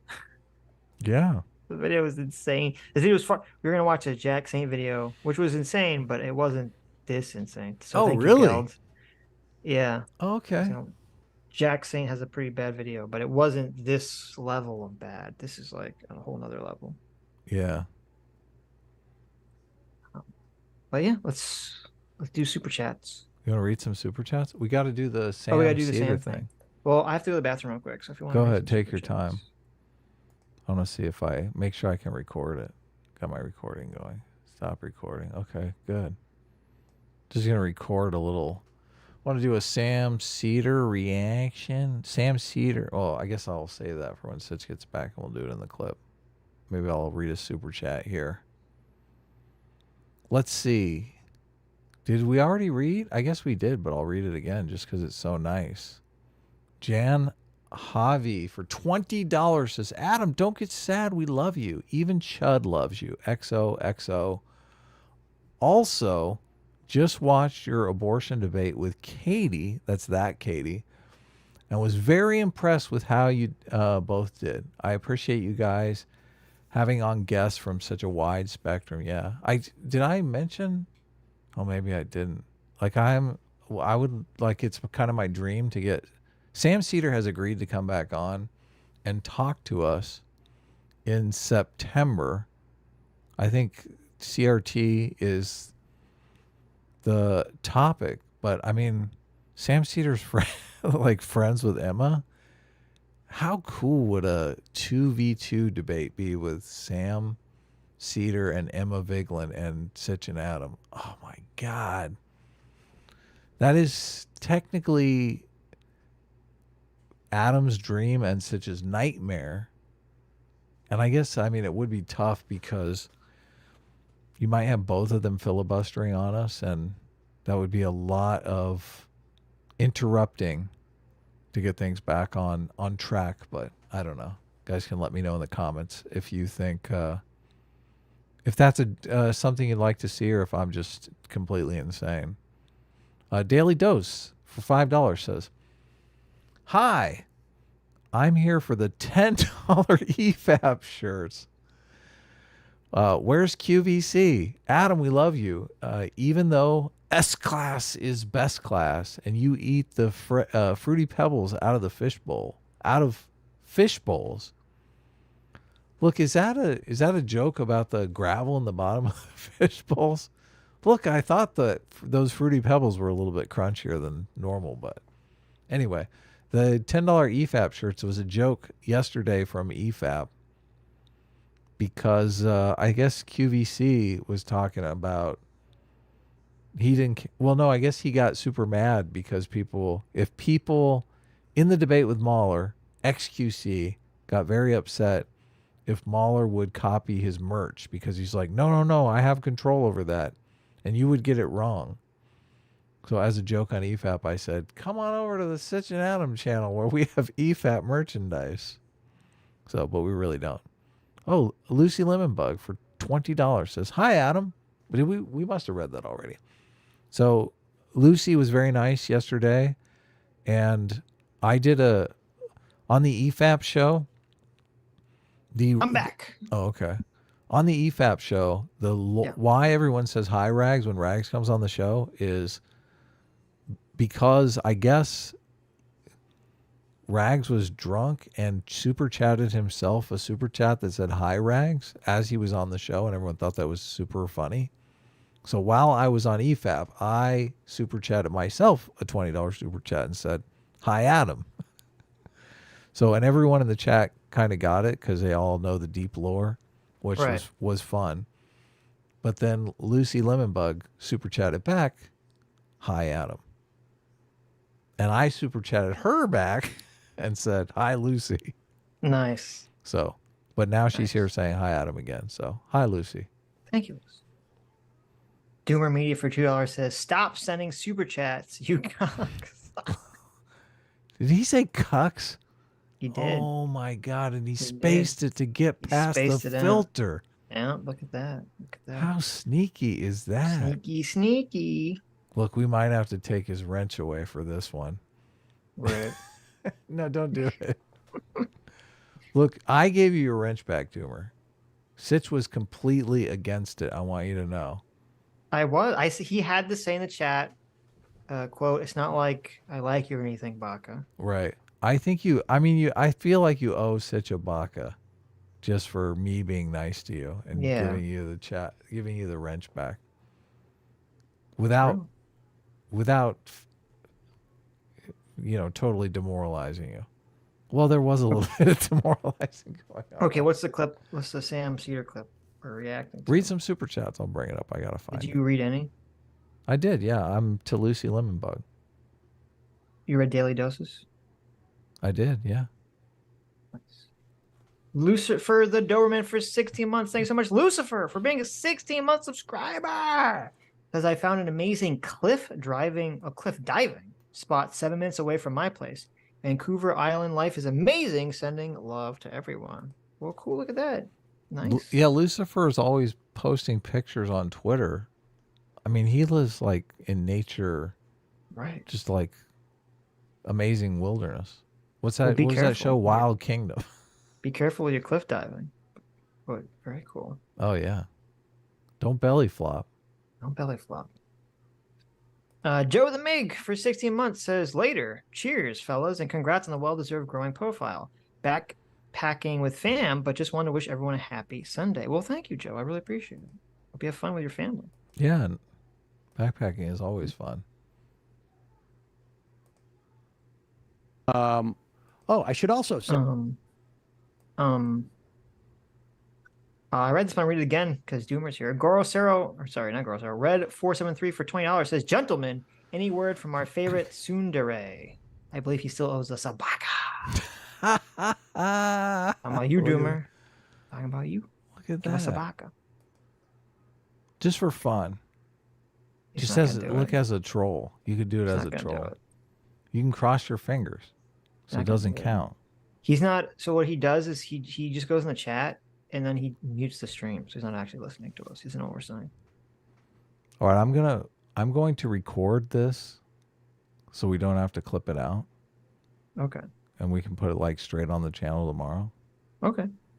I saw this, but I guess I'll do like a 3, 2, 1 and start recording, and then we can start talking about Sam Cedar. Okay. Before you do, though. Yeah, I know. Lucy Lemonbug for $20. Thank you so much, Lucy. Says A team. React harder, Sitch. There you go. Look, I don't. Thank you, Lucy. Just do look. A team. Just give me a. Just give Well, me. she actually wrote. She has the angry Adam emoji, and then wrote I team Oh. because Oh, you no. pronounce that I. So Arr! I team. I team. I team. React Okay. harder, Sitch. I'll try. That's good. I enjoy doing the S class as best class because it's got that fun. I know. Right? You don't have anything fun with your with yours. A team. Come on, it's fun when you say it like that. Yeah, you could say anything like that though. It's not unique to A team. I team. Am I getting closer? Say it like that. A team. The A team. Arr, am I a pirate? The R team. A team reigns supreme. Okay. You're like an Irish pirate. I like it. Arr. Well, Or what the Scottish. fuck? I already forgot what the difference was. Look, what the fuck does? What does that mean? That's like when you spray the cat. Get off the couch. Because I think at first I was just saying best class. I just kind of echo, and then you made fun of it and said I'm summoning a cat by going. Stop. So then I mixed it together and it just stuck. Stop scratching the furniture. All right, look, we got to be serious now. Okay. I want Serious this clip to business. be very serious. I Okay. don't want Sam Cedar to know. Know what? That we were joking around before we Oh, did okay. this. Look, it's got to be. It's like we're going to war, okay? Right. All right. Set the backstory here. Right. I'm gonna click this button. I'm gonna start recording, and you're gonna be fucking put your war face on, Sitch. Okay, I'm ready. Are you pissed? I'm so angry right now. Okay, here we go. 3, 2, 1. All right, we're responding to a Sam. I'm so angry. I'm so triggered. I'm gonna rip my shirt off like the Hulk. Sitch saw this clip, and he got so angry about it. We okay? have to start over. You can't No. This is the look. There's no starting over here. Sitch It saw this. backfired. The joke backfired on me. Sitch saw this clip. Yes. He got so angry. He tore he ripped his shirt, his brand new fucking shirt. Well, no, listen. I don't like the lie. I don't like the lie. I've never actually seen this clip. Okay. I ripped told my Sitch shirt. about this clip. Yeah, Adam just described the clip to me in general. He didn't even describe it in detail. He just generally explained the clip to me, and I got so angry I ripped my shirt off. Okay, so the backstory on the clip is Sam Seder came on and did a debate with us, a conversation.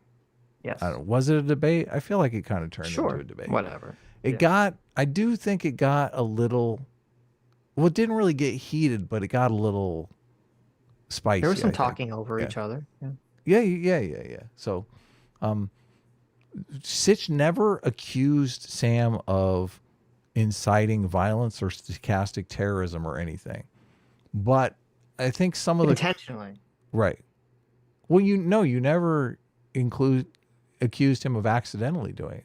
I said that I thought his rhetoric could lead people down that path. Well, you asked him, and he kind of said, "Are you saying this?" And you were like, "No, I'm not saying that. No. I'm just saying, do you think?" Okay, you tell it. Go ahead. Okay. He's so I haven't seen this clip, so I don't know what he's gonna say. But he was saying, "Are you saying that I did not denounce the violence or that I'm intentionally doing this?" And I said, No. I said that I think your rhetoric, where you're basically saying that we here in America are heading towards a white supremacist society, or live in a white supremacist society, and are like on the edge of fascism, that we're like heading towards fascism, that using that extreme rhetoric, which number one, I think is not true at all. But then number two, I think you're basically setting up, or you could be setting up people to commit acts of violence, because I think a reasonable person would think it's reasonable to use violence to prevent their country from falling into fascism. And I think you need to be careful when you use this rhetoric. Right. This is why I'm so demoralized by the January 6th stuff, because I do see how people can see January 6th as like teetering on the edge of fascism. Mm-hmm. But he wasn't even talking about January 6th. I know. I'm just saying, I'm using that as the most explicit thing you could probably point to if you're going to make the argument that we're teetering on fascism, right? So I wish that kind of stuff wasn't happening, because it really Well, it's funny that you mentioned that, because I literally had this conversation with my dad about this. Okay.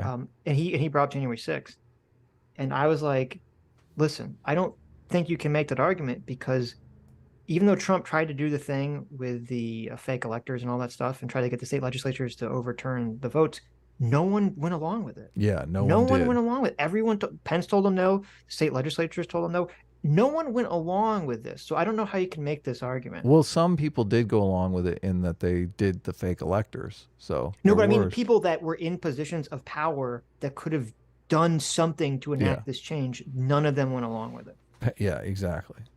So that obviously is a point in favor. So this clip is from Sam Seder responding to our discussion, our debate, on his show the next day. And this was before Sean had gone on. He mentioned that he went on our show. And, we have these conversations with people. I just try, like, my ultimate goal is that they just understand our perspective. That didn't happen. I think this clip is evidence of that. So Sam is supposed to come back on in September. Maybe I think we try harder to like actually get him to steelman our position. So, but I'll play the clip. You can respond. I should also say, yesterday I did the Adam and Stitch show. Okay, now you're probably going to you're probably going to want to respond to that right away. Oh, he did that on purpose. Not only did he call you Stitch. I know. Look at that. After the whole thing, he didn't even know what Lilo and Stitch even was.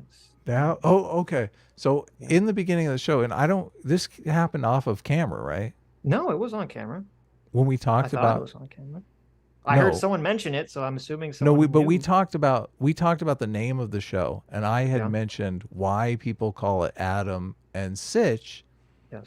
Is because of Lilo and Stitch is this complete meme. So it's already in people's brains. And so Adam and Sitch is very close to Lilo and Stitch. So that's why sometimes my name comes first. Yeah. Right. And he said, I don't know what Lilo and Stitch is. Like, what? Right. Okay. Yes, exactly. Anyway. It gets more interesting. You're going to love this. Adam and Sitch or Adam and Stitch? Sitch and Adam or something like that. Stitch and Adam. Apparently, it's based on like. So I like how Matt knows because Matt's yelled at me on Twitter.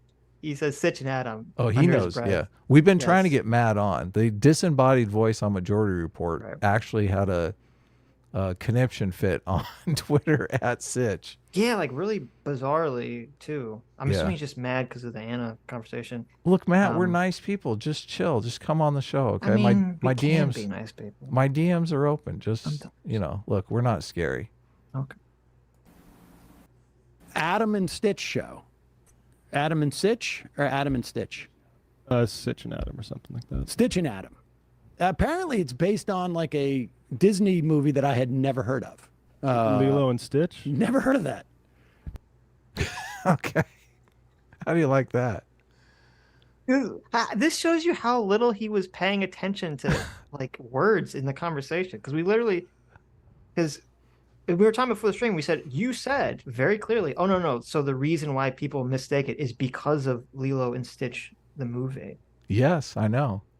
And I think he specifically said, oh, is that why you're named that way? And I said, no, because it's not Stitch. It's, I don't know. He's just not listening. I guess he's not paying attention. He doesn't pay attention to what other people tell him. I guess, I don't know. Whatever. It's fine. It gets better. Like, wait till he's old. He's old. He forgets things. He doesn't He's remember not things. that old. How dare you, Sitch? He says he's old. He says he's an old man who doesn't remember what he said in previous conversations ever. Doesn't remember that conversation. How dare you? Even though this was like the day after we had the conversation or whatever. You know, it's fine. He's not that old. Okay, he's an old man. Anyways, I looked it up. Cool to base your and show it was. And Matt jumps in. It's not cool to base your show on a movie like that. What does that even mean? It's not based. Look, Sam. I know it's obviously not based on that, but I don't even know what that even means. Sam, like, our show is not based on the Disney movie. Okay? I mean, listen, if it was, Lilo and Stitch is a fucking awesome movie. I wouldn't have a problem with that. Please don't say that. Lilo and Stitch is a based movie. Okay? No. What do you mean? Please you don't like Lilo and Stitch? Anything you say about that movie is going to reinforce in his mind that our show. That's good. I want it. Okay. I want this to forever be blazed into his mind. Okay. He thinks that for some reason, for literally no reason, we named our show after Lilo and Stitch. Yeah. Only it's Adam and Sitch. Or Sitch and Adam. So it completely destroys the idea that we would name it after Lilo and Stitch. Look, don't think about it too much. Okay. More or less an hour of it was really only one of the animated one guy was felt that I had misinformed this audience by characterizing what he had described to me. I didn't know about this, until I got on, obviously, that I had mischaracterized a video clip, a statement by the superintendent of schools in Oklahoma. And I think he had said to me it was like a debate about the law. It was really, I guess, like a town hall where this guy was being questioned by Oklahomans. And he said you can only look at it on an individual basis or whatever, right? Yeah. Where the fuck does this come from? Why did he keep pivoting back to this, looking at the law from an individual basis? Because he had this. So Sam's entire problem is that he just created this. He misinterpreted what the guy said. I don't know why he derived it this way. I think it's because he has such a negative view of anything that's anti-CRT. So he's like looking for a way in his mind, or his mind is looking for a way to like twist everything in this negative context. So he created the misinterpretation of this guy's statement originally, and he just ran with it. And it didn't matter how much you would show him that that's not what the guy meant. He just couldn't let it go. But that wasn't the argument you were making either. And somehow you got caught up and you're making this argument that you can only look at it from an individual basis. What? Wait, did he said I'm looking at it? No, he didn't say that. He said the guy. He's talking about the guy. He's here. This guy was being questioned by Oklahomans. And he said you can only look at it on an individual basis or whatever, right? Yeah. I didn't remember the clip. I don't know if it was like 2 or 3 weeks ago, or 4 weeks ago, or 5. 4 or 5 weeks ago. A month ago, 2 months ago, 10 years ago. I mean, this is a little I said asked us. it was 3 weeks ago in the conversation. But It was 2 weeks ago. What are you talking about? 2 weeks ago, yeah. I don't even remember. We said it was 2 weeks ago. Right. And then you said he uploaded another clip yesterday. Right. That was similarly themed. Yeah. Right. 5 weeks ago. I mean, I can't remember a clip from yesterday. Yeah. Well, there and you so go, Adam.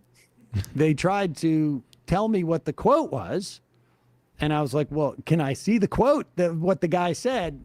Apparently, the idea was that we had clipped only part of what this guy had said, and that they felt that he had said something that had mitigated it. And it was basically the part that I was reacting to was that Oklahoma was that the Tulsa race riots, he said, was, we're going to show the good, the bad, the ugly of it. And this is in defense of their anti-CRT law. But it was, bad actions by individuals. And my argument was and is that if you reduce the Tulsa, Oklahoma race riots to bad actions by individuals, you are obscuring the reality of both what was going on there, what was going on around the country, and what was happening throughout, decades in the wake of Reconstruction. Yeah. And so their argument was that it was misinformation for me to say that this was racist and akin to the lost cause. I obviously didn't say it was the lost cause. So wait, so I don't know. It's hard to tell with Sam, but this is good. So when we have our next conversation, because he's not saying what our argument was. Because my argument was that you've misinterpreted what that guy said. He didn't say what you think he said. That's not what he meant. Right. Which Sam is not bringing up, obviously, in this retelling of events. Well, he's saying that his interpretation of the guy's argument is your argument. I don't know if he's saying that. It's not clear. I feel like he is saying that. I mean, I don't know. I honestly can't tell from how he worded it, because he worded it kind of confused with the pronouns. He's talking about me. He's talking about the guy. But when we have the next conversation with him, we can be like, you need to, because there was this confusion. Can you state my position back to me so I know that you even understand it? Well, the whole idea that they keep pivoting back to the actions of individuals makes me think that they're saying that we're trying to say that these were just bad apples and that, there wasn't some sort of racist environment going on at this time, which neither of us would say. I mean, obviously, there was racist laws. There were literally Jim Crow laws at this time, I believe. So, of course, yeah, well, obviously, yeah. So that I would not describe as like the action of a few bad apple individual people who were racist. Like there was some kind of systemic racism. Right. But I don't think that persists today. And the law specifically says that you can't use that as evidence to infer that all systems are irredeemably racist and racist in favor of white people. Yeah, and the law that the part of the law the guy was talking about, he was just saying, why he used the word individual, he was just saying you can't intrinsically say that because someone is white they are racist. That was all the guy was saying. And because they kind of cut out the original context, and because the guy asking the question and the guy responding didn't become hyper specific in the conversation, Sam misinterpreted it to mean this very bizarre thing that it didn't actually mean. And I even in our conversation read how in the guidelines that the Oklahoma school board put out to talk to teachers about the guidelines of law, they explicitly say that you can teach that groups of people like the Nazis and the KKK were motivated by a belief of racism towards specific groups of people. It specifically says you can do that in the guidelines, and I specifically read that to Sam, and I sent him the link to that. Yeah. So, but I don't think he is saying that I agree with the guy in terms of the individual thing. But I think the fact that he's not really saying what my argument was could lead people to think that we were agreeing with the guy. Yeah. So.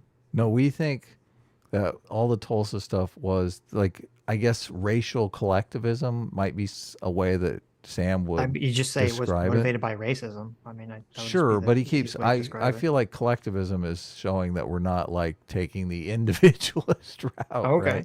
Right. I don't know. That's the thing. I don't. Why does he keep piviting back to individualism? I'm like, individualism is completely irrelevant to this argument. Okay, it's again. It's because in the clip he was responding to, right? The guy says, "I would never." He uses the word individual, but he's not doing it in a sense of like individualism. He's saying, "Look, I would never tell any student." Like he could easily say, "I would never tell any student that they're would behave in a certain way because of their skin color." Right. The individual, him just saying, "I wouldn't tell any individual." He's not talking about individualism. Yeah, the guy but I says, think Sam is talking about individualism. Okay, I'll explain what the problem was. I explained this to Sam. The problem is that he plays the second half of the clip. Okay, the first half of the clip, the guy asks him and says, "How can we teach the Tulsa Race Massacre and not run afoul of the anti-CRT law?" And the guy says, it specifically says in the school standards that we're going to teach the anti-CRT law.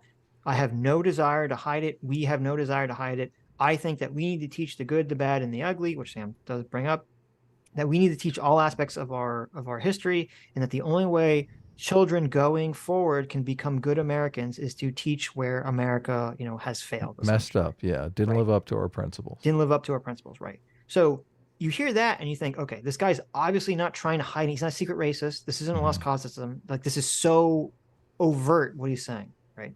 But then the guy, the questioner, who's an idiot, Ask then him just again, asks the same question and he does the stupid thing, which is he doesn't specify what specifically he's looking for. Right.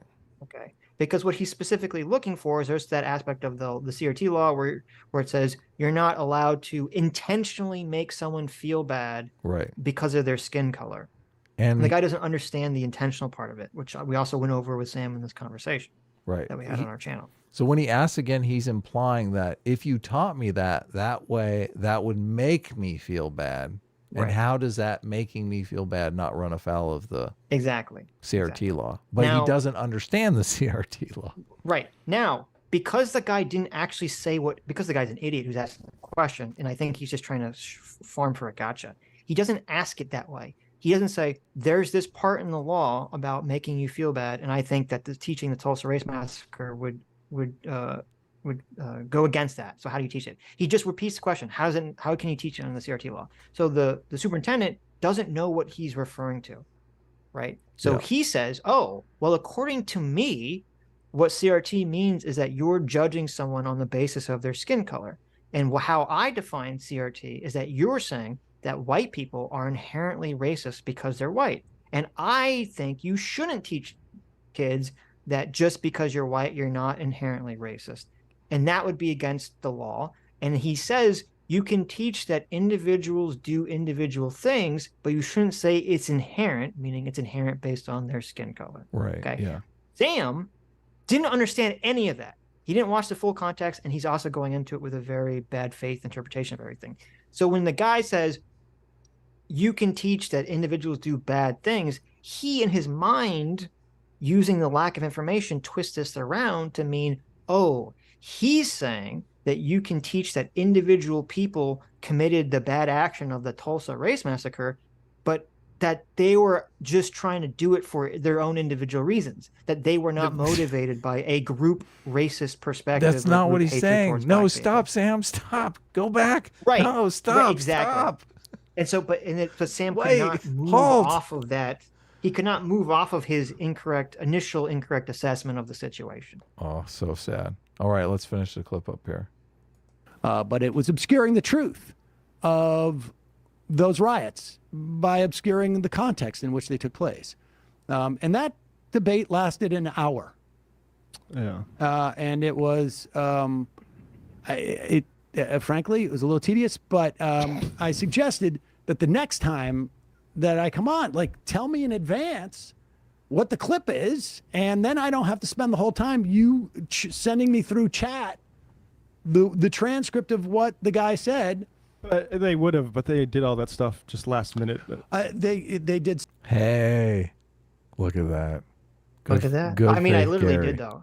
I literally did do all that like last minute. So Yeah, we did. it's fine. I told him because he was like, "Oh, I think he says it here. Here, I'll just play it." You sending me through chat the transcript of what the guy said. They would have, but they did all that stuff just last minute. They did say they prepared at the last minute, but they did have the transcripts ready. That was weird. Some good last minute prep there. That is good. But they last can't minute share. prep. All right, do we have Sean? What's going? I did tell him. Okay. I did Yeah. DM him and say, "Listen, there is a transcript feature on the fucking YouTube. Like, all you Right. got to do is copy paste the entire transcript in. Like, we aren't That's what I did. busily. Yeah, fu- that's yeah, literally what I obviously, did. it's a copy paste. Yeah. And look, he's thinking, look, you stayed up all night transcribing the No. call. It's a 3-minute clip, and I just went to Google. I just took the transcript and I just copy pasted it. Yeah. Yes, yeah, totally. I So mean, I let him okay. know that. But so you have any thoughts on this before we end the clip, or?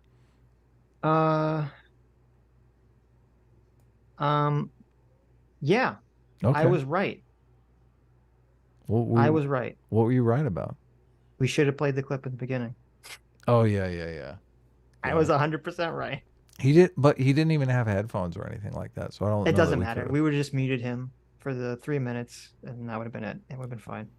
All right. Well, he's coming back again. Emma's coming with him. We're gonna have a great 2v2 debate. I don't know what we're gonna debate.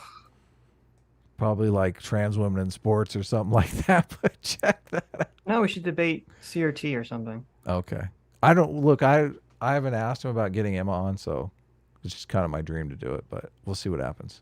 That's So, your dream. That's not my dream. right. Sitch is vehemently against it. So Yeah. all right, we'll end it there. All right. Woo! Terrible. Why That do you? was great. I don't want you don't want double the gaslighting on. That's like Jesus. What do you mean? With that way, you want to have both of them together, like running interference for each other. I don't know why. Oh, you mean double the? Double the gaslighting. Yeah. I mean, is it gaslighting or is it just confusion? I don't know. Either or. I mean, he did jump to that 5, like, this was like 3 years ago. Yeah, I know. It's like, wait a second, it was 2 weeks ago. Yeah. And one of the reasons why I didn't think it would be a big deal was because it was only 2 weeks ago. I'm like, fucking, he'll remember this shit. Nope. Well, for him and for the audience, just play the clip. Everyone understands what we're talking about. It's crystal clear. Yeah. You don't have to have me explain it. So, but we've learned forever going forward, right? We'll Right. never have this conversation again. And you have another I told you so that you can add to your There quiver you go. right there. I'll add. I don't want to have the I told you so, but there they are. Yeah. How many you up to? Like, I feel like it's 40, 50. There you go. There you go. Look, it's not that bad.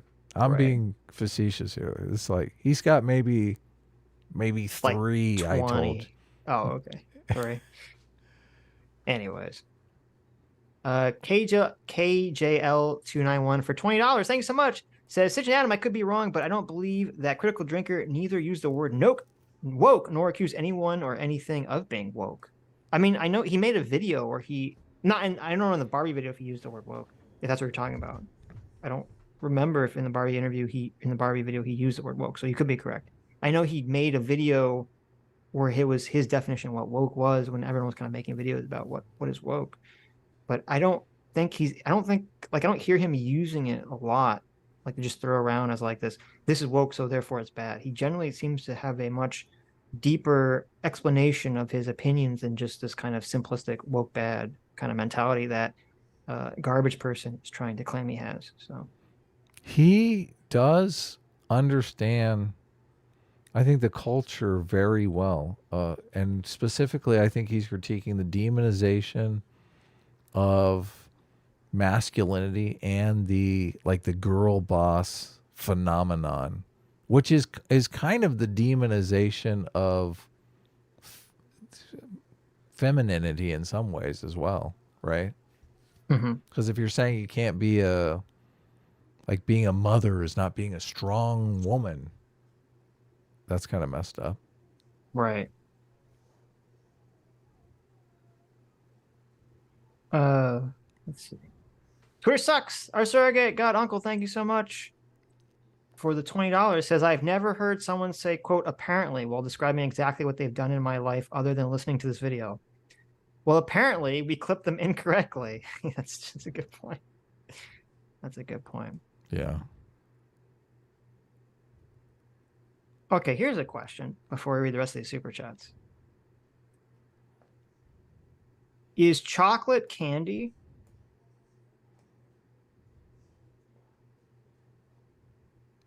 Adam? Hello? Yeah. What do you mean? Did you- Is chocolate candy? I That was waiting the for question. I was waiting for the end of that sentence. No, that was the end. Is chocolate candy good? Yes. No. Is chocolate it's candy? delicious. Chocolate Is chocolate candy? Chocolate is 100% candy. Okay, so if someone says, when they in the broader category of candy, that includes chocolate, right? Of course. Apparently, this is like contentious to some people. Some people think that candy is its own category and chocolate is separate from candy. Well, I mean, you can't have a chocolate cake, which obviously is not candy. Sure. Yeah. But if you have like a Hershey's bar, would you say this is candy? Oh, I Would you guess- describe a Hershey's bar as candy? Yeah. It would be a chocolate candy bar. Right. So maybe there is like a Hershey's Kiss is like obviously a candy. Right. Exactly. Would But you not call a chocolate Hershey's milk- Kiss candy? Right. Chocolate milk is not candy. So yeah, it is an interesting dilemma. No. See, you're actually adding something. You're adding an element to it that's even more legitimate. So I had a conversation with some people, and they were saying that like Hershey's Kisses are not candy; they're chocolate. Okay, that's bullshit. Yeah. Okay. That's complete. That's like here. I'm bringing up the hypercope spiral. Right. Yeah. Right. There you go. There you go. Okay. So you agree, and I'm curious because it seems like most people in the chat agree. Yeah, like you would call a Hershey's Kiss, you would call which is just chocolate. You would say that that's candy. You would describe it as in the category of candy. Yes. Yeah. Gotcha. Okay. Like I would call a Crunch Bar candy. It is a type of candy. It is a chocolate bar. I mean, or I a would- chocolate candy bar, but it is a type of candy. I'm sure it says candy bar right on the wrapper. It does. I literally went to like the Hershey's website and I was like showing how it said like chocolate candy bar like on the packaging. Yeah. What the hell? Of course it's candy. Right. Okay. The 25 most influential American candy bars of all time. Oh, I bet you there's a chocolate bar on there I somewhere. bet you 90% of them are chocolate. Right. What other kind of candy bar you? Well, no, they is were there? saying if it's chocolate mixed with something else, it like maybe is candy. Oh, really? Oh, Yeah, that's- so like a Three Musketeers bar could be That's candy. a major. That's a Right. major cope. Oh, score bars. I used to love score Right. bars. But you're right. Yeah, all candy Oh. bars generally are there like non-chocolate candy bars? Yeah, what candy bar? There's wait, the Payday doesn't have any chocolate. It's just What peanuts isn't- and caramel. Oh, I didn't know. Yeah. Payday is like a Baby Ruth without the chocolate. Oh, okay. Yeah. Ash Lucy says, Ash Chat GPT. I actually did, and I showed that I was correct. So, this is what we did on Thursday. We argued about candy. Yes, Who'd you argue with? some individuals, Oh, okay. some people. Look, you got your own secret private life Okay, where here. you're Okay, a serial killer. how do I you? won't- I Okay, how won't do you say guys anything. feel? Okay, and this is the poll. Okay, what is better? Oh, Butterfinger. Oh, I so love the Butterfinger. Let me actually do this. What is a better flurry / milk shake like product Mhm. ingredient?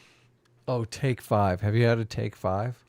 No, I've never heard of this. Oh, they're so good. Okay, literally in this article, the 25 most influential American candy bars of all time. Only one of them does not have chocolate in it. And it's the It's the Payday, yeah. Payday. That is literally, I can't believe that. Only one candy bar doesn't have any chocolate. Chocolate is like an essential component of candy bars. Well, I guess it's Okay. not essential if you can make a Payday without it. So True. Okay, the question I asked is, what is a better flurry / milkshake-like product ingredient? Chocolate chips or M&Ms? So, like, if you're going to add, like, chocolate to some kind of other thing, would you prefer chocolate chips or would you prefer M&Ms be added to it? I would go with M&Ms. Peanut M&Ms. Wow. Yeah. You're all wrong. The answer is chocolate chips. Okay. Chocolate chips are far superior than M&Ms. Why would you? Because it's true. I love peanuts. I love peanut butter. I love peanut butter candy. Yeah, I know you like nuts. Okay. Oh, yeah. D's nuts. Yeah. You know what I'm going to do with D's nuts? Team Choco Chip. That's right. Did you ever watch that Big Joel video that... Which one? I think it's Miss Sparkles was telling us Big Joel was talking shit about us. Oh, he wasn't referring to us. So he has some video. It was a police video. He says, anyone that wants to react to this can react to it. He wasn't referring to us. He was just referring to, like, because there's all this drama about, the Destiny Hasan drama. XQC drama about, like, what people can react to. So he's basically saying anyone can watch and react to my video because of that. It had nothing to do with us. Are you sure? Because in the very end of that, and I don't know if you remember me saying what my favorite candy was. No. Banana. You don't remember that? No. I have no. Just tell me what you're talking about. I have no clue what you're talking about. In the end of the video, Big Joel is like super anti banana candy. Like he goes on a rant for 25 minutes about how much he hates banana candy. Well, listen, that's the one thing we can agree on. Okay? Look, that's why I was thinking. I was like, "Are you trolling me?" No. As soon as I heard that, I was like, "No, you're reading into it. Bitch, that's not accurate. Don't mess with my banana now and laters." No, banana ice cream. Banana candy is disgusting. Okay. Banana candy is amazing, and it's like super hard to find. Everything about banana is just awful. I used to have to go to the party store just to get banana now and laters. Oh. And now they don't even have them anymore. How lame is that? That's good. I'm glad. My life was so much better when I had a banana now and later every now and again. Have some now, save some for later. What happens when you run out? No, disgusting. Look at this. 40% chocolate chips. 40% of you are correct. Oh, 41% of you are correct. Chocolate chips. 59% of you are wrong for M&Ms. Didn't even put the peanut M&Ms in there. What? Well, no, because I was debating with Carl specifically about what was better. So that was not the option. It was just chocolate chips versus M&M. So. Because what I said is I will buy just a bag of chocolate chips and just eat that. Just the little chocolate chips. Gross. Yeah, it's delicious. What do you mean? If you get the ones that are like have some sugar in them already, it's really tasty. Carob Because it kind of like gives you you can get the chocolate flavor that you want without like having to eat some fucking horrifically unhealthy thing that's like way too much sugar, way too much food. You got to eat the carob chips, man. Those are delicious. The carob chips? You never had carob chips? Are that the chips that are like the different types of potatoes? I think they're like low fat imitation chocolate or something. They are disgusting. Yeah. That sounds. Don't try them. So when you said they were good, you were lying. I was trying to trick you. Okay. I was trying to get carob you. Chips? I've never even heard of this. I was trying to get CAROB? Carob chips. Trying to get you in big trouble. Oh, they're not like potato chips, they're like chocolate chips. Yeah. I've never even heard of this in my life. Beet sugar, palm oil, and carob powder. Why would you eat this instead of just eating chocolate chips? What's the point? I don't know. I think they're less calories. Chocolate itself isn't bad for you, I didn't think. I thought it was just when they put sugar and other stuff in it. Like the chocolate part, I didn't think was the bad part. I don't know. So, it says carob is naturally high in fiber and has no caffeine, and ideal for people with high blood pressure. So maybe if it's people that don't want the caffeine and sugar or something. Oh, look, it's like health food shit. There you go. Look at that. We're up to 44%. There you go. We're gaining. We're gaining 44% chocolate chip. Team Choco Chip. Let's do it. You're completely ruining the poll. Why? Because you're making it. You're tainting the poll. This isn't going to be accurate. All I That's care not about how is winning. polling works. You got to be All I care about is first of all, you got to ask the question unbiasedly. No. What do you think this is? Okay. Some people, can you be allergic to chocolate? I didn't even know that. I mean, I guess you can be allergic to anything, right? So I guess if you're allergic to chocolate. Not shellfish. I Yeah, don't think you can be allergic to chocolate allergies. Well, there you go. Yeah, I mean, if you're allergic to chocolate, sure. Peanuts. Carob. Peanuts are another Chat, thing. stop the steal. Take it, chat. Take it. Let's get that up. Come on, Choco Chips. Choco Chips, baby. You're way too into this. Look at this. You know who has the wrong opinion about the chocolate candies thing? Who? Doomer, of course. What's he up to? He has the wrong opinion about the candies. Send him the link. Tell him. Let's say we want to beat him up on Barbie a little bit. No. Look, I'll record it. It'll be great.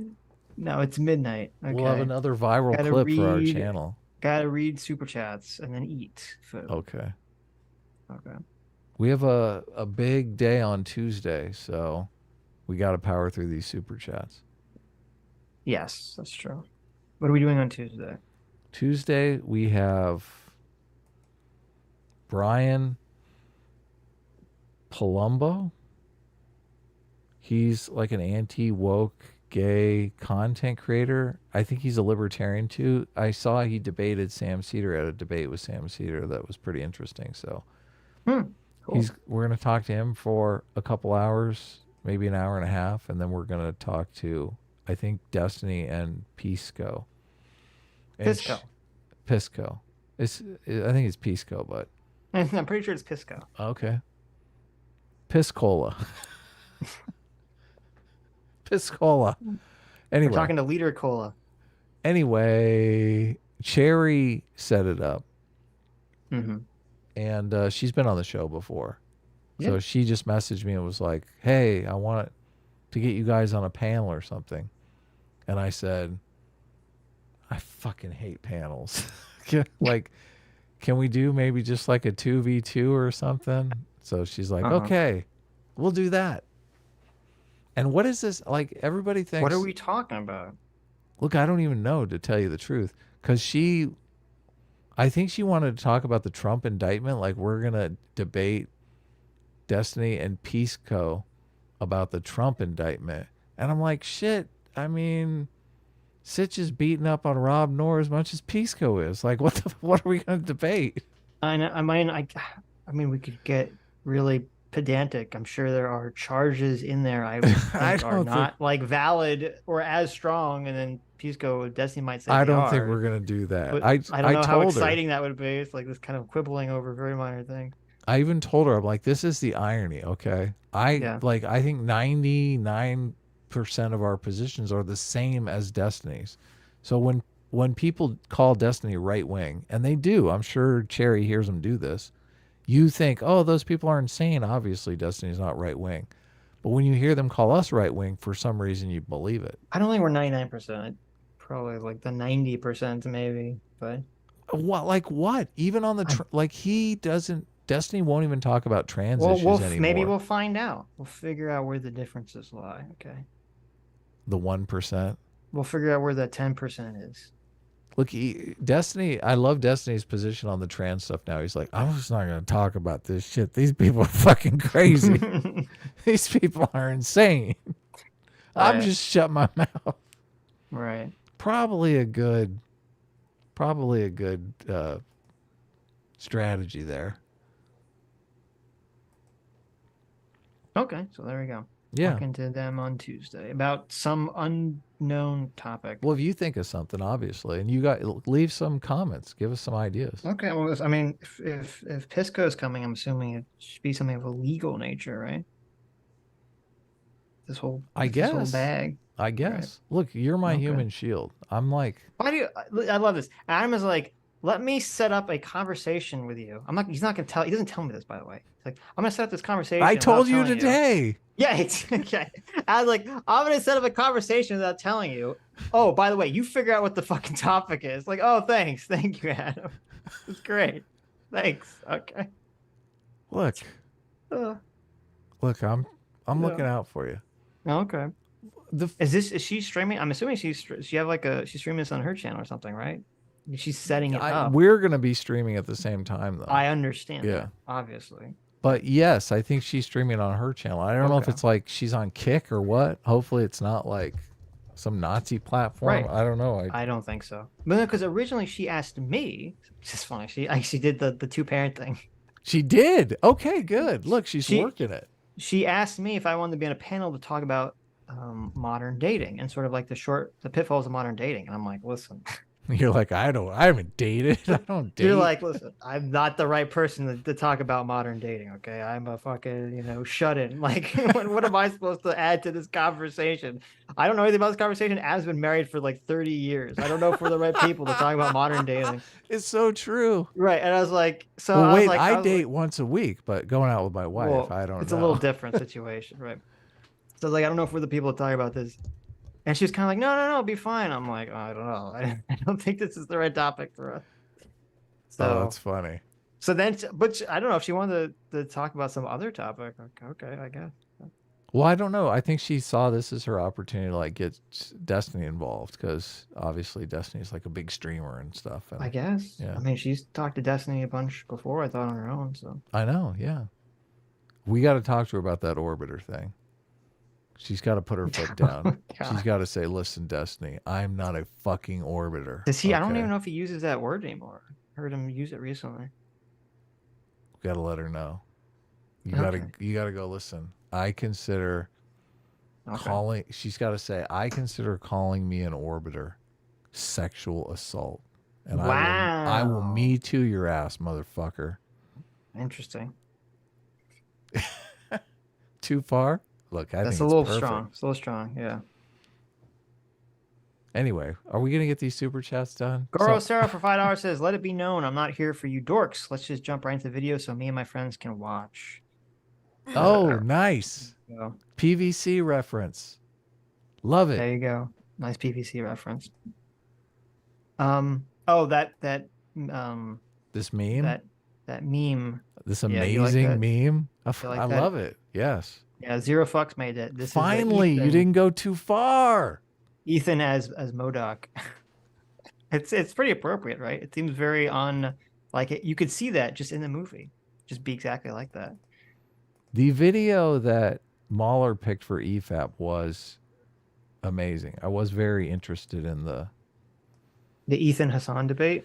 Yeah, because Ethan, that was actually it was on like my old list of school- things that we might cover. at some Really? point. I Yeah. mean, it was old school Ethan. I felt like I was like, yes, Ethan found his morals. She's like, oh, look, I dropped my morals right here on the ground. They were here the whole time. Yeah, there's a interesting conversation between Ethan and Hasan about the whole low effort React content.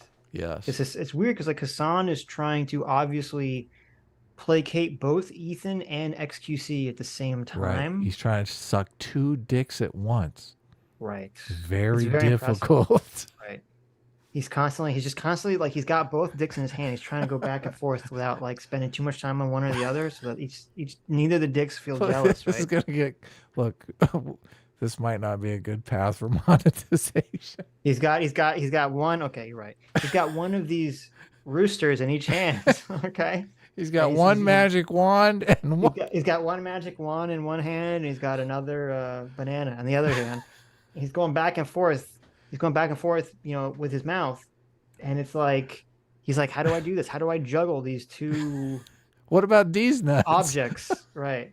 How do I juggle these two objects appropriately? And Ethan's just like no, XQC is just a piece of shit. Right. I don't know why you're defending him. Yes, he puts the thumb screws to him too. Yeah. He's like, aren't you kind of a piece of shit for defending him? Well, it's just funny because like I had watched part of or like a big chunk of by happenstance the night before. I was like Friday night. Mauler was debating XQC on Destiny's Channel about this topic. Right. I listened to like an hour and a half of it, and it was just like insane. This is like the most insane points. XQC is an idiot. I understand his appeal now. I never understood his appeal. His appeal is that he's basically like an angry child. So other angry children listen to him who don't want to go to bed or eat their vegetables. And then when they hear him go off on people, they're like, yeah, I wish I could do that to my parents. Yeah, they love it. And it's just like, and the debate was just, oh my God, it was pathetically miserable. You just don't get it. You just don't get it. The social media environment. Like, yeah, it's just, holy crap. So, anyway, yeah, if you didn't check it out, me and Adam were on EFAP. Yeah, it was great. It was Adam rage quits. It's awesome. Get Adam to tell his dev story. He promised. What is that? Oh yeah.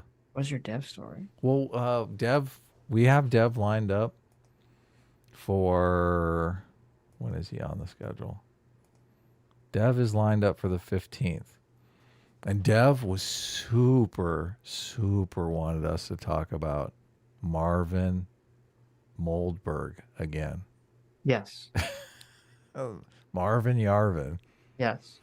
He's like so hot for Marvin Yarvin. And me and Sitch are like, not really feeling the Marvin Yarvin guy. I mean, Marvin Yarvin. I could go either way. I don't have a strong feeling about it. You were really against it. Oh yeah, I was adamantly against it. I'm like, you were adamantly against it. Yeah. I'm like, Marvin Yarvin bullshit. Right. We need to talk about your whack beliefs. And I bring this up because when we started, I was in the chat a little bit before we started, and people were talking about Dev believes this stupid shit, and I was like, "Whoa!" What was his whack beliefs? Well, I wasn't in the chat long enough to know what they were saying his whack beliefs were, but I said, remind me to tell a story when we do super chats, and I'll tell you what we think his whack beliefs are. So okay. What's we that? just look. My disagreement with Dev is, and I brought this up in we have like a DM group between me and Sitch and Dev, and I was saying, look, we got to talk about like first principles. I feel like we're not just surface level analyzing Marvin Yarvin, and you say stuff all the time that I think that's crazy. Like, who could believe that shit? That's insane. So I think Sitch and I are analyzing things more from a sociological or psychological perspective, a very evolutionary perspective. And I think Dev is analyzing things from a philosophical perspective, but it's just whatever philosophy he reads. So I'm not sure I really even know Dev on like a first principles level in the same way that I know Sitch in a first principles level, and he knows me. So I said, look, Dev, we have to have a conversation on this before we can do the Marvin Yarvin stuff. And Dev was like, please, Marvin Yarvin, let's do Marvin Yarvin. More Marvin Yarvin, please. Please. Please. He's trying to make some video, and I think he wants our input on it. That's why he's so like. He's like begging. He's like so thirsty for the Marvin Yarvin. Yeah. So, but we're gonna do the stream with him on the first principle stuff. Okay. So just so you guys know when he comes on, I have it in my notes: philosophy versus psychology. That's what we're talking about. Okay. And if he brings up Marvin Yarvin, I'm gonna mute his ass. First principles is a euphemism. It's, that's how that's how Adam talks about losing his virginity. So he's lost his virginity to me, and now he's looking for death. No, come on. First principles means obviously. First principles. Like it's you like have biblically, certain, right? Is it really a euphemism for like losing your virginity? I never heard that It before. should be. Okay. Look, it's interesting because people they get like an idea that is kind of the core idea, and then you build other ideas on top of that. You accept that, right? Of course. Yeah. So, but what is Dev building what's down there? I don't know. I have no clue. What's at the base there? Sometimes I ask very basic questions. The dollar Dev. meat store. That's what's at the base there. Yeah. Okay. Sometimes I ask Dev very like super basic questions that I think, oh, he'll know the answer to this, and he's like, It's kind of like when we were talking about the association of things psychologically and how you really can't escape that. Mhm. And you know, we would ask that to Dev, and Dev would say something just wild, like, "No, I don't remember if we asked that. No, we didn't. But I was tempted. I didn't do it. I was super tempted on EFAP to ask everyone how they felt about, you know, how do you think the brand Coca-Cola would feel if Were an you really? advertisement Oh played my after God. I wish an you ISIS would've. video? I wish I you was would've. so tempted because I was like, I know that they're not going to agree with us. That would have been good. Then we could have clipped it out and sent it to Ricada. Hey, what's going on here?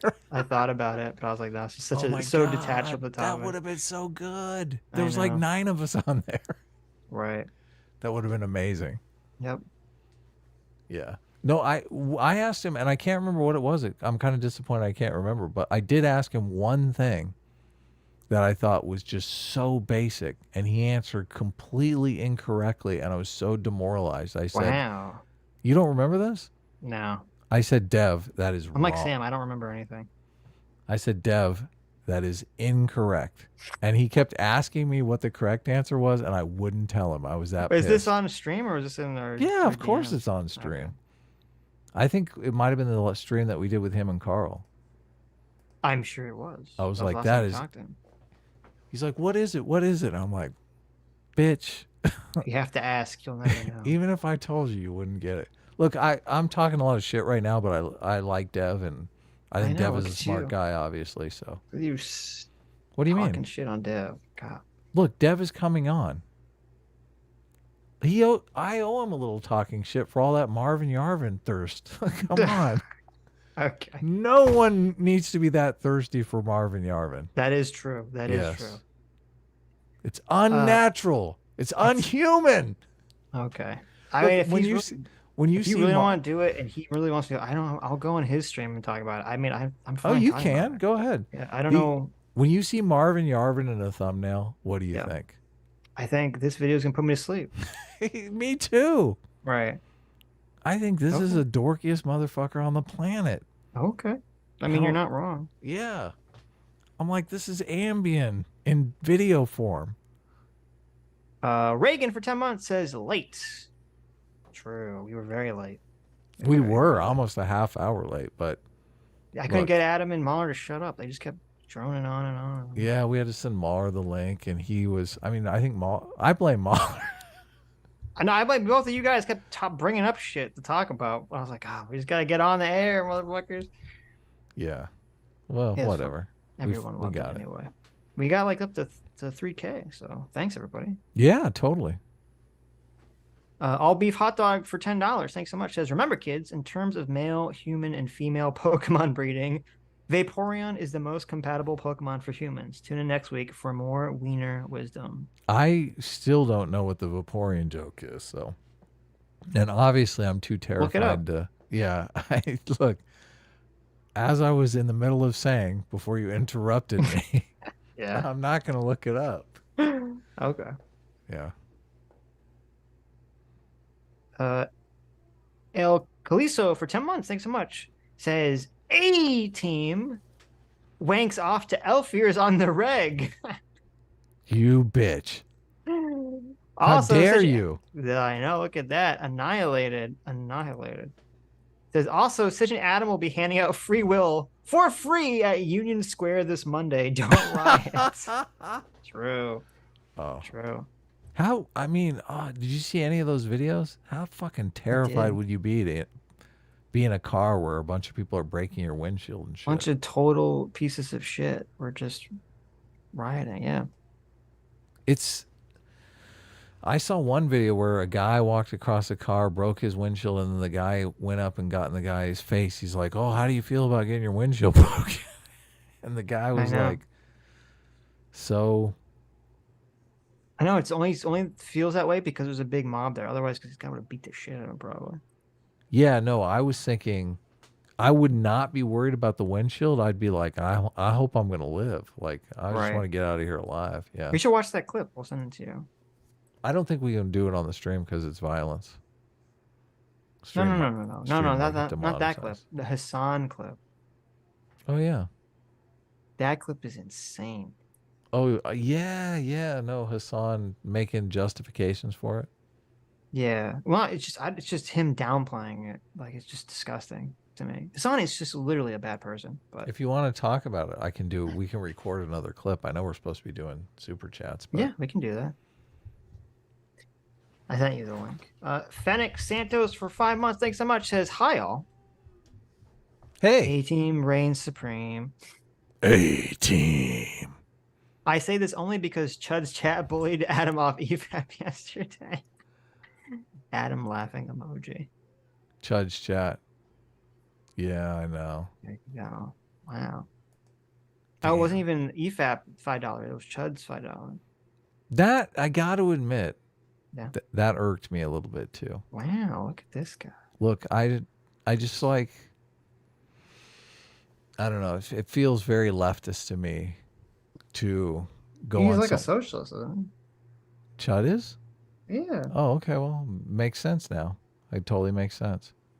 He's just not. He's like a class reductionist socialist. I thought. Look, I always see the leftist mafia, right? Streaming on like 13 different channels at once. And I'm going, what the fuck? There was nothing wrong with that. What do you mean? Yeah, there is. How do you build a show like that? Oh no, well, Splitting for up them, the it- audience between every single member of the audience? For them, it's stupid because it's a regular show. They Yeah. should just split the revenue of the show between all the people. Right. Obviously. But if we're just on Mauler's show, I don't think it's a problem with someone streaming on their end. Well, we didn't stream. We didn't, no. And I wouldn't stream. I would think it's look, I wouldn't I know want what to you're take saying. away from Look. That's a good point. What the We'd be fuck? taking We're away from stealing Mauler's away audience. That's a good 1,000 viewers from fucking Mauler? Right, yeah. Why? Like if Mauler was on our show, he's still streaming his. I agree. Mauler also invited us on his show so we would bring our fans I know. to I agree. his like come on. Well, to be fair to Chud, I don't know if he would have been streaming normally, regularly here anyway. So that does change things a little bit. What do you mean? Like if this was his regular time to be streaming anyway. Yeah. Well, then So, you that just say, kinda- look, I can't go on the show. Okay. Or you just go and you turn it off. I don't know. It depends on the situation. Anyway. I mean, we're going to be in that. I guess we're in that situation with Cherry, but I mean, I told her we're going to be streaming anyway ahead of time. That's our and regular said- streaming time, right? Yeah. Yeah. So I said, if you want to set something up while we're regularly streaming, we'll join. So I mean, right. I was You said told that ahead was of time. the stipulation, right? Yeah. I mean, when Destiny was on our show, he was streaming. So He does it all the time, and then he posts, "Oh, I went on a right-wing podcast with people who have 99% of the same opinions as me." There you go. It's like, what the fuck, dude? Next thing you know, he's going to be calling Sitch an orbiter. There you go. Savage Africanus for $2 says, "Bald and mauled gentleman, A-Team is cool, etc." There you go. I did like the malding, the mad bald person. That was like I don't know why that's like XQC's favorite insult. You old, you old. You're molding. I'm rich. You're not rich. I'm richer than you. I was like, oh Jesus! Like this is like the lowest class individual like I've ever heard in my life. Like Jesus, it's embarrassing. Dr. Diddler for $5 says. A-Team has shaved with the same rusty razor for years and gets upset when chat tells him to stop talking for some reason. S-Class is the best class. Look, I get upset when I'm barely talking at all. Like I've literally just started talking. And I haven't talked for like an hour. Totally uncalled for. Should have been a $50 super chat, and then I could have smiled about it and been like, well, Okay. you did the right thing. You have the clip up? Not yet. I'm still, I've just Loser realized Beard for 10 months says, listening to this with the Reds game muted to make the loss not sting as much. S-Class is the best class. your happy to team help. lost. That sucks. Happy to help. Cameraman 502 for 5 months. Thanks so much. Says, hi, Mauler. What would you all need to host a discussion with just Pearly things? Your audience needs the punishment. Also, S class is best class. I feel like there's no reality where Mauler's gonna have a talk with just Pearly. That would be pretty epic, though. You got It to would. admit. I'll ask him, but what would they talk about? Yeah. I don't think Mauler wants to get into the red pill shit. That would be pretty funny though. Italian Lloyd for 5 months says, "Hey guys, you should get Mentis Waves on for a Tuesday show. Also, have you seen Count Dankula call out Vosh?" I did. It's amazing. I retweeted it. I don't know if you saw it, but it's so good. Yeah, I did see. So it's hilarious. If you guys don't know, there's this weird trend of again, I don't know the difference between Scottish or Irish. There's a weird trend of one of these individuals, or as you would say in a slur way, the pikeys from the movie Snatch, living in caravans, would send like videos to each other where they would call them out for a fight in a kind of like over the top hilarious way. And Count Dankula did this to Vosh. I don't know why, but he did this to Vosh. It's very funny, challenging him to a fight in kind of like a satirical way, with his shirt off. So, I can't pull this thing up. why not? I don't know. It's just every time I'm trying to pull it up, it won't let me pull it up. Motherfucker. Why? Explain it. Well, it's just being a little fucking bitch. Here, I'll try I mean, to I'm do sure it. it's on YouTube somewhere. I'll try to do it in a different window. Oh, no, I guess I'll look for it on YouTube. Well, I mean, I'm sure Hasan's coverage of the Kai thing is somewhere on YouTube. I mean, I don't know. I'll look I don't know for if it. this specific clip is up there. So, Well, maybe I can just figure out how to get this clip up. I'll figure it out. CT for 2 Canadian says, "Stop pausing every 2 seconds. Why do you hate me?" Yeah, we were. Listen, when we have Mauler Rags on, they're gonna pause it every 2 seconds. Okay. You have to accept it. Though I'll say we were bad at the end because we got into the end of it. We were doing the pausing every 2 seconds, and then instead of just letting him talk for like 10 to 20 seconds and respond. So, but that's just the way life is. Okay. Sitch is a horrible human being. You gotta do your job, right? Look, I got it. I figured it out. You figured it out? Yeah. Just got to remind me not to click on the DMs. Okay. Well, if you're trying to do it through the DM, that's where you were fucking up. You click on the tweet in the DM to bring up the individual tweet, I did and that. then you do it that way. I did that. I open it up in another window where I'm not logged into Twitter and just look at it so I don't hit any of my things. I thought you can't do that anymore. So that's why it wasn't working. It lets you do it sometimes, but I guess it wasn't doing it this time. And it did let me do the tweet below it, but it wouldn't let me do the tweet above it. But I got it worked out now. Okay, give me a 3, 2, 1. Okay. Well, before you do, if you want to set recording and all that. Oh yeah. Hold on. 3, 2, 1. So, I'm sure you guys know that there's a YouTuber named Kai who went downtown. This is in New York. He went downtown New York, right? And he essentially promised that he was going to give away PS5s, PS10s, iPads, and all sorts of like stuff, essentially, to people. Right. Free stuff. Free stuff. Yeah. He's going to give a bunch of free stuff to people. Like thousands of people showed up essentially to do this. He obviously didn't get any permits for this. It was like in a completely bad place. So there's just like thousands of people standing around the streets, completely blocking up traffic everywhere, causing a problem. Right. And it basically created a riot situation where all these obnoxious kids who were Kai fans started destroying cars, destroying people's stands, and doing all sorts of generally terrible stuff. Right. Destroying people's lives. Yeah, destroying people's businesses for no reason, just because they're just like a-holes. So, hey, wait, I was an a-hole when I was a kid. So, I mean, I kind of get it, but... Wow. I hope you didn't do any of this stuff. No. Okay. And so... Stuff wasn't available to me, but... Right. There you go. So, here's Hasan Piker, hero of the working class. Okay. Right. Here's Hasan Piker, hero of the working class's take on the situation. So let me guess, Hasan is going to be like, oh, these poor people, these poor working class stiffs getting their entire livelihoods taken away from them by these hooligans. Right. That's what. Okay. That's what he'll say. Yeah. I'm correct. Okay. Good. Correct. Let's see. And his whole kiosk was ransacked. All the chips were broken and pulled apart. Things were taken off of it. And he was saying that he was injured because he was trying to stop the kids, and they hit his head, his neck, his back.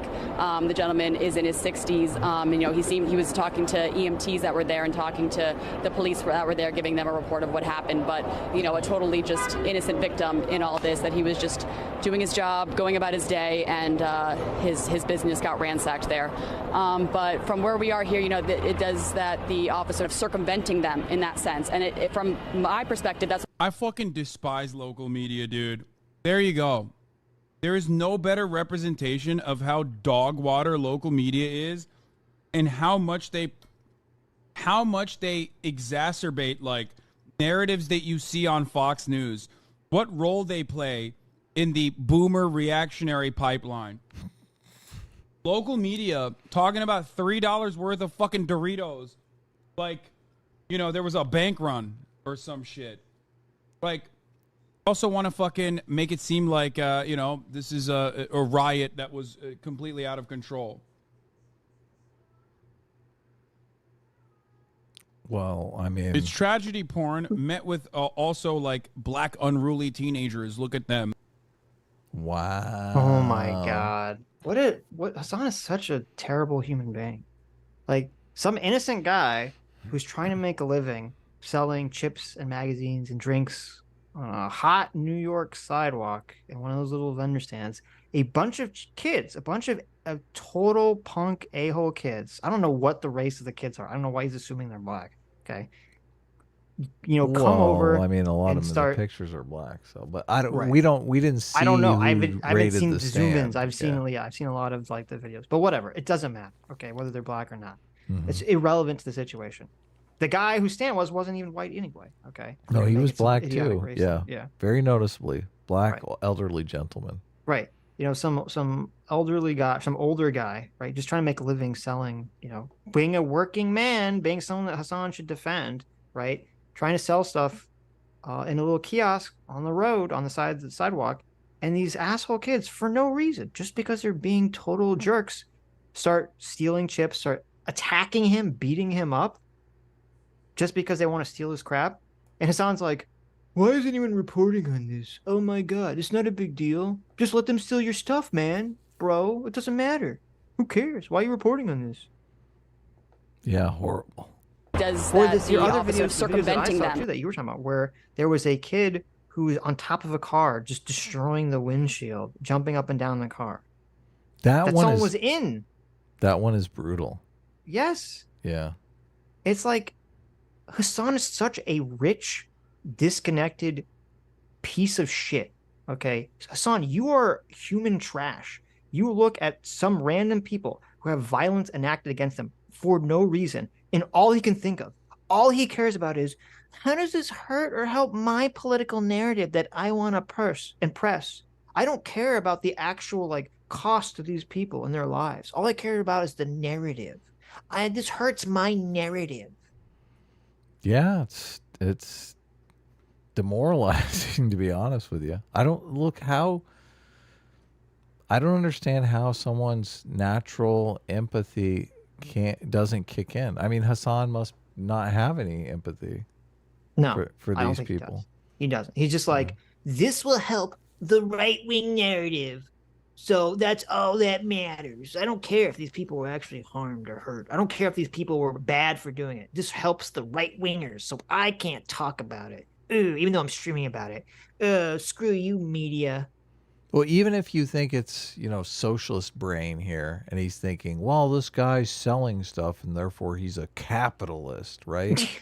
I don't see how Hasan separates himself from being someone who sells stuff. Like, he's literally selling memberships or subscriptions to what he does every day on Twitch.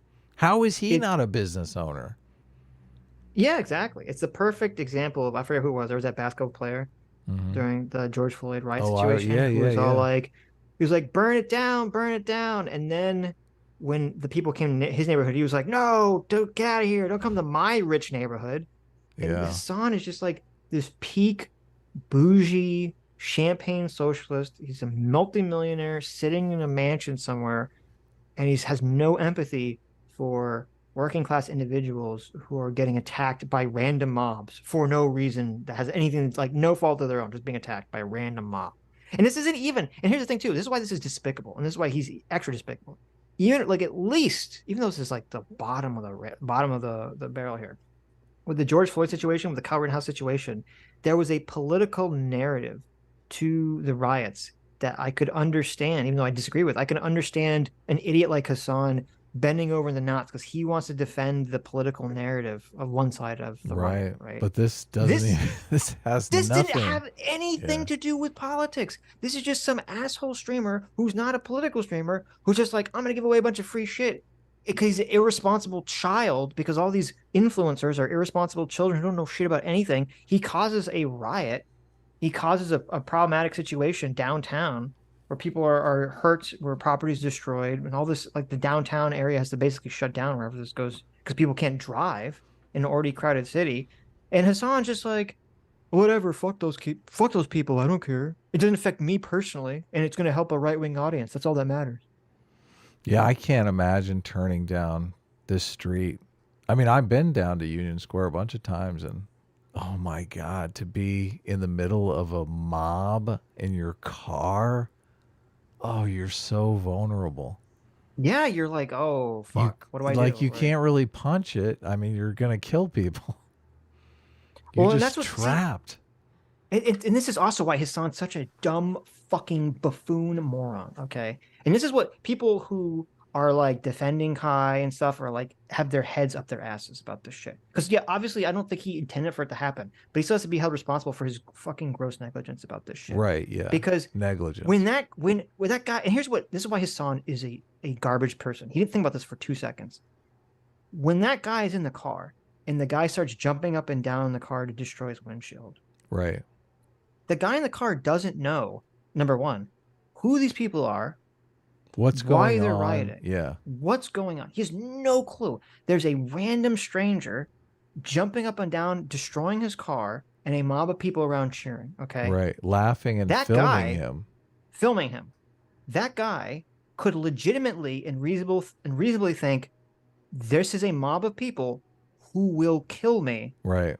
And drag me out of my car, which is something that happened in the 80s. Yeah. Okay. During the Rodney King riots. Yes. Right. And what would happen if that guy thinks that his life's in danger?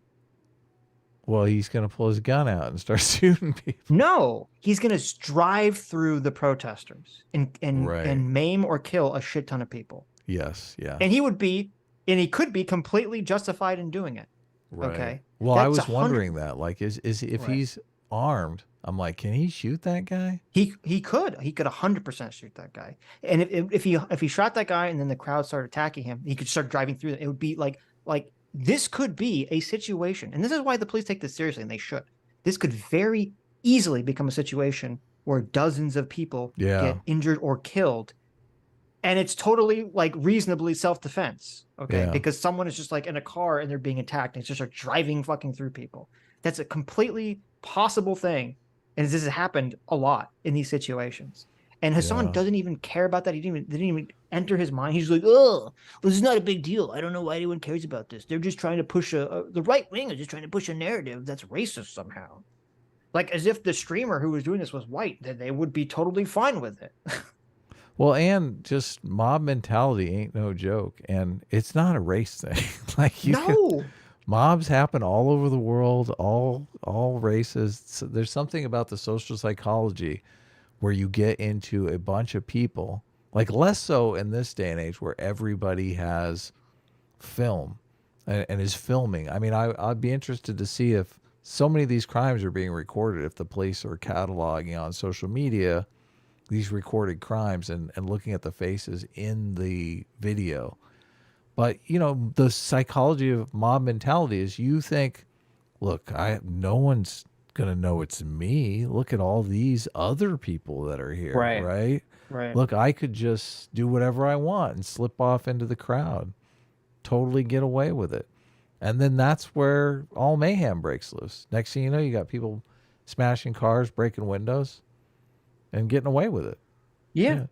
Well, you know, it's just, it's so funny because if anyone's making a race thing, it's the people on the left defending this. Of and Hassan course. defending this. Of If- course. If the YouTuber was white, I don't think they would be defending this, or at least not as much. No. Because like I didn't like when this happened, for like the day that it happened, I just saw all these videos of people rioting. I didn't even see any videos of Kai. I didn't even know he was black. I didn't know anything about this guy. I'm like, wow, this is like so fucked up. If he was white and it was white kids busting up cars and windows and stuff, I mean, I would feel completely the same. I mean, yeah, that's what I feel like. All the people that are criticizing the rioting element would all feel exactly the same, and I don't think the people on the left defending this would defend this. Look, and you could get some people on the right wing side, you know, your Michael Knowles types. I don't think anyone would defend it if they were a bunch No, of I'm not saying that they would defend it. I'm saying that they might be delusional enough to think, oh, if a bunch of white kids showed up, they would just be perfect angels and they would never think of breaking anything or raising any mayhem, which I think, nah, that's kind of not how, that's not how this kind of mob mentality works. And of course not. Yeah. Unfortunately, it really has a lot to do with like young teenage males. Like I said, look, I don't know if you guys can tell I'm white.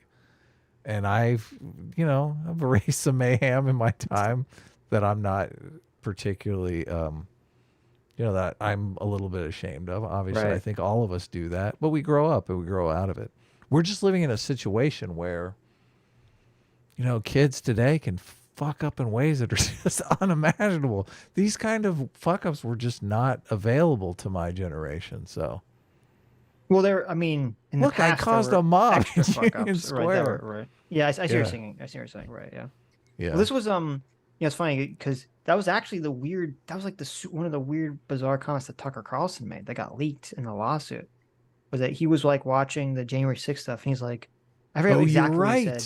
He said something along the lines of like, white people don't do this, or white people don't fight this way. He saw like a bunch of like January 6th people like beating up on a cop or on someone essentially, and he's like, white people don't fight this way. I was like, what? Like, all right, Jesus. Yeah. Like that's okay. Interesting Very, comment. very racist way to kind of look at it, but yes, I mean, you wish. I was like, all right, sure. I hate that I hate it when people put stuff in racial for terms literally like that. no reason. Yeah. And nothing to do with race. They just throw a racial lens on it. Yeah. Well, I don't know. This is obviously terrible. Hasan's a terrible, terrible person. So. Yep. You have any final thoughts? That's it. All right. Fuck Hasan. That's my final thought. Clip it, CT.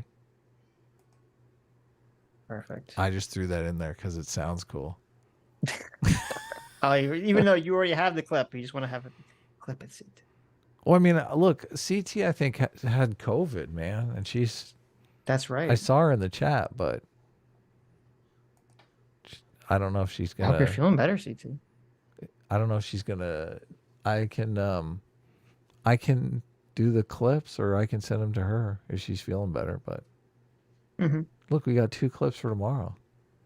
Did I say Chris Tucker? I didn't say Chris Tucker, right? I said Tucker Carlson. You said Tucker Carlson. Someone in chat said Chris Tucker. I was like, what? Did I say Chris Tucker?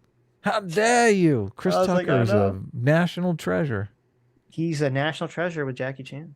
Have you seen Friday? Friday's the best. I have not, no, not yet. Damn! I'm not going to be hooking you up if you're making fun of my shit. It's just like Indo, because it tastes like outdo. God, I love that movie. I'm trying to think. I think I've only seen Chris Tucker in 2 movies in my entire life. When I used to paint, I would paint for hours and hours and hours. I recorded movies on cassette tapes, and I would listen to the movie on cassette tape. Wow, that's interesting. Look at this guy over here, just listening to the movie. So I knew so many movies back and forth because I just the dialogue. Yeah. That's funny. It was me. That's funny. That is Alex and my 4 droogs. And we were sitting at the Kurova milk bar trying to make up our Wazoon docs of what to do with the I can't believe that was one of the movies. Fucking Clockwork Orange? I love that movie. What are you talking about? Yeah, I've only seen him. Well, I've technically only seen him in 4 movies, but I've seen the 3 Rush Hour movies. Oh, okay. Chris Tucker. And yes, and Fifth Element. Fifth Element, baby. Of course, Rudd. he's amazing. Course. He's very funny in that. Yeah. Yes. Okay. Look, and that proves that a guy can be completely gay and still hetero. He's gay? In that movie, he's hetero, but he comes off as like... Yes, he's like very bizarrely... flamboyant. Effeminate. Yes, right. He's obviously not gay because he's banging some woman in the movie. Yeah. But you're going, what's happening here? Yes. He seemed like he was down Why is for he anything. Essentially, that was his character. He was just for whatever, he would do it. Why is he doing this? Right. I thought he was gay this whole movie. Turns out he's straight. That's a movie that on one hand I like it's dated, so I would kind of like to see a remake, but I know that would be worse. Oh, they make it woke. They would make it woke. They would make it woke. It wouldn't be good. I mean, Bruce Willis was so great in it. Oh, he's so good.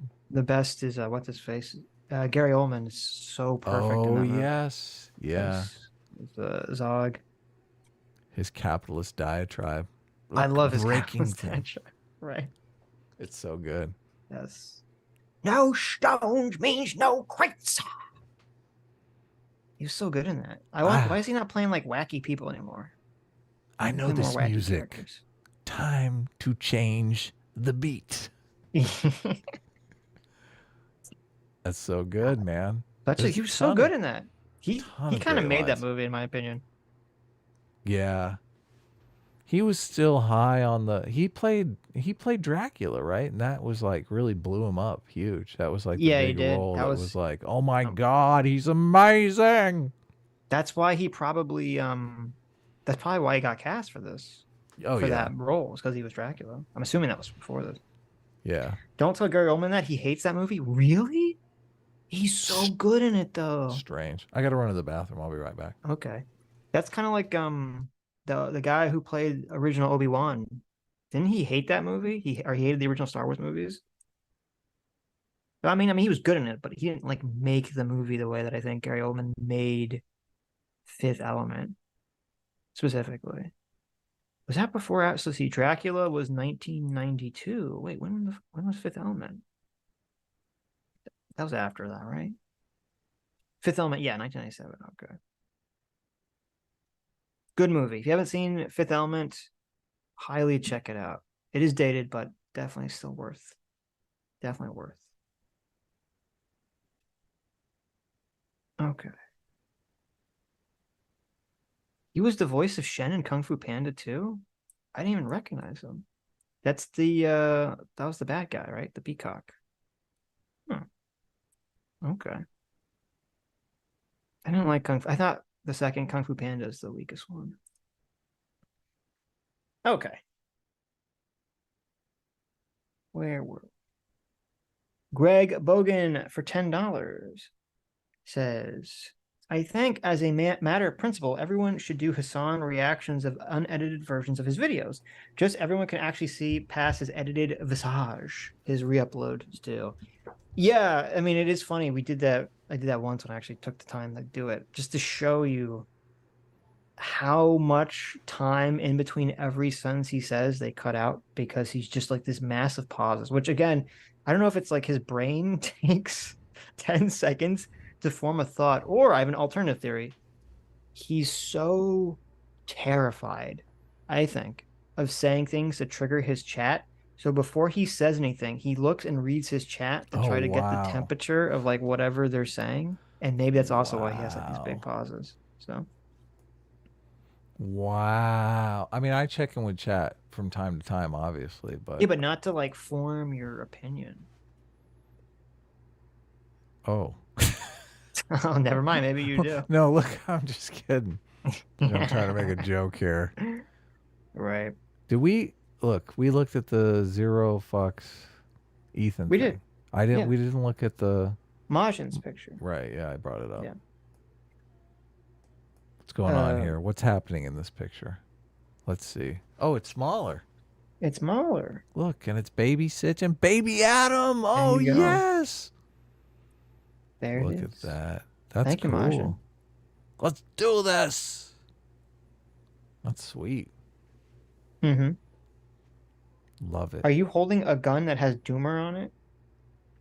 Is it? Oh, yeah, That's what it looks is. like. Holy You're cow! holding- Look, I have a Doomer gun.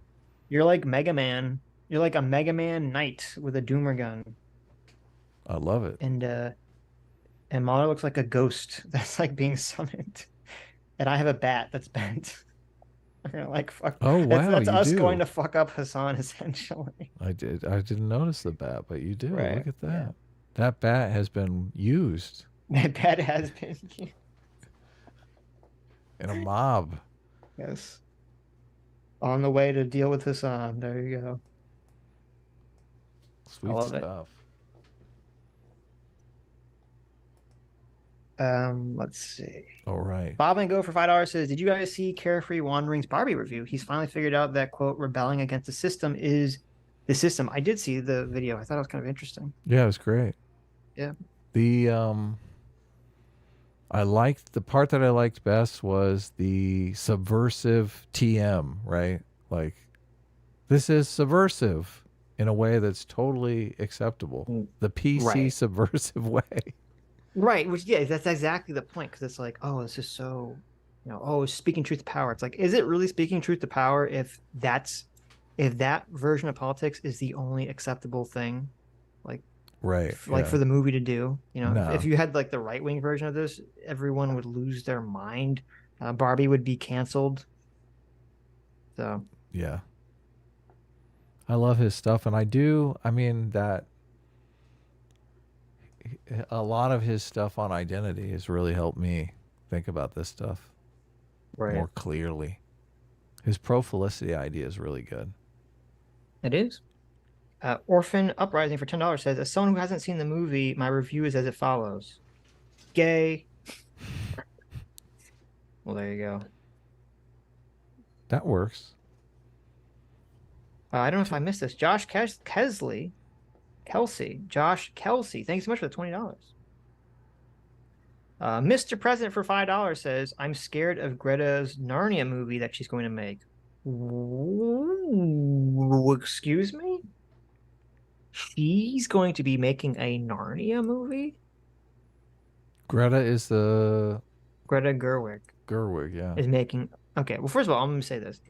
I don't care about the Narnia movies. I've never cared about the Narnia movies. I never read the books. I don't care anything about the properties whatsoever. That being said, I do understand that they're supposed to be like some kind of Christian allegories, right? Mm-hmm. I mean, it seems kind of I've heard obnoxious. that. Yeah, if that's true, I'm assuming it's true. If these are supposed to be Christian allegories and stuff, like that seems kind of obnoxious if you're going to give some like woke feminist the Christian allegory movies to be like, what? I mean, is she going to make them like? Is she going to make the Chronicles of Narnia feminist movies or something? I don't know. Is the Ice Queen going to be like a misunderstood character? That's kind of messed up. She's going to take out the Christianity and put in the feminism? Yeah, yeah, exactly. People are not going to be jazzed about that. That'd be pretty gross. Yes, C.S. Lewis was a Bible thumper. That is true. Theo Wolfie for $10 says, "Sitch, I'm currently in your home state. It's really humid. How do you live like this? And where can I find shadow people? Do I call the shadow government? S-Class is the best class." Yeah, Florida's, as we say, very muggy. Very humid, very muggy. I lived in New Orleans, and man, yep, the humidity. I can handle heat, the dry heat, no problem. But that humidity, oh God, it's like walking through a layer of sweat. Yep, you're just like sticking to you. It's funny because you're like, oh, I'm from California. It gets hot. I'm fine with Yeah, this. totally. It's a completely different type I'm of like, heat. what Yeah. the fuck? Right. The summertime is the rainy season. Yeah, exactly. When does it rain in California? Wintertime. We don't get Really? rain. Yeah, we don't get rain in the summer. I don't know these Yeah. things. It rains here in the summer. Yeah, I know. It's Summer and crazy. fall, yeah. Yep. Yeah. It's all humid. Our rainy season is winter. Summer is all bright, shiny, and nice. Yeah. Speaking of human, I'll send you. There's a short video that was making the rounds on Twitter today that you'll appreciate. I'll send it to you. Ad. Cool. Something to do with humidity. Is it? Here's video in the chat knows what I'm referring to. Levy Ackerman for $5 says, "Nice to see Hasan put on a clean shirt for this one." There you go. I can't believe the guy zoomed in and he's literally smirking as they're talking about this old guy getting the shit beat out of him. I know, it's disgusting. What the fuck? Disgusting. What the fuck? Mm-hmm. Ugh. How can you be that indifferent? I know. Crazy.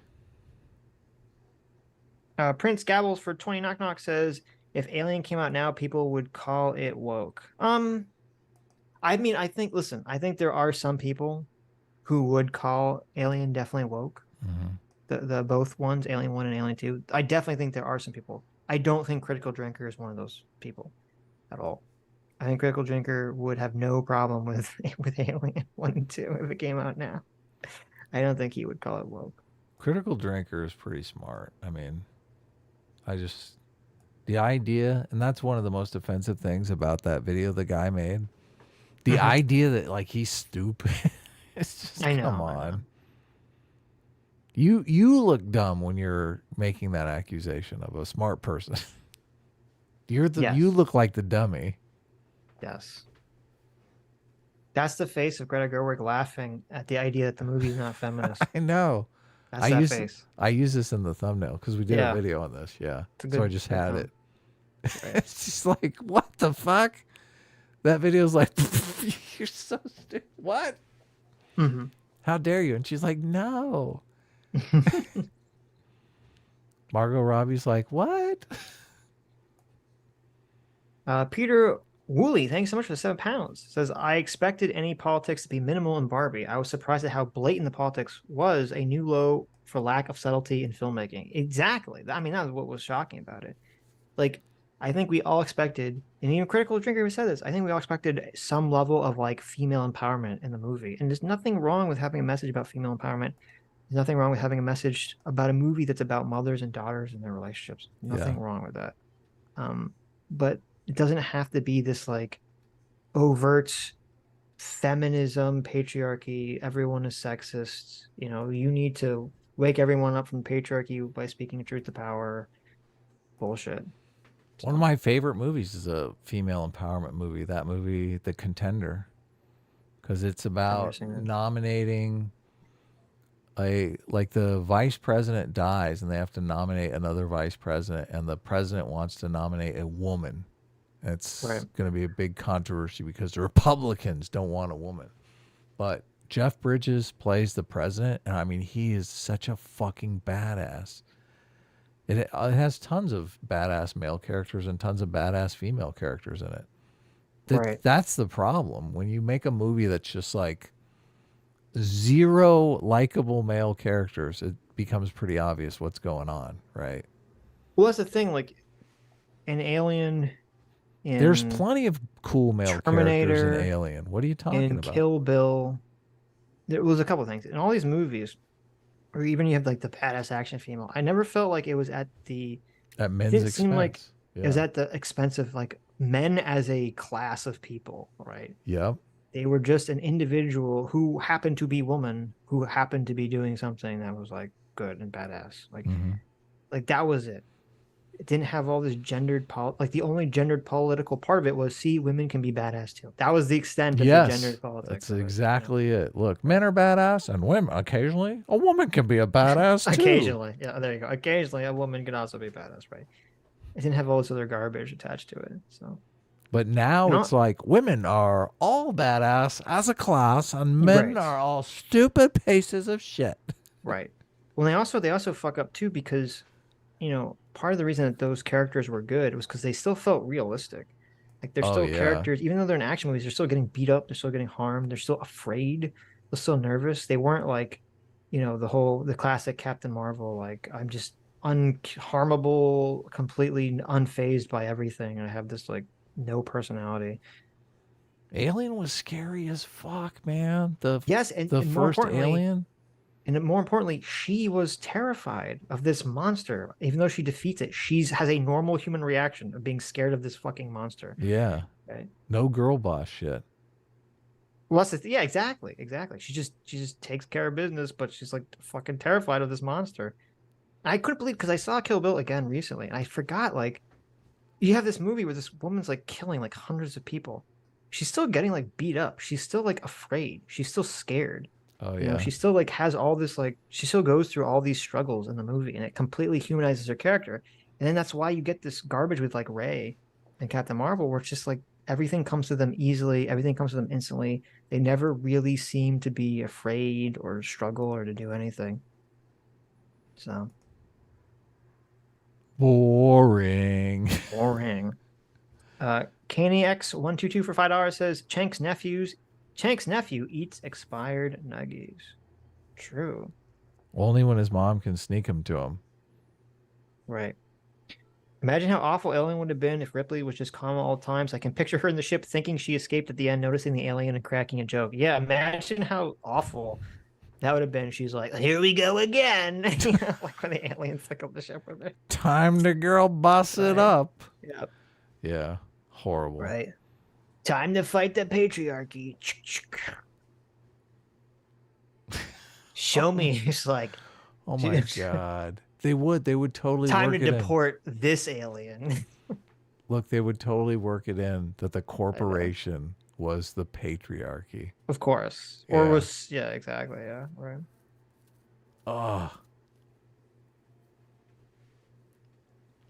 Cryomancer Lex for 129 MXs for Mega Man X dollars. Thank you. Says, please, Adam, explain the 6 moral foundations to Mauler. The EFAP crew could greatly benefit from analyzing morality beyond care harm for reactors.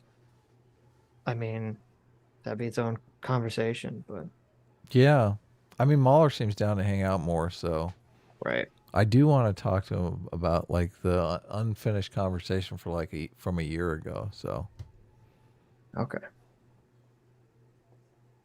Let's see. I should have brought that up when Chud did his little super chat. I should have said, "Do you know the moral foundation?"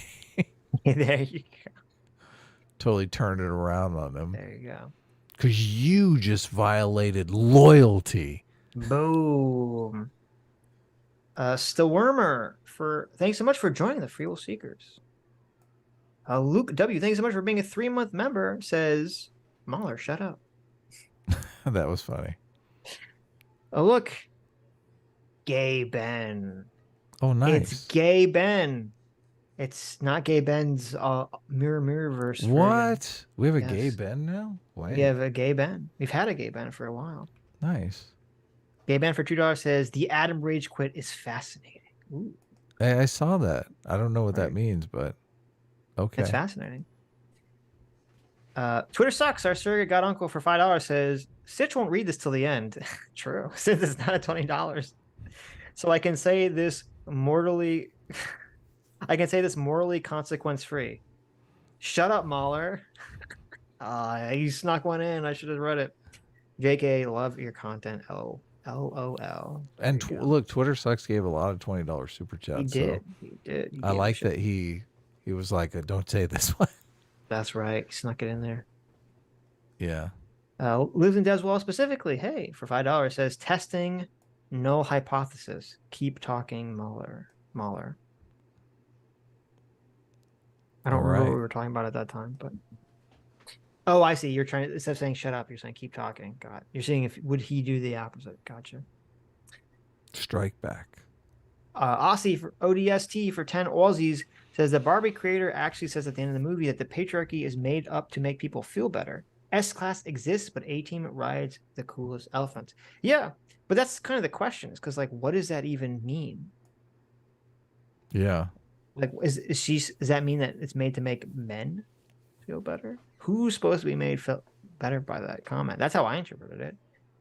I didn't interpret it like, oh, it's just a concept that, like, women made up to make themselves feel better about, like, being oppressed or whatever. Well, look, it doesn't say clearly what people think it says, because I can say, you know, money is a made up concept. It doesn't mean that we don't have money and it doesn't exist. Of course, Sure. it's a made up concept. Right. But it totally exists and we use it every single day.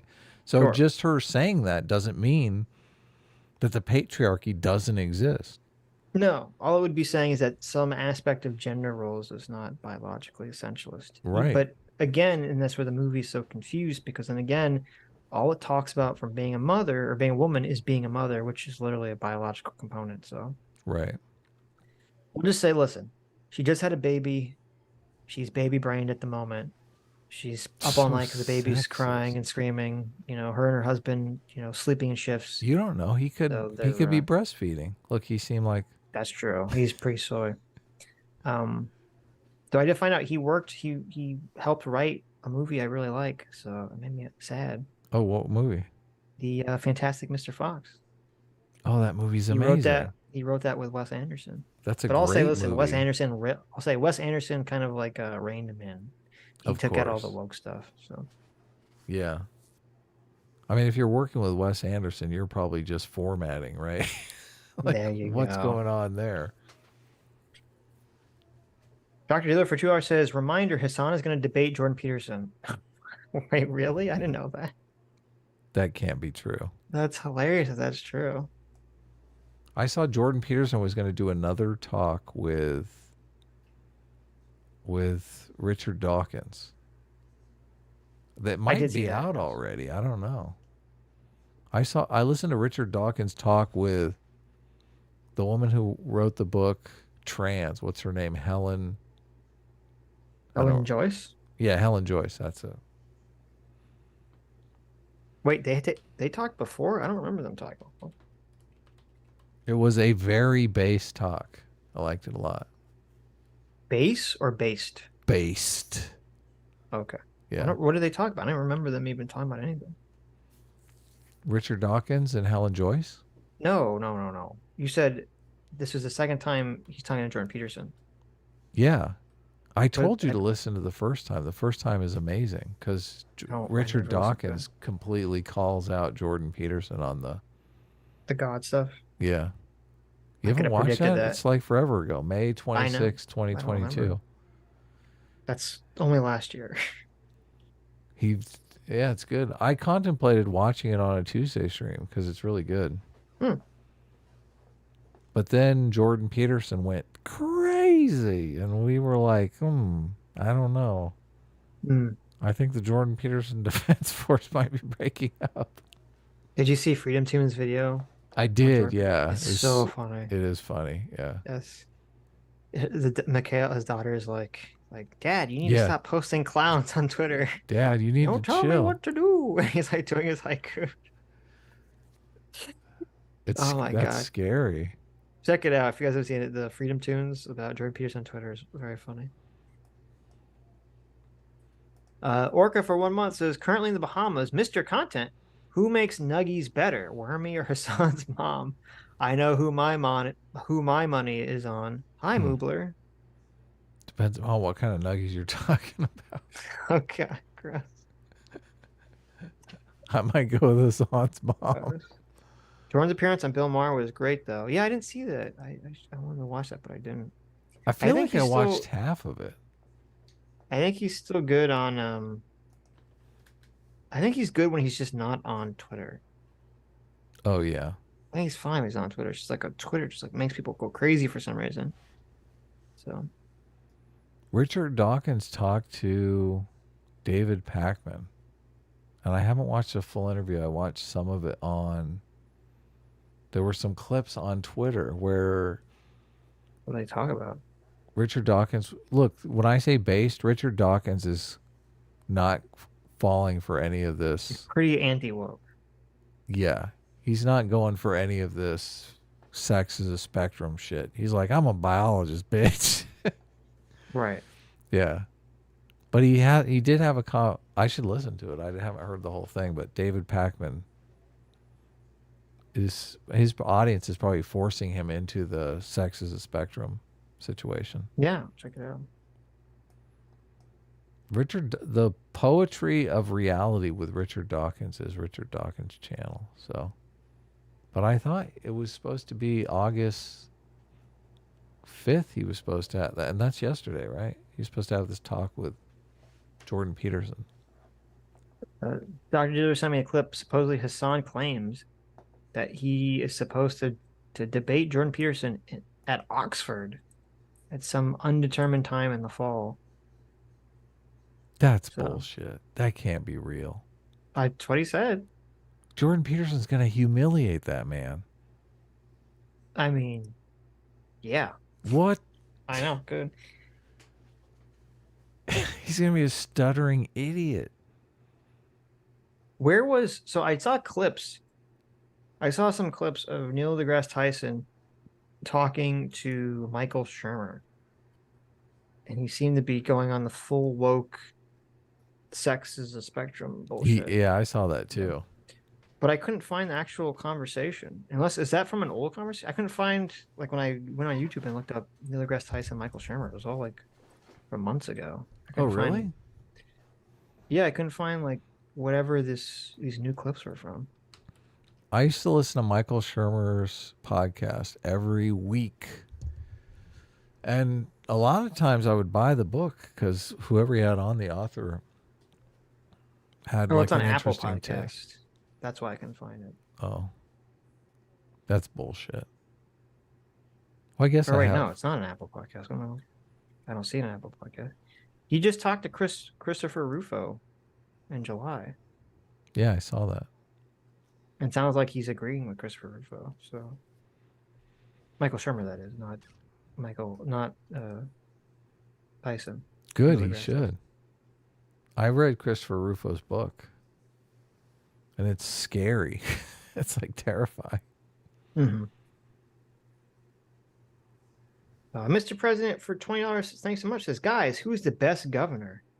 In my totally unbiased opinion, it's Kemp. Governor? Like, currently, I have literally no opinion on this question. Yeah. I mean, I like... They rage like about DeSantis. Yeah, exactly. I liked DeSantis at first when he was doing all the anti-woke stuff. I was just like, oh, this is great. I was like, this is pretty badass. I really didn't like the Disney stuff. I really don't like the whole... I don't know. I don't like that he's like trying to be like, I'm more like to the right than Trump is. I don't like that stuff. It's just like, oh, it's kind of cringy. So, best governor of all time. I mean, I'm gonna have to go with the Governator. What, man? Look, we had an international celebrity for a governor. The fuck do you have to offer? We had Jeb. What do you mean? He's an international celebrity. We had Please Clap. All right. How dare you? Jeb. We had Jeb. He's gonna still win this. You don't know this. Okay. Jeb's gonna come back in 2024. He's got this. All right. Our Governator would snap your Jeb in half. No. And screw his nanny. And sire a son. I mean, that's not all untrue. Okay. None of that is untrue. Jeb's nanny, watch out. Mm-hmm. Yes. Have you seen those pictures? Oh God, it's like it looks exactly like him. Can you imagine being Maria Shriver? Oof. The nanny's son is over, and you're going, "What the fuck is going on here?" Embarrassing. Oh. That's pretty bad. Oh. He failed the marshmallow test. He certainly did.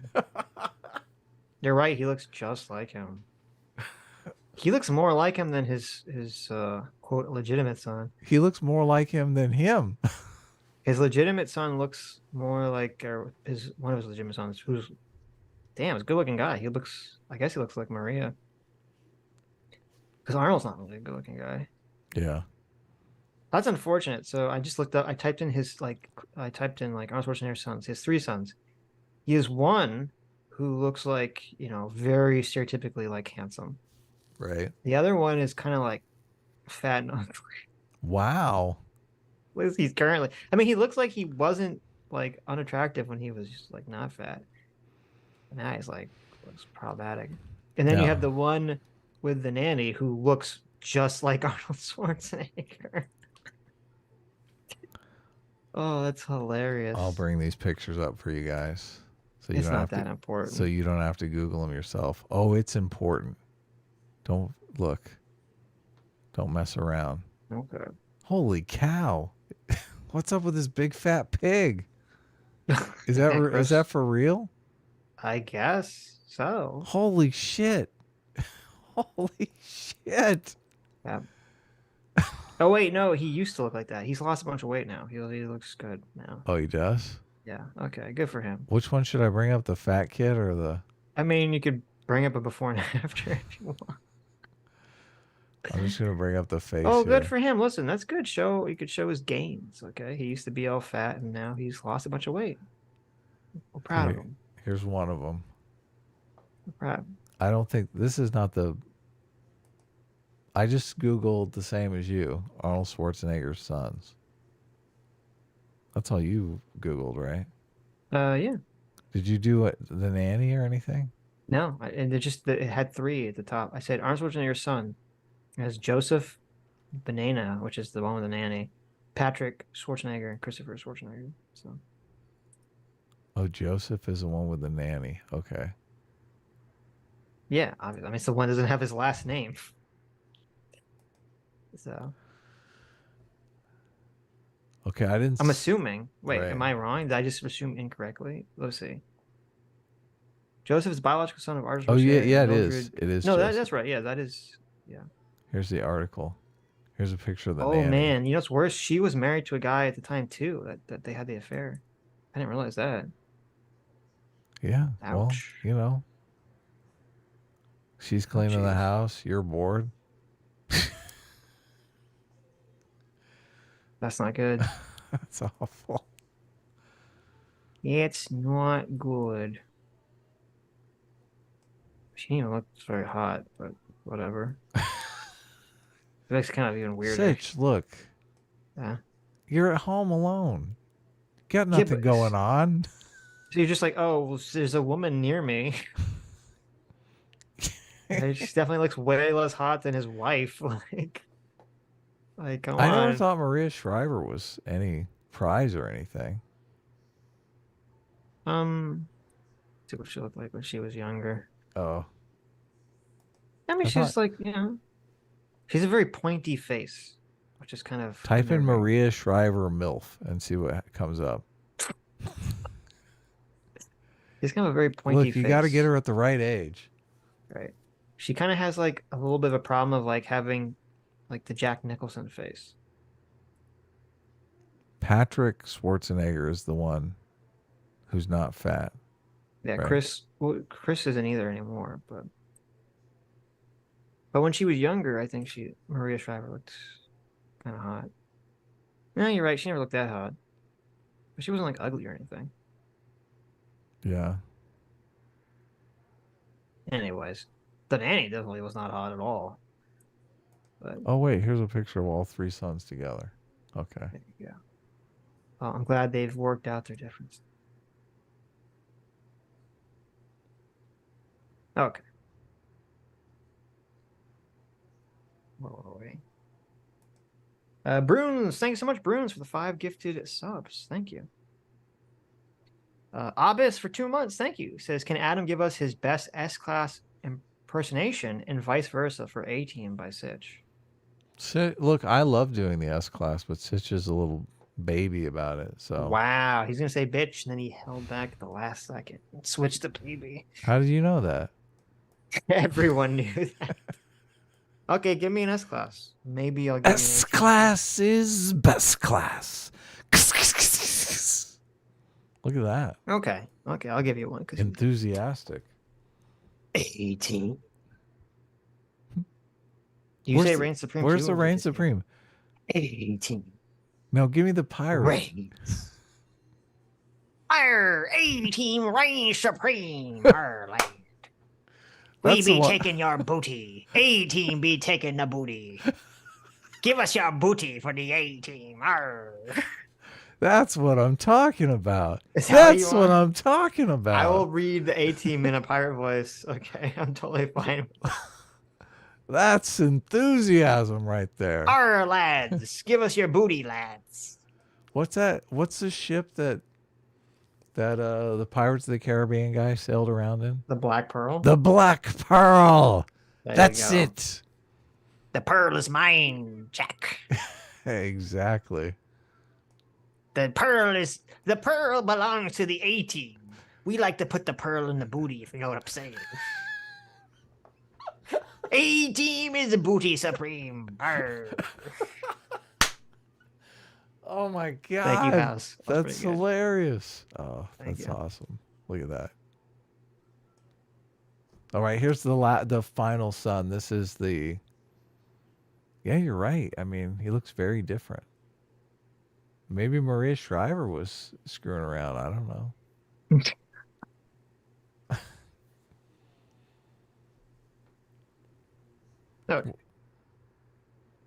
PC for $10. Thanks so much. Says it's okay that a kid's movie is stupid and inconsistent because I guess kids are stupid and inconsistent, but also don't forget to respect kids' gender fluidity and teach them CRT. Oh yeah. Oh yeah. That's interesting. That's a good point. Yeah, Great point. it's funny. Yeah. Fading fast for £5 says a Mauler a day keeps the tumor away. Aw. Ooh, ouch. I love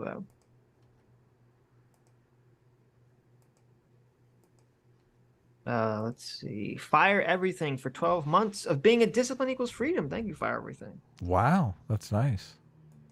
Says, with Mauler here, do you guys think that the talks of Tropic Thunder 2 happening, would you actually want them to try and make it? No.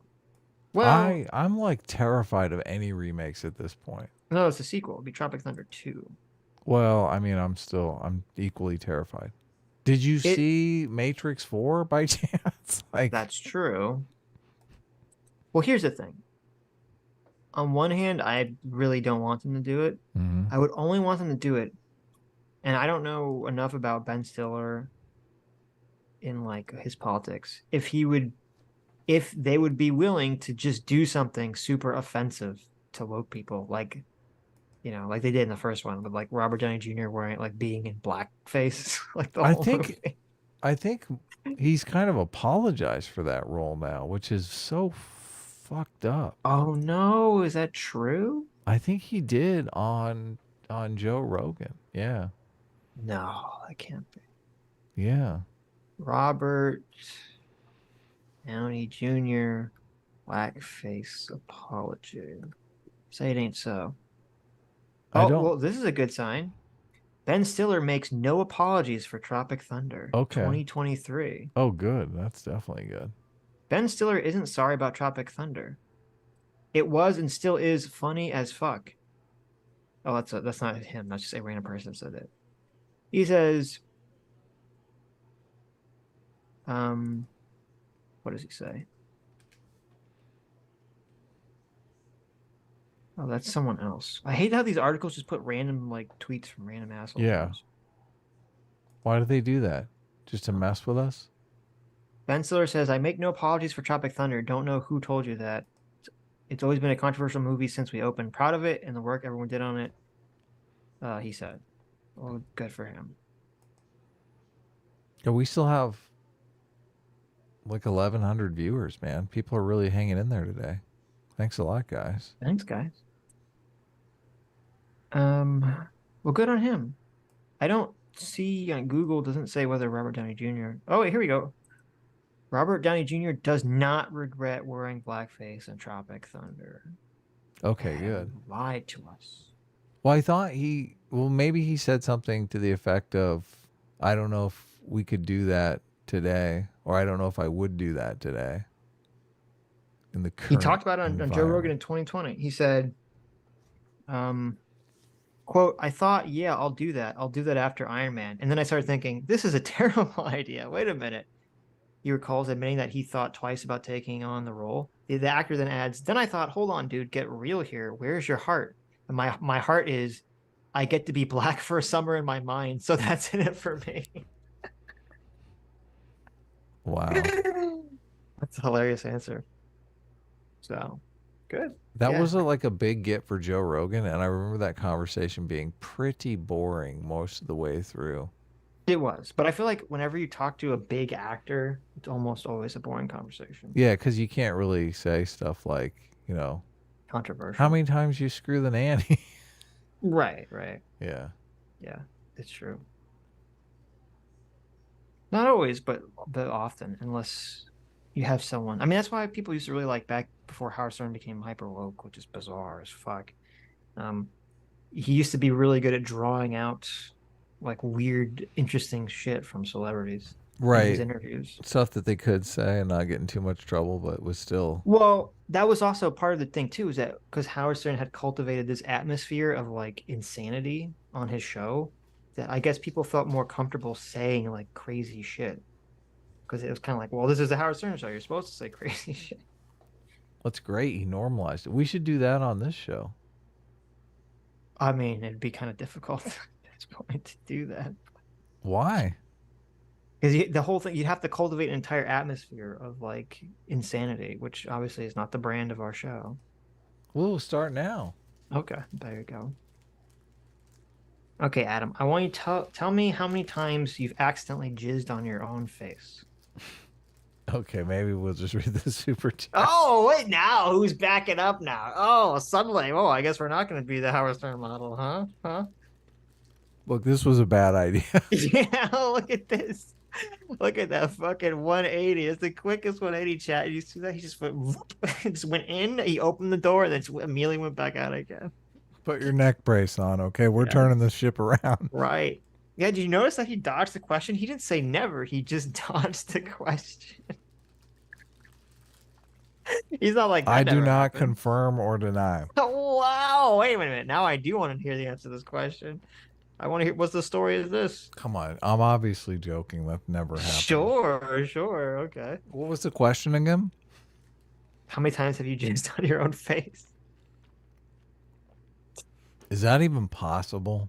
Of course I'm it's not sure. possible. What do you mean? I don't think that's physically possible. Wow, man. I guess you have like a weak stream maybe. But... I mean, maybe if it bounces off her and like hits you in the face. There you go. That could happen. Yeah. Right. You never know. Does it count inside the wetsuit? There you go.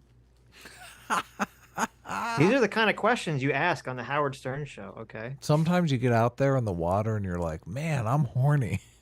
But I'm in this wetsuit. Is that something that happens? I mean, it doesn't happen normally, no. It's not a normal thing, but... And it's so warm in this wetsuit. Adam has low blast force. Wow.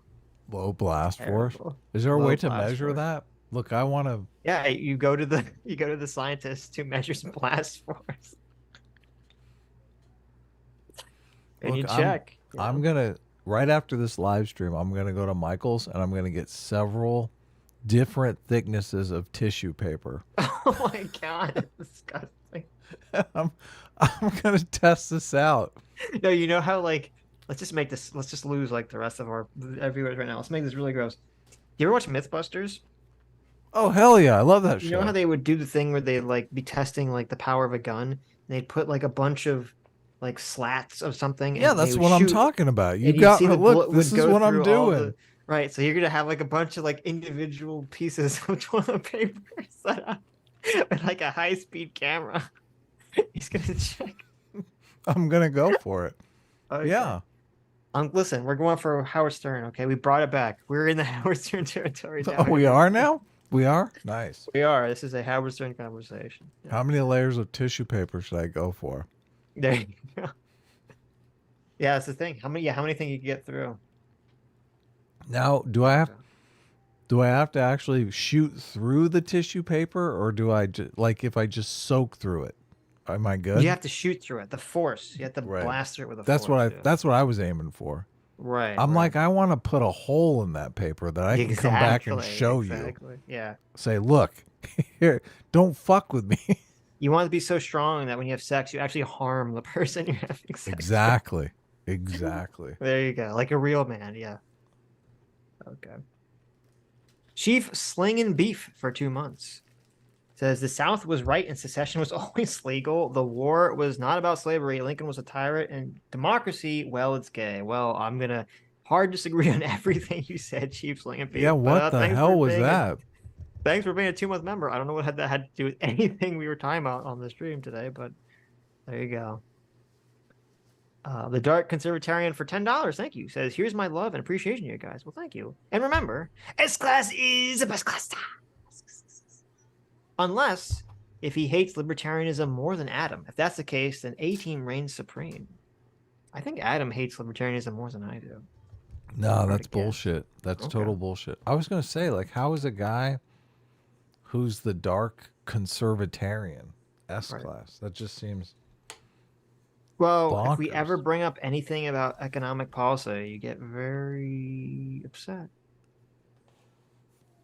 Well, because people... Well, I guess you're right. Like, let's not talk... Yeah. Purple Brain for 10 months. Thanks so much, Purple Brain. Says, hi, all. Have you seen the kerfuffle between Shad and Angry Joe that emerged from their respective Barbie movie reviews? It's worth a watch. No, I haven't seen that at all. Shad is a friend of the show. I saw him on Friday Night Tights recently. I think Lauren Chen was on. But I didn't see his Barbie review. He had a very Barbie is like the worst thing ever review. Like you know, it hates men. Well, that and it's trash and look, blah, blah, blah, that's which I your- kind of agree with. Yeah, but he had that's like a your very. review. I know. I think saying that the movie hates men, I don't necessarily agree with that. I think you can read it that way. I don't think it was intended that way. I think it's just incompetently created to essentially draw you to that conclusion. Look, I'm the only one with a Chad perspective that's like, yeah, it was okay. I went and saw it with my wife. Yeah, there you go. Look at you. There you go. Look at this guy. She liked it. She wished, Barbie and Ken would have hooked up. I kind of agree. Right. But I only saw clips of Shad's review, and I didn't see any of Angry Joe's review, so I don't know what he said. I just see Shad has a video called Angry Joe Replies and Call Us Liars and Hypocrite. Wow, okay. Interesting. I don't really follow Angry Joe's content, so...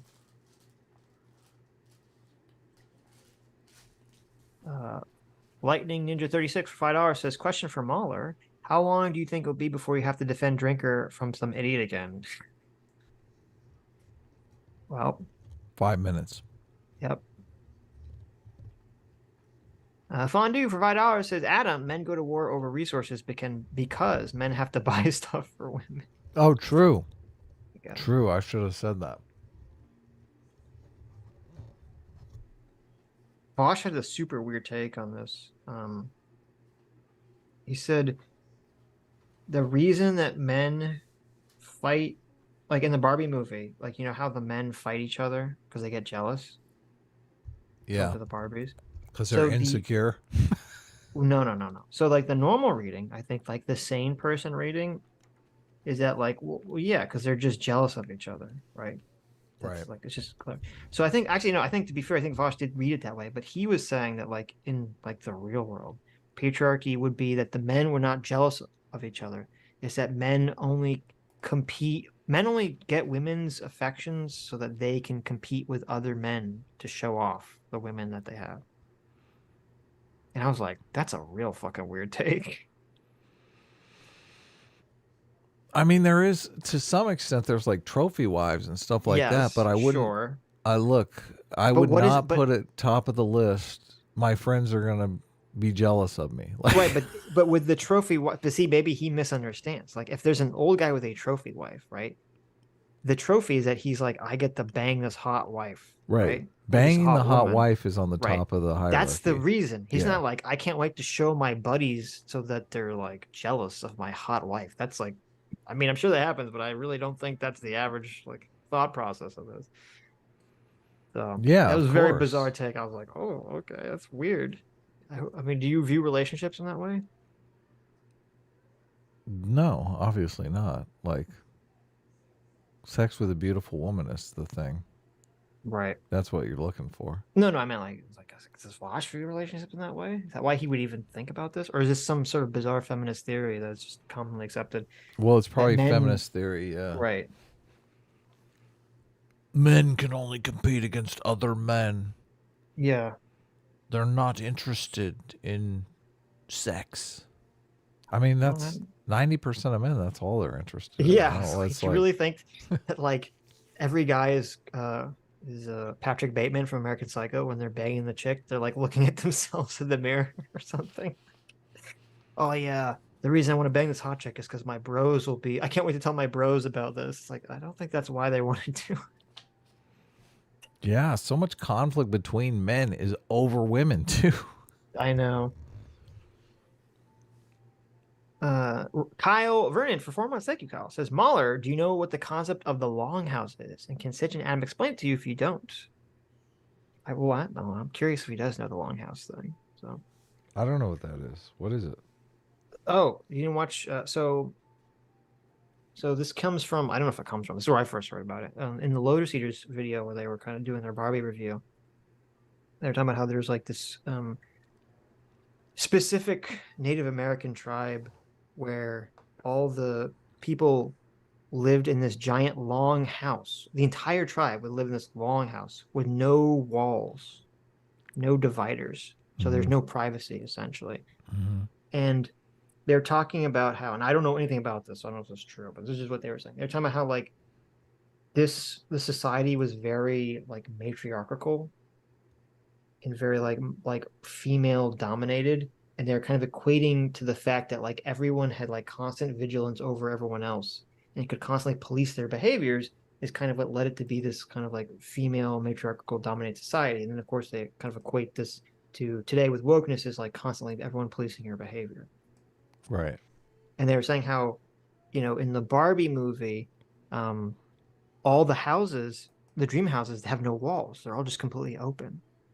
Oh, yeah, I noticed that. And so they were kind of equating that to the longhouse, which, I mean, obviously in the movie it's done just because that's how the toys look. But there's a kind of interesting irony that, all the homes were all completely open to the view. So they were saying that like the Ken revolution was like defeating the longhouse. So. Right. So they could close the walls and actually have sex with the women.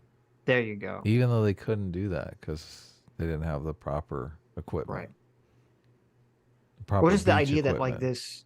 The idea was supposed to be just really that the constant surveillance and policing of people's behavior was to kind of what led to this matriarchal approach to things.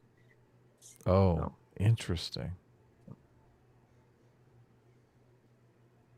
Genie Penguin for $5 says Hasan can't take the red pill or any pill. The child safety cap prevents it. That's funny. There you go. There you go. All right, I ended your poll. Okay. 55%. 55%. M&M's. Sad. Didn't quite make it, yeah. Right. 44%. Correct, people. Chocolate chips. Chocolate chips are superior to M&M's, guys. I don't know what to tell you. I picked M&M's. I just think chocolate chips are so much better than M&M's. I don't know what to tell you. My M&M's have peanuts in it, just so you know. What about normal M&M's? I mean, I'm gonna go normal M&M's too, but over chocolate chips? Yeah. Okay, that's chocolate weird. chips are third in the hierarchy. Wow, terrible. Yeah, YouTube's been kind of chat keeps breaking, and YouTube's been kind of weird today. So, but I think it's fixed now. Fondue for $5 says, I wonder if Hasan has a chicken nugget version of Corn Cob Adam saying, "No, Hasan, don't listen to the drinker. He's a misogynist." I bet it's Hasan has like a chicken nugget version of Corn Cob Adam in his head that like tells him what to say. Oh, of course. That's what I'm going to discover when I go in there with that Neuralink. Oh, okay.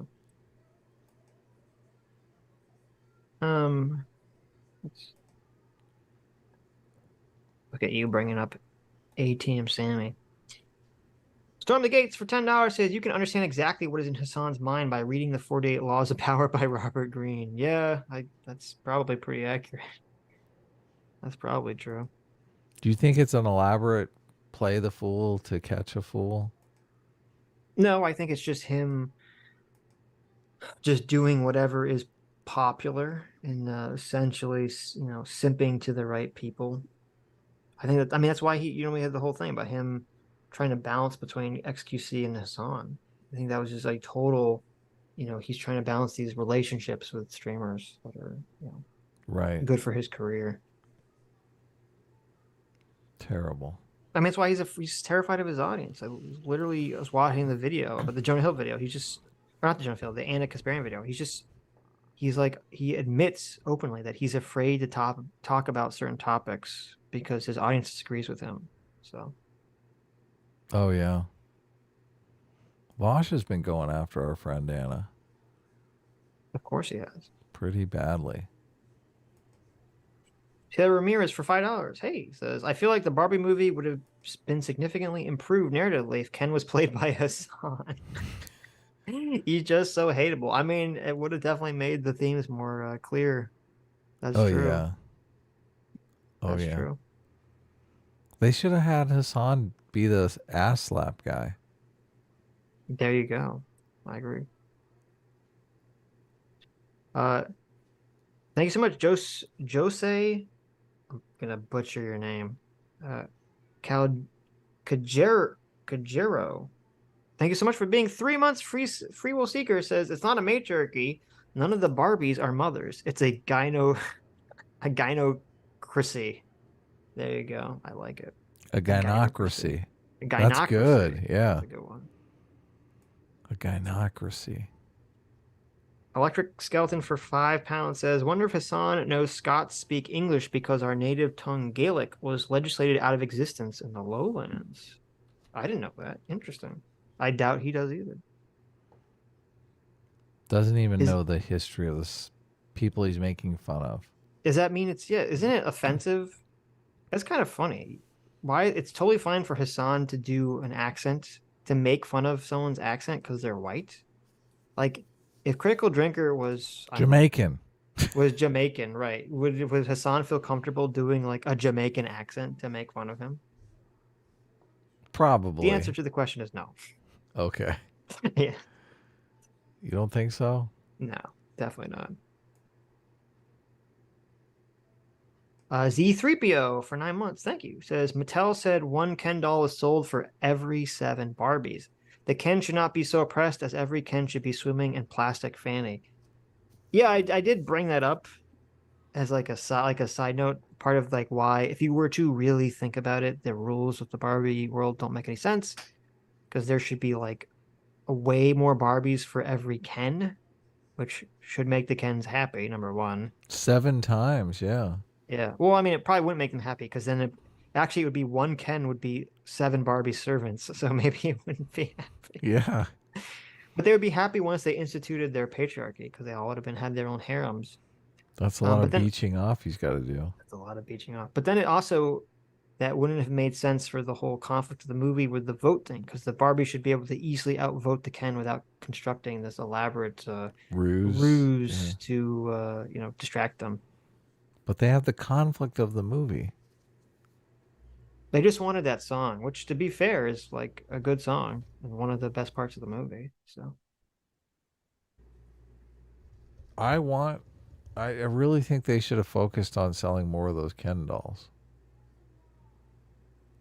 That song bother you? Very missed opportunity. I know you don't like musicals. I'm just Ken. No, the song was great. Anywhere else I'd be a 10. Yeah. No, I liked it. Okay. I did, yeah. Even though it was a good musical, song. like a musical number? It didn't bother me at all. Okay, interesting. Yeah. I thought it was very funny.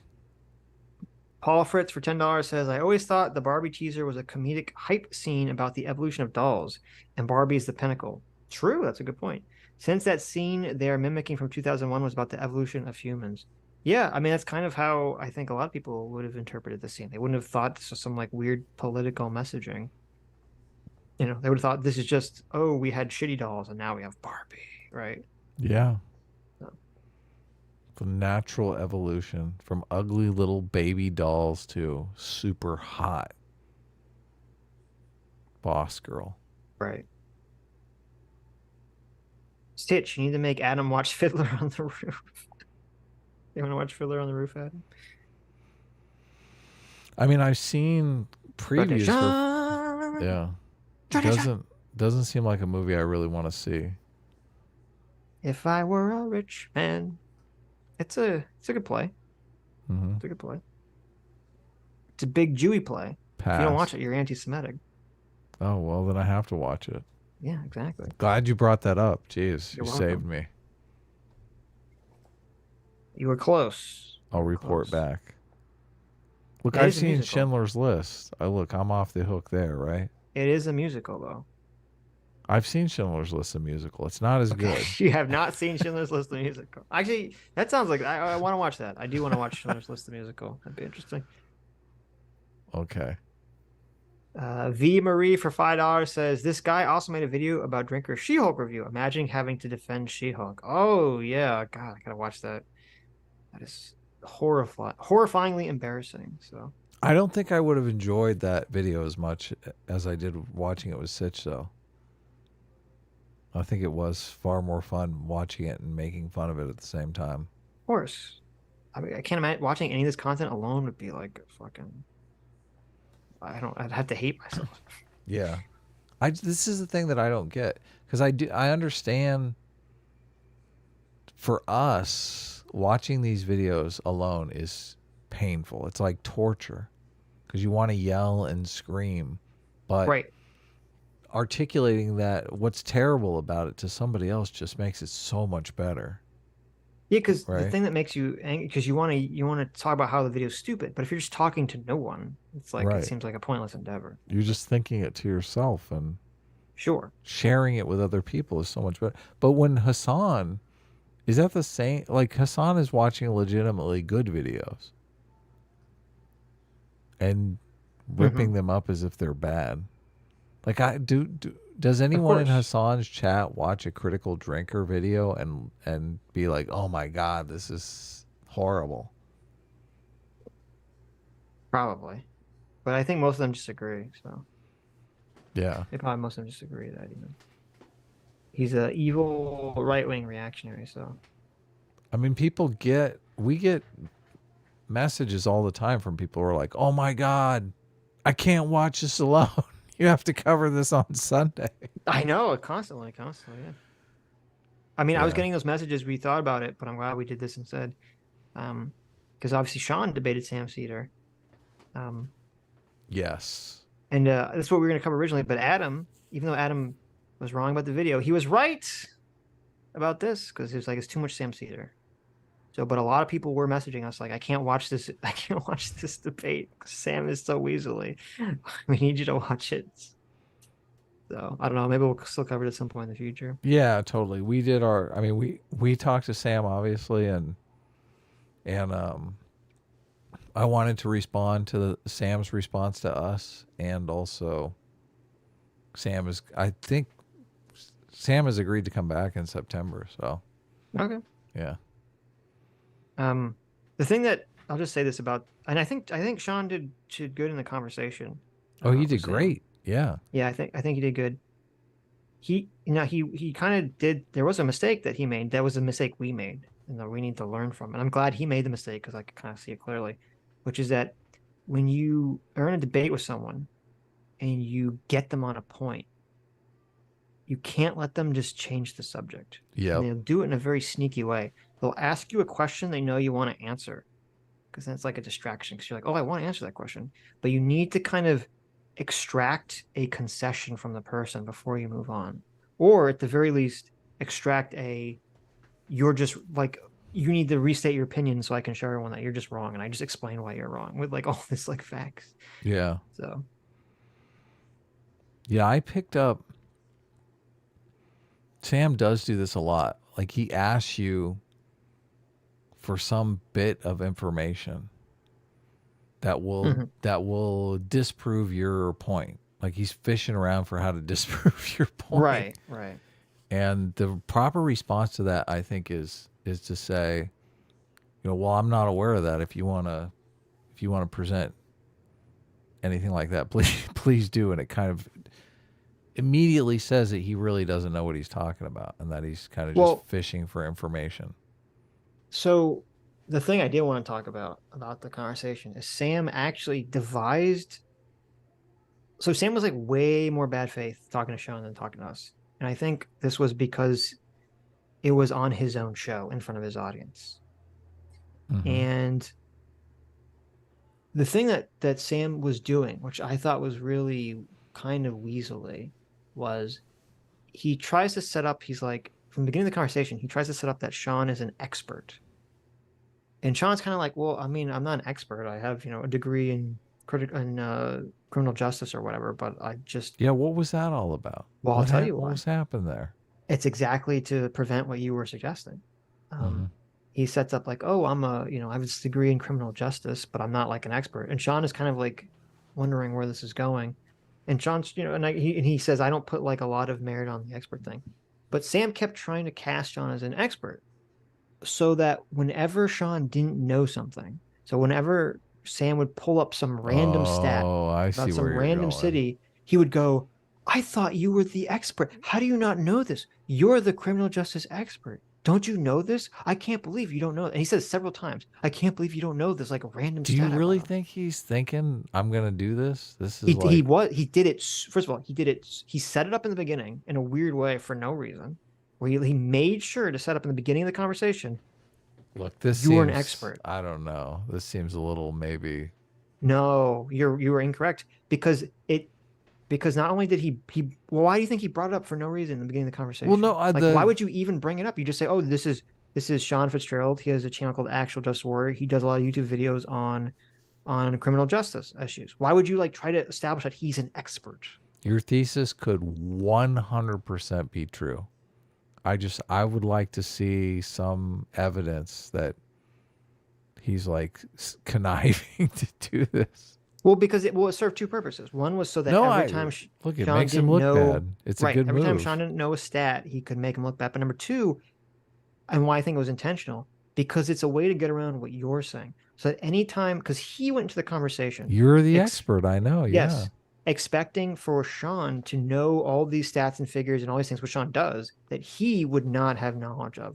So if he paints Sean as an expert, he's like, well, you're the expert. You tell me. I don't know that. I'm just Sam Cedar. I'm just a guy talking about a bunch of topics. So I'm not my area of expertise. So he was setting that up to give himself cover. Yeah. In the conversation. At least that's my assumption and opinion of why he would set that up. Because I don't know why else you would set that up that way in the beginning. It was very bizarre. So. Yeah. I mean, I would like to think, I don't know that he wasn't scheming like that, but God, it's so easy to get paranoid. Well, because when he first brought it up, I was like, oh, that's weird. And I thought, I wonder why he said that. And then he immediately, like not immediately, but like very quickly after, he starts trying to hit him over the head constantly with the expert label. And I'm like, oh. I didn't notice the follow-up, the subsequent. Yeah, he did it. If you go back, he did it a lot. He would come. But Sean completely diffused that because Sean was like, no, I'm not an expert. It doesn't matter. Every time, this happened constantly. Every time he would bring up a stat that Sean didn't know offhand, he would say, oh, I can't believe you don't know that. Like, it was really obnoxious. I can't believe you don't know that. You're the expert. I can't believe you don't know that. And then there was a whole thing where he was kind of picking on Sean to like ask, I forget what stats it was about, some like the crime rate or the murder rate in some city. And he didn't know, and Sean didn't know. And when they looked it up, the murder rate went in a way that completely proved Sean's argument correct. And immediately when that happened, Sam just changed the subject. Oh, yeah. So we would have been covering it for sure if Sam Cedar went down the Euro racist road, which it appeared like late in the fourth quarter that's where he was going. I was like, oh my God, he's going to do it. He's going to call Sean a racist. I never finished it. So yeah, I only got through like 75% of it. So I didn't you're sitting there on the edge of your seat going, okay, he's doing it. He's zooming in. He's setting it up for the Euro racist. Right. They started talking about the black crime rates. That's always where that's always where they try to box you in, right? Mm-hmm. Yeah. But he didn't do it. I was like, oh my God. That must have been painful for Sam. It was I so mean, it was close. smart, I guess, because he knows if he goes down that route, it would, it'd be this whole thing where everyone jumps down his throat on the Well, right. we would have covered it for sure. Well, everyone would have, if that's the case. Yeah. But no, I didn't see. He didn't. Yeah, and Sean, even after the debates, basically enunciated what I just said. He's like, "Oh, I totally thought we were going there," and I was like, "Yeah, me too. I thought that's what was going to happen." Mm-hmm. Yeah. And I don't know. I didn't watch the live chat or whatever, but supposedly people were saying that they had mods that would ban anyone that was pro Sean in the chat. So that's pretty pathetic. We should do that. No, it's so pathetic. We had a lot. Look, I read all the comments. Sitch doesn't really read the comments, but I do. And there was a lot of Sam Cedar people, right, that would just drive by and I bet, leave an obnoxious comment. And I responded to a few of them, but they never respond back. Sure. And it kind of got like people in the comments were noticing this, that they just like aren't really engaging. Of course not. Yeah. Because they're fucking stupid. Yeah. I don't know. It's weird to me. Sitch and I like to argue. It's fun. So. Sure. John R. for $2 says, "Wish we lived in the patriarchy they think we do." Yeah, there you go. Not Gay Ben, look at that. Not Gay Ben, our favorite super chatter, for $5. Says, "This movie slaps. Bring me on. I'll fight you two, Mauler and Drinker, at the same time with one intellectual arm behind my back." Wow, look at that. Not Gay Ben. I didn't realize he was a big fan of the Barbie movie. Wow. Interesting. Yeah. That's how not gay is. Well, I mean, I'm tempted to take him up on that. Not now. I'm like exhausted, but yeah, but at some point, sure. We want to hear your voice. That's interesting too. Yeah. Yeah, we want to know. Saniga for 10 months. Thank you. Says, "I go on vacation for 1 week and there's a Sam Cedar stream. Thanks for weeks worth, 20 hours plus of content, I guess. Also, plap plap. It's S class." Well, thank you, Zaniga. Plap plap, get S class. Yeah, there you get go. S class. Huh? Okay. There you go. George Push for $2 says, "Is this the Word podcast on YouTube?" The worst podcast. I mean, I think Hasan is pretty high up there. If Pillar of Garbage had a podcast, I think he would definitely be the worst. Oh, he's competing. Yeah. Yeah. He's competitive. All right. Brian Townsend for $5 says, "I'm sorry. I'm sorry for how Chud treated you last night, Adam. Just remember, he's jealous since he's only a proto-American while you're a full-blooded American and proud." Yeah, that's exactly right. Thank you so much for bringing that up. There you go. Chud is a jealous animal. We left those people behind on that shitty little island over there. There you go. True.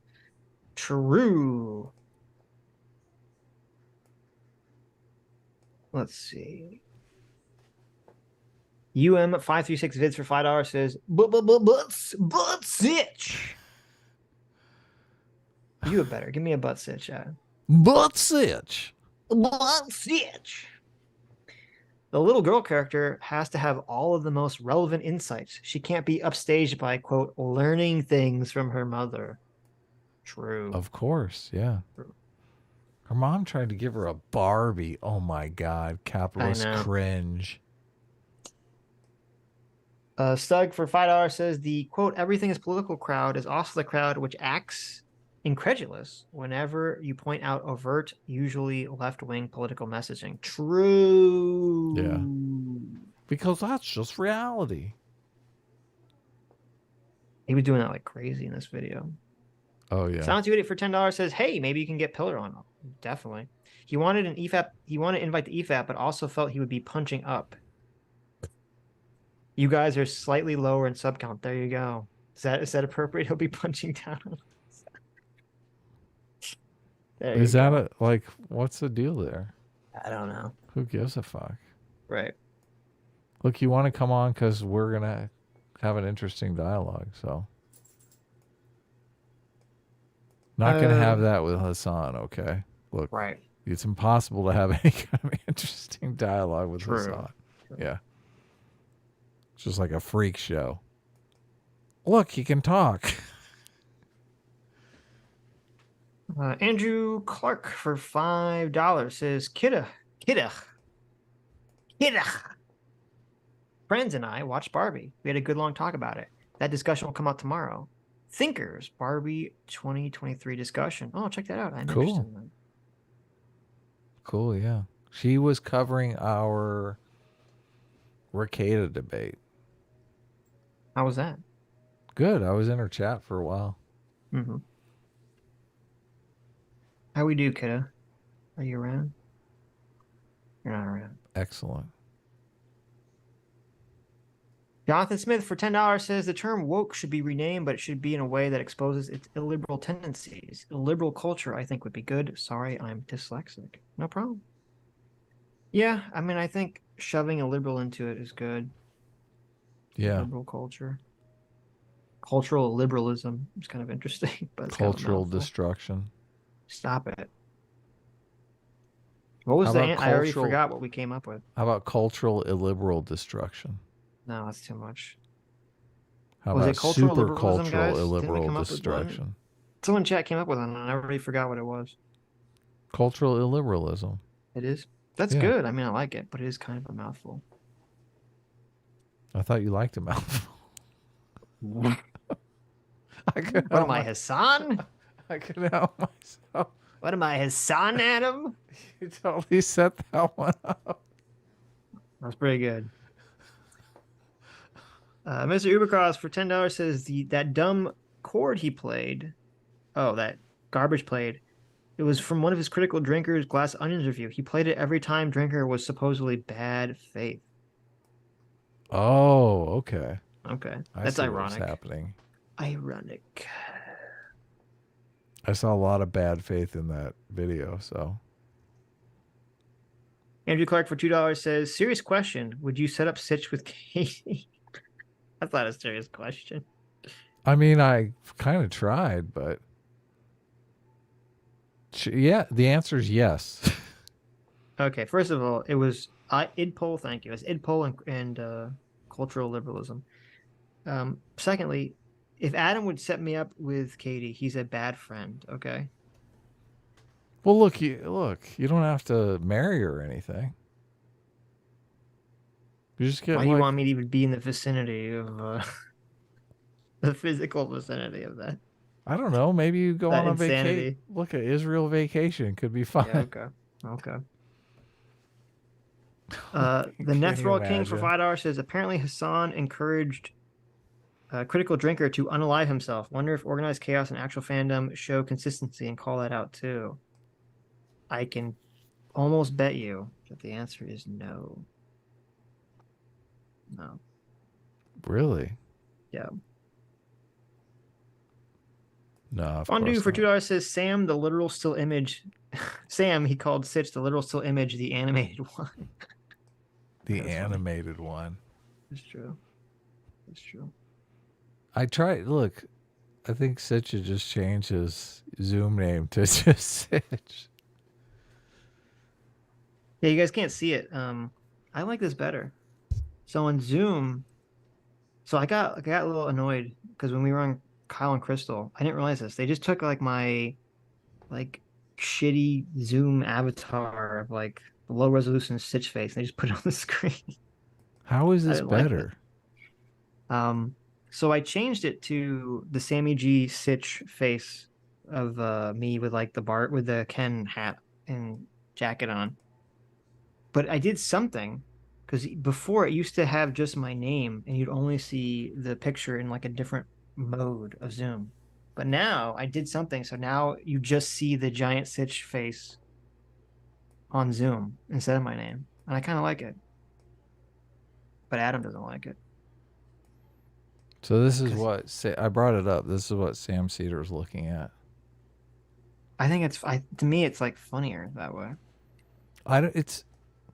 We have sort of a strange dynamic because I do think we can get bigger guests because like I'm the face of the show. Like people, Right. I think if we were both anonymous avatars, it'd be a lot harder. I agree with you. Sitch is. Listen, you want me to change it because you think it'll be embarrassing when we talk to, Peter Boghossian or something. I'll figure out how to change it back. Actually, I think Peter will be cool. I don't think Peter will care much, but Who do you think's gonna care? I don't know. Look, I'm amazed we've done it and nobody has kind of cared. I'm amazed they put your fucking avatar up on Crystal and Kyle. That's how based my takes are. That even with my silly little cartoon character, people put up with it. Look, everyone loves you, Sitch. You are very smart and you are obviously very articulate. So thank you. People are willing one to of those is true. People are willing to give you a pass. Right. They think, oh my God, this guy is so smart. He's probably like that guy in the wheelchair with the robotic voice. There you go. Stephen Hawking's. Like, this guy's so smart. He's probably like Stephen Hawking's. Right. Just let it go. Look, he doesn't want to go on camera. I'm eccentric. I mean, I really like that.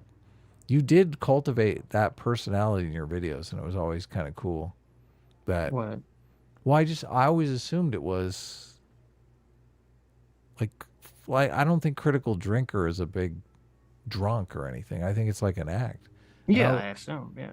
Well, I always assumed you being an introverted. I never leave the house. No, that's I all live true. in a dark basement. That's literally all true. Yeah. I just sit in front of a computer all night and type. That's all true. All true. Oh wow. But I'll do the face reveal. Just because. I mean, it's no rush. Eventual. It's time. I told Sitch to get I sent Sitch the camera to get months ago. I know. It's just I've been dragging my feet because. But it's cool. I can't let you be the face of the show forever. Oh really? No, I have to get in there. Steal the show. I mean, it does give me a lot of power. I know exactly. Power. Right. I love it. Since you don't just lose that email, you don't need to get that camera. Yes. Adam suddenly realized, he was like, wait a minute. You don't. Look, I don't want Sitch to be on camera anymore. why do you want to do a face reveal?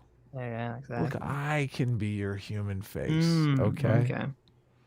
Okay. I do. Look, we've done the show for.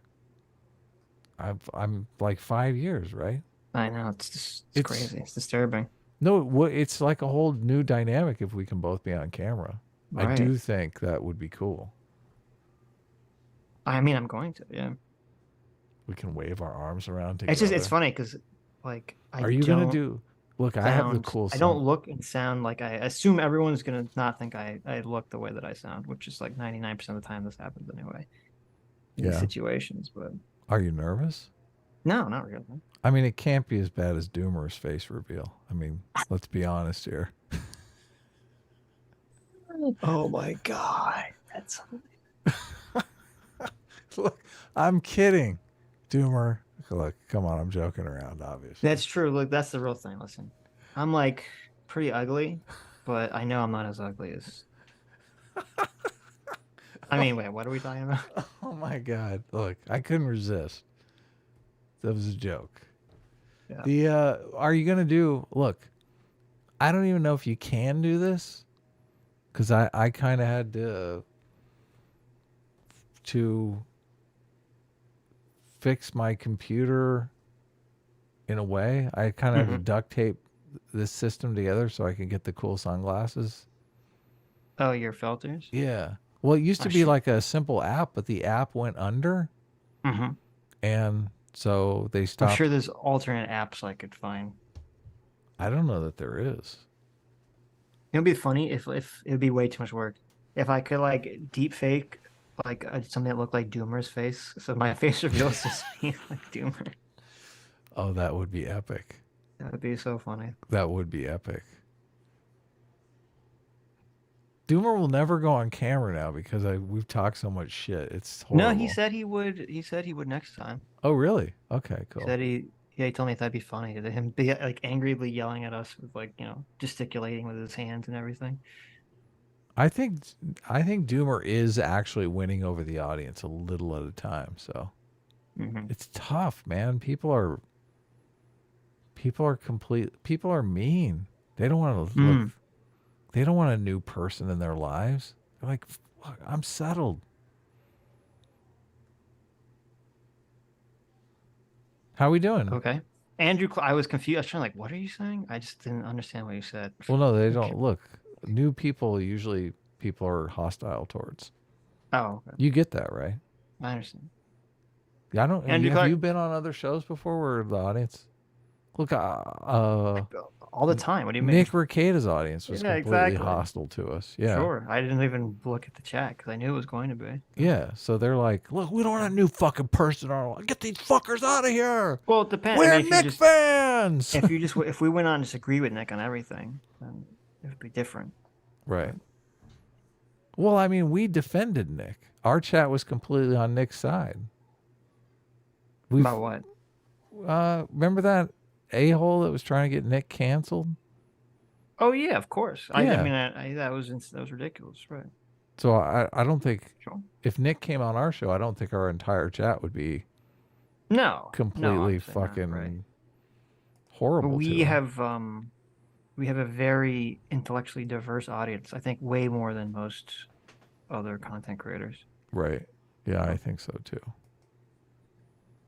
Andrew Clark for $5 says Europe and South Africa say that candy doesn't include cocoa. It's a sugary confectionery treat. Kidda, friends, and I often debate this definition. Really? That's hilarious. Oh, look, Why right there. We don't like change. That darn Kidda. She's back. There you go. Well, okay, to be clear, when I say chocolate, I'm not including like cocoa. I was specifically, and maybe I should have been more clear. I was specifically talking about chocolate like with sugar in it, like Hershey Kisses or, you know, a Crunch Bar or something. I was talking about chocolate candy specifically.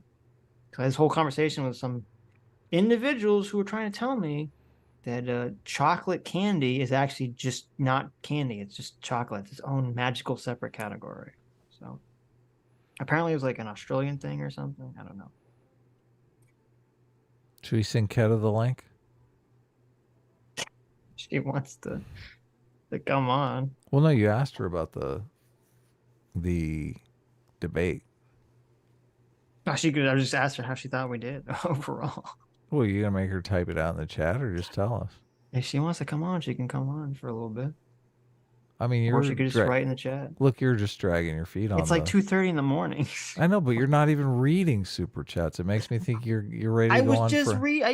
Oh my god. Makes me think you're ready to go for another. Look at this guy. Okay, well, if we're almost done, I won't send her the link, but I mean, she can come on for 5 minutes. If she wants to, I'd be happy to talk to her. I'm always happy to talk to Kidda. Okay, I'll send her the link. If she wants. You wrap up those super chats. So when Twitter she comes sucks for $5 says, as someone who likes a little crunch in their lemonade. Crunch? In your lemonade? All right. I like a little crunch in my milkshake. Sorry, Sitch, but M&M's are better. Well, if you were to ask me, if you were to say, Sitch, she said she'll come when she's done with the debate. so she doesn't want to come right now? That's what she said. Well, I already sent her the link, though. She has to come now. Well, there you go. If you were to ask me, instead of M&M's, if you were to say, Sitch, what do you think is better in a milkshake? Chocolate chips or like little pieces of like a Crunch Bar? I would agree that the Crunch Bar is better. Mm-hmm. But I don't know. M&M's are like, I think M&M's are so mid. Not peanut M&M's, though. I don't like peanut M&M's. They're like lower than mid. What? I don't like peanuts and chocolate mixed together. I like chocolate. I like peanuts. You don't like Reese's peanut butter cups? No. That's really weird. I You're like a peanut monster. butter. Well, that's so weird. I really like peanut butter. I really like chocolate. I don't like them together. I'm like the only person who likes these both individually, but not together. So, not a fan. I don't like Oreos, but you guys all know that. You don't have to click that link, kiddo. Just we don't want to peer pressure you or anything. Click it and tell Adam he's a fuckhead, and then leave. I mean, we thought you were cool, but A base right there. Tiny M&Ms. You know what? That's fair. I agree. The tiny M&Ms are way better. I used to eat those. Actually, I forgot. I used to eat those tiny M&Ms all the time. They came in that little like plastic tube. Remember those? The mini M&Ms. Have you ever had micro M&Ms? Is that like a drug? They're like dust. No. Is this real? I feel like you're just making this up. I'm making it up. You know what I'm talking about? You remember the mini M&Ms? Yeah, I know. Come on. Mini M&Ms? Who doesn't know about that? I feel like you don't know what I'm talking I about. do. They're like the small ones. Yeah, I mean, obviously, Adam, they're called mini M&Ms. They're obviously the small ones. I've seen mini M&Ms, but I've never eaten them. No. Yeah, they're good. I mean, they're literally just M&Ms, but something about the size changes like the consistency. Of course. Of how you eat them. I would call them crunchy M&Ms. Well, no, there was literally an M&M that was crispy M&Ms, which I did like. Mm-hmm. Which they were M&Ms that had like that like that Rice Krispie stuff in the middle of them instead of a peanut, and they were pretty tasty. I did like crispy M&Ms. You like Rice Krispie treats, right? So, homemade Rice Krispie treats are amazing. Okay. Yeah. The Kellogg store-bought ones, yeah, are disgusting. They're it's weird. So weird. It's very weird. I've never had anything like that in my life. Like usually like homemade stuff is better, but the store version is like still like acceptable. Right. I don't know why, but the store brand Rice Krispie treats are just gross.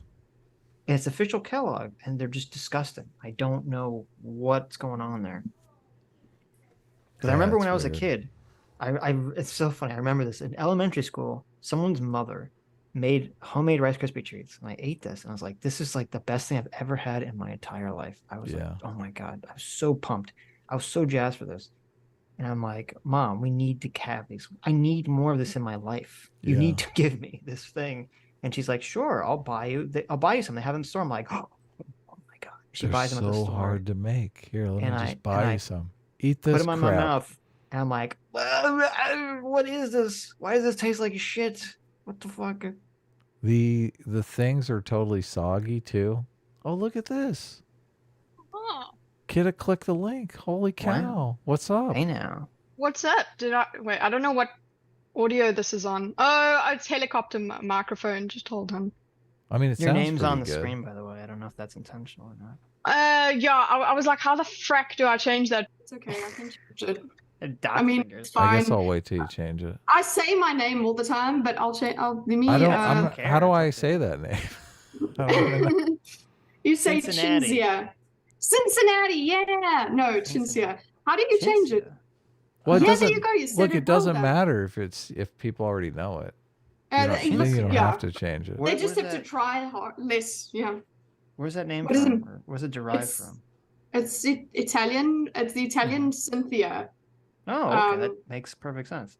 Yeah, and Cynthia comes from synthos or some shit, so it's like it means I'm the goddess of the moon. That's what it means. Wow. I've decided. You're humble. Yeah. Oh, you've decided. Okay. No, it's the origin is of a goddess of the moon. Okay. But I think I've come on here to tell you that chocolate is not candy. What the fuck is wrong with you? Okay. What do you mean it's not candy? As a Someone needs to put him in his Proto-American, place. I have to tell him this. Yes. Wait. Yeah. Okay. When I say chocolate, I don't just mean like the coca. I mean like a chocolate. You're saying a chocolate bar is not candy?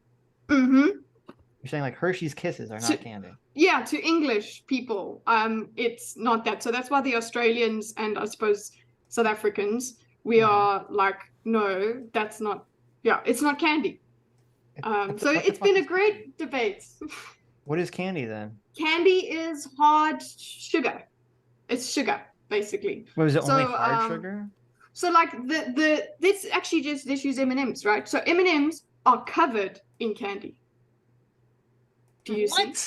Yeah. Okay, not the. Okay, so the chocolate is covered with candy. There are two different things. No. Yes. No, Well, you the are- this outside is wrong. You candy, were but the wrong. chocolate is candy too. It's candy come on. coated. Americans say so. Look, you guys can have that. Oh my God, she's going full spoon here. No, Look, this she's is wrong. She's saying we're wrong just because we're Americans. No, I'm saying you're right for Americans. That's what your definition Oh, is. look, and what our definition we're like the is, short which is bus. the correct definition. We're like Yeah, the you're short bus. No. Listen. No, America, there whatever are more America of you. says is like true for everyone everywhere because we're America. Yeah. You're the world leaders, whatever. We're just wrong. The English just came up Well, with it though. We didn't invite you on to argue about candy. Come on, I we want did. to talk about this very serious debate. Wait. Here, okay. Listen, we're gonna bomb this right here. Candy, Wikipedia. Candy, also No, called... Wikipedia doesn't count. I'm gonna Wikipedia Unless it's the right. shit out of you. Okay, ready for Okay. this? Candy, also called sweets in England, or Yes. lollies in Australia. I've never heard what? that. That's a weird Lollies. one. Man. That's a weird. Lollies. Oh, Australia, fix that. I know. I'm gonna get my coffee, but I can hear you still. Okay. Cece's running away because she knows about that. Oh, a look, confection, chair stream. A chair stream. There you go. Is a confection that features sugar as a principal ingredient. Exactly. The category But- called sugary confection encompasses any sweet confection, including chocolate. Wow. No. Chewing gum Devastating. No. and sugar candy. Chewing gum is even candy. No. Ouch. No. Boo. Okay, I'm gonna no. I would not I have just included deny the chewing I gum. deny that. It's in Wikipedia. You can't deny it. But in common parlance, we don't say, oh, can I? That's like in Americans say, like, there's candy bar, go and have a candy bar. Like a candy bar would be like a toffee. A toffee? Yeah, like that. Isn't a toffee like It's sugar. That's it. it's like the that's what it caramel, is. right? Yeah. And he says caramel instead of caramel. I know. Who says caramel? Well, in It's America, caramel. people say it both ways. So that They means say there's, like, a caramel. I don't get that, but I say whatever. caramel. Yeah, he Well, says. wait, toffee's not a bar. It's like a little square. No. I'm saying if somebody says to me candy bar, okay, obviously now I speak American, so it's Right. fine. But when somebody says candy bar, like the initial thing that you would think is hardened sugar candy. That's what candy is. I see. You were like, what the fuck's a candy bar? Yeah, no, I mean, now I understand. I can speak American. Look at me. Okay. Caramels so are what do you? soft though. So would you call them chocolate bars? Yes, perfect. Yes, That's weird. because they're made of chocolate. But they're candy bars. Yeah, I've heard chocolate. So for you guys, chocolate is a kind of candy, which, as that definition said.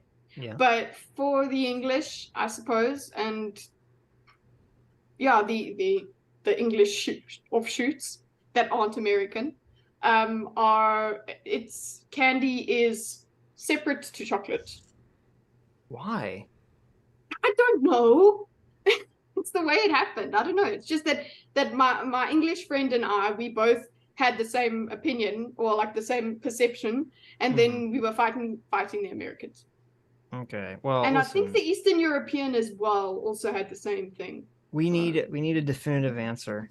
Yeah, Okay, we have to I do don't an accept entire stream, Sunday stream on it. Not even a I don't Tuesday accept stream. this cultural relativism that you're pushing. on me. Sitch, Okay. Sitch, if you had your camera right now, you could turn it on and Yeah. Kidda could describe your face to the audience. It would be like Oh my God. a intermediate step for a face reveal. That would be so weird. I know, but it would be look, I think it'd be It interesting. would be kind of funny. Would But I, that's no, weird. all I would be allowed to say Then everyone whether would he know that sounds Kidda like he has looks. seen you. There you And go. then yeah. and they'll know my name, and then they'll find me. What if she So- took a screenshot though? Oh yeah, you would. I would put my hands. Look, like I this. trust. Hand check. Hand check. That's Yeah. hilarious. There you go. No.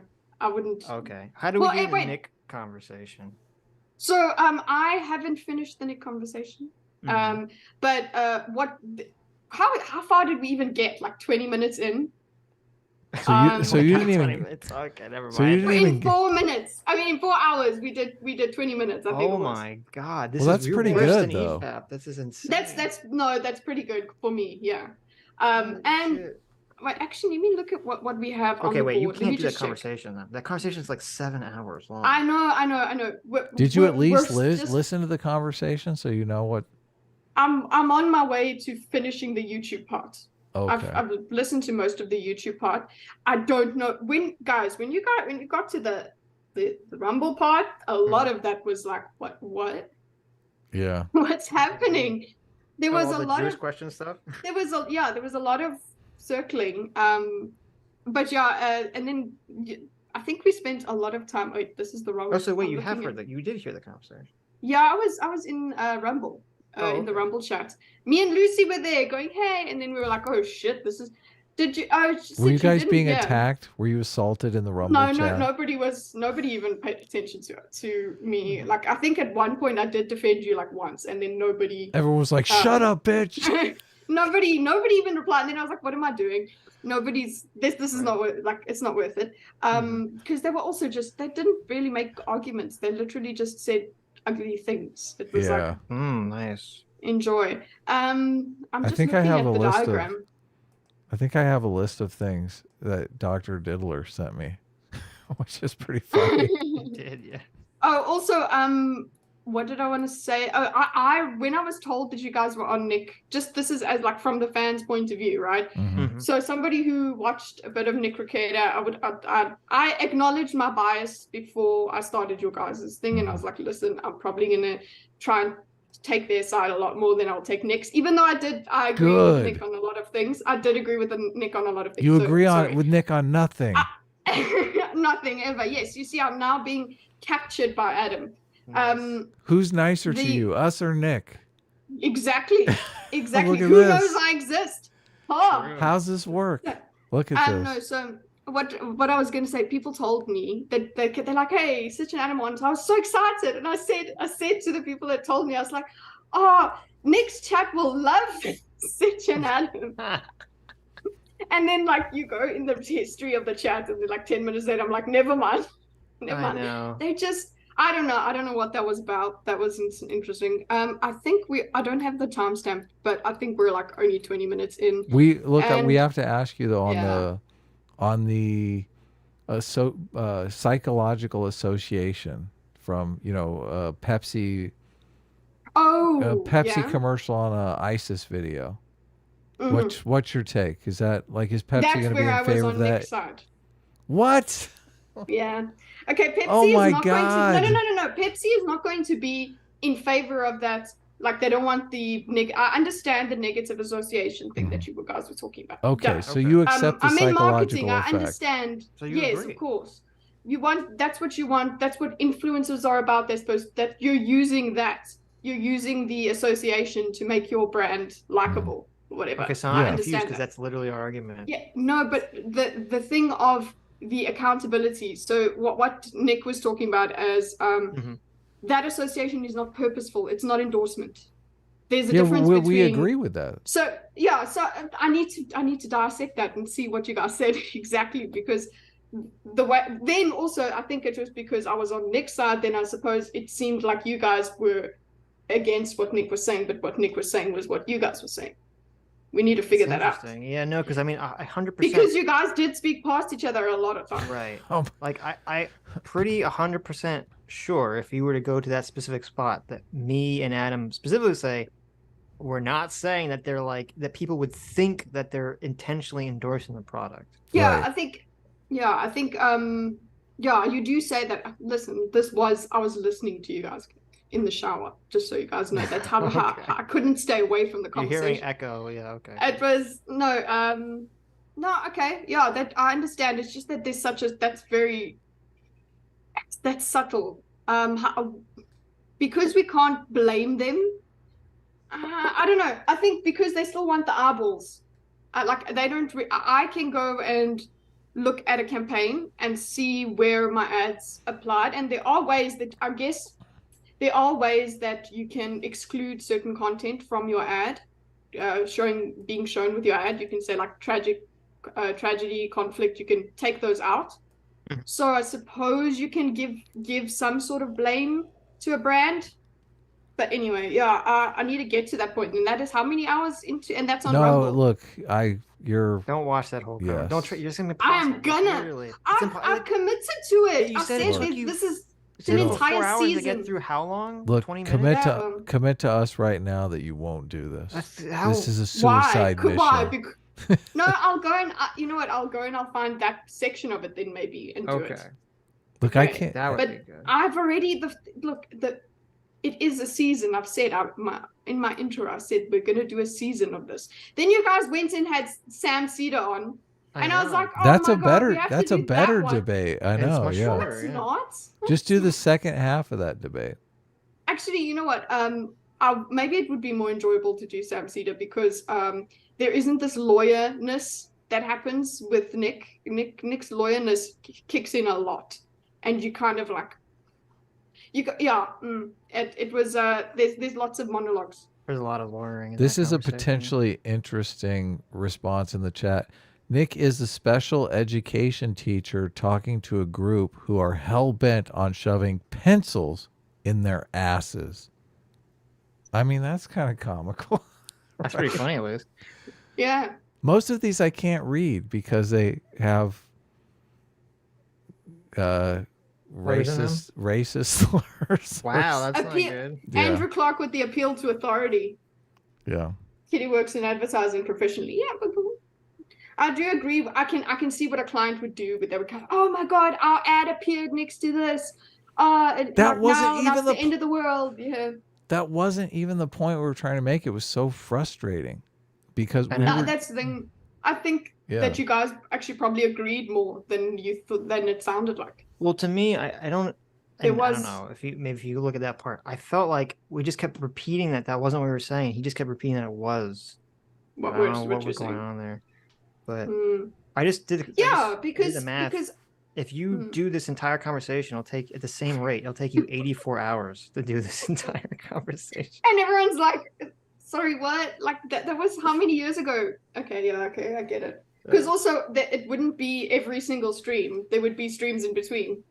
So Exactly, well, right. I would have to work on it. But no, yeah, and I guess it's not the hill I would want you to should die look. on. You should cover the QVC Mauler debate. Like that's QVC. Apparently, that is horrid. QVC No. is XQC is much bigger, and also Isn't it there would be no the good 'cause Destiny one?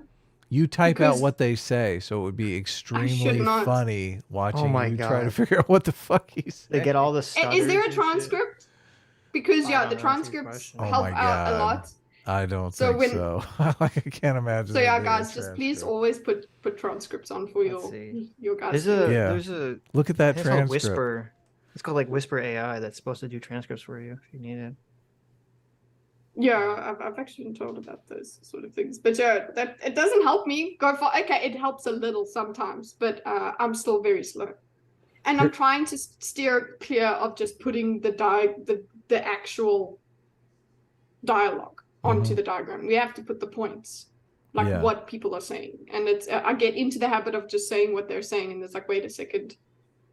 There's Yeah, a transcript it's on happened. Destiny's channel for at least part of the conversation. So Yeah, but what does it Destiny say when he speaks? So yes, sis, he speaks too fast, man, and he speaks like me. He will start a sentence and then he's like, wait a second, I'm done with that, and then go to another sentence. It's difficult to follow. yeah, we're a transcript. I- Sure. Yeah, for anyone Wow. with ears. You're not a big brain, I guess. Oh my God. Yeah. Anyway, no, he didn't he like he actually did really nicely with Blair White when he spoke to her, Destiny, and then but When did now they speak? like Recently? yeah, I didn't know about this. like a month ago now, Oh. really nicely, and then apparently he did really crap on this whole reaction content. I haven't watched that. I didn't watch. I know that Mauler, I thought, originally debated Destiny on the topic, and I didn't watch it, so I kind of only don't. I don't really know what Destiny's take on it is fully. They I thought he didn't did have really kind of a debate. shitty- oh, I thought he did kind of have a shitty. You know, he was more on the side of letting people react however take. was my impression from the way people were talking about it. Trying to have my phone away from my microphone because it goes. Boop, boop, boop, boop. I'm trying to see what. That's cool. No. How are we doing Siri, on Super I don't have an Chat? iPhone. Anyway, yeah. Oh, also just Sitch, Adam, thank you for just adding to the commentary on the video. I don't think it's a bad thing that you were giving insight into your performance in the debate. I don't think that as long as I put that in the diagram that you said it afterwards, I don't think that's a bad thing. Talking about me, are Did you? Mauler come back? What he the snuck in. I was like, what happened here? Oh shit! That's a creepy. Do you know, shit I've it's ever funny, you guys are still streaming. Do you know what I did between leaving and coming back? Did you Did you go to sleep? Edited like 15 minutes of my video. Only 15 minutes. Well, it's We that's shot actually 2 videos. Look, we're already 2 videos done. What are you doing, well, it's also Mauler? I'm actually cooking it. It's rendering, but it's only 5.5 hours. It's not the full thing yet. You know, nice and short. But I can't do anything while my video does that. So now I was like, I'll just see what they're talking about. And the first word I heard when I opened it up was Mauler. What's that about, huh? Talking We're about talking total shit about Yeah, you. talk shit. Yeah, Unbelievable. Actually, they were saying how you you don't finish your super chats and things the way that they do. Finish them? Yeah. You guys have to have separate streams and things. They'd stay on the whole time. That's what they're doing here. Yeah, but we still produce more than they do overall. I'm talking Well, we weren't shit. actually saying that, They so I don't know weren't why you saying just that. lied and said that we were saying that. But okay. I was waiting for him to pick up that I was lying, but then I guess he doesn't know who the hell I am, so why would That's I? fine. That sounds No, like we something they would say, though. What we were talking about, how it's so fucking weird that you Brits say that chocolate isn't candy. Chocolate isn't candy. We don't. Okay, do you? Yeah, please tell me that it's that for you. Kidda is Pretty not much, British, yeah, like- though, right? You're I'm South African. I'm very far removed. Yeah. Oh, okay. Yeah, candy evokes chocolate's like its own section. Yeah, she's not wrong. That's weird. I know you. Well, I've seen so much American media that I know you call chocolate candy. It's not. Yeah, a we surprise. know that. Yeah, we speak American. That's Nice and confusing. Okay. I'm That's kidding. I'm kidding. I'm kidding. It's I was arguing with okay. a bunch of Australians about this because they call things lollies, which is like Yeah. it's very inappropriate. Yeah, totally. Honestly.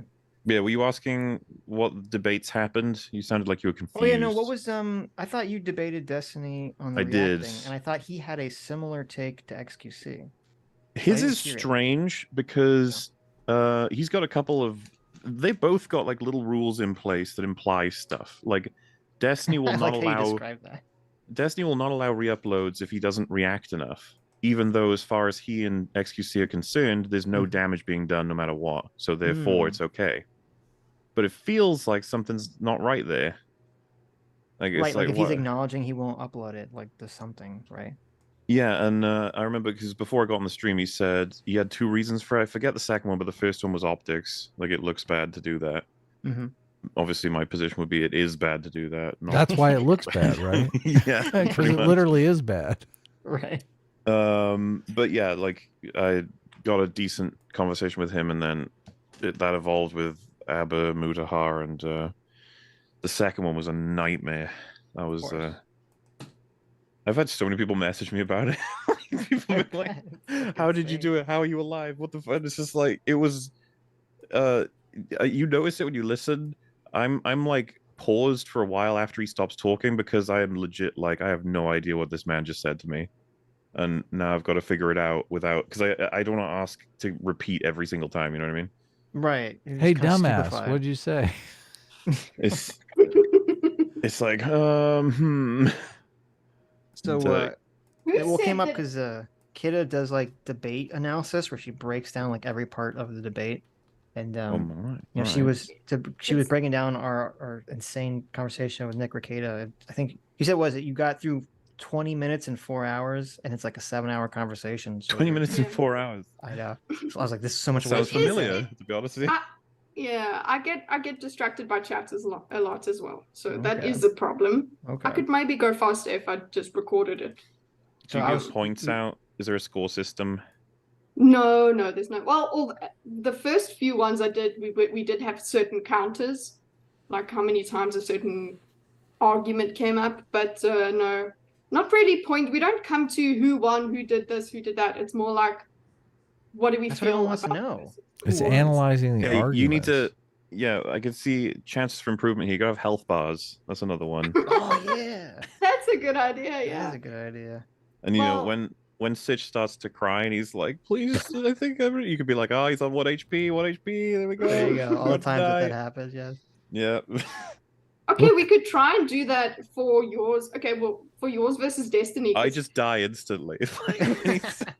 because dies somebody, inside. somebody said who was in chat here? Somebody in chat here just said that Destiny wrecked you, but I think it Oh. might be that he wrecked you just with sheer. I don't know. I was definitely overwhelmed, and you can tell I have an exit at the end of just like, when you've told me that we can like infinitely upload each other's content, and that's just that because of community reactions. I was just like, this is so far away from what I call reality that I pretty much give up. You're just Is this like, in your okay, Destiny thanks, conversation or your bye. XQC conversation? That well, I said that in the XQC because Destiny was like, why have you basically like stopped probing him on it? And I was like, there's nothing left to do anymore. You started helping him. That was Well, you should have done that. With sheer Started volume helping. of I'll tell you words. why. I thought I made it clear on the stream why. I mean, you was trying to did, help but I him. disagree I with thought. you. Wait, what was my reason? Do you remember? You said that you just basically accept that he's going to be who he is, like that you're not going to change anyone's opinion on this whole situation. No, for this, I gave the example of the Big Joel Destiny debate, which was it just ends because you have two fundamentally different beliefs that are both willing to bite the bullets on it. Right. That's it. It's just over. As much as you could say, well, isn't it time to convince the other of the better, like fundamental positions? A lot of his are based on like future results that no one can necessarily disprove. Like things will be better, culture will improve, society is going to move this way. It's just like I don't buy it. And it's like, okay, but I do. It's like, okay, well, that's the point is just to show the audience that he's wrong well. I think and bad. if you look at the comments, I don't think anybody thought he was right. No, but I mean, like you were giving him tips in his upcoming. Oh no, yeah. conversation. So the reason I gave him tips is because I have a feeling that he's not got a chance. Like he's got a That's really, good though. he's got a really unfavorable position, and he's Yeah. not going to be as like he's not got as much clarity as Ethan when arguing. The way I see it is like, you know, a mouse going up against a nuke, and I told the mouse like, you know, make sure you get into a fridge before you get hit. Like, No, listen, that's not. Let's be real here. You're looking at this like a special ed kid is about to get. I would bullied, like okay? I would like him to have a chance. Otherwise, he's just going to get floored. He's way completely. richer than Ethan. Don't feel bad for him. Okay, he's way more successful. QVC is fighting Ethan. Yeah, apparently. Oh wow. And that's the thing. Ethan's just Fighting? gonna Oh, debating. debating. Aww. Ethan's gonna floor him with the stealing stuff, and the problem for XQC is that, as I learned in that debate, is that he's pretty much like, yeah, so whatever, it benefits everybody, and you can't prove harm, which is insane, obviously. Yeah. And once you've committed to that, it's pretty much over because then Ethan's just gonna be like, so you're like a proud thief. Yep. Well, That's it's the weird 'cause problem right it's- there. when he's in like, it seems like he could be reasonable when he's not in a defensive emotional state, but when he becomes defensive emotional, he just becomes a huge asshole. When is And- that? When does that ever happen? Exactly. So it's just like, you know, because it seemed like there'd be points where he'd concede like things. You're like, oh, okay, that's fine. But then if he became defensive, he's like, no, I'm just stealing. Fuck you. And you're like, okay, that's not that's not good optics. Because it's a fascinating subject, because I still think that there's something to be critical of, even when people give you full permission. It just seems like strange that you just want to benefit off their entire work. And I saw a top comment that tried to just summarize it that way. It was like, you extract the benefits from someone else's labor entirely. There's no like quid pro quo there. You didn't do anything, and you know, not even because it's like, wait a minute, you mean like a CEO will extract that from a lowly worker? And it's like, no, not even that, because at least the lowly worker gets a pay, right? Yeah, and they have like the CEO, presumably the company's creating the job in the first place, or the ability to do the job, I guess I should say. And I gotta be honest with you, I was so thrown by, there was so many other things that weren't a part of the debate that were fucking baffling me. Because you said you watched it, right? When they said that Destiny said that as much as 60% of his audience would just leave the internet if he stopped. That making was content. ridiculous. Yeah, that's not true. But like, the problem with something like that is I find it absurd. Delusional. But I can't do anything about it. All I can say is like, no. Like, Why? Look, why didn't you say you're delusional? Well, I try to avoid doing that when I'm speaking to someone directly he- at him. That would be delusional. I know. Like, Look, it- you no, did the it's- right it- thing, Mauler. I'm just teasing you. But like, wasn't it? I think him and Abba said the same thing, and I was like, what the Yeah. fuck? Like that wouldn't. We're all people who watch loads of creators. The idea that like there's I a know. significant Oh, portion yeah. that are only on the internet to watch one person. No way. No, Right. of course not. And Yeah. well, it was weird because like XQC was making the argument that he agreed with you that Yeah, I think agreed with the realistic that was position that if he stopped streaming, like those people would go to other streamers in his genre. And then Destiny and Abba had this very strange position, like no, they would just be evaporated. Like some of them would, they said, but like a lot of them would just be evaporated into the ether forever. And I was like, I really don't think that's true. Well, yeah, I think the truth is the reverse. That we would get a percentage, I suppose, that would leave the internet. I don't know what the fuck that number is, but no 0. way. It would be... I mean, this is the thing. I would include that in the valid options, like, that it would be 0. Look, that's ridiculous to me. People are. I mean, I don't want to say addicted, but it kind of is addicting to just be aware of what's going on online. They're addicted to being online. And part of that is, participating into what streamers are doing what. Like and that doesn't go away because one of the participants left the show. Like, that's not... Is the implication that people, when XQC stops streaming, watch SQC VODs until he comes back? Is that the idea? No. Yeah, that's ridiculous. Well, I mean, they might log off while he's not on and then come back on. I mean, we obviously have a lot of regulars that watch our show on Sunday, but Yeah, but a I'm lot of these people assuming- they watch other stuff too. I don't know. I mean, is anyone here that just watches us? No, on, like no, YouTube obviously and nothing else. Look, obviously that doesn't Not happen. even me, no. But I mean, literally watch you guys, all 3 of you. So, Yeah, but I'm here. I represent the audience right now. I've You are decided. the audience. It's okay. You don't need to be ashamed. I also watch them. But do you watch? Do you watch Thank like every day, all day long? I mean, I don't watch that much content. Mm-mm. You're talking about I us miss a in lot of general. stuff. Yeah, of course. Well, yeah, and Yeah, I have a backlog of a bunch of creators I need to watch the videos I- of. me Little too. Platoon is one of the worst. He puts out like 4 hours per week. yeah. I actually had totally. I had a whole playlist of Little Platoon on this weekend, and I actually fell asleep to it. That's There another you go. thing, is that It you can happens. just listen to these things forever. Someone in chat mentioned that they're in DGG and they watch movies whenever Destiny's offline. It's like, but you're also here. That's a great point. I feel like I buy. You that would someone... you would go somewhere else, yeah. Yeah, That's I what buy. happens. I'm on board with the idea that there are people who are so obsessed that they spend their every waking hour as part of like Destiny communities and stuff. But that if he was truly to disappear from the internet, you They really would think find they another would just, community. Come on. or that they would go outside and start farming and stuff? Like, yes, come on. that's literally what people are Touch suggesting. the grass. That's all Touch they the do. grass. Yeah. Look, I'm done with the internet. Destiny's gone. Come on. Especially for Destiny, because a lot of it is like current news, political coverage, and I Come think people are on. interested in finding out he, that information. He networks so much that I have to imagine a lot of his fans are like, "Oh, I love it when he talks to, for instance, Abba," and then they're like, "I'm going to watch Abba videos as well as Destiny. I'm going to Yes. watch, blah blah blah blah."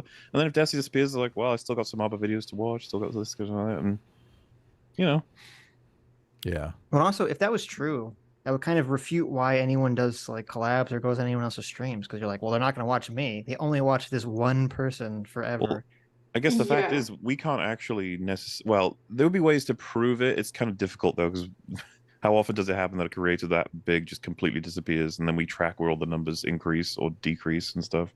Right. But of Big course, because creators they can have say left, though. you can't. Well, yeah, definitely. I mean, look at Total Biscuit, right? He had a huge Yeah. community, and when he was gone, like, where did they go exactly? And it's like, I'm not entirely sure, but I know it would have split apart in loads of different areas of the internet, I guess. Sure.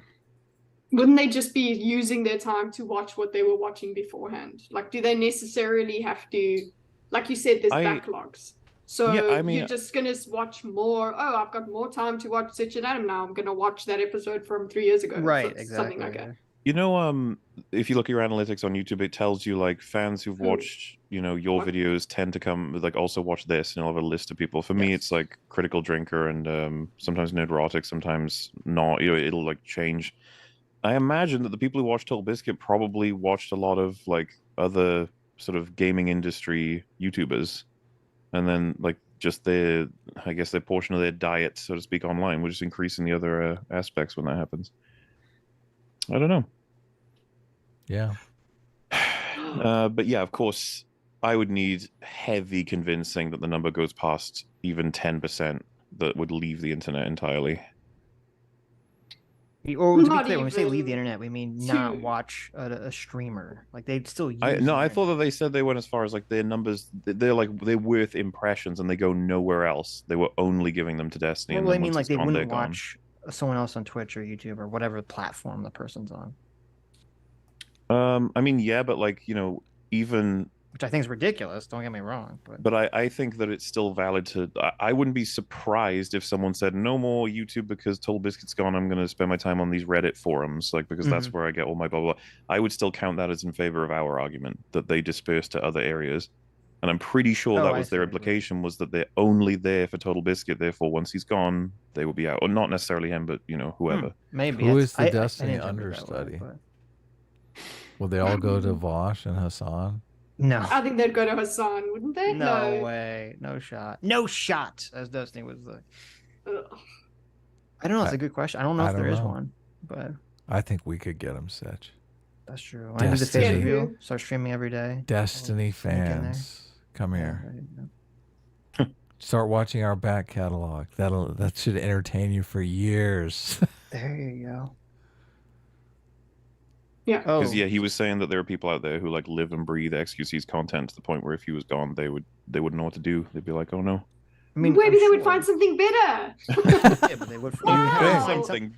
Like they're not just gonna like kill themselves. They're gonna find something to fill the void in their life that XQC left.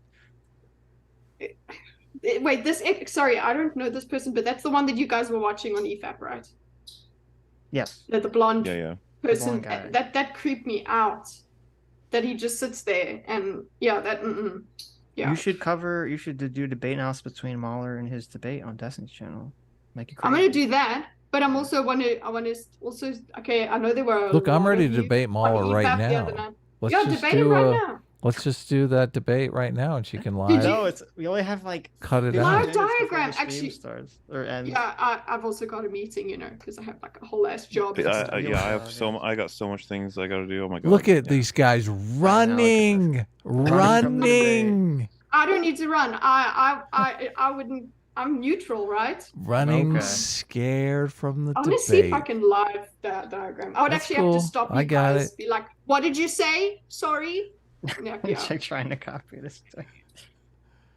Oh, do you know about the Longhouse Long Man? Oh yeah. Longhouse? No. Yeah. Oh, okay. You should watch Lotus Eater's review of the Barbie movie if you're interested. Yeah, you'll understand the concept of the Longhouse. Is that something I'm gonna want to watch? I don't know. Don't watch it, Mauler. Just Google it, Longhouse. Something. It's a thing. It's a whole thing. Someone wanted to know if you knew about it. Dude, it's so funny when you pull up a Barbie review from any channel. You don't know what you're gonna get. It's a gamble. It's like, was it good? Was it bad? Was it ironically good? Ironically bad? Was it accidentally good? Accidentally bad? It's like, who knows? We watched it with someone who's not really political, but so like the target audience. We watched it with the target audience, right? And she had all the feelings she was expected to feel, but she also noticed it was a silly movie. Honestly, I think when you take it too seriously, then you can take it all different ways. Yeah. I like that about this movie, that everybody can have a different, I don't know, reading of it. But it just seems like it was just not very executed very well. So we don't know. We can't really say that's you sending hearts there. I just am, hear clicks and clicks. Oh, sorry. Wait, how anyway, I was doing that? Because I could hear his clicking. So like, there you go. Yeah. I got caught. Anyway, no, but we were just sorry. I just realized. What was I even saying? That doesn't matter. Yeah, it doesn't really matter. It's like the normie take. The normie take is, oh honey, it's so hard being a woman, and we enjoy hearing that, and that's it. That's what the woman wanted. I didn't think it was as man-hating as you guys, as Shad thought. It's because you're a woman. Yeah, exactly, right? I enjoyed, no, it was just a very silly movie. Yeah. Okay, That's all I Dimmer. could say. Oh yes, my super chat that you haven't gotten to Yeah. is that it's only going to release at the end of August in UAE. So the idea is that they are editing it or doing something to it, so that it will be more acceptable to our audience. Oh wow! Barbie That only is- comes out in That's it. UAE at the end We of don't need to August. discuss how I've seen it, right? We don't have to. Oh, okay. Wink, But wink. we will go and see it in the cinema to see if there's anything different. Interesting. Okay, let us yeah. know. I'm curious. I will let you know. That's Barbie all. is going to be in Yeah. a full burqa. I think they're gonna take out the part where Ken gets hit on. They're gonna take that part out because you know the guys look at him and like say hey whatever like I they'll don't even take remember out. that part. Yeah, Huh. that was one. Okay. Anyway, I guess I'll get going then, guys. Thank All you. right. Thanks for coming and on. Nice to meet you, Mauler, for realsies. even Nice though to meet you don't too. Person, yes, thanks. You should invite her Cheers, on guys. EPAP Also- sometime, Mauler. Oh yeah. Yeah. No, I'm gonna. Then I like that idea of the life bar thing. I'm gonna do that when I do a debate with you in it. So I'll do that. Yeah, and I'll credit you in case my like 3 viewers come and want to watch Mauler because of you. That whole discussion you guys had about Anyway, I'll map that. It'll say no. The about title say debate analysis utility. featuring Mauler, and then it's like tiny text featuring Mauler's idea to put the HP bar on the top. I'll totally do that. featuring Sitch's idea of the title. Just there you go. everybody gets Everyone credit. gets it. I like When it. it's a bigger production, you can start in animations like fireballs going to each side and shields and Oh, there all you kinds go. of things. Yeah, look at this. Stop giving me the idea. Now I have to credit you again. That's There all you right, go. you know. Cheers, guys. Bye. Bye. See ya. I saw someone super chat saying he's not saying that. He's saying people who want to watch his reactions, if he was not covering it, they would never watch it. So that was what we talked about at first, and I think there's much more credence to the idea that you take, for example, there are 5 major channels streaming, and he's the top one. If he goes offline, a significant portion of the people who are watching him aren't going to immediately go to the next person. They will do all kinds of things, like go to different places on the internet, go offline, go to sleep, go eat, all kinds of things. They were watching because he was live. If he's not live, they don't necessarily move to the next person. But then the conversation moved on to overall market, like internet impressions. So like every individual, for example, I am a user. I provide impressions to you guys and to Drinker and to whoever else. If I was someone who only watched you guys, I was just obsessively waiting and watching all old stuff and just waiting, watching every appearance you have and everything else. Nice. And you both got hit Super by fan. an internet truck and you died. You both went, Wouldn't it be a real life truck? Like an internet truck wouldn't hurt us, right? Well, yes, it would. Okay. It comes out of the internet tubes and it hits you, both of you in your houses. All It's right. horrible. I We're didn't wanna dead. scare you, That's the but, important part. Yeah, and then it's like, what happens to me as the viewer of you? And I was arguing that you're gonna they would cry move to, first, right? It would be, yeah, there'd be tears. But I was saying Okay, that good. they would, I would obviously go to some other place, I guess, and then they You were like, hussy. no. You whore. Those kinds of people, the diehard people, they would just be like, it would well, be I'm out. Vosh, wouldn't it? Fucking yeah. You guys No, are it'd so be Pillar of similar. Garbage. Oh no. Bro, you have to fucking watch that video when you left. The Pillar of Garbage video is. Oh yeah, it's insane. pretty insane. Oh my god. Is He it worse doesn't than the glass tell- onion one? He doesn't tell Drinker to kill so himself, much worse. but Really? It's like 1,000 times worse. We It's- covered the glass onion one. It was awful. You have to cover it. It's insane. He keeps like accusing Critical Drinker of lying, and then immediately afterwards, kind of like acknowledging that he understands his view. So you're like, what? And you're What? saying he's lying, but then you acknowledge that you understand his position. It makes no sense. It's so boring, the whole like because I think you guys have talked about it, right? Like, everyone uses grifter. oh liar, yeah, he like, uses he's it doing a it for money. lot. Yeah. It's almost There's a- like it puts you off using it when you feel like it's legitimate. Just like everyone calls each Yes. other that. Yeah. His two positions are either Critical Drinker is a right-wing grifter, or Alt-right. alt-right. He Yeah. did say alt-right. He's some kind of alt-right, right-wing grifter, or he's a non-ideological grifter. Those were the Right. two choices that you're presented with. You got normie Well- grifter or far right grifter? I'm so bored of that. Who invented the whole pipeline idea? Because that's still not dead at this point, and it should be. 'Cause it's so stupid. It was oh my god, I forget the name. What's her of the face? person. She They blocked did me that on Twitter. report, the first alt-right pipeline report. I don't remember her name, There's but she only blocked one me on pipeline on Twitter. the internet, and it all goes down to the alt right. That's how that works.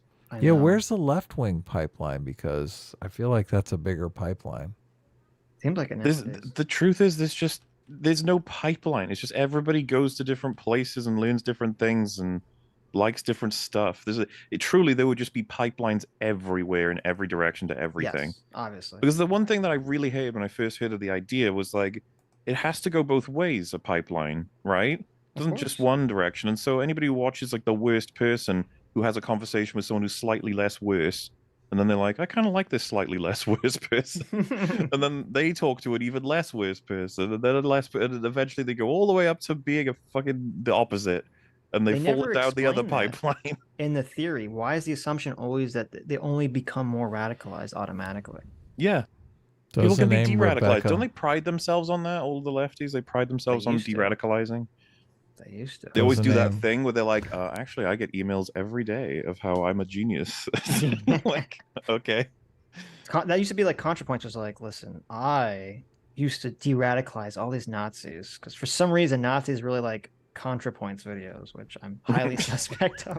Okay, sure. I guess. It was always funny because like the internet just moves in waves, and like there was that era of just, I got them out of there, but it's been long enough now, and it's like, yeah, where did they end up? They're in some other weird and horrible place of the internet because there's so many of them now. It used to be easier, I guess. Well, that's The what happened to olden days. Faraday, right? Didn't Faraday, who was the one that got Faraday Speaks, had the New York Times article written about him, about how ContraPoints de-radicalized him. And I think, didn't he just become like really far left? That was one of the most. Yes. Yeah. Who was the person who quote tweeted Xander Hall? Was it Shoe on Head that said, "I never had to be de-radicalized from like heading to being a Nazi"? It was. Yeah, she fucking. That was the coolest thing she's ever said. Yes, that was loud praise. I didn't either. Coach Red Pill is in the middle of this chart, right next Where am to I? Destiny. Are you on this chart? No. I should be on it's there. Rebecca Lewis is the There should just be one big circle, and it's me. roaming millennial is on the chart. Oh, no bullshit. Your friend. No bullshit is on it, yeah. Your But, friend. You know, it's funny because I escaped the chart even though my video didn't, because she put my Gamergate video like as one of the Gamergate. de-radicalizing forces. But Oh. my name, it was funny because I remember the only reason I escaped that chart was because right when she stopped collecting data is like right when we had our first talk with Sargon. Wait, can I Oh. just clarify? How is this constructed? Like, what does it mean?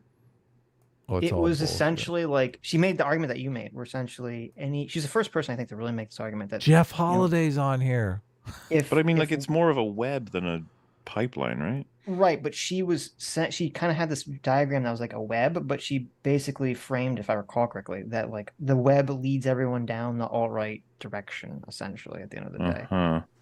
So, Well, I wasn't the think- whole thing to smear Jordan Peterson? Like that was like the primary reason I think to do all this? doesn't Destiny talk about like how there's something else you need to realize if this is truly a problem? It's like, how convincing are these people if everyone's just fucking falling down this pipeline? I got this off the Damn. Wikipedia page. There's a Wikipedia page for the alt-right pipeline. That's embarrassing. Believe that it or that's a not. Wikipedia page. Alt-right pipeline has its own Wikipedia page. What am I supposed to like? What is up, down, and left and right? Like, or are they just? Is the darkness supposed to represent how evil they are or how big they are? Well, no, I think it's people who've streamed with other people. So like Carl Oh, okay. Benjamin has streamed with all of these different people. So therefore he's got all the connections to all of them. When was Yeah. the last time you argued with him? It's been a while. The further away you are, the Not the that less long. Nazi-ish you are, probably. Like was it like a month ago? Yeah, I mean, maybe. The magic of gay marriage conversation. Wait, what? Oh, you know, you want to? We had an argument about whether we should have gay marriage or not. Oh. You don't look. I'll send him the link now, Mauler. You can get in on this. There you go. You want to have that argument, Mauler? Well, apparently he watched Barbie. I want to know what his take on that is. Oh, I don't He's not know, in the yeah. Lotus Eaters video. It's Nobody saw it, right? He I saw did. a I tweet assume about he. it. I think he agrees with what they say entirely. Well, the accidentally based. Yeah, essentially the. I mean, sure, maybe. I know Shad put out a video recently saying that Ken is not the hero, which is obviously false. Ken is the hero. Obviously. Clearly a falsehood. How does this not have a date on it? Size indicates how much an influencer is a conduit to other influencers in the AIN, the Alternative Barbie. Influence Network. Ooh. Oh, I guess you're right. It's only 2 months ago, it says. Oh, okay. He was on with Dev 2 months ago. That's when the magic of marriage conversation. The magic marriage conversation. Well, that's putting it nicely. I like that. You put a good spin on it there. Yeah, there you go. Do you know people still say that CT wanted to clip it out. I was like, Jesus Christ. Please, no, don't. People still say that I'm like I've been described as intimately connected to Sargon because I have important abilities as a mod on his Discord server. I mean, you're alt-right adjacent, right? I mean, You have like a wrench on his server or something. I didn't even know. Right. I think he gave it to me so I could access a room, and Right. like that's been used against me in many different threads. That's And I'm so like, funny. I don't even fucking organize my own Discord. Someone else does. Like, why would I mod his Discord? Well, that was like with the what's his name? Who's the guy? Fuck, the guy that had like the Coach Red Pills Discord server. yeah, The Crown German T. guy. Crown T, yeah, like he had some server that they were like trying to get information about Coach Red Pill or alt-right stuff or I don't know, whatever the fuck it was. And there's like so many people in the server that were just like part of a Discord server that they've like never interacted with. And they're like, oh my God, you're part of this Discord server. You're part of the doxing effort. It's like, Jesus The Christ. doxing server, that's what they called it. Yes. They called Jeff Holiday Dox Holiday ever since then. Right. But it's like there were so many people, like there's so many people in Discord servers that they just never participate in ever. Isn't it nuts that we all were very much paying attention and interested in all this crazy nonsense back in the day, but this is all considered like ancient lore by a lot of people now. Of course, yeah. Of course. I mean, it is ancient lore. By We're now. boomers Well, just talking about it is ancient Kraut, internet like, lore. Kraut like redid his entire career and does successful YouTube videos now. Like Coach Red Pill is like being chased by the Ukrainian law. Like it's like running insane. from the Ukrainian military. Yes. So Did you hear it's his whack. I wouldn't have crazy expected story this. about Right. how they incarcerated him and stole all his money? Basically, said. So "Give did they us-" catch him? Is he arrested? Yeah, he was arrested by the Ukrainian military. They. Did you know this, Mauler? The officials. Coach Red Pill is arrested by the Ukrainian military. Why? The officials figured out how much money they had in his bank account, and they told the people in the prison how much money he had. So they basically started beating him up and shaking him down and say, Where did "You're you hear gonna-" this? From him. He did a video Oh. about it. I Yeah. mean, So is he a is he trustworthy out? source Is of he information? safe like now? Do you? or- I mean, I guess maybe he's No. lying. Yeah. I feel like he is lying. I would not trust anything he's What do you look? What do you think he's doing? Bicycling around the countryside and just like pulling up his phone and making up shit? Stop. I think he is. I think the Ukrainian military / police are trying to arrest him, or he has been arrested. I think that's true. I don't know if they're beating him up to try to steal money from his bank account or whatever. Well, right now, I guess he's trying to cross the border into Hungary. So he's still on the run? He was on Kim Iverson's show. Yeah. That's hilarious. So he's on the run right now. Coach Red Pill, I don't know. He seems like he makes up a lot of shit, but I did see him get arrested. Do you remember? And he Well, said, he said they took all his money, and he's like broke because they said they beat the shit out of him. Okay. Wasn't Yeah. there memes about Sargon being like a godfather and that he could have people removed and stuff? Wasn't that a thing at one point? It Yeah. was. I don't remember why, but that was like a thing back Is in it the just day. because he spoke to the most people? He'd been around for a while. Is that how that works? I always Oh. thought Sargon was falsely accused on all counts because Sargon has always been, I don't know, just like an honest, straight up guy with me. So I don't know. Has he been dishonest with any of you guys? It seems like he's always been just No. Yeah, he's Yeah. always been straightforward with me. a straight shooter. Like I haven't heard anyone say that he's he been owns screwed his over. awful takes. He's allowed to have them. Of course. Okay. He comes on our show to have him, so he doesn't have him on his show. That's smart. Like, I remember when Lauren Southern's Tell All video came out. Sargon was bragging about guess who wasn't in it. So I mean, right? He's got a point, right? That's true. There was it's nuts, right? That he survived like through all these different eras. It feels like at this point quite an old YouTuber. Yeah. He's evolved a couple times. Didn't he start back in like 2011 or something? Yeah, I mean that's what I'm saying. That's why I hesitate. He's not like the oldest, but he's still, at this point feels like a seasoned veteran type YouTuber. Remember the Thunderfoot drama? I do. Yeah. Oh man. This is how we know you're Nazi. You knew about all this stuff. The Thunderfoot drama. Watching them. Yeah. Is that the Never Outshine the Master? Him used to be never outshine. Do you know what that's from? He said at the time. I don't remember exactly. That's the first law in the 48 Laws of Power. Oh, well, there you go. Yeah. Never outshine the master. There you go. I remember, because I'm aware of a lot of different like sections of YouTube. That's no surprise to anybody, especially with who I follow on Twitter, right? But I follow plenty of the commies as well. Okay, so it balances out. Who do you follow on Twitter? Are you like a Nick Fuentes follower? I never looked at your. I probably What's would. going on? I don't know if I have. What but do you I mean? probably would. I like following the controversial you people follow just to see crazy tweets. Oh, isn't he back on Twitter? I don't know if he's. Yeah, this is the thing. I don't know who's banned or not, but. Yeah. The irony, of course, is I forget to follow people I talk with regularly, and they're like, "Why don't you follow me? Do you hate me?" And I'm like, "No, I just don't use Twitter enough." They're too controversial. Oh, that happens to me too. Sometimes it's just like, "Oh shit." But it was funny though because I knew a lot of these people, and then when I made the TLJ video, obviously I met Rags, and then Rags was like, "Yeah, I talk to Sargon regularly," and I was like, "Holy fuck." Like because he'd seen the TLG video, and I was like, "Why is everybody watching my Star Wars video? Like, what happened?" And then the rest is history. Pretty much. So did Carl help you kind of get your channel going? Is that what you're saying? I was looking at your followers. I was trying to look for any dirt on you. So I wasn't. He made a video about me at one point. I think he said that he wanted to defend my approach. To film criticism, which was really strange. I was like, okay, cool, thank you. I guess. Nice. What is this? You're Carl following re-uploaded one of my Andrew videos Tate to help here? me, so. What's going on here, Mauler? What? Who am I not allowed to follow? Andrew Tate. Just tell me and then I'll follow them. Tisk. Tooski. No, I'm just What about Tristan Tate? Obviously, it is funny watching people review my follow list because they're like, "What is?" This is the first time I've ever done this. Elon Musk. Oh my god! How dare you? Oh shit! I'm following Elon. Never mind. It's okay. You're safe.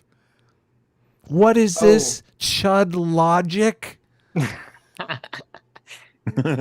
You have to choose between Chud and Adam. Oh, look, come on. You can only follow one. Look, no, I would never be that soy. Come on. That is quackademic agent levels of soy. That's come on. true. Come on now. You're following quackademic agent. Now that would be interesting. No, that would be interesting. You don't even know who quackademic agent is, do you, Mauler? I'm gonna go ahead and guess his name isn't actually quackademic agent. It's probably academic agent, isn't it? Yes. Oh, you do know who he is. Okay. No, it's Quack.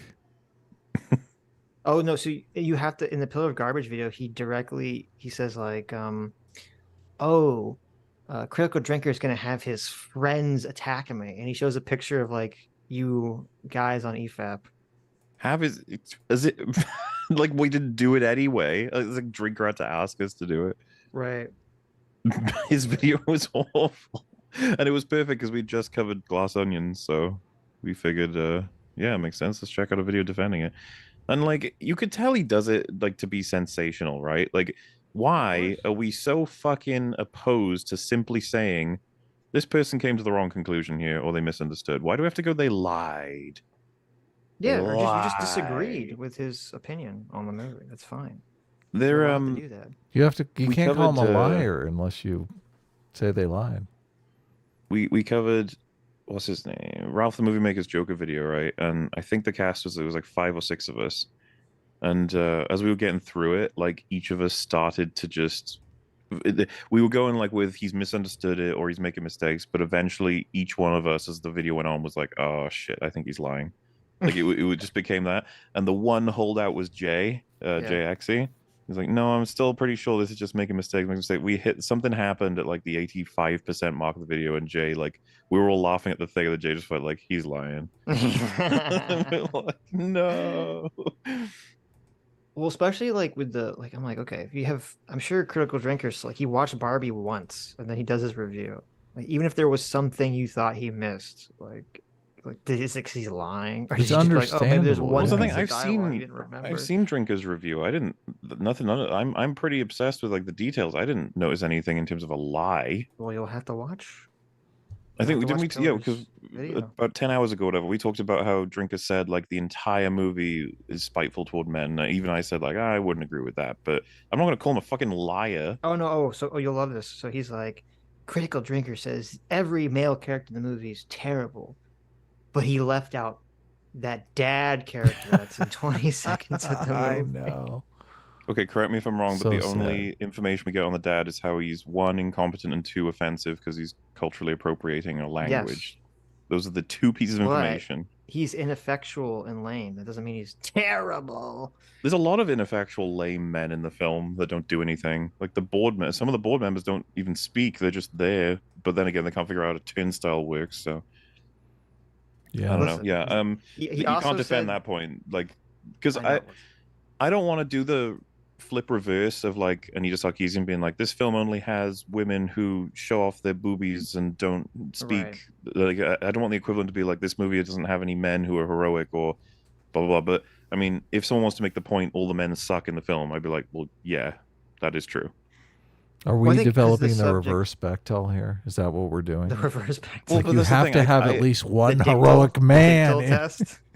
I don't want to start saying that the film is bad because there are no men in it who say I can theorize a film where all of the men are absolute bastards, but the film is good. Of course. Have you seen In the Company of Men?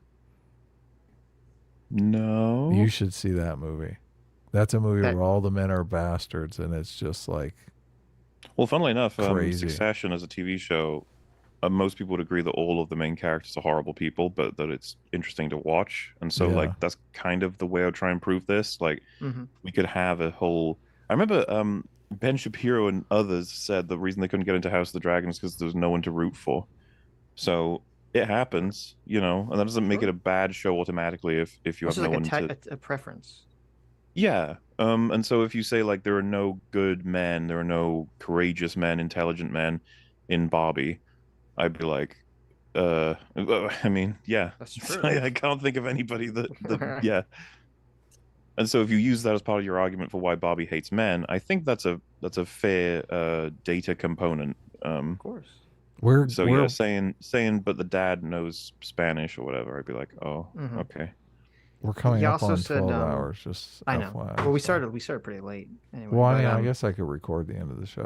He so. also said, I'm trying to trigger him on enough to make him watch this video. Okay. No, we can. I can put Do it in it the backlog for the anniversary. We're set for the like next 2 EFAP episodes. So He said that Critical Drinker was lying about the fact that the movie hid certain things in the trailers.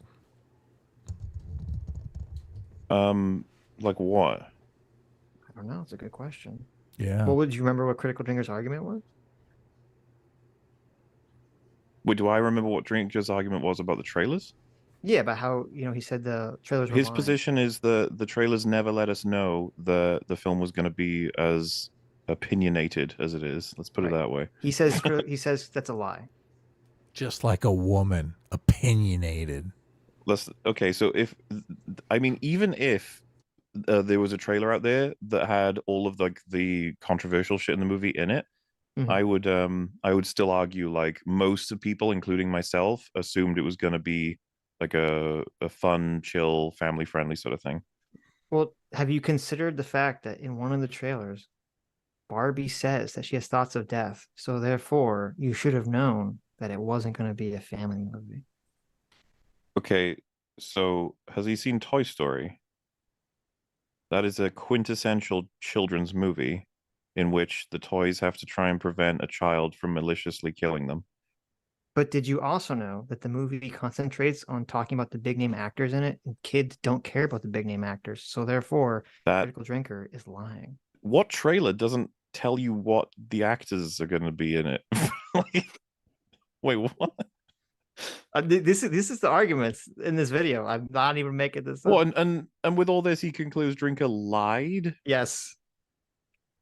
The fuck, man. This is, I mean, like, is there a chance here that he's doing this because as far as I'm aware, the Glass Onion one did pretty well, like in terms of It did view got count. over 400,000 views. So is there a chance he's doing this because he's like, another chance to bank on the? Yeah. I guess Drinker. I will say, it's, to be honest with you, I was about to say, like, I guess Drinker's entered the point now where people can try and build channels off hating him, but to be fair, he's been at that point for a while. People could have been doing that. No, it's wild, and it is, and it's funny because he even lies because he's like, I know that you hate that I'm covering another Critical Drinker video. I'm like, really? That's like some of your most popular videos on your channel. Yeah, I don't know. I feel like as time goes on, more and more people are going to go after him because he's pretty much, like, correct me if I'm wrong, the biggest film reviewer now. Is he? I mean, he's bigger than Chris Stuckman. He's bigger than YMS. He's bigger than Red Letter Media. Well, no one in my heart will ever be bigger than Red Letter Media. I'm sorry. And for anybody who was like, not necessarily, because they can get view counts that are higher than his, it'll be like they're not producing as much as, well, he's more, he hits all the new films as they come out. Like, is there anybody else who gets as many views as he does, as consistently as he does? Yeah, but does he have Rich Evans, angelic No, laughter? he doesn't. Exactly. Hollywood movie star Rich Evans. Nobody has that except it doesn't matter. Get out of here. Anyways. Seriously, Glass Onion was a terrible whodunit. It was just one of the worst movies ever. It's so fucking terrible. It was pretty bad. Anyway, thanks for coming back on. Get the fuck out of here. Hey. Get out. Get Go out. away. Shut up, Mauler. I'm gonna leave now because I'm upset. Thank the you fact that you just fucking, all I did was wanted to say hi to you guys, and that's how I get treated. I know. Okay, bye. Later. Bye. Mwah. Oh. Oh, wow. Nice. Creepy. Big Jeez. smooch. Oh my god. That was great. That was a wet terrifying. one. I know. I just want to end the stream and take a shower now. Look, I'm bringing up the walls. The walls? Right here. Enable waiting room. That's better this way. Just let people just. We're safe. It's fun. It's funny. Does it alert you, or is it someone just sitting there and have no clue? I had Kidda up on the screen so I could see the picture shift up. No, I meant if someone was in the weight room. Is there like a sound or anything? Yeah, no, a little box pops up. Oh, okay. That's good. We're good though. Okay. Let's get through the rest of these super chats. Yeah. Do we have enough time to finish them or? Yeah. We've got like 40 minutes. Well, but it cuts off early. So. 30 minutes. I don't know. We'll see. We'll try. CT for 2 Canadians says, Adam, have you ever had banana marshmallows? Sounds disgusting. Sounds delicious. No, but I want to badly. Fast and Bulbous for $5 says, why is Eternal Sunshine of the Spotless Mind the greatest movie of all time? And everyone who disagrees is incorrect. Validate my opinion. I really like that movie. I wouldn't say it's the greatest of all time, but I think it's a very good movie. Yeah. I mean, it's definitely top tier. Yeah. 5 stars. 4 stars? What do you mean? 10 stars. Okay. It's a 10 out of 10. Okay. Taylor Ramirez for $10 says, I have a former Trump supporter friend who loved this movie. She said some of it had overdone political undertones. However, the main message was for everyone to embrace who they are. Interesting. Your friend really likes the color pink. Yeah, maybe. I think because it's funny, like, that's just enough for a lot of people to just be fine with it. But I agree. it's just Avi. Hey, Avi.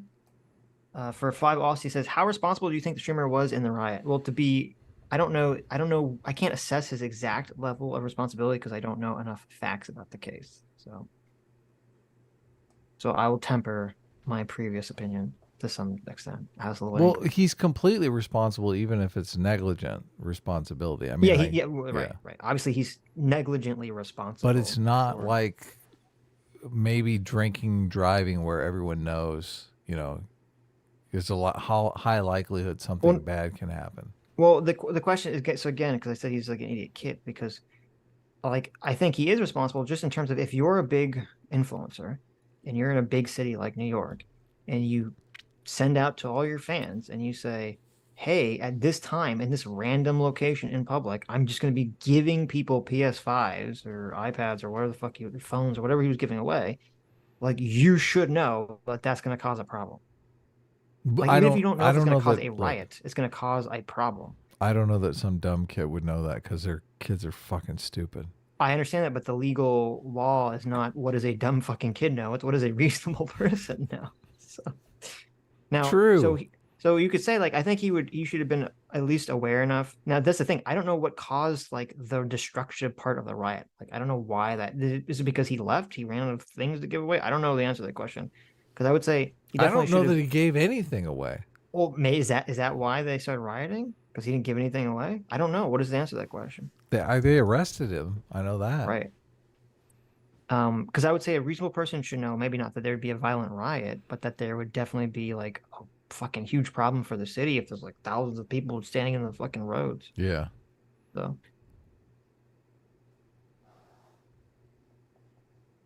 All right. Would it change things if he never showed up? Well, no, because it would be even worse. I mean, because he still would get all the people to show up, right? That would be the issue. So you got all these people to show up. It's just savvy for $2 Alien 2 was the best movie in that franchise. True. That's just true. Is it? I mean, Alien 3 had the dog. No, Alien 3 is the worst one. Or no, it's not the Alien 4 is pretty bad. But Alien 3, no, actually, no, Alien 3 is worse than Alien 4. Alien 3 is Alien 4, yeah. It's usually Alien 2, Alien 1, Alien 4, and Alien 3. That's usually the pecking order. If we don't include Prometheus and all these other fucking movies. Some people think Alien 1 and Alien 2 are top. They switch those sometimes. Well, one's an action movie and one's like a horror movie, so I guess it depends on James Cameron is Alien 2. Yeah, no, I think you're right. Yeah. Old School for $5 says, I'm late. Did I miss, quote, is Hasan Piker smarter than a Ken doll? You did miss that. You did, yeah. Yeah. But we determined that Hasan Piker is not smarter than a Ken doll, so. That darn Kenneth. Hey, look at there. There's Kenneth for the 70s Zardos. Oh, this is you talking about the Barbie only comes out in the UAE at the end of August, so it may be censored in some way. We'll let you know. Shout out to Andrew Clark for hosting a discussion party, so I didn't have to wait that long. Well, there you go. Sweet. I'm curious to hear all you guys' wrong opinion on it, because you disagree, if you dare disagree with me. Look at this. He's like the Godfather here. He's going to come after you if you have an opinion on a movie. I'm the actual Godfather, not Sargon. The right opinion. Your opinions must completely validate my opinions. It's just Aussie for 5 Aussies says, what I love about Jackie Chan movies is that he's always the underdog, almost always struggles against major enemies, but wins with perseverance. Yes, and also ingenuity. That's why everyone likes Jackie Chan movies, because he's very good at making himself like in that role where he don't want no trouble. Don't want no trouble. Do you know that Jackie Chan has a drug addict son that he's like disowned because he's... I do. We talked. This is why he was. Wasn't that why he turned down Everything Everywhere at Once? Yeah, I think so. Which I'm actually kind of in a round. I mean, I'm not glad he has like a problem with the son, but I'm glad that they went with a short round instead, because he was great in the movie, and it's nice to see like someone who was a child actor who could never really get a role again was able to be in this like fantastic movie, and everyone applauded him for it. He won an Academy Award for it. So totally. Yeah. Jackie Chan's like, my Academy Award! Yes. You've taken it from me, son! I will kill you! It says, I now plan to disagree with Well, there you go, babe. Oh no, more. Oh no, she also disagreement? says, actually, I was with Sitch in the Doomer debate, but who wasn't? There you go. Also based. Mr. President. Oh, read that probably one. read that one. Doug yeah. for $5 says Neil deGrasse Tyson said on Joe Rogan several years ago that there were 5 infinities, and I have not been able to get over it. There you go. Okay, maybe that's like a math thing or something.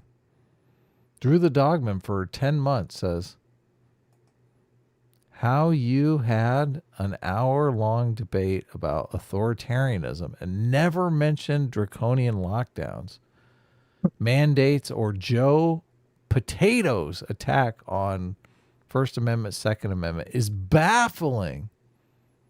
Oh, this must be our Crystal Kyle debate. Well, because I wanted to move away from the whole like who's doing the more authoritarian stuff, right? But because I was trying to just be more like, well, let's be on the same page against wokeness. Right? So, that was my thought process. Look, so let's be clear if I start here. throwing them like, yeah, but the lockdowns and the COVID vaccine and like all these stuff, like they're just like, it's not going to do what I wanted the conversation to do, essentially. So Sitch is admitting he dropped the ball. It's just Abby. No, I'm saying there's a completely different. I think there's a different goal in the conversation. No, I agree. Yeah, left wing bad. As soon as it's so funny because we had talked about this beforehand, and as soon as you dropped that first question, Kyle was like, "What the fuck?" Yeah, I know, but it was good. It was so sweet. It was good. Yeah. He's like, "Yeah, but of course the right wing is way more authoritarian." It's like, well, it's just oh, go ahead. It's just Abby for 5 Aussies says, yo, what's up with all the people simping for Tate? It's so weird to hear people like Zuby talk about Tate as a positive influencer when he scams men. Yeah, that's still so happening. I guess, I don't know, but it's just so many people, unfortunately, literally can only perceive things through like a tribal lens. So it's like, if like left-wing people don't like Tate, I guess he's good. Or they can listen to some aspect. I mean, I'm sure there are things Tate has said which are like good things about, be motivated, get a job, work out. Like, I'm sure he said things that, can lead a person to some good elements in their life. But it is wild with Tate that just because he basically started to speak out against wokeness and speak out against like those things, that I guess some people just got kind of suckered in when he's literally a scam artist who scams men. And like, vulnerable women too. He basically turns them into cam slaves. Yeah, right. So he scams both men and women. And the thing that's like so insane to me is this is like a horrible life.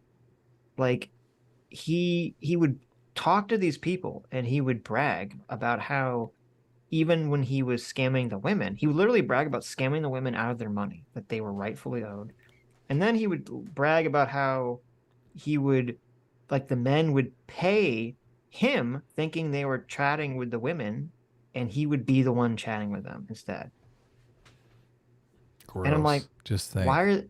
Right? So he's literally bragging about scamming men, and all these like red pill guys are just like laughing about it. I'm like, why are you laughing? I don't understand. He's like, he's the classic thing of, you have a friend who's like a scumbag and they tell you about all the scumbag things that they do, and you laugh because you think, well, he's not going to do those to me, right? As he's doing them all to you. And it's like, no, he is going to do those all to you. He's the scorpion on your back, and you're the frog, and it's his nature. This is who he is as a person. He is going to scam you. And that's literally what he was doing with all the Tate stuff was just scam shit. So Leo 901, free will seeker for 9 months. Thank you. Says the tribe was the Iroquois. Is that how you say them? Yeah, Iroquois. Iroquois. They were a matriarchy, and that mothers, not women. Oh, that mothers specifically, that's interesting, had power. They were a representative confederacy. The Longhouse is wrong. Interesting. Oh, there you go. Caffeinated Tweaker for 2 Canadian says, I have a smiley face shirt too, Adam. Mine is cooler. Well, okay. Okay, sure enough. Fondue for mine's Justice. pretty cool, but CT's is like terrifying looking. Yeah. She showed us. I do like it. Fondue for $2 says, just spend the money on a VTuber model instead. No. I want to see mine? Sitch's beautiful face. I want to Come see on. my goofy ass face. Yeah, be fun. Oh, you still have Mauler's name. How dare you? Oh yeah, I should take that down. Tyler Dunkirken for 1 month. Thanks so much. Says American chocolate isn't considered chocolate in many European countries. Also, candies with red and yellow dye, etc., are banned as well. Yeah, because it causes cancer. Well, no, How I mean, boring. Can't even yeah, have but red no, or yellow candy. They have new red and yellow dyes that are not supposed to do that. Yeah, but look, the cancer ones taste better. Okay, not sure about that. Andrew Clark for $2 says Kidda works in advertising professionally. We still don't believe what she's saying. Okay, I don't care. I don't care. No, she agreed with us. Yeah, So- not vigorously enough, but That's true. we'll give her another chance some other time. Lightning Ninja 36 for $5 says, I like the part where XQC said he was entirely replaceable, but that he was also the GOAT, irreplaceable, and the best. I know. Listen, That's a little XQC contradictory. Yeah. XQC is not the, he's not the sharpest bulb in the drawer there. I like the part where he was talking about, no, you can't do my merch because you'll get it wrong. I like it my way. Right. I'm like, what the fuck? Okay. Okay, guy. Ultra. Oh, this is the one that Mauler read. Eli St. Croix for $5 says he's not saying that. He's saying people want to watch his reactions. If he was not covering it, they would not watch it. Yeah, that was part of the argument. Look, Destiny has reacted to some of our stuff, and like the Sam Cedar debate recently, he reacted to, and I was stoked. I was like, yeah, cool. I want to see how we did. I want his debate, feedback. It's like 30 seconds he talked about the thing. So it wasn't. Did you watch the whole thing, or did you just watch like a part of it? Because the clip he uploaded, it was only like a little bit of it that he watched. Look, I started watching it, and then I was like, okay, well, he's not even talking about the thing. He's gone on to another topic. Right. So I'm like fast forwarding. Okay, here it is. And he's not talking, so I'm like fast forwarding to get to his commentary. And he basically, I mean, I got to give him credit for this. He articulated exactly what we were trying to get Sam to articulate perfectly. Like he basically said, oh, what they're saying is, because he understands what immutable means. So he's like, what they're saying is you can't say white people are racist as like a property of their race. Right. So he got it, yeah. But that's the only commentary he gave on the whole thing. Not bad. Yeah. Ultra for $2. Did you know Rags is... Did you not know? Oh. Did you not know Rags is the true Barbie expert? I didn't know that. Yeah, I didn't know that. We said there was one message that we exchanged about Barbie, and he said it's trash. But that's he didn't really elaborate on it. Yeah. Arithmus for $2 says, what do you guys think about Twitch having a built-in watch together like function where the stream is overlaid onto an actual YouTube video link, so all the viewers are actually watching the original video on YouTube? I mean, that would be... Oh, so all the viewers? So is that... Wait, does that mean every... Does that mean the streamer, or does that mean every individual view would count towards YouTube? That is a total solution right there. That would be amazing. And they see see the ad, and you get ad revenue for it. I don't know how. Look, immediately, QVC would be, oh, this sucks. QVC. Well, that's the question. I don't know the technology. Could that work so that every individual person watching it would automatically count the YouTube? If that's the case, that'd be fantastic. Hook us up. Right. That'd be great. Yeah. That'd be a great way to do it. I don't see any problems with that. I mean, the only problem would be if the streamer had ad block on or something, or I guess the people had ad block on, but that happens anyway. So. Magore's wife for $2 says, thanks for helping me go to church with my husband for once by scheduling this for our road trip home. Although this isn't at the same time every week, ? Well, it is. We were just late and shitty this week. So that's right. Well, you're welcome, Magore's wife. Hasan Piker for $2 says, the inner machinations space of my blank mind. 5 minutes later, RN ... enigma ... suck my dick. Oh yeah, that's There you always go. his finishing move. There you go. Not Buckley for $2 says a dose of Buckley posted a video. Well, there you go. This is not Buckley, but he's talking about a dose of Buckley. Well, thank you. Posted a video called calling Blair White a pygmy. He already called every conservative he did a video on a grifter. Buckley's basically, if Hunter Avalon was older, his other political videos are just as bad. Really? Interesting. I don't think I've seen... Oh, this person got a big-ass channel. Well, maybe I'll check it out. Or some content farming. Dr. Dealer for $2 says, I would love to see Hasan's reaction when he can't just gesture at some retard in his chat and go, "Durr, yeah, exactly. Dude would sink." Well, I guess we'll find out if he's debating Jordan Peterson. That'll be kind of fascinating. I'm curious what they debate on. Look at this. Magore's 2-year-old daughter for $2 says, turn that voice off. I'm watching a show. Oh. Vosh for $2 says, oh, look, it's the real Vosh. Says, surrender the ice cream cone or every waking moment for you will become a swirling torrent of pain and misery. Wow. He's in a dark mood. Yes. Pretty sure that's like a SpongeBob reference, if I remember. Dr. Diller for $2 says, please compare Hasan's scorching comments about Jonah Hill and his prescriptions for a healthy relationship with his defense of this movie and the treatment of the Kens. Surprise, he's a fucking hypocrite. That's a great point. How is it that like Jonah Hill sending these messages You're right. is like fucking emotional manipulation, but like the Barbies and everything they're doing to make the Kens subservient is like, that's just fine.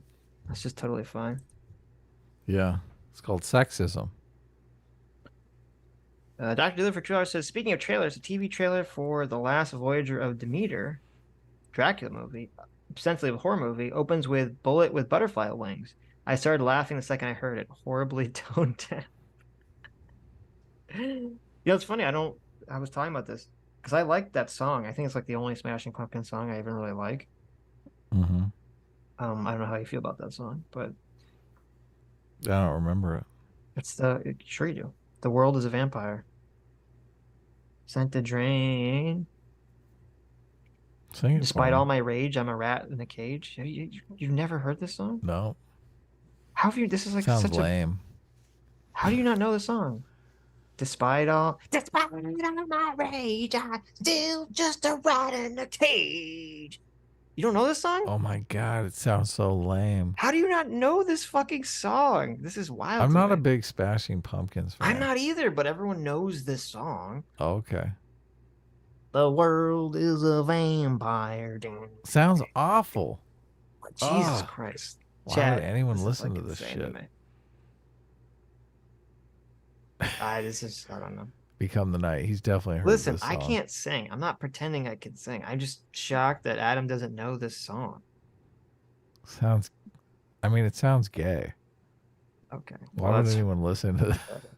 Anyway, there's some whale, there's like a show that was a... Isn't that guy Maulding? There's a show about people stopping whale hunters, and they use that song in the intro, and it was very bizarre. I was Sounds like, what the fuck? Maulding to me. Okay. Okay, excuse me. That sounds really Maulding. Right. DMCA strike coming. There you go. You're mad and you're bald. Adam's just too old. He doesn't remember. He's like, this is like after his time, even though the song is like from like Look, I've the been 80s or streaming for something. like 12 hours. How old is that song? The song is from like the 80s or the 90s. I've been streaming for like 12 hours, and your rendition of this Smashing Pumpkins song is kind of giving me a headache. Okay, look at this guy. Okay, old man, we're almost done.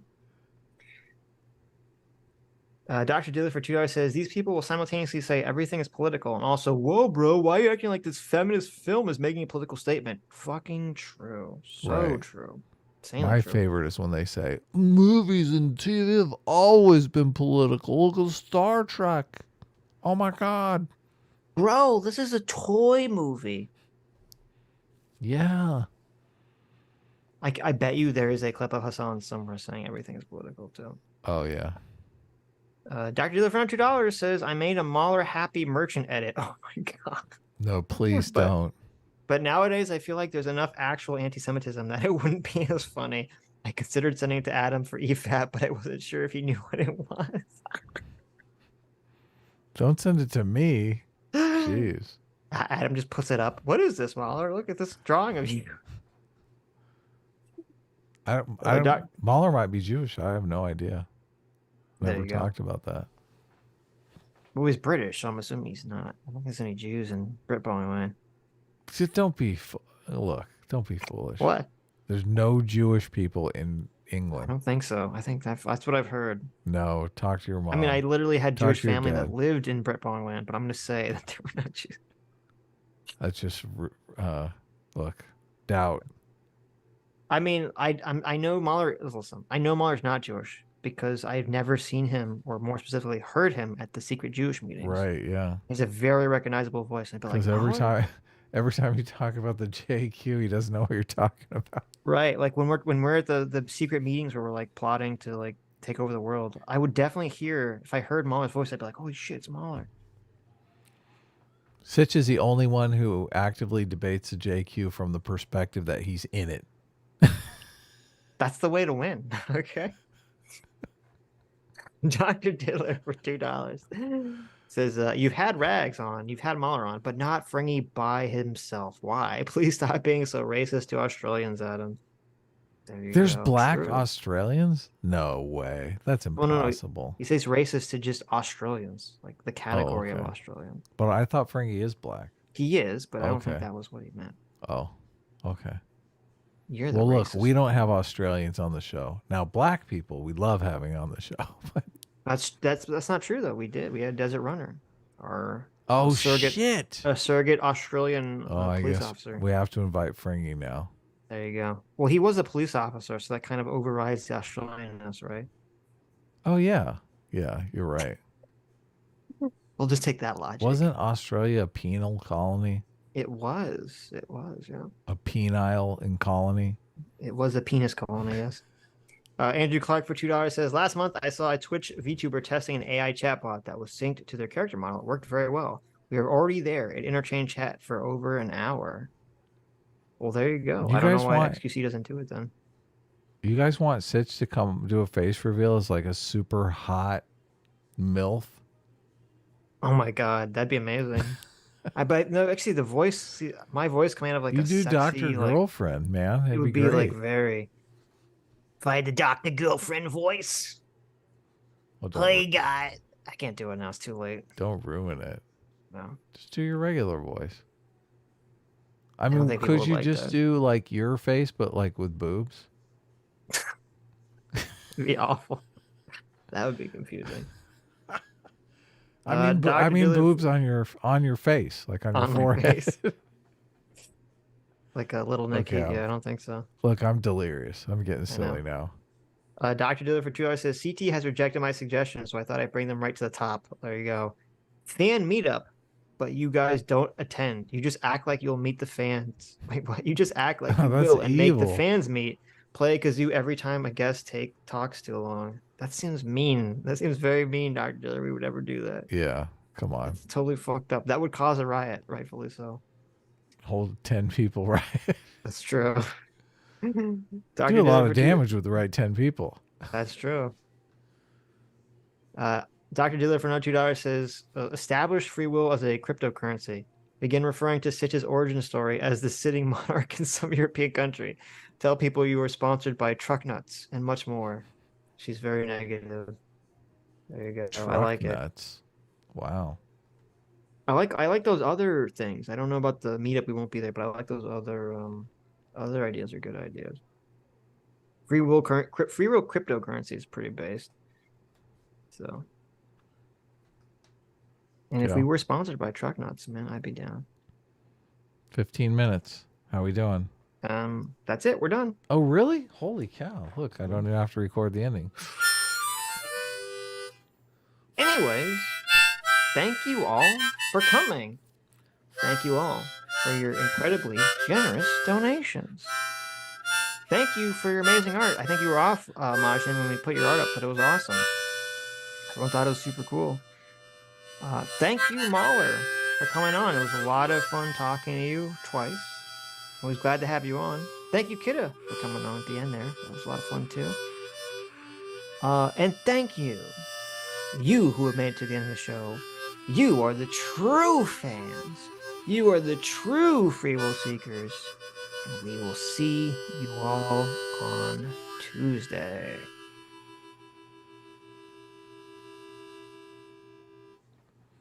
Mama?